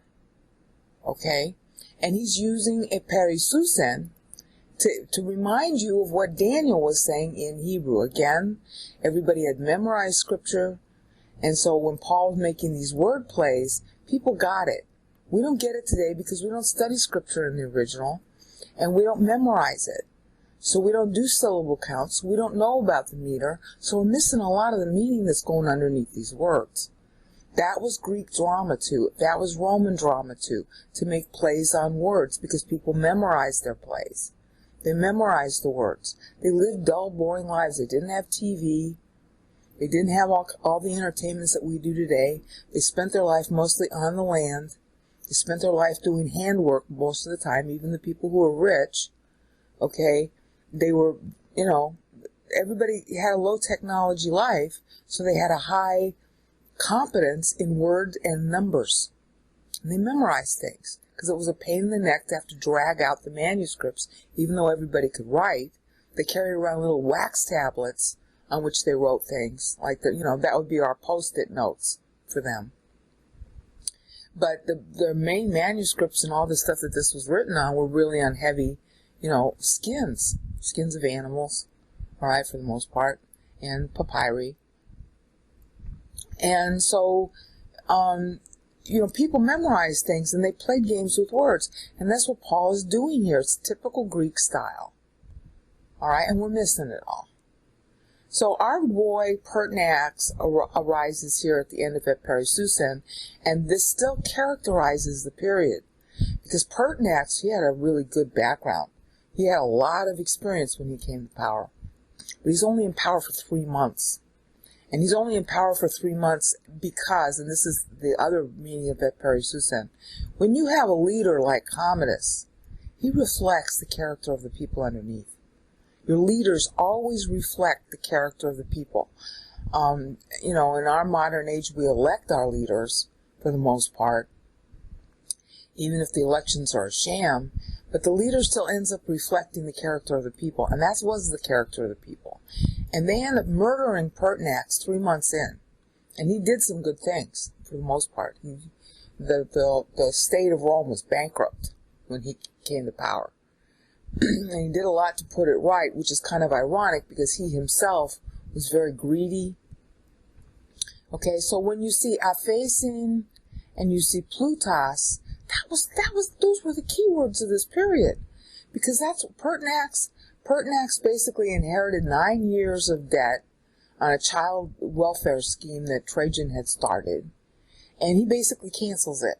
See, aphiemi means to cancel a debt, and the Burley, who was translating the Augustan history that I've got, he's not sure whether it meant that Pertinax just defaulted on the payments owed by the state, or whether he made good on it.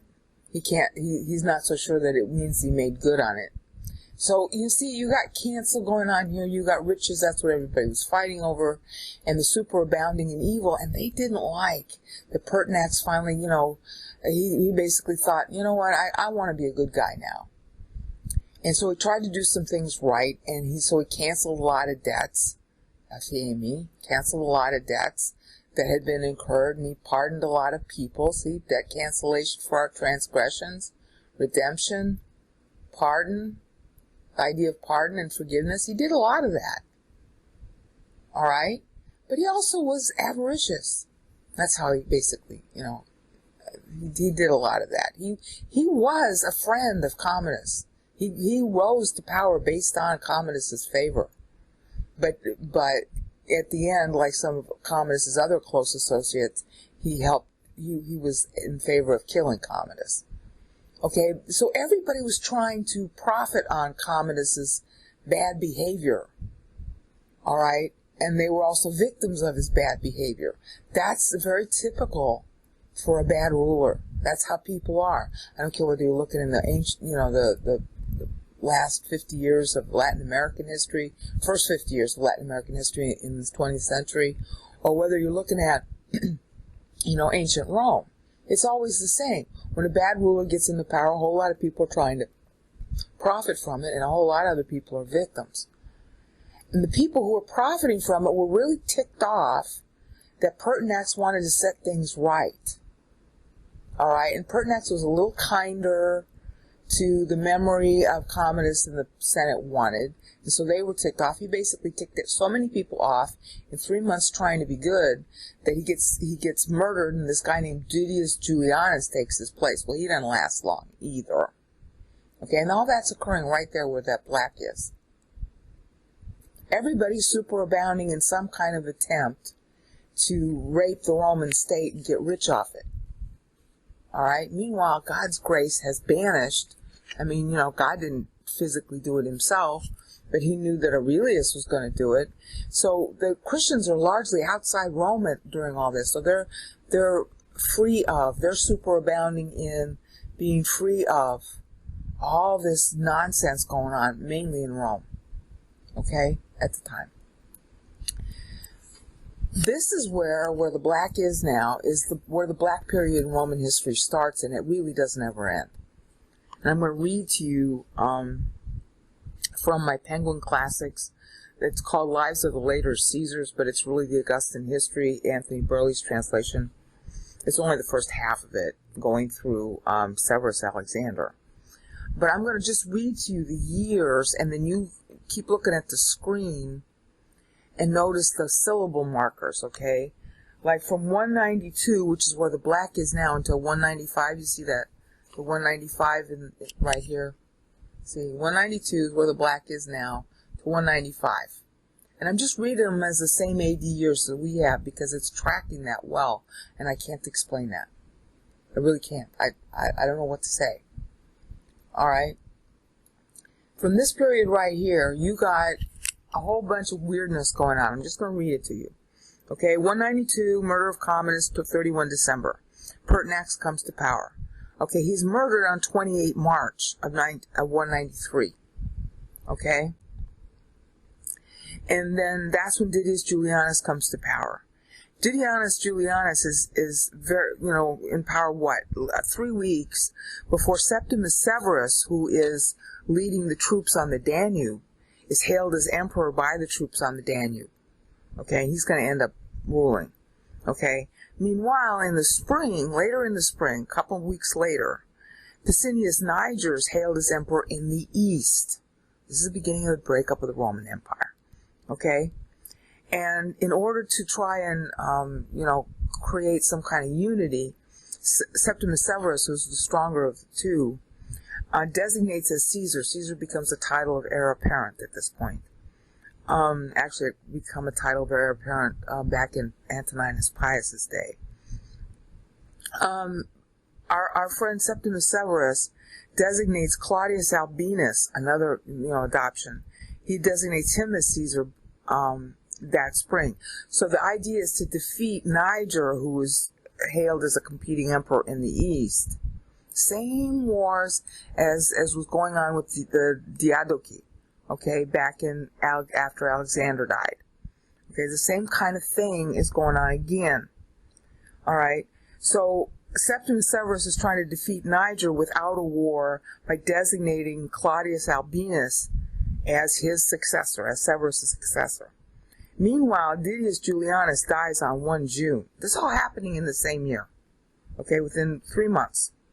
Okay, Niger doesn't stop trying to be Caesar. So from the east, he gets into, warring with Severus, and of course now Albinus is on Severus's side. And so he ends up dying in 194. Pacinus Niger dies in 194.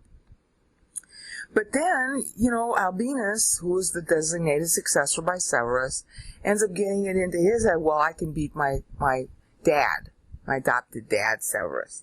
Okay, so he's hailed as emperor in the west, because Severus has gone to Rome at this point. That is in 195, maybe in December. All right? See? All that is happening in the black time in Rome, black highlight on the screen. All that's happening between 192 and 195. Okay? Okay, so then we come down 2 more syllables. And pas. Now, I don't know, if you're not familiar with Greek, you won't know this, but very frequently, pas is the vocabulary form, means all. It's used as an adjective, but when it's in plural, it's used as a substantive, meaning a noun. But elision, when you're going to cut, you see passé, that's what that is. This is cut off. Yeah. Because all of Rome is starting to be cut into pieces. See that clever play? Because now, highlighted in black, we're at 197.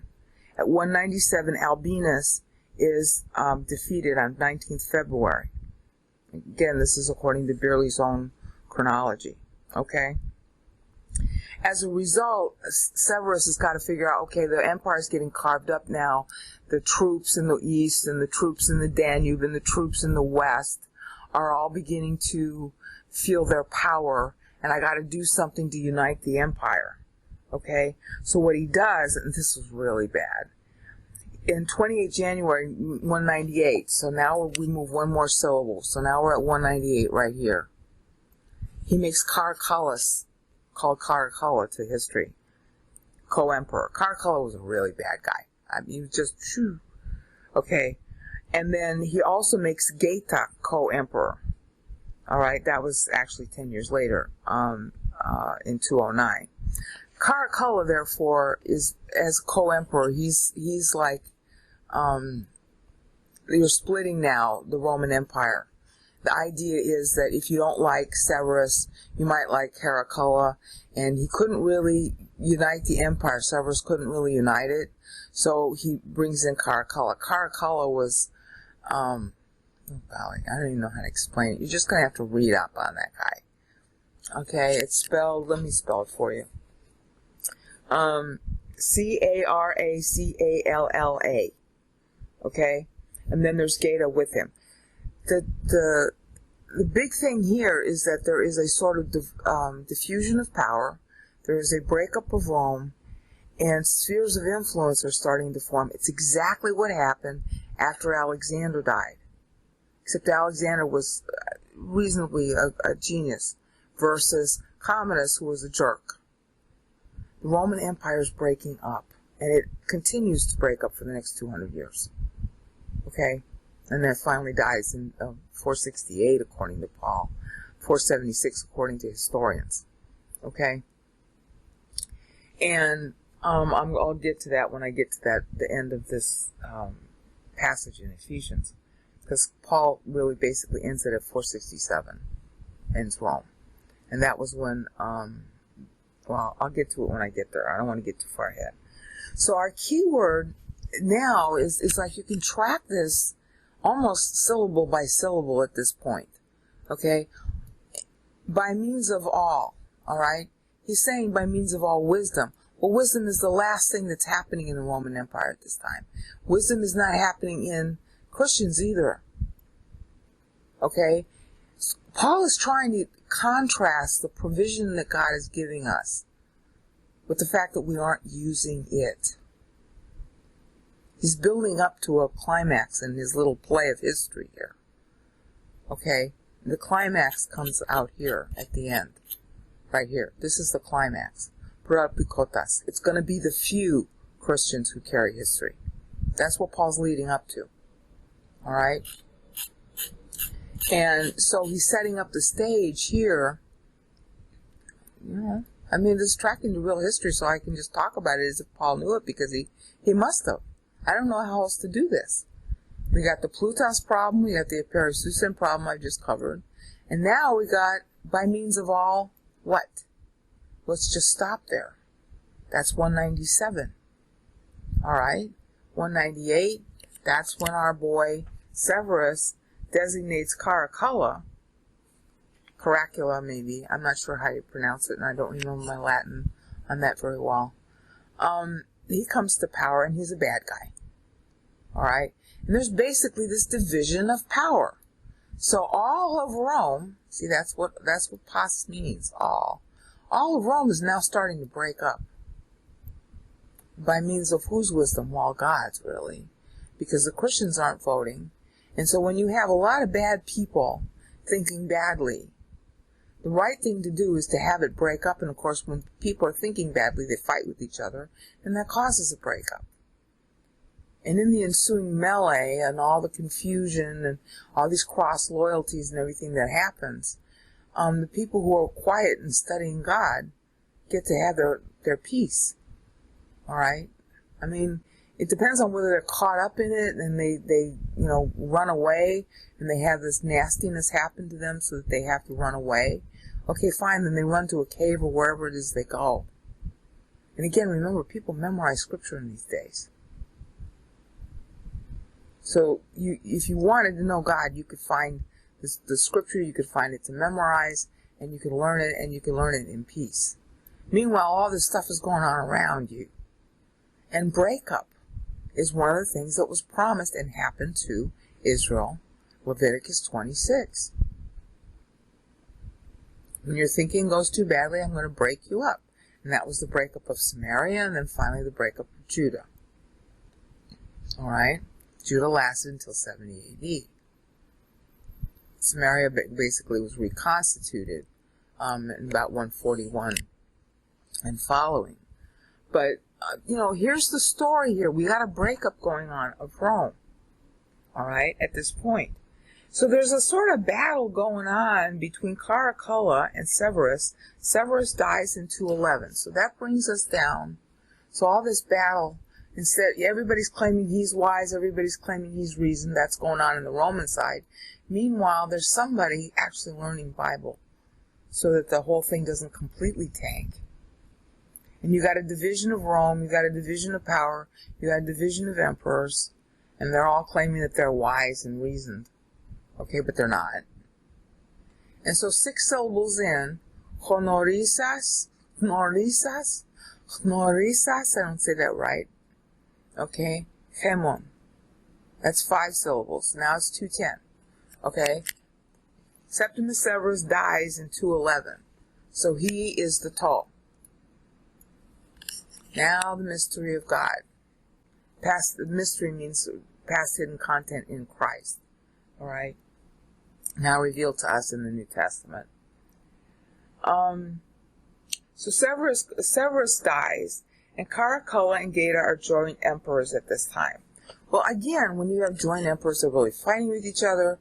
So Gaeta gets murdered, and then Caracalla gets murdered. All right? And then we have, that brings us to 217. All right? So the mystery of how's the Roman Empire going to get fixed ain't, it's hidden. And the people who are Christians really studying the Bible are also hidden. And they're revealed to them as all this past hidden content in Scripture, which the bulk of Christians aren't studying. Okay? So to 217, when Maximus comes to power, Macrinus. Oh, he was such a jerk. When Macrinus comes to power, all right, that's tu tele, again, tu tel, the will of, yeah, God's will and purpose is that Rome keep continuing, and so there's all this battling going on between people who think they're wise, but God who really is wise, making a few wise, carrying on time, despite the breakup. Now, when I say the Roman Empire was breaking up, it was breaking up at this point into spheres. So you traveled from one emperor's sphere to another emperor's sphere, And it was still pretty safe because the emperors had agreed on their spheres. Okay? But then they fought each other behind the scenes. Okay? So if you just kept your nose clean and kept out of the politics and just stuck to the Bible, you would be safe here. So that would be God's hidden, making you hidden in time amidst all this nonsense, revealing His will and purpose to you, and His will and purpose is keeping you alive amidst all this crap. It was really a bad time. It isn't as bad as it's about to get, though. Alright? So that brings us to 217, which is Tele. This is where Macrinus comes in. Now, Macrinus, there must have been enough stability, and I have to read up on it more. But Macrinus comes to power in 217. He makes his son Diadumenianus co-emperor. That was a bad move. Okay. He gets it into his head to persecute Christians. Alright? So, you can read up on this and find out, generally speaking, if you're persecuted as a Christian, it's because you first of all are in the wrong place. You should have just gone to the provinces. Secondly, you're making a big stink out of the fact that you're a Christian. Okay? God doesn't say that because you're a Christian, you should make yourself obnoxious. That is not witnessing. It is not witnessing to go knock on doors. That makes Christ look like a salesman. Don't do it. All these people talking about their soul winning are sickening. They make Christ look like a white-shoed salesman. When you just study doctrine, which is what you were supposed to do during this period, be quiet, just study the doctrine, be hidden, be a mystery, okay? That doesn't mean you deny your faith. It means you're not being obnoxious about your faith. If somebody asks you, are you a Christian, or somebody asks you what's your faith, you tell them. But you don't go wearing it on your sleeve.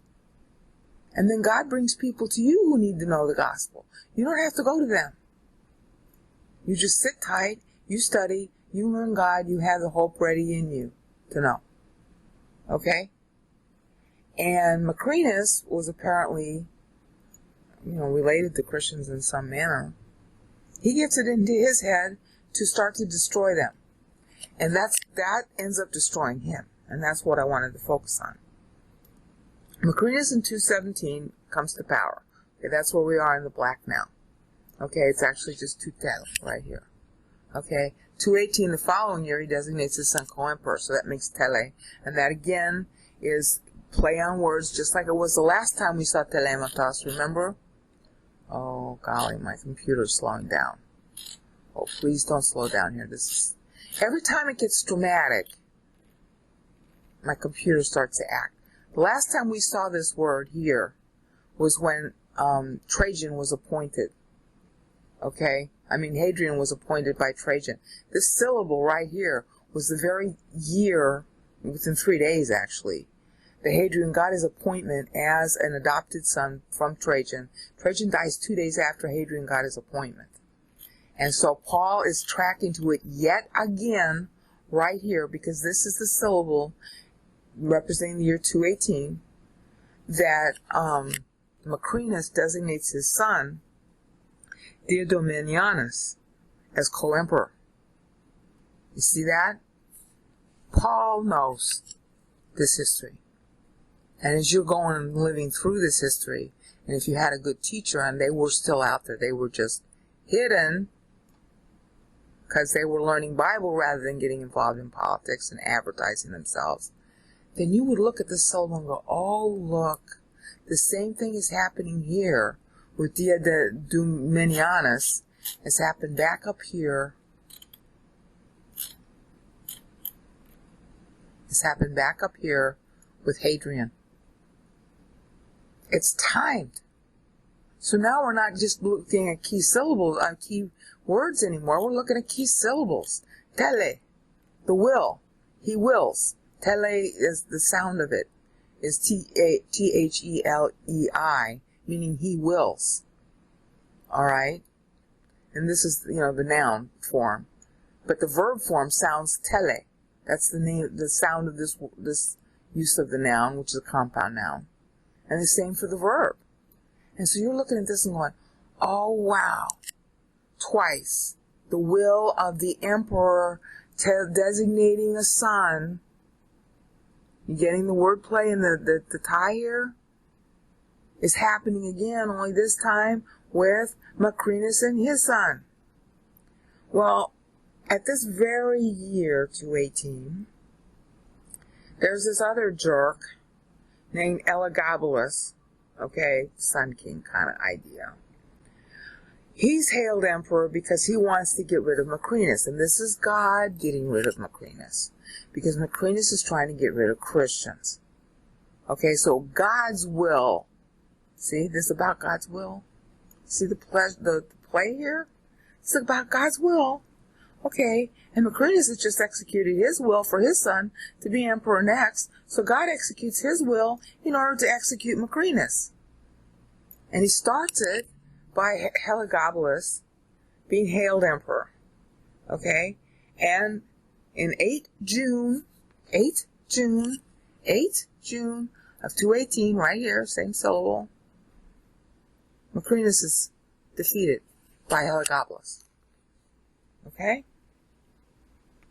Now, again, because the empire was breaking up, and in order to prevent all these troops that were in the different parts from having their own emperors, the guys that managed to get control of Rome started designating other co-emperors in order to try and at least, one set of troops might like one guy, or another set of troops might like another guy, so they'll all be loyal to the sum of the emperors that are designated at this point.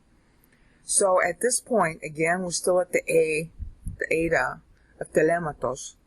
Okay, Heliogabalus, after defeating Macrinus, makes Alexander the adopted son, meaning Caesar. Okay, and that Alexander is Severus Alexander. Okay, Severus Alexander was the darling of the troops at that time. He won't stay that way. And that was 26 June 221. All right, so this was his first designation of son. Okay, that was Macrinus doing it. Macrinus is defeated by our boy Heliogabalus. So okay, so that's 3 years later. Okay, 4 years later. So it's 218, 219, 220, 221. Ow. Matosao. Okay? And instead of that being, Macrinus, that ends up being Alexander being designated by Heliogabalus as the heir. So what happens next? Watch how this works. Autu. Of him. The will of him, right? The will of Heliogabalus was that Severus Alexander should be his successor. Okay, so then, right here, in 222, Heliogabalus is murdered. Ding, ding, ding, ding, ding, ding, ding. And now Severus Alexander comes to power. Okay? And that's what we'll pick up in the next segment. It gets richer and richer. Notice how we're tracking my syllables now? This is going to be 11N, as in Nancy, and as in nasty, and as in naissance, because that's kind of the theme of this little video. You see in front of you, online, live, a website I just found that I kind of like, first of all, because it's the guy that's writing it is from Ohio State, and I kind of like Ohio State stuff. I like them, Rutgers, and Halsall at Fordham. I go there a lot for my, reading, because they direct you to good bibliography and that sort of thing. Anyway, you see right here in front of you, www.romanemperors.org. And this is an index, and they include names that other people don't. That's why I like them. They include all the guys who tried to be emperors also, with bios. These are all bios. Okay, and the period we're getting into here is called the crisis of the 3rd century, which you've heard me cover before. I want to say it was in 11G. And I want you to understand that I had confused this guy Macrinus in what I had just done in 11M with Maximus Thrax. Okay? So Macrinus, as far as I can tell, and I'm going to cover this in a little more detail, he didn't persecute the Jews. I said he did, but he really didn't, as far as I can tell. Maximinius Thrax, really didn't do it that much either.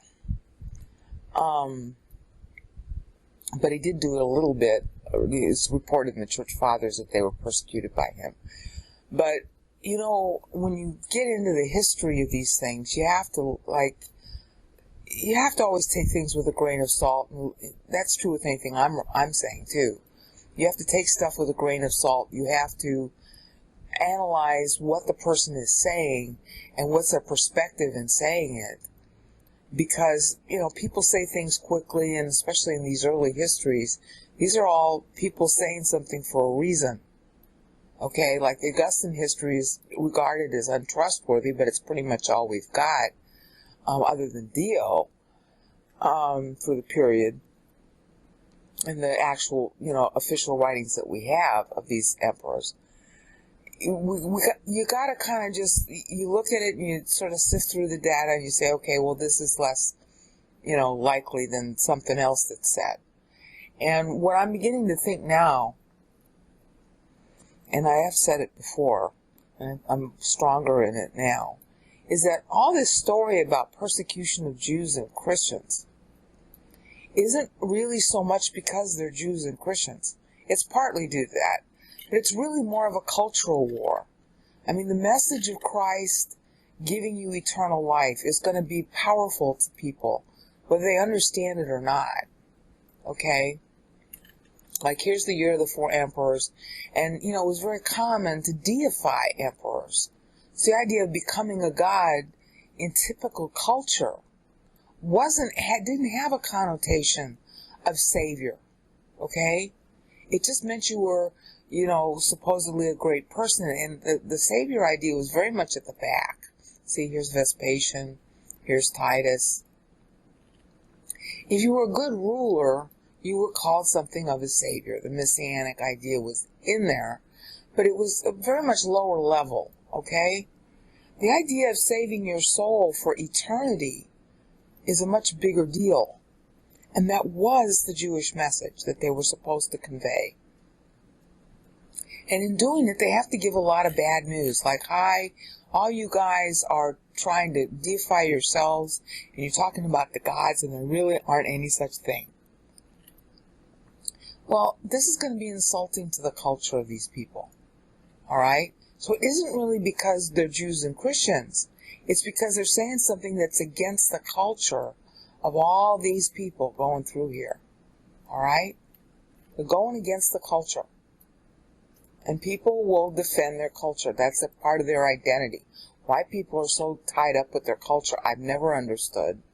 But they are. Humans are real big on what their gender is and what their nationality is and what their skin color is, and I've never understood that. Because those things don't form you as a person unless you make them form you. Okay, they don't make your soul. You make your soul. For better or for worse. It's what you decide with your own soul, that's the real you. But historically, people have made a big stink about their nationality, their gender, their gods, all those stuff. They seize on these externals as their identity, and they're willing to die for it. And so, the longer I look at this, the more I realize that all this persecution of Christians and Jews was really cultural war, political war, because, like, the emperors felt compelled to do something, okay, when Christians and Jews made us think about themselves, and Trajan in particular wrote to Pliny about that very thing. And that was really the policy of the Roman Empire. However, we all know that there is a deeper conflict underneath this. And the deeper conflict is that Satan's out to destroy the Jews, and Satan's out to destroy the Christians, and to, discredit where he can't destroy. So, on the surface, people are just really fighting because they don't like a culture that says that they're no good. But beneath that, of course, Satan and company are trying to foster more destruction to come out of it than really would come out of it. So when we get back down here, where I just finished, with Macrinus, and that was his son, and then we got this, all right, when I get into that, if there was, to the extent there was, a persecution of Jews and Christians, it wasn't so much because they were Jews and Christians, but what side of the war they were on. Because during this time also, like I said, the Roman Empire was starting to break up, owing to Commodus, the bad rule of Commodus, and everybody trying to cash in on, the Plutus clause, which is back here. Okay, wait a minute. Plutus clause, which is back up here. See? That. Everybody was fighting over riches. And here we are with the riches. And this is very ironic that Paul would write this, covering this part of history. Because that's what everybody was fighting over. Okay? So, when you got this going on, see if I can get them to look at, this is the period right here with Commodus. Alright? And this is the aftermath of Commodus, essentially. And in the aftermath of Commodus, which is right here, you got Pertinax, you got Julianus. They don't last. I mean, this is really just a few months going on here, like I read you the last time. Then you have Severus, who actually stays in power for a while. And then he has two sons, Caracalla, and that has to do with a cloak. He gave the people clothing. That was his nickname. And Geta, his brother, who he murdered, his younger brother. And then Macrinus was the prefect of the guard to Caracalla, and Macrinus murdered Caracalla while he was going to the bathroom. Or he ordered the murder. He himself didn't do it. And then this was supposed to be his son, okay? And that was back here. Well, this was 218. Let's see if I can shorten the window so you can see them both at one time. Okay? See that black highlight in the upper window? That's when Diademus was appointed. Okay? Right there. Where the black in verse 9 in the top window. Alright? Now, there's a sub-story underneath this that Paul is addressing. And I just learned of it, so I'm telling you.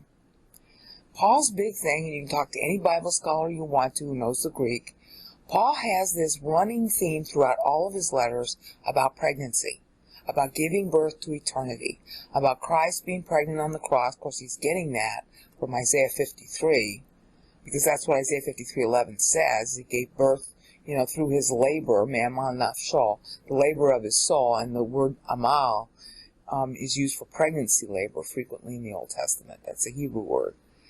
That's all Paul talks about, pretty much. His whole theme for all his letters is pregnancy, pregnancy, pregnancy, pregnancy, giving birth on the cross to us, okay? And that's his theme here, as we're going to see very poignantly in verse 10. This is the word for pregnancy in Greek. Pleroma means a container that is filled with cargo. That's its root meaning, and it was used frequently for a woman or a ship. Alright, that's the origin of the word pleroma, and the verb is plero, to fill up. Alright, this is where Paul is heading. This is the climactic verse in the passage. This is the centerpiece of the passage, which is why it stands alone at 14. Okay? This is where he's going with it. So he's leading up to it with this mysterion, okay? When you're pregnant, your kid, which is just a fetus, it's just biological material, but you call it a child because you want it to become one, you want it to be born. Okay? Mysterion is hidden. You're pregnant with.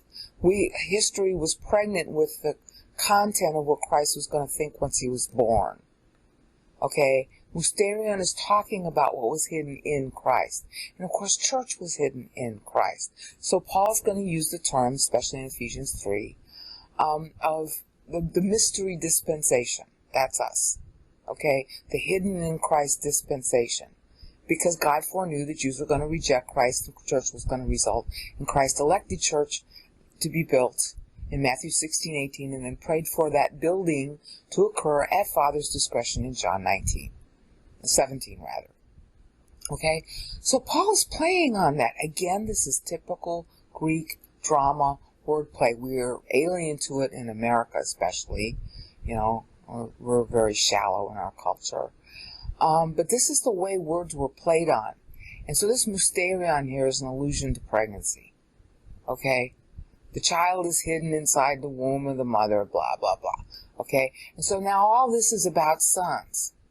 Right? This is where Macrinus designates his son. You can see highlighted in gray in the lower window. Dia Dumenea. No, I can't even say it right today. Dia Dumenianus. I said it right in my earlier video. I can't say it now. Okay? That was the year that he was designated. And then he was killed.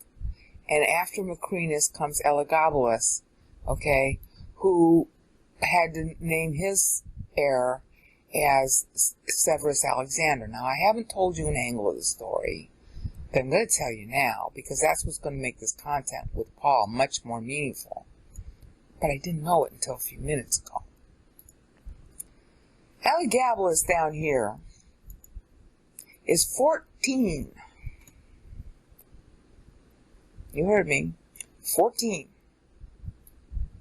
So he's not really leading anything. His brother is Severus Alexander, who's several years younger. Okay?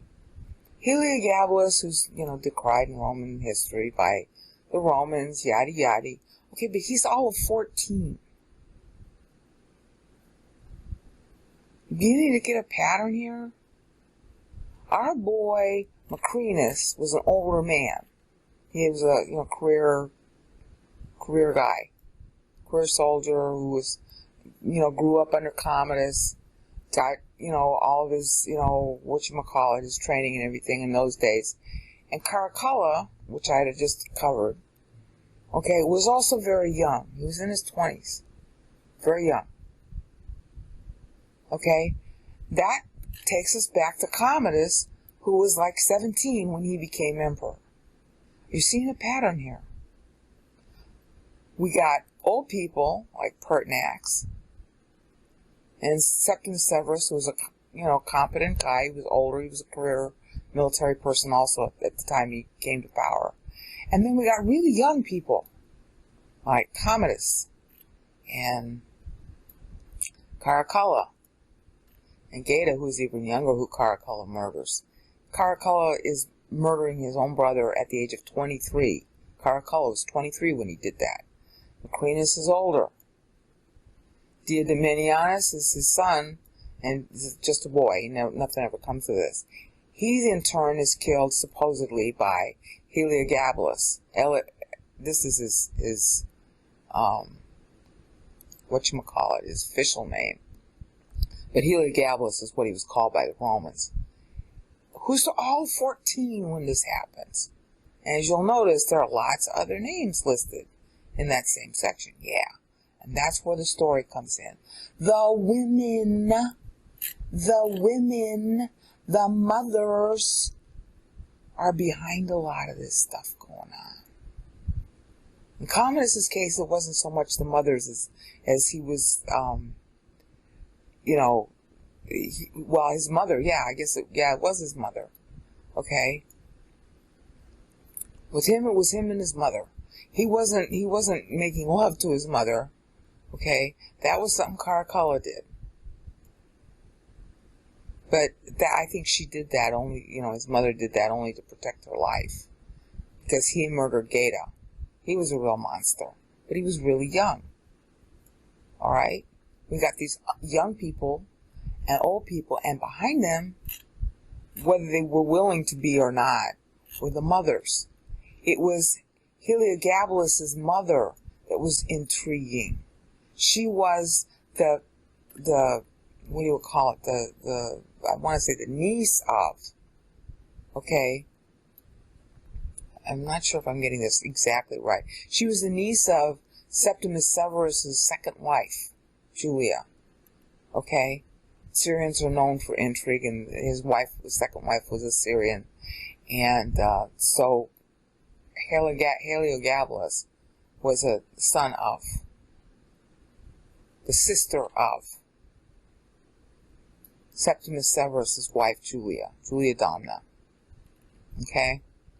So the mothers are intriguing to have their teenage kids, who because of their connections, they're conspiring to have their teenage kids, see, the mothers are hidden behind the scenes, putting their kids out. And everybody's fighting, allegedly, for the toga of empire, using kids or older career soldiers like Severus here. Okay? Severus Alexander, Severus was, macho man here. Severus means severe. Okay? Severus Alexander was in his 20s, and this is where he comes to power in 222. See, at the end of this, Tutelematos autou, Heliogabalus is murdered, and Septimus Severus comes to power. Heliogabalus is murdered when he's 20. Severus Alexander, was like, I want to say 17, 18. The mothers are doing this. They're giving birth to all this conflict. All right? And so in comes Maximus Thrax. All right? He only rules for 3 years, but he's a career soldier. And he got the armies to go over to him. All right? All of this is the armies. All of this is the mothers behind the scene. All of this is somebody claiming some kind of connection to an Antoninus or to, somebody else who had imperial power in the past. And the women and the young kids and career soldiers, they're the ones that are all fighting for empire. Okay? Paul is putting out all of that when he says mysterion. You know that for sure because that's Paul's theme in all of his letters. Alright? And you know that for sure because he's leading up to this. Okay? So now we're looking not just at one keyword and not at just at syllables, but the whole idea. Okay? Good pleasure of God is occurring while everybody else is trying to get their good pleasure by fighting with kids or career soldiers. Meanwhile, the women are behind the scenes pregnantly directing everything, and of course they're probably being manipulated by whatever lovers they had. All this time, God's making His will known to the hidden few believers who are learning Bible, resulting in the filling up of time, dispensation. And I covered, I think it was part 10G, might have been F. I've covered in part 10G how this is called, this period right here, starting with Septimus Alexander and going all the way to 252 AD. This period is called by historians the crisis of the 3rd century. And it's from this period onward that the emperors begin to accept multiple Caesars, multiple spheres of influence to try to keep the empire together and keep it safe, and it doesn't work. Okay? So at this point, it's like, okay, what are my keywords that I'm going to use? You got so many people competing for power. Look at this. Okay? You see, you can tell what verses I'm looking at right there. Alright? Because now I got to cover it up. Look at this. This is the crisis of the 3rd century. These are the rulers during that period. I can't even get them all on the screen. Okay? The crisis of the 3rd century begins roughly with, we'll say, it was really prompted by Severus Alexander, who was obviously being ruled by somebody else because he was too young to do anything himself. Okay? And Maximus Thrax comes in. He gets the armies. I think he's in Germany. Okay, Thrax means Thracian. It was an epithet against him. Okay, and he manages to get some control, and then the Senate puts up these guys. The Gordians were actually from Africa, and Pupenius and Balbinus were senators. And how many, in 1 year, there were all these people, look at this. During this period, you got all these people claiming to be emperor. Alright? And then here's this part. You got another Gordian and Sabianus and, this whole litany of names here. Alright? Either claiming to be emperor or trying to be emperor, being emperor for a short time, and somebody else, the next guy on the list takes them over. Okay? And it doesn't calm down, because this is where Paul stops. This is verse 10. Okay, hopefully you can see that. See verse 10 at the middle of your screen in yellow? Okay, filling up of times. Yeah, see all this trying to give birth. All this labor going on. Okay? And it keeps on going on. Look at this. Look at all the contenders. Alright? That's why I like this website, is they list them all. Okay? It goes on and on and on and on. Everybody declaring himself to be emperor. Okay, until we get here. It doesn't calm down until Diocletian. And Diocletian was a big persecutor of Jews and Christians. Part of the reason he did it, and that's what I was getting at earlier, is because the Jews and the Christians were siding with one group or the other. Okay? All these names, you had to pick which side you were going to be on.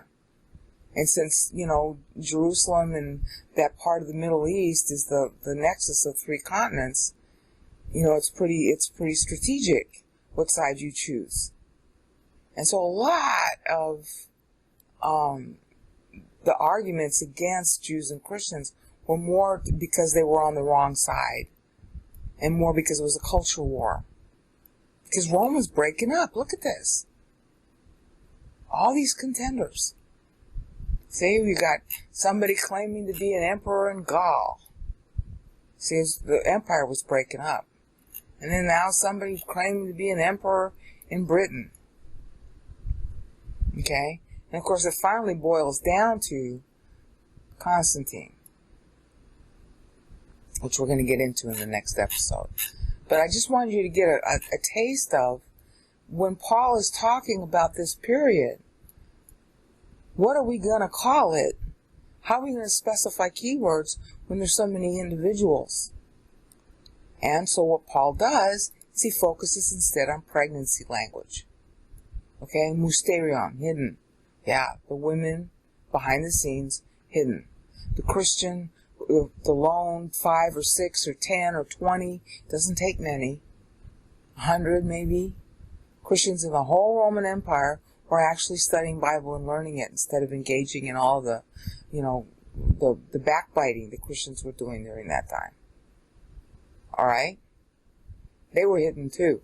They were behind the scenes, and that was really driving history. Just like the women were really driving their teenage sons to take the toga of empire, and all these armies were fighting in the name of the kids.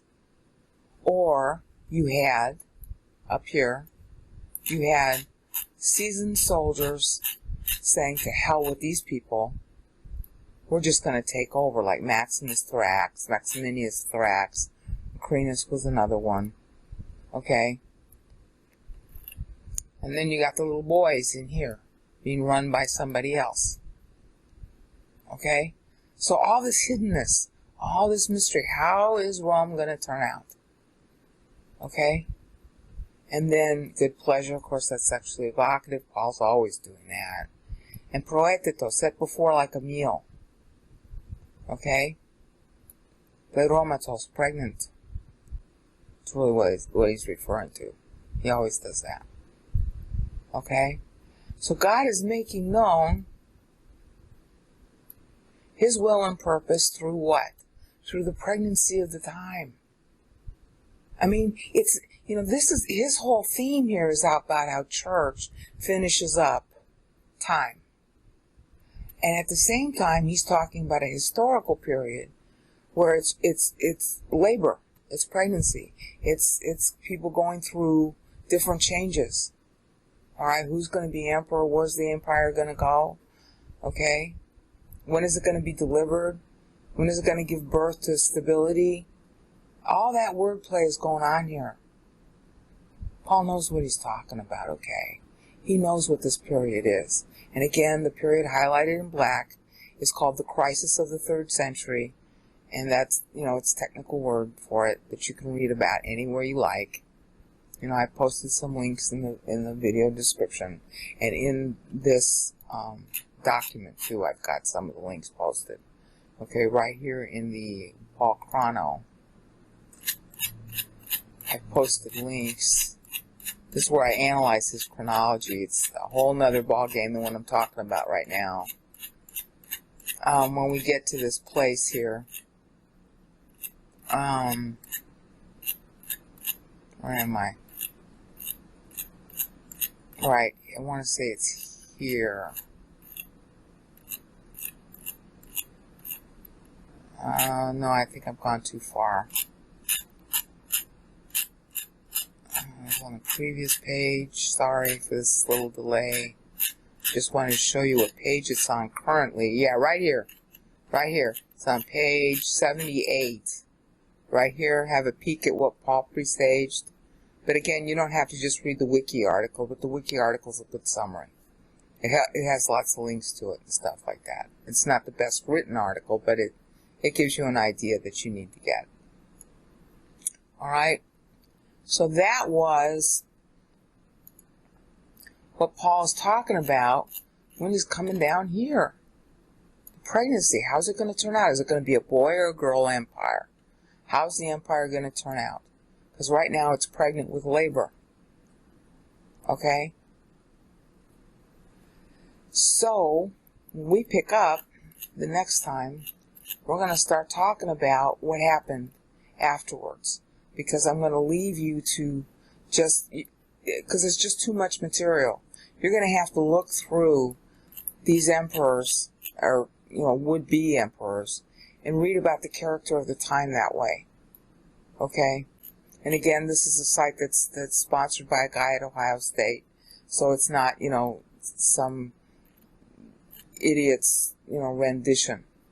This got more credibility, and of course you can read about it Given.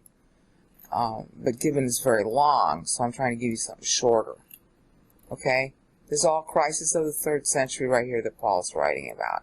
And it ends up giving birth to Diocletian right here, who cracks down. And he also makes certain concessions by appointing other rulers as his sons. Okay? And then they fight with each other, and that gives birth to our boy Constantine, which is when Christianity finally achieves its maximum apostasy. And that's where Paul's going to start cutting things off. Okay, we're back now, and this is 11:0. It's going to be a slower pace, because you're going to have to actually look up the bios of the Roman emperors that are listed, or attempted Roman emperors, that are listed in the lower window. Because I just can't cover that much material in a video. But what I can cover is the gist. I've been trying to figure out since December, when I first learned at Christmas that Paul was metering the way Daniel and Isaiah and Moses had done. I've been trying to figure out why he does it this way.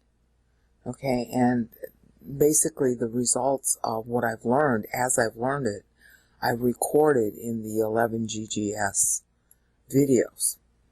And this is a continuation of that. The idea is to sort of journalize what Paul is doing, because this ends up being a rather important addition to hermeneutics, and I'm just not going to live long enough to do a good job of documenting it. And really, there need to be a whole lot of hands on this. I mean, I know some things, but, I'm not a scholar. I'm just a student. I happen to be a well-trained student under a pastor who covered the history. And I already knew the doctrines, but I didn't know that the meter was showing the same thing. So I'm just journaling it, and then hopefully somebody will come, after I'm dead or something, or maybe before I'm dead, and start picking up the ball with this, because it's going to be really important to study the whole Old Testament and the New Testament and stuff like that. It's a whole new dimension of hermeneutics to trace the meter to history. And this is all done in Greek drama style, which we have very well documented.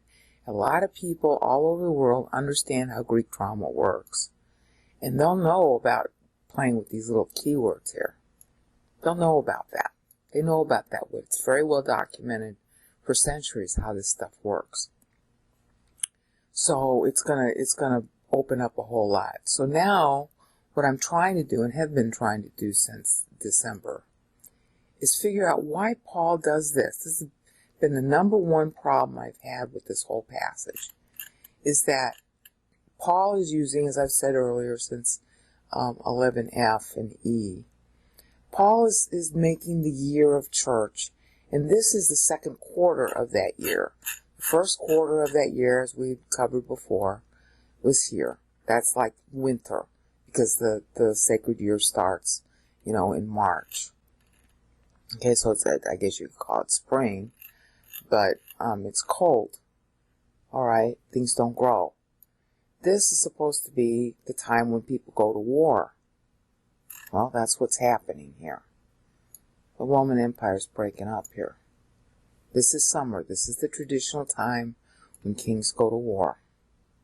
The summer, as it were, of church. And these end up being trends for the whole church age. And he's taking the first 400 years of church to explain that, using the meter beneath the words, and the words characterize the time.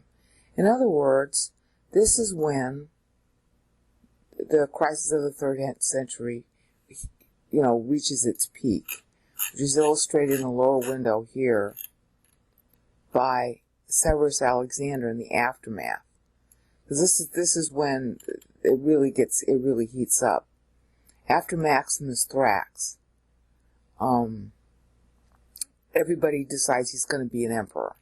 Okay, that's when you get the Gordians and this guy. I can't click on it because Gordian 1 in blue there, and Gordian 2, that's father and son, and they're in North Africa. Meanwhile, the Senate dispatches its own claimants, Pupienus and Balbinus. So in 238, it's like everybody and his brothers trying to be an emperor.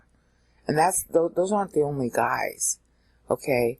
There were other legions elsewhere, okay?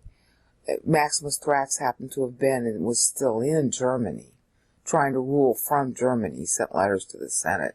Senate didn't like him because he was Thracian. He was uneducated, not part of them. So they wanted some guy part of him. So everybody was breaking up into factions. Okay? That's breakup that's done by God according to God's own delight in order to preserve. See, sometimes things have to break up in order to preserve. And he set the stage, as I explained earlier, way back here with the mission.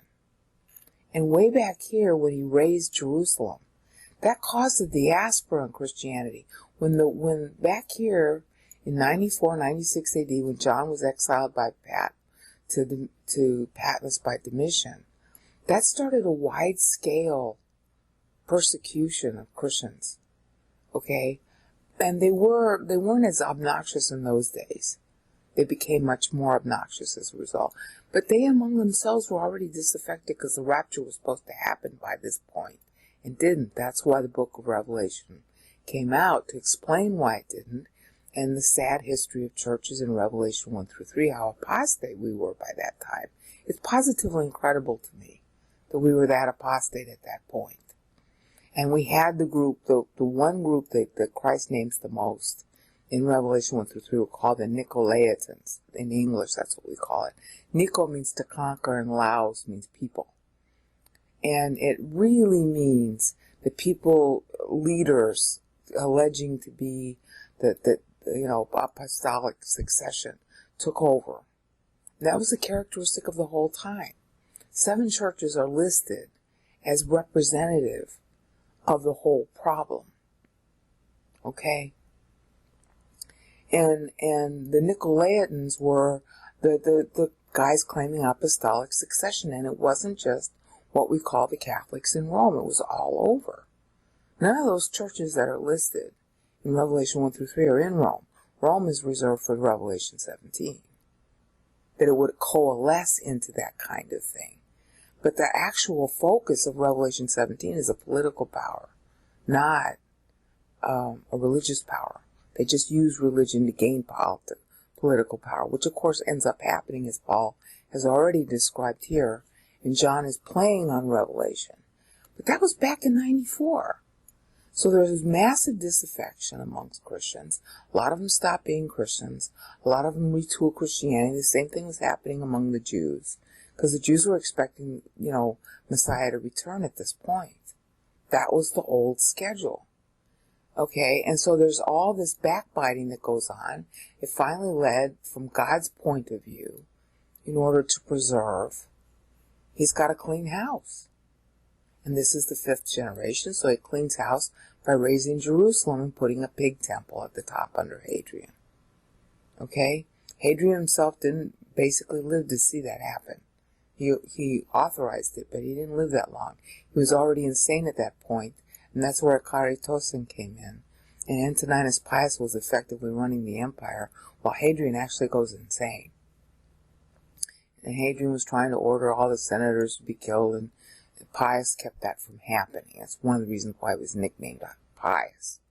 Okay? It means the same thing it does in English. Okay? So then that brought about this whole breakup, a sort of diaspora that was going on. And as I had started to cover under even Trajan, which is right here, there started to be plagues hitting Rome. Okay? It started under Trajan. It wasn't as bad under Trajan. It got really bad right about here, okay, with Marcus Aurelius. All right, Marcus Aurelius comes to power right here at Chymatos, which is really a pregnant statement to make, since that's when the grounding of the plagues began. But it was full by this point, and it had even gotten out of Rome because the legions carried the disease, and they were fighting. But it was still centered mostly in Rome. Most of the people who died of the plague were actually in Rome. But the Christians weren't there anymore, because Aurelius had basically adopted policies that made it, unprofitable to be a Christian in Rome, so people left. It was at the diaspora among the Christians. It's basically in 3 phases. It started with Trajan. Under Hadrian, Jerusalem itself became off limits. You couldn't even go there if you were a Jew, except on Tish B'Av. And then under Marcus Aurelius, and Commodus didn't really enforce his dad's policies that much. He didn't do much about it. But really under Marcus Aurelius, it got really bad, and you had a plague going on. All kinds of disasters and plagues were going on in Rome.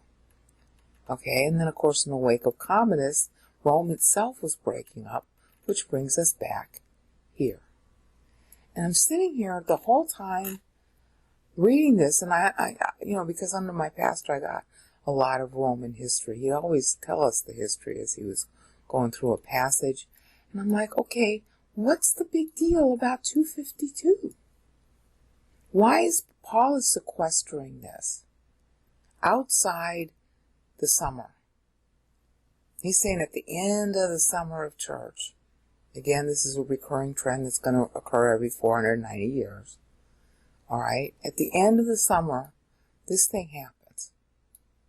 What's so important about 252 AD? Yeah, well, here's what it is. I'll have to open this, okay? Bear in mind, we're at Syllable 252, okay?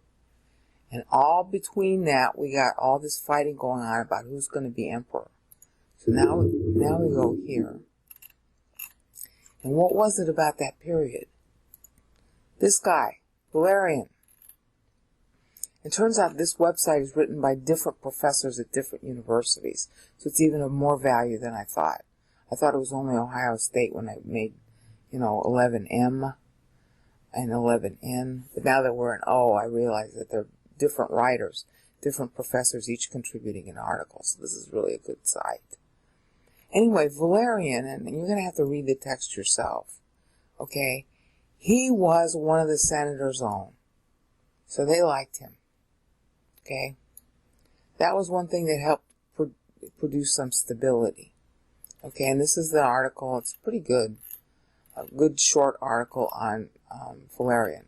The other one, of course, is given, and he takes forever to get to the point, because his focus is comprehensiveness. Okay, but the thing that makes it important about Valerian isn't Valerian himself. Okay? And a lot of stuff is said about Valerian that shouldn't be. It isn't so much Valerian himself. It's his kid, Gallienus. What he does is he appoints Gallienus, okay? That's his son. That's the son of Valerian. Valerian wanted his son appointed as co-emperor, and so they immediately put him as Augustus rather than just Caesar. Remember, Caesar just meant heir apparent. Augustus meant he was considered father of his country. That was a fancy name for father of your country. Okay? And Valerian, he was no slouch. Okay? So now, here's the thing. Dividing their efforts geographically, making Gallienus responsible for the west, and Valerian for the east.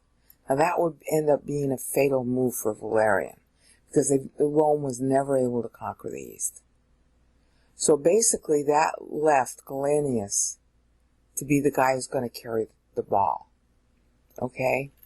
And basically what ends up happening to Valerian is that he loses to, the Parthian guy, Shapur, whatever his name is. I don't know if it's even in here. I saw it here anyway. Yeah, here's the guy that he ends up fighting, what's his face?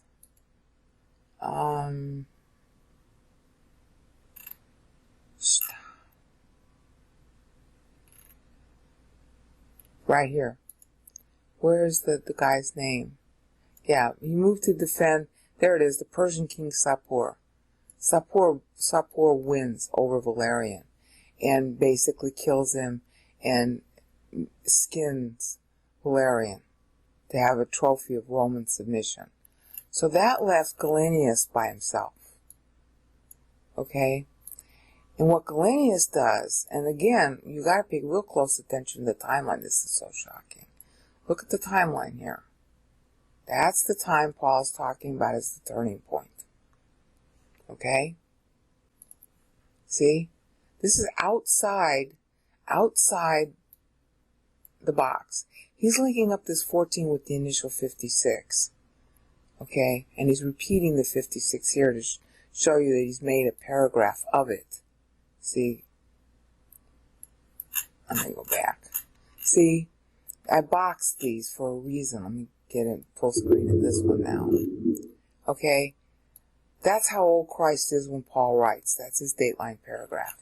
Then he boxes the text into 491s. So this 56 is outside the 91. He's trying to say Christ is the foundation of church, and this is the first quarter of church by his meter. That's what he's doing. He's following the same kind of convention that the other OT writers followed. Okay, but what he's doing now is here's the second quarter of church, and he's got a 14 outside saying it's based on Christ. Christ's vote. See, 14 and 56 equals 70. That means a completed vote. That was the symbol of the voting period that is a real and continuing even now voting period. It's 490 plus 70 plus 490. Well, Christ was pregnant with church on the cross. So now all voting, because Christ voted, can go on. Christ rebought time. That's what Galatians 4:4 says. And that's what Ephesians 5:13 or 5:16 and Colossians 4:5 also say. And only the King James Version translated it rightly. To redeem the time. It's based on Christ, and the role of church is to redeem time, and that's exactly what Paul is saying in this verse. Okay, which he's going to end up saying later in Ephesians, like I said, Ephesians 5:13. But he had already said it in Colossians. Colossians was one of the other prison epistles.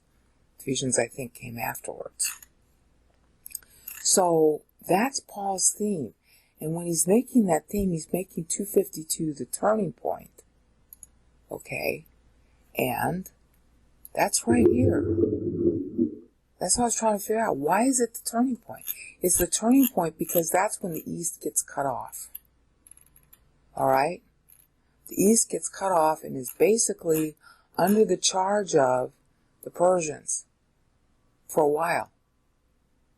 Okay? Because Rome was so weak. There are going to be other usurpers in the East and stuff, but this guy defeated the Romans, so it's going to take a while for the Romans to regroup. So now you have a splitting off, okay, and essentially Rome, the power, the focus, the whole thing shifts to the West, and it's going to remain like that. This is setting the stage for nationalism in Europe, and this is the benchmark change, all right? And it all started because Galenius was trying to establish himself independently. This article goes through it. You know, he's busy protecting Gaul and the Rhine and all this other stuff. But he's independent. He's operating independent of his dad.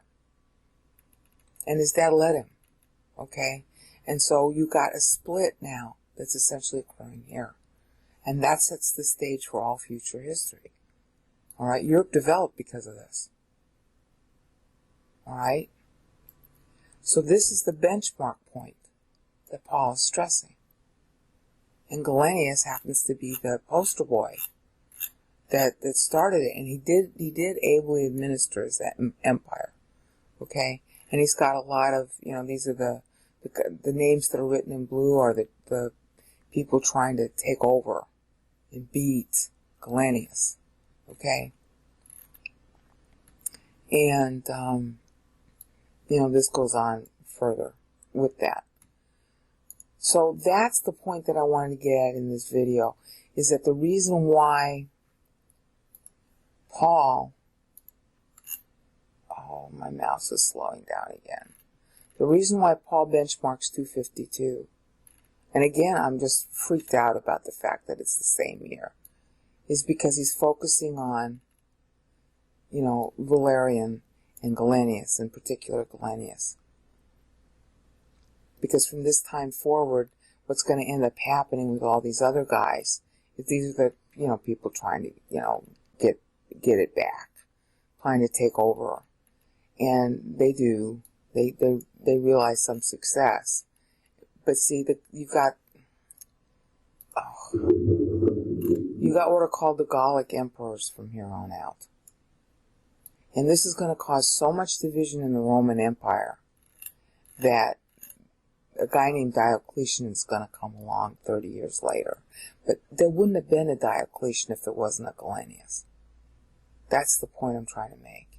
Is the whole future that ended up being Constantine, okay, who's down here.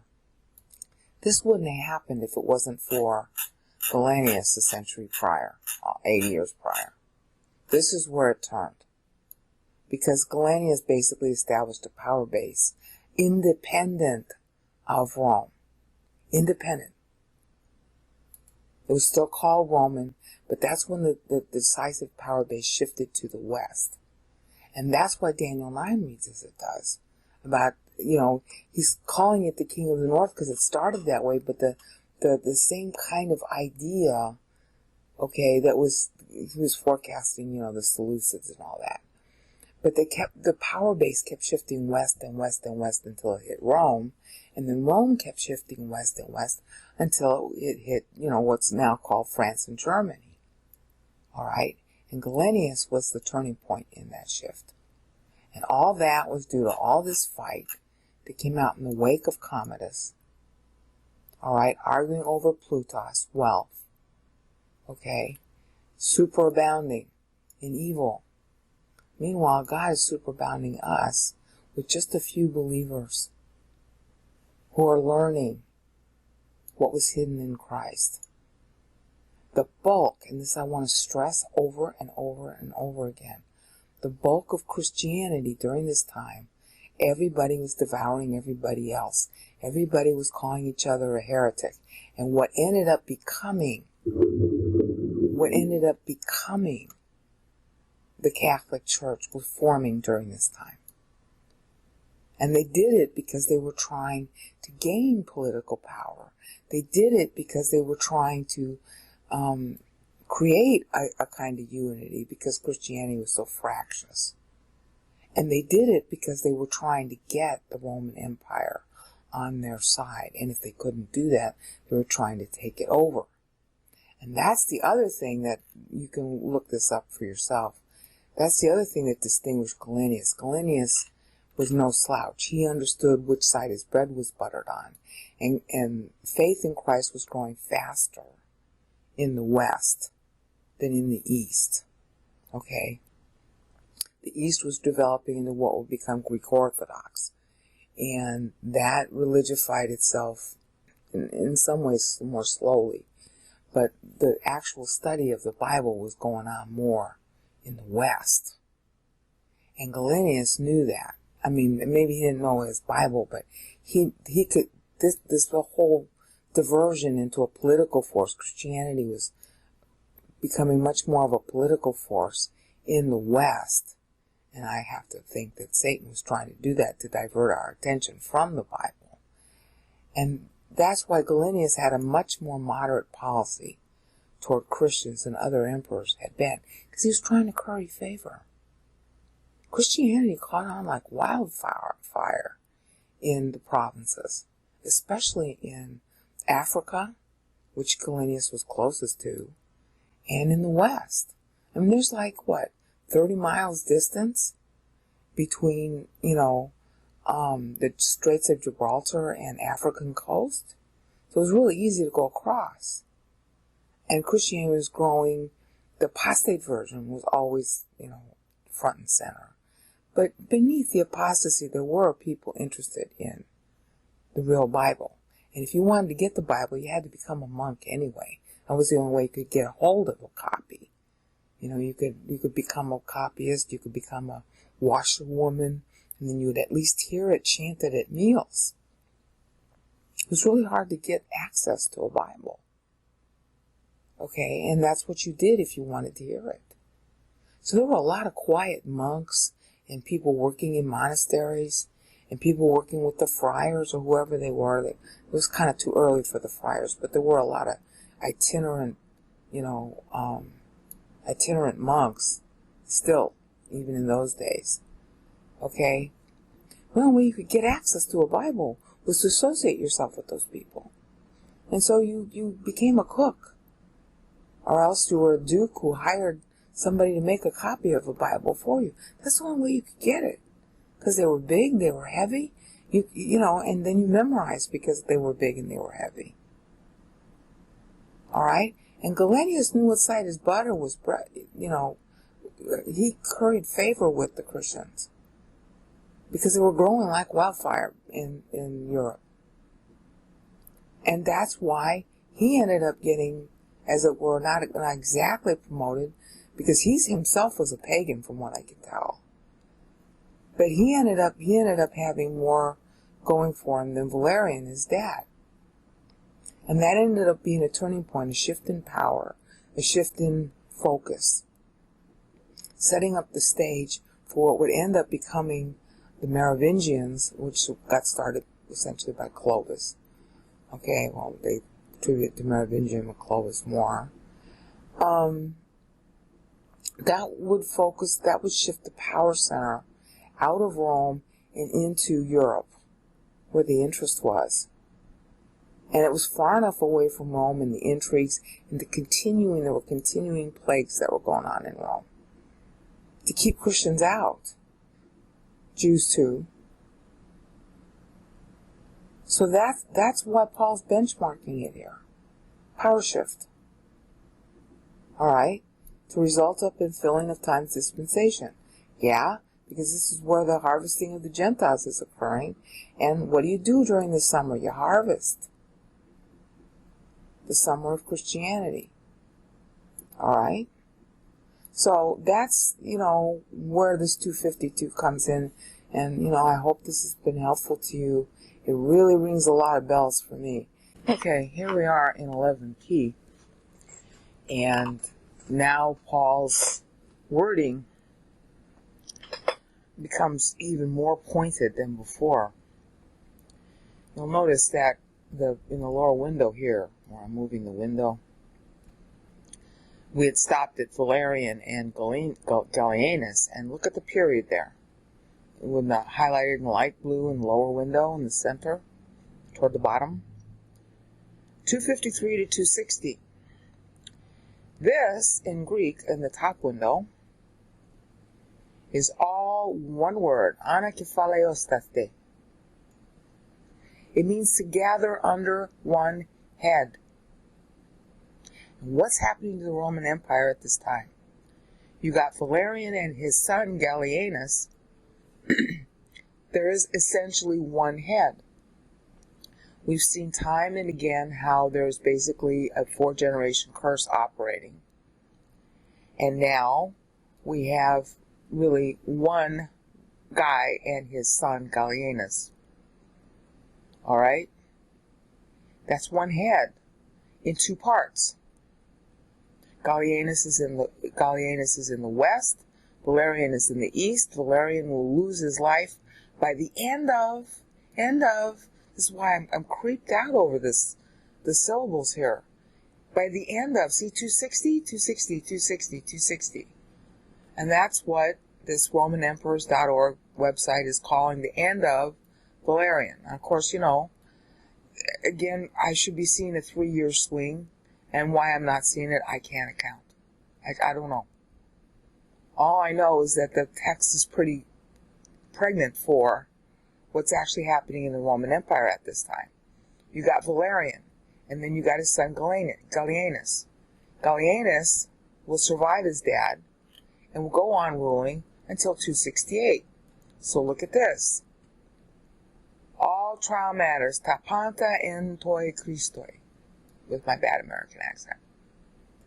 267, 268, that's pretty good. That's how long Gallienus rules. See Gallienus in green there in the lower window where I'm moving the text.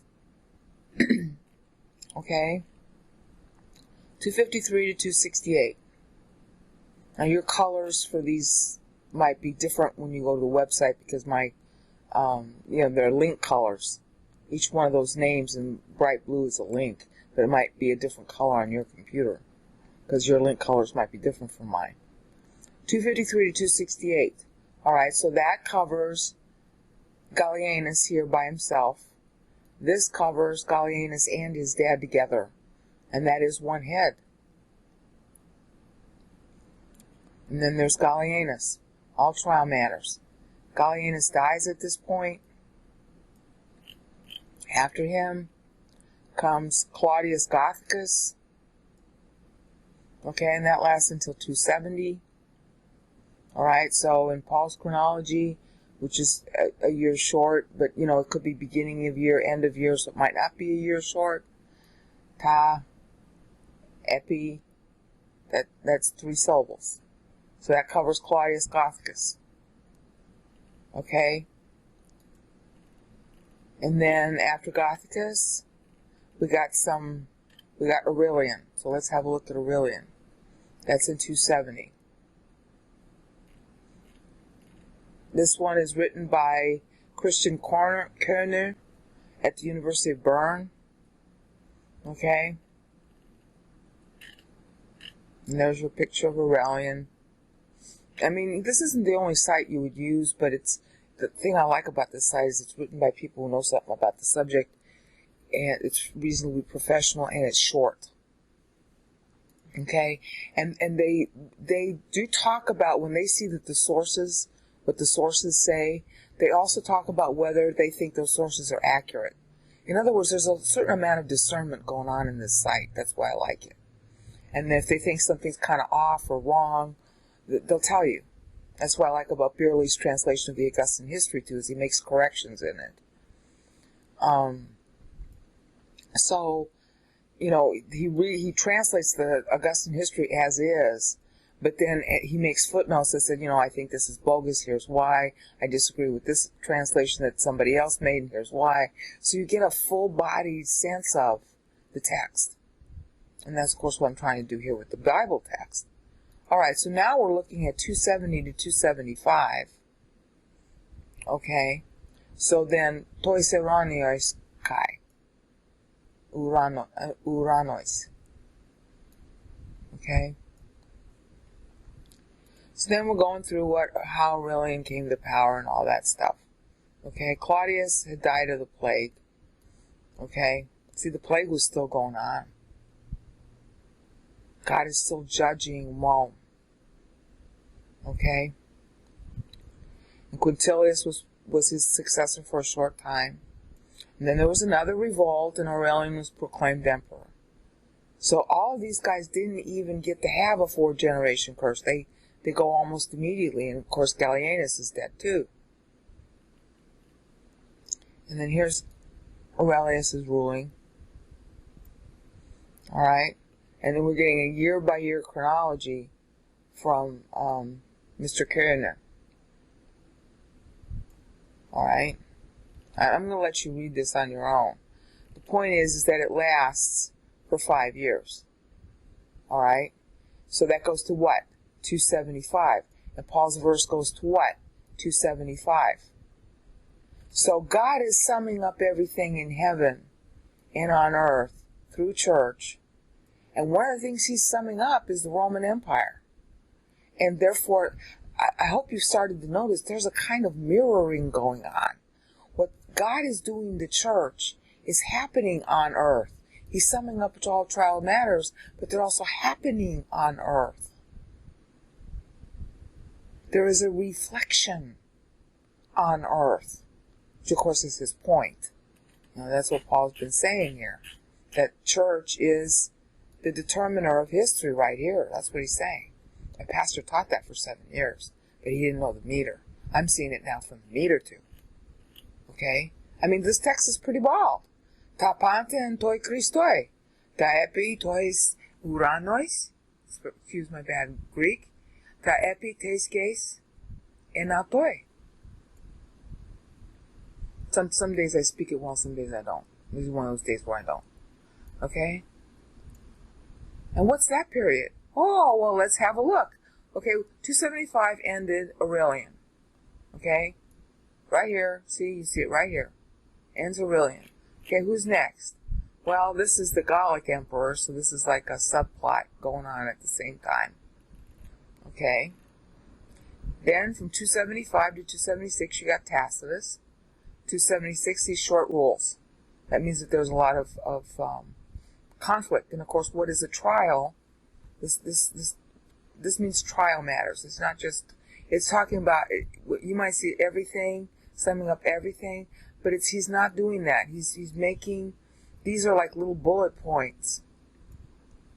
And they're legal bullet points because the whole prayer is legal. So you have to call it trial matters. And he is talking about the angelic trial. If you don't believe that, then I suggest you get my pastor's classes on the topic. Because he went through this extensively. You know, he spent 15, 16 years covering the angelic trial. So I can't do all that in a video. Okay? Proving it from Scripture. I mean, I'm not just talking off the top of my head. I'm just summarizing in a video. Okay, then you got 276 to 282. 282 to 283. So now Paul is coming to the end of, you got Carus. Okay? Carus's rule, he had 2 kids. Numerianus and Carinus. And Carinus. Neither one of those two guys lasted very long. And that is what brought forth Diocletian. And Diocletian comes into the fore, because Diocletian is actually under Carus at this time. Okay, that's how he comes to be. He's a career military guy. And Numerianus and Carinus, basically, they die right after each other. And there's some suspicion that maybe Diocletian had a hand in that. So Diocletian, 284. Okay, so Paul breaks it at 283. And 284 is us beginning right here. And this is Diocletian's time. Right in here. Till about roughly there. You can argue it's a little bit longer than that. That would be 303. Like there. But Constantine's going to come out of the Diocletian period. Diocletian made a major change. Okay? And that's going to be even more interesting. See, here is God working to sum up everything under Christ. We know that the Antichrist is going to come from Rome. That's another reason why Paul's tracking Rome. We've known that from Daniel. Okay? And now, we're beginning Diocletian's time. And now God suddenly changes to talk about a plan. It's a specific plan that you don't see in translation. Temple showbread, that's this word right here, protesin, and it too is an anaphora that I haven't covered yet in the videos. It's covered extensively in the document, in this Ephesians 1 reparsed document. Okay? In whom even we inherit per temple showbread plan. So what we're being told here is that all this stuff going on is part of a plan. Yeah, and at this very time, in comes dear old Diocletian. Alright, that's Diocletian, the picture in the lower left-hand corner. He looks very different in each of his statues or pictures of him that I've seen. That's an interest. He doesn't look that good in the other ones. What makes him different is that he tries to go back to the old days. See, there you go, highlighted in blue. And he basically makes himself into a god. But at the same time, while he's doing that, he's not really claiming to be the god.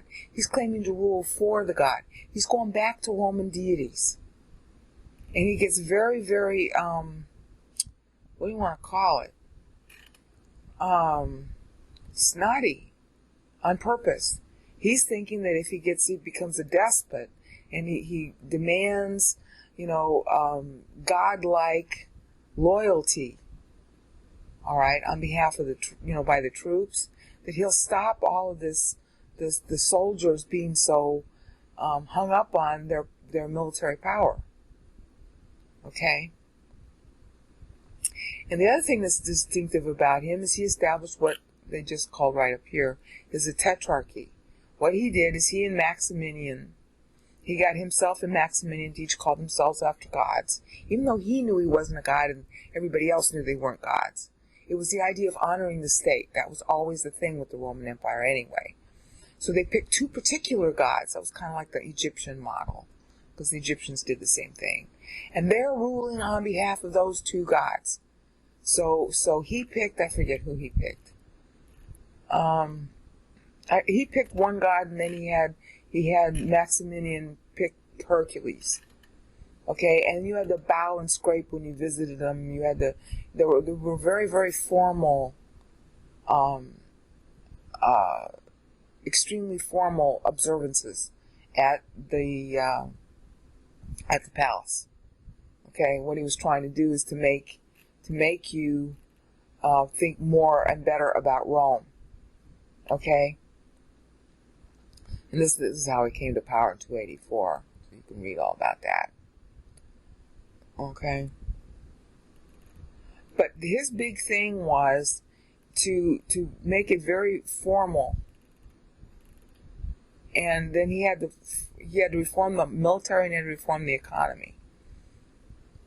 So he basically went in for very much a state-controlled system. All right? And the thing that distinguished him, that would bring our boy, whatchamacallit, Constantine into play, was this tetrarchy. He and Maximinian each adopted successors, so that there were 4 rulers. There were the seniors, which was him and Maximinian at the time. And then their 2 successors were designated Caesar. And that would turn out to be Constantinius, and I forget the name of the other guy. What was the other guy? Yeah, here we go. Galerius. Okay, named after Galeria. Gallienus maybe, I don't know. But Galerius was in the east, and then Constantinius was the father of Constantine I, and he was given the west. So you have, as he had shown, going all the way back to 252. Oh, my mouse is slowing down. This is so aggravating. Going all the way back to 252, this is when that split occurred, where Valerian and Gallienus, both father and son, split the empire. Valerian dies in 260, which is what Paul is explaining here.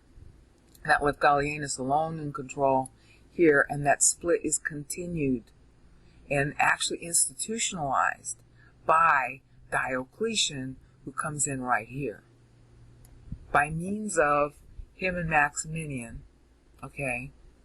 Maximinian goes and has the west, okay, or the east rather. And then Diocletian has his own heir Constantinius in the gray in the lower right hand corner. And then Maximinius was supposed to get Galerius, was supposed to give to Galerius when he died. So that would assure a continuity of emperors, that would get the troops back under a unified head. Well, that's Paul's theme right here, a unified head, per a plan. And that's exactly what they got. It's a plan. Okay? So you see, God is doing his plan, and now the Roman Empire is unifying under their plan. And that plan will bring about our boy Constantine, which is coming up in the next verse, and that's what we'll pick up next time. To introduce Constantine, I have to introduce Diocletian, and we've already talked about him a little bit, but I have to go back even before Diocletian to show why Diocletian got the ideas he did. And to do that, I got to go all the way back to Aurelian. As you can see, I'm moving the lower window. Again, I'm using the www.romanemperors.org because of the shortness of the pieces and the fact that these are all written by professors at different universities. They tell every time you go to somebody in Roman history and look at somebody, because the actual original sources we have are so fragmented, everybody's going to have a slightly different take on what the period represented and what it was. And that's good. It's kind of like using the Bible, except with the Bible we have a complete text. Here we don't have complete text. But we have a whole lot of people interested in what we do have. And so they're all trying to fit the pieces together. And if you read Gibbon, you get one sense of the period. If you read Carey, you get another sense of the period. If you read Mommsen, you get another sense. And that's good. You need to read a lot of different authors. Okay? And what I didn't get exactly from Gibbon, I'm getting more from this guy, Christian Kerner, who's writing about Aurelian. I think it's Kerner, right? Yeah. Okay, what he's covering here in Aurelian, and I want to say Carey had said that, or somebody else had said that, is that Diocletian basically is taking his cue from Aurelian. And that's why we're going to focus on him a little more. In the text, up here in the upper window, in the text we're looking at what happens after this point. Okay? Because this is where Aurelian comes in. Right there. The text is resolving all matters in the heavens. Now understand that in Roman culture, they believed they were ruling on behalf of the gods. So they were, and it was very much a part of Roman culture and Greek as well, that whatever went on earth was reflecting something going on in the heavens. Okay? Paul knows that very well. Okay? And he knows doggone well, I have no doubt about it now, that he's writing about this future time. Because what's going to happen to Christianity, and what Christianity is basically causing to happen, because there are a few who are learning Christ. Remember, see, look, this is 49. That means Christianity's in the tank.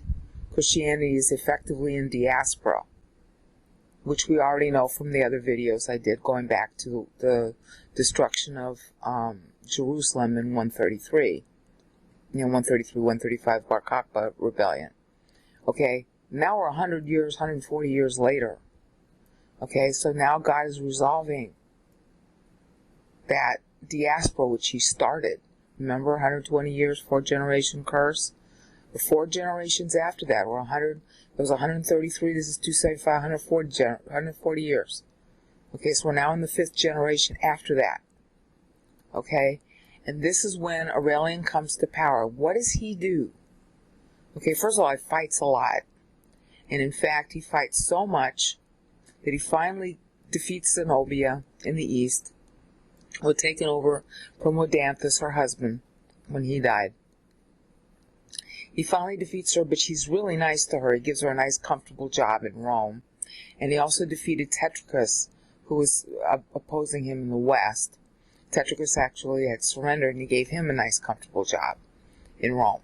He was very lenient, all right? Thus, Aurelian talks about golden, all right? So he was a golden ruler, all right? And he was trying to, there's also a play on Marcus Aurelius, all right? Anyway, Aurelian consolidated the empire right here, right at the Chi, okay? Right in here. You see the gray in the middle, the bottom middle of the screen? Okay? This is where we are in Paul's chronology, at the Chi. So what's left? See, this is and. There's one more thing to do. Yeah, and the one more thing to do to achieve unity between heaven and earth is to have what? This is totally new. I don't know why the historians don't make a bigger stink of it. This is totally new. You see that blue highlight here? Sol Invictus? Sol Invictus? Do you know who's the last guy that established a sun god as supreme? Heliogabalus, the guy who was 14 when he came to power, being ruled by his mother, the Mamea. I think it was Mamea. Julia Mamea, the Syrian woman. Okay, who was the niece of Julia Domna, who was married to Septimus Severus. Okay? The niece of, was a really bad ruler, according to history. I don't see how bad he really could have been if he was only 14. I don't think he was as sexually promiscuous as they said he was. How promiscuous can you be at 14? Okay? You don't even know how to spell your name at 14. Alright? But in any event, that was his contribution to Rome as he set up the temple of the sun god in the very middle of the Roman capital. It's now called the Colosseum. Alright?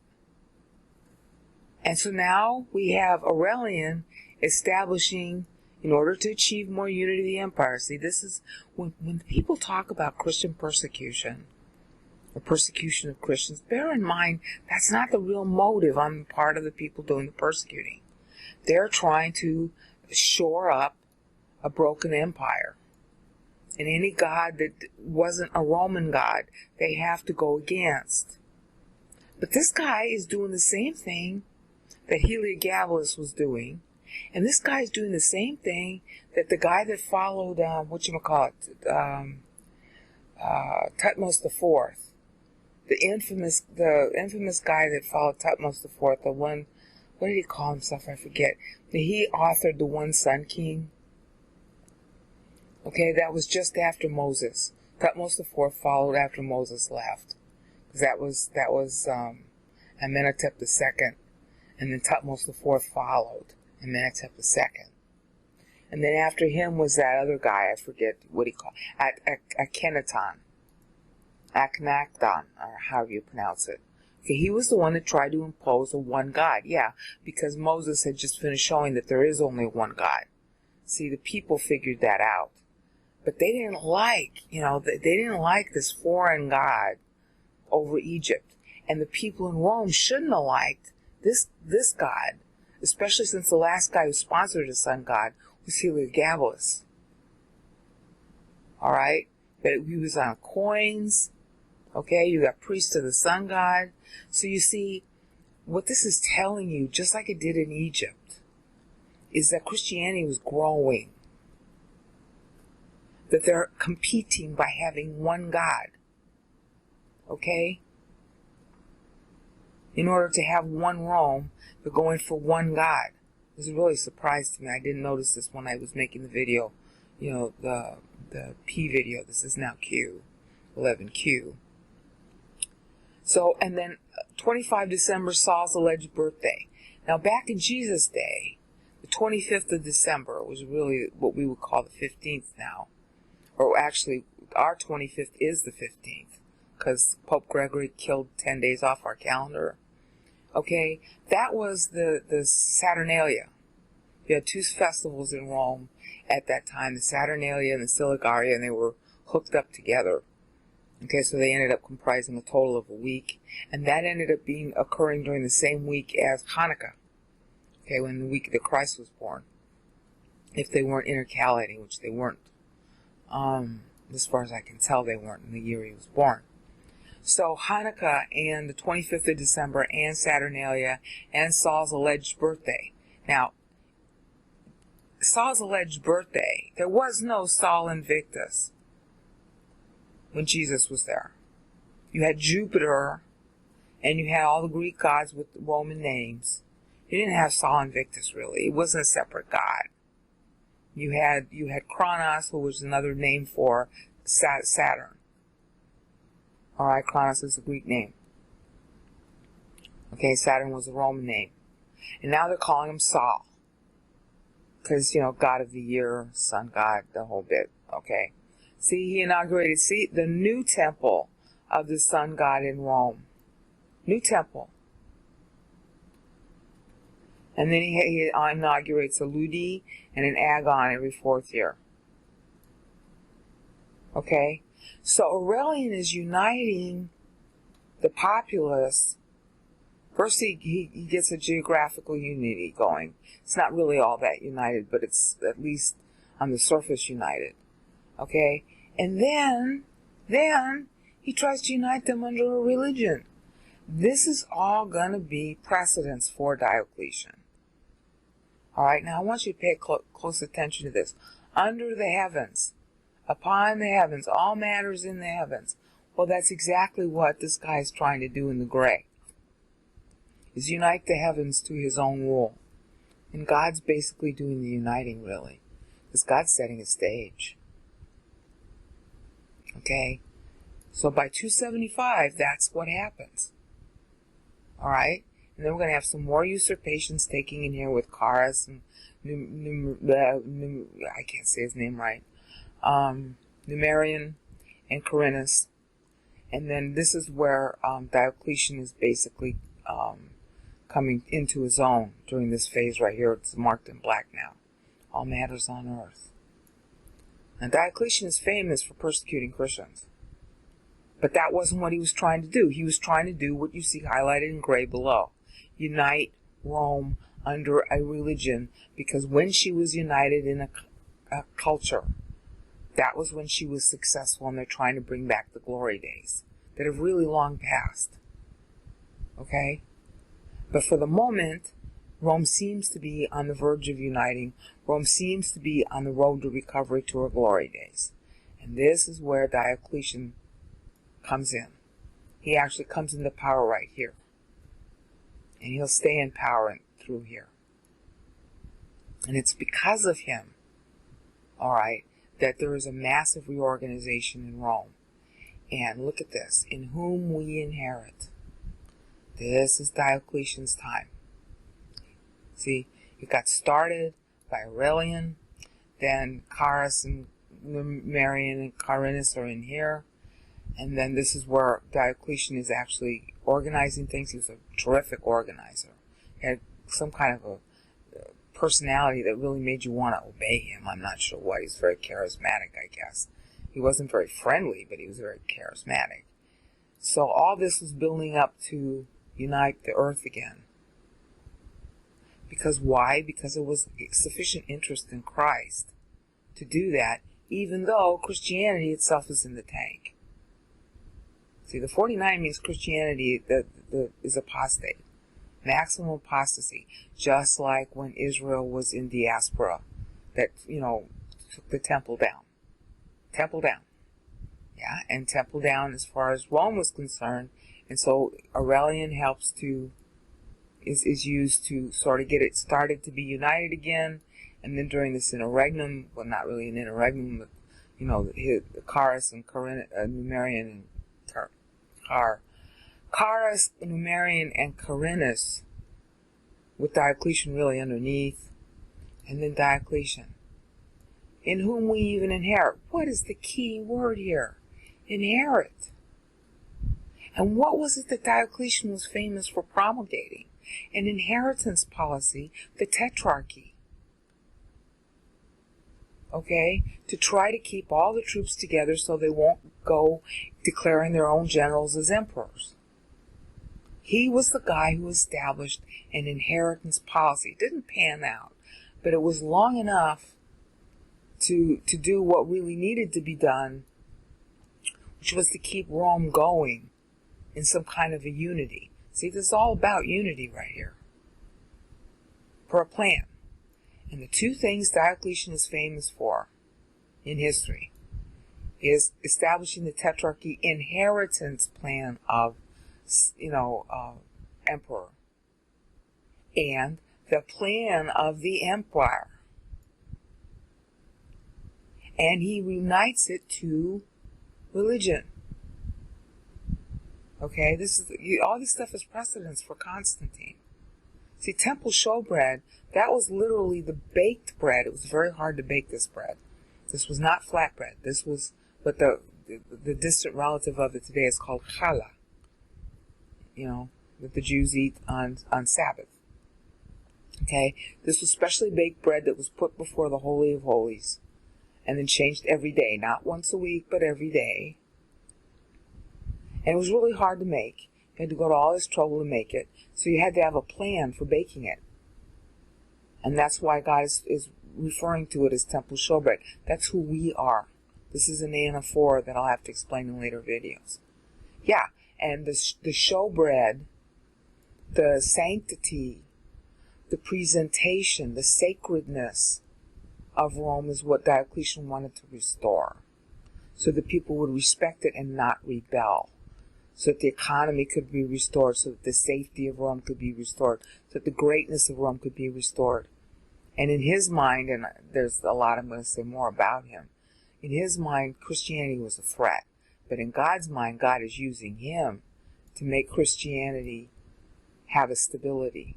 Even though God knows it's apostate, at least the word of Christ is being preserved. Now that's really important for all of us. We are all wrong somewhere.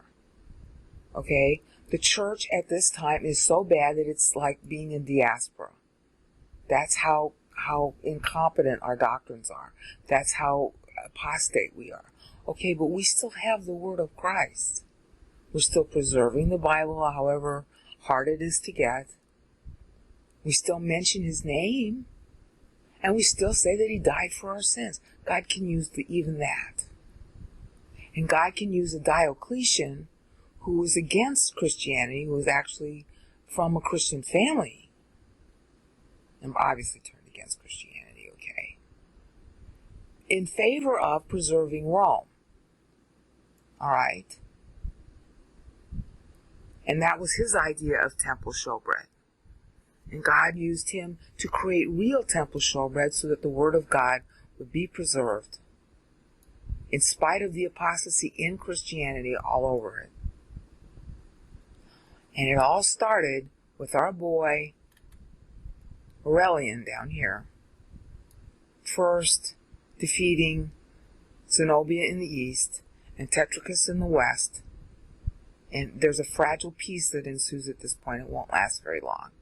But the idea gets established, and then on top of that, to try and make it stay longer, he creates a single worship of a single God, which is why they deposed Heliogabalus. Alright? That's why they deposed him. But they're accepting it here. Why? Because Christianity was much more popular by this point. The idea of one God was much more popular. And of course, the 25th of December is actually Christ's birthday. In the year that he was born, it was the 25th, as far as I can tell. Okay? And that was the Saturnalia festival. And there was no such thing as Sol Invictus, really. I mean, that was a nickname of other gods, probably Jupiter, or Saturn. But now they're calling him Sol, sun god. And it's a new temple, all in the unity, because they got to compete against the Christian one God. Got that? Same problem as Egypt went through after Moses left.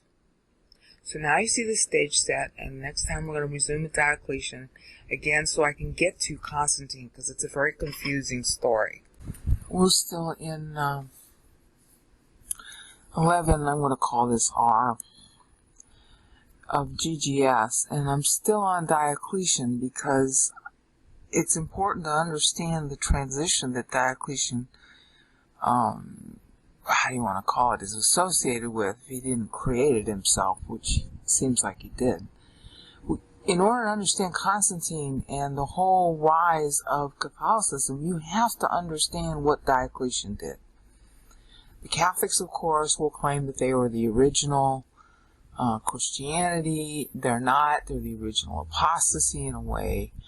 But everybody was apostate, so this isn't a rant against Catholicism. It is really an attempt to show what Paul is saying in these verses. And he's saying we're all bad. Okay? So it's just a question of how the political dominance of Christianity came to be. And Paul is basically telling you that story here by the words he picks. Okay, in other words, here at the other end, Paul's showing a 49, which means Christianity is in the tank. But by the same token, he's saying that God is going to make that work out. That's what this part of the verse is. Guntas. Alright, see, I can't make it work out well, but this is what that clause in verse 11 means. So he's telling you two stories. He's saying, yes, Christianity is in the tank, but at the same time, God is going to use it to rescue Christians. Because you got two kinds of Christians at the time. You got the few, very few, who are actually learning Bible. And in those days, in order to learn Bible, you did have to associate yourself with the religion that was developing in order to be able to even see a Bible. Okay? But what you ideally did is you were a washerwoman or a cook or a monk, and you just quietly learned it, doing whatever duties you had to do in order to be close to the text.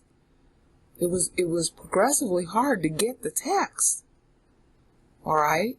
And that was one of the reasons why this thing with Diocletian and what became the so-called Great Persecution of 303 was so important.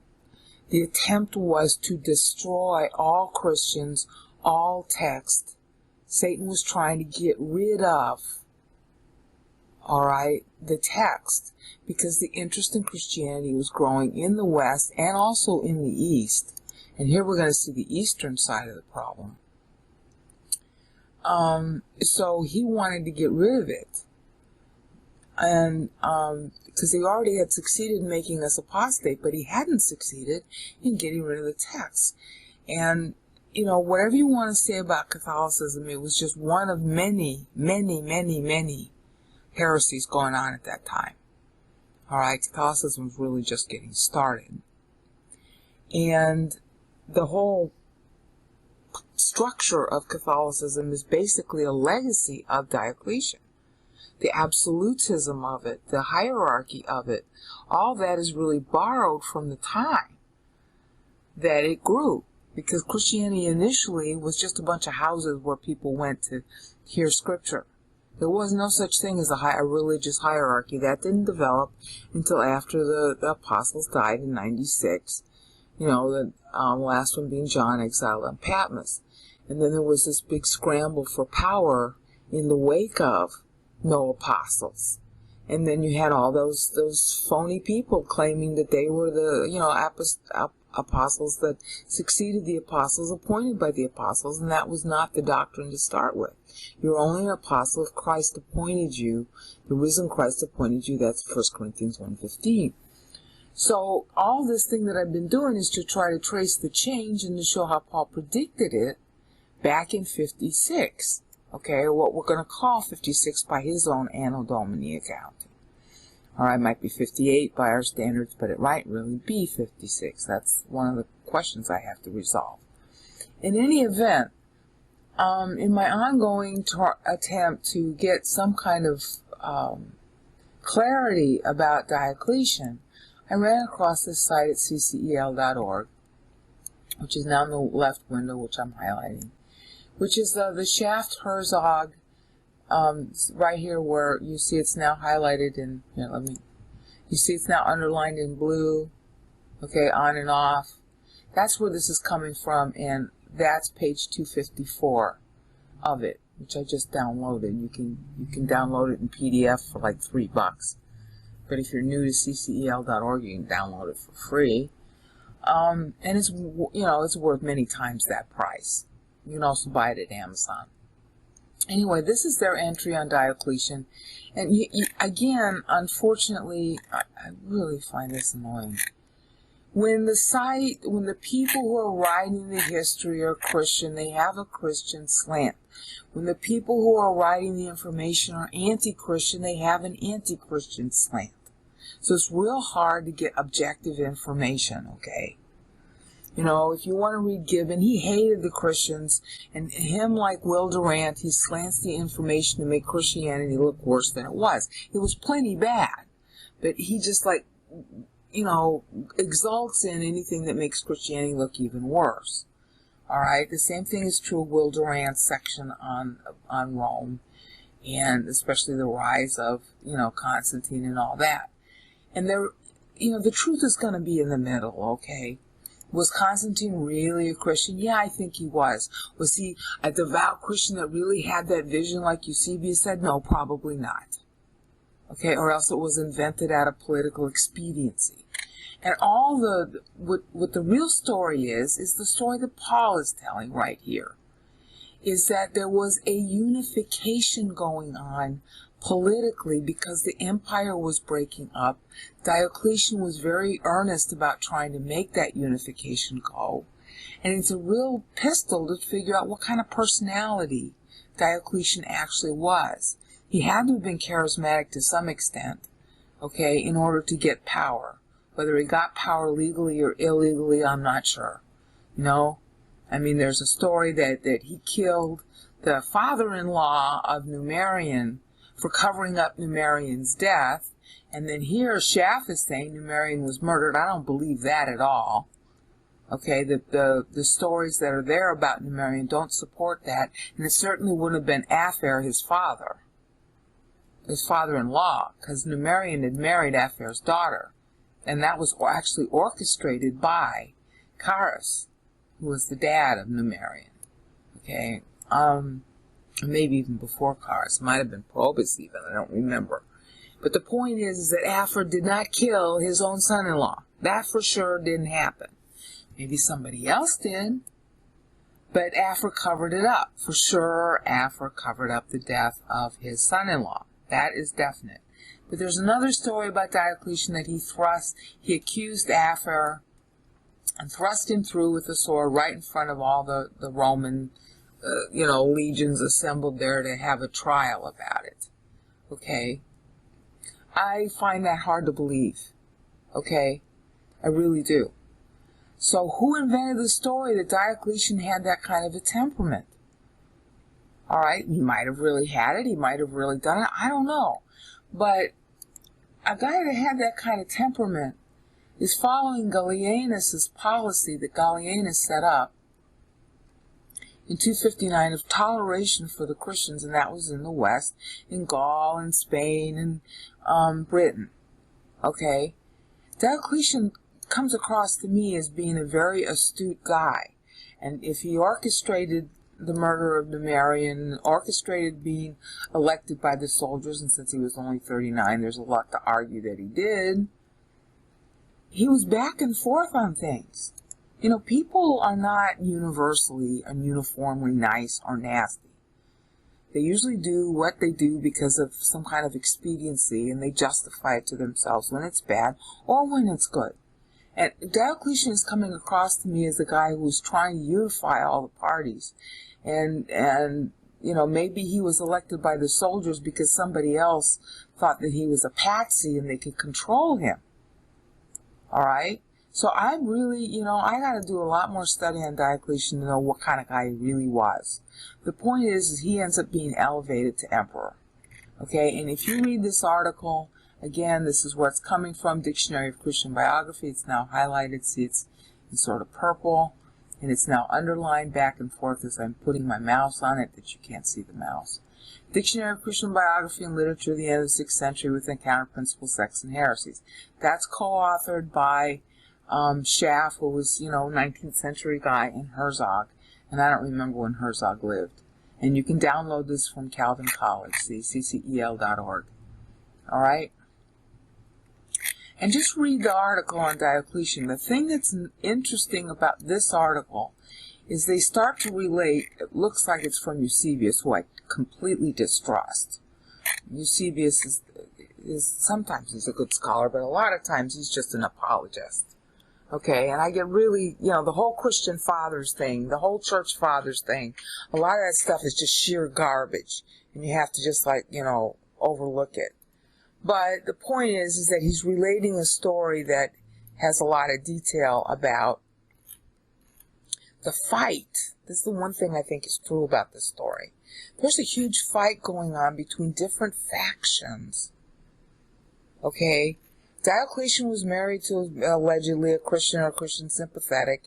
Galerius was more hostile to Christianity, and it looks like, if you read the article, I'm not sure I'm going to find it in here, but it's in here, that Galerius was basically influenced by his mother, who was really big on the pagan festivals. Okay? And so there's the whole conflict. The one thing that's good about this site at Calvin College is that it does show that there was a huge conflict with factions against Christians and pro. All right? And then it looks like Diocletian just finally caved into it. Okay? Schaff seems to think that Diocletian had a devout belief in divination. Okay, well, I find that hard to believe. Okay, because if he really did have a devout belief in divination, he would have been persecuting Christians. All right? And this whole story about, the divination wasn't working is basically what all this says. The divination wasn't working, and the so-called oracle at Delphi, which is really Satan, that's always been Satan's hangout, ended up saying that, well, it's because you've got Christians in your midst, you got to get rid of them, otherwise I'm not going to give you a good oracle, one that you can use. All right? So it's basically an ultimatum, all right, to Diocletian. So was Diocletian really having a devout belief in divination, or was he trying to position himself midway between the two and keep the unity? I opt for that idea. All right? But they're basically pushing him to choose one or the other. All right? And this whole article is basically saying, well, Diocletian was kind of trying to stop them from really persecuting the Christians that much, and then he finally gives in. All right? And then how bad it got. All right? But understand that this story is being told from a lot of sources in Eusebius and, the so-called Christian fathers. So you got, they always pad their stories. If somebody was a little bit negative to Christ, or wishy-washy to Christ, then he's demonized. If someone was a little bit favorable to Christ, like Constantine seems to have been a little bit favorable, then they deify him. It's really disgusting to have to read this kind of stuff, so you got to look at first the people who liked the Christians and then the people who disliked them, and hopefully the truth is somewhere in the middle and you can figure out what it is. So here's my sense of the story with Diocletian. Just like Paul is saying, because Paul is not talking about persecution here, all right?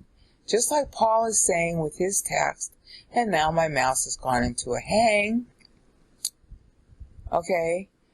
Just like Paul is saying here, there's an attempt to unify and present that God is working everything out, tuta panta and aguntas. There's an attempt to unify. And that's, of course, what God is really doing. There's an attempt to unify the empire, and, of course, with that attempt to unify is going to come conflict, especially if you got two sides that are violently opposed to each other. And they will be violently opposed to each other if there are a lot of Christians. All right? So this was like a turning point in history, because there were so many Christians versus so many pagans, and there was obviously, it had reached a sort of political issue, okay? And that would account for why the Catholic Church politicized as an attempt in self-defense. And I think that's the heart of the story. Exactly who did what, when, and how bad it was, I can't really say, but Paul is basically talking about a unification going on here. And he's saying that Christianity is involved in that unification, and he's also saying that Christianity is apostate, which is what this 49 means at the end of verse 11. So the only one voting by the end of verse 12 is God. So he's saying it's a bad time, and Christians are not loyal to God during this time. Yeah, well, if they're busy trying to politicize, they're not loyal. But you can understand why they try to. See, you can't just demonize the Catholic Church either. They're between a rock and a hard place. If all this stuff was going on, with Diocletian and different parties like Galerius, who obviously was hung up with his mother was pushing him, you got all that going on, then you can understand why the Christians would seek to go, like the Jews did when they went to Egypt. All right? The Jews weren't going to God when they had their conflicts. They went to Egypt. That's the big theme in Isaiah 35 and 28 and, and all those chapters up through 40, is that the Jews were kind of looking to earthly leaders rather than God. Okay, well, that's what Christianity did too. And the thing that's really remarkable about this time, all right, is that this is for about 490 years after Antiochus IV Epiphanes. And one of the things that's going to distinguish Constantine is he wanted to rebuild the temple. Okay? So there is a game being played by Satan during this period. No doubt in my mind about that. Okay? And he's trying to foster a political polarization so he can kill Christians. And then if he can't succeed in killing Christians, he's going to make them take political power and therefore be so apostate, God's going to need to kill Christians, which of course happens. And it all happens right in here on the right hand side of the screen, going through here. This is when our boy Diocletian has his stroke or whatever it is, and he just plain wants to quit. That argues to me that Diocletian was really like between both parties. That his big goal was to unify, and when his dream wasn't realized, he caved in to what seemed to be the higher of the two parties, which was headed by Galerius, which is really headed by his mother. And if you remember what I showed in previous episodes that Paul had taken, oh, my mouse is locking up,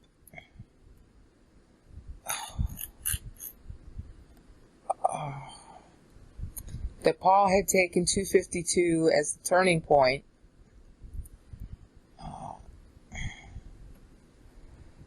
I'm showing you the verse in Greek. You can't see it in English and you can't see anything else because my mouse is locked up. Of course, Paul is trying to explain from the 252 period. Now my mouse is finally less. Let me just... Right here is where Paul had started talking about pregnancy. And of course my mouse is locking up so you can't see the page that well. This is where Paul was using keywords like mysterion. I can't get the mouse to work. It's too... This whole period right in here is where he was talking about the women. Okay, and it keeps on going. The problem with the women behind the throne. And it looks like it was a problem still with the women, whether it was the women behind Diocletian or the women that they each married off. Maximian married off his daughters to the two Caesars, and then Diocletian had his daughter marry off to Gallienus. You know, both of those guys had to repudiate their current wives in order to marry the new ones. And so it's all about the women and trying to ensure inheritance. That was the theme of this period. This is when Diocletian comes to power. That's the whole theme of the period, trying to unify and get an inheritance plan going. And I had covered that in the previous, 11Q video. All right. Meanwhile, as the outgrowth of this is all this war with the Christians. That's what's really driving the period. Okay, and Diocletian to me looks like he was just trying to get everybody to get along. And he finally got so disgusted with it, he quit. And, I might revise this later, but I got to have a stopping point to get to Constantine. That's where I'm at with it now. I'm going to be buying some more biographies of Galerius and Diocletian, which are new biographies you can get at Amazon. One of them is written by one of the guys at www.romanemperors.org. He wrote the bio on Diocletian, and then there's a guy named Stephen Williams who wrote a bio on Galerius. Ooh, it sounds like it's going to be interesting, or else I got the two authors mixed up. It's vice versa, maybe. But that's the kind of stuff you got to do. You got to do more research on this, because the older historians are either pro-Christian or anti-Christian, and so you're getting a skewed story. And hopefully these new biographies will be less skewed. All right? And that way you'll understand what Paul's talking about here. And yes, you do have to go through these emperors to understand it. This is a pivotal period in history. It's driven by the women. It's driven by the growth of Christianity in both East and West. And at the same time, you got pressure during this time because Tiridates, who was in the south, Persian area, he converted to Christianity too. Okay, so now we got, as it were, Rome's regarding its southern enemy, who's always been in that area, as a threat. And that could have decided Diocletian also. And then he just suddenly gives up, says, I'm not having this anymore. He got sick. He gives up. Who knows what, religious beliefs he had at the end. And he doesn't want any part of empire anymore. That's really significant to me. And I can't account for it right now. Suffice it to say that the battle here that Paul's talking about is the battle of preserving Christianity at all, because Christians were apostate, and so that's why their churches could be attacked, and that's why their texts could be attacked. And if it weren't for God delivering Christianity, and yeah, he used the Roman Catholic Church to do it, no doubt about that. If it wasn't for God delivering Christianity, we wouldn't have a Bible. Okay? That's how severe it was, and that's what Paul is using 49. So, I'm sorry that this was such a, what do you want to call it, a wandering discourse on Diocletian, but that's the way I understand it now, and if I make a radical change in how I see it, I'll do more videos later.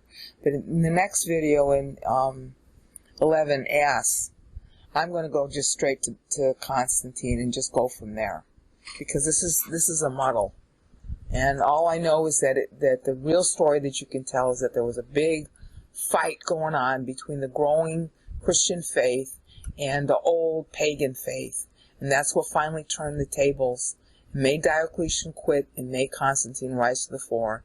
Even though the main, what do you want to call it, denomination or power of Christianity at this time was Roman Catholic, and yes, it's apostate, but they all were. God still used it to save the Bible.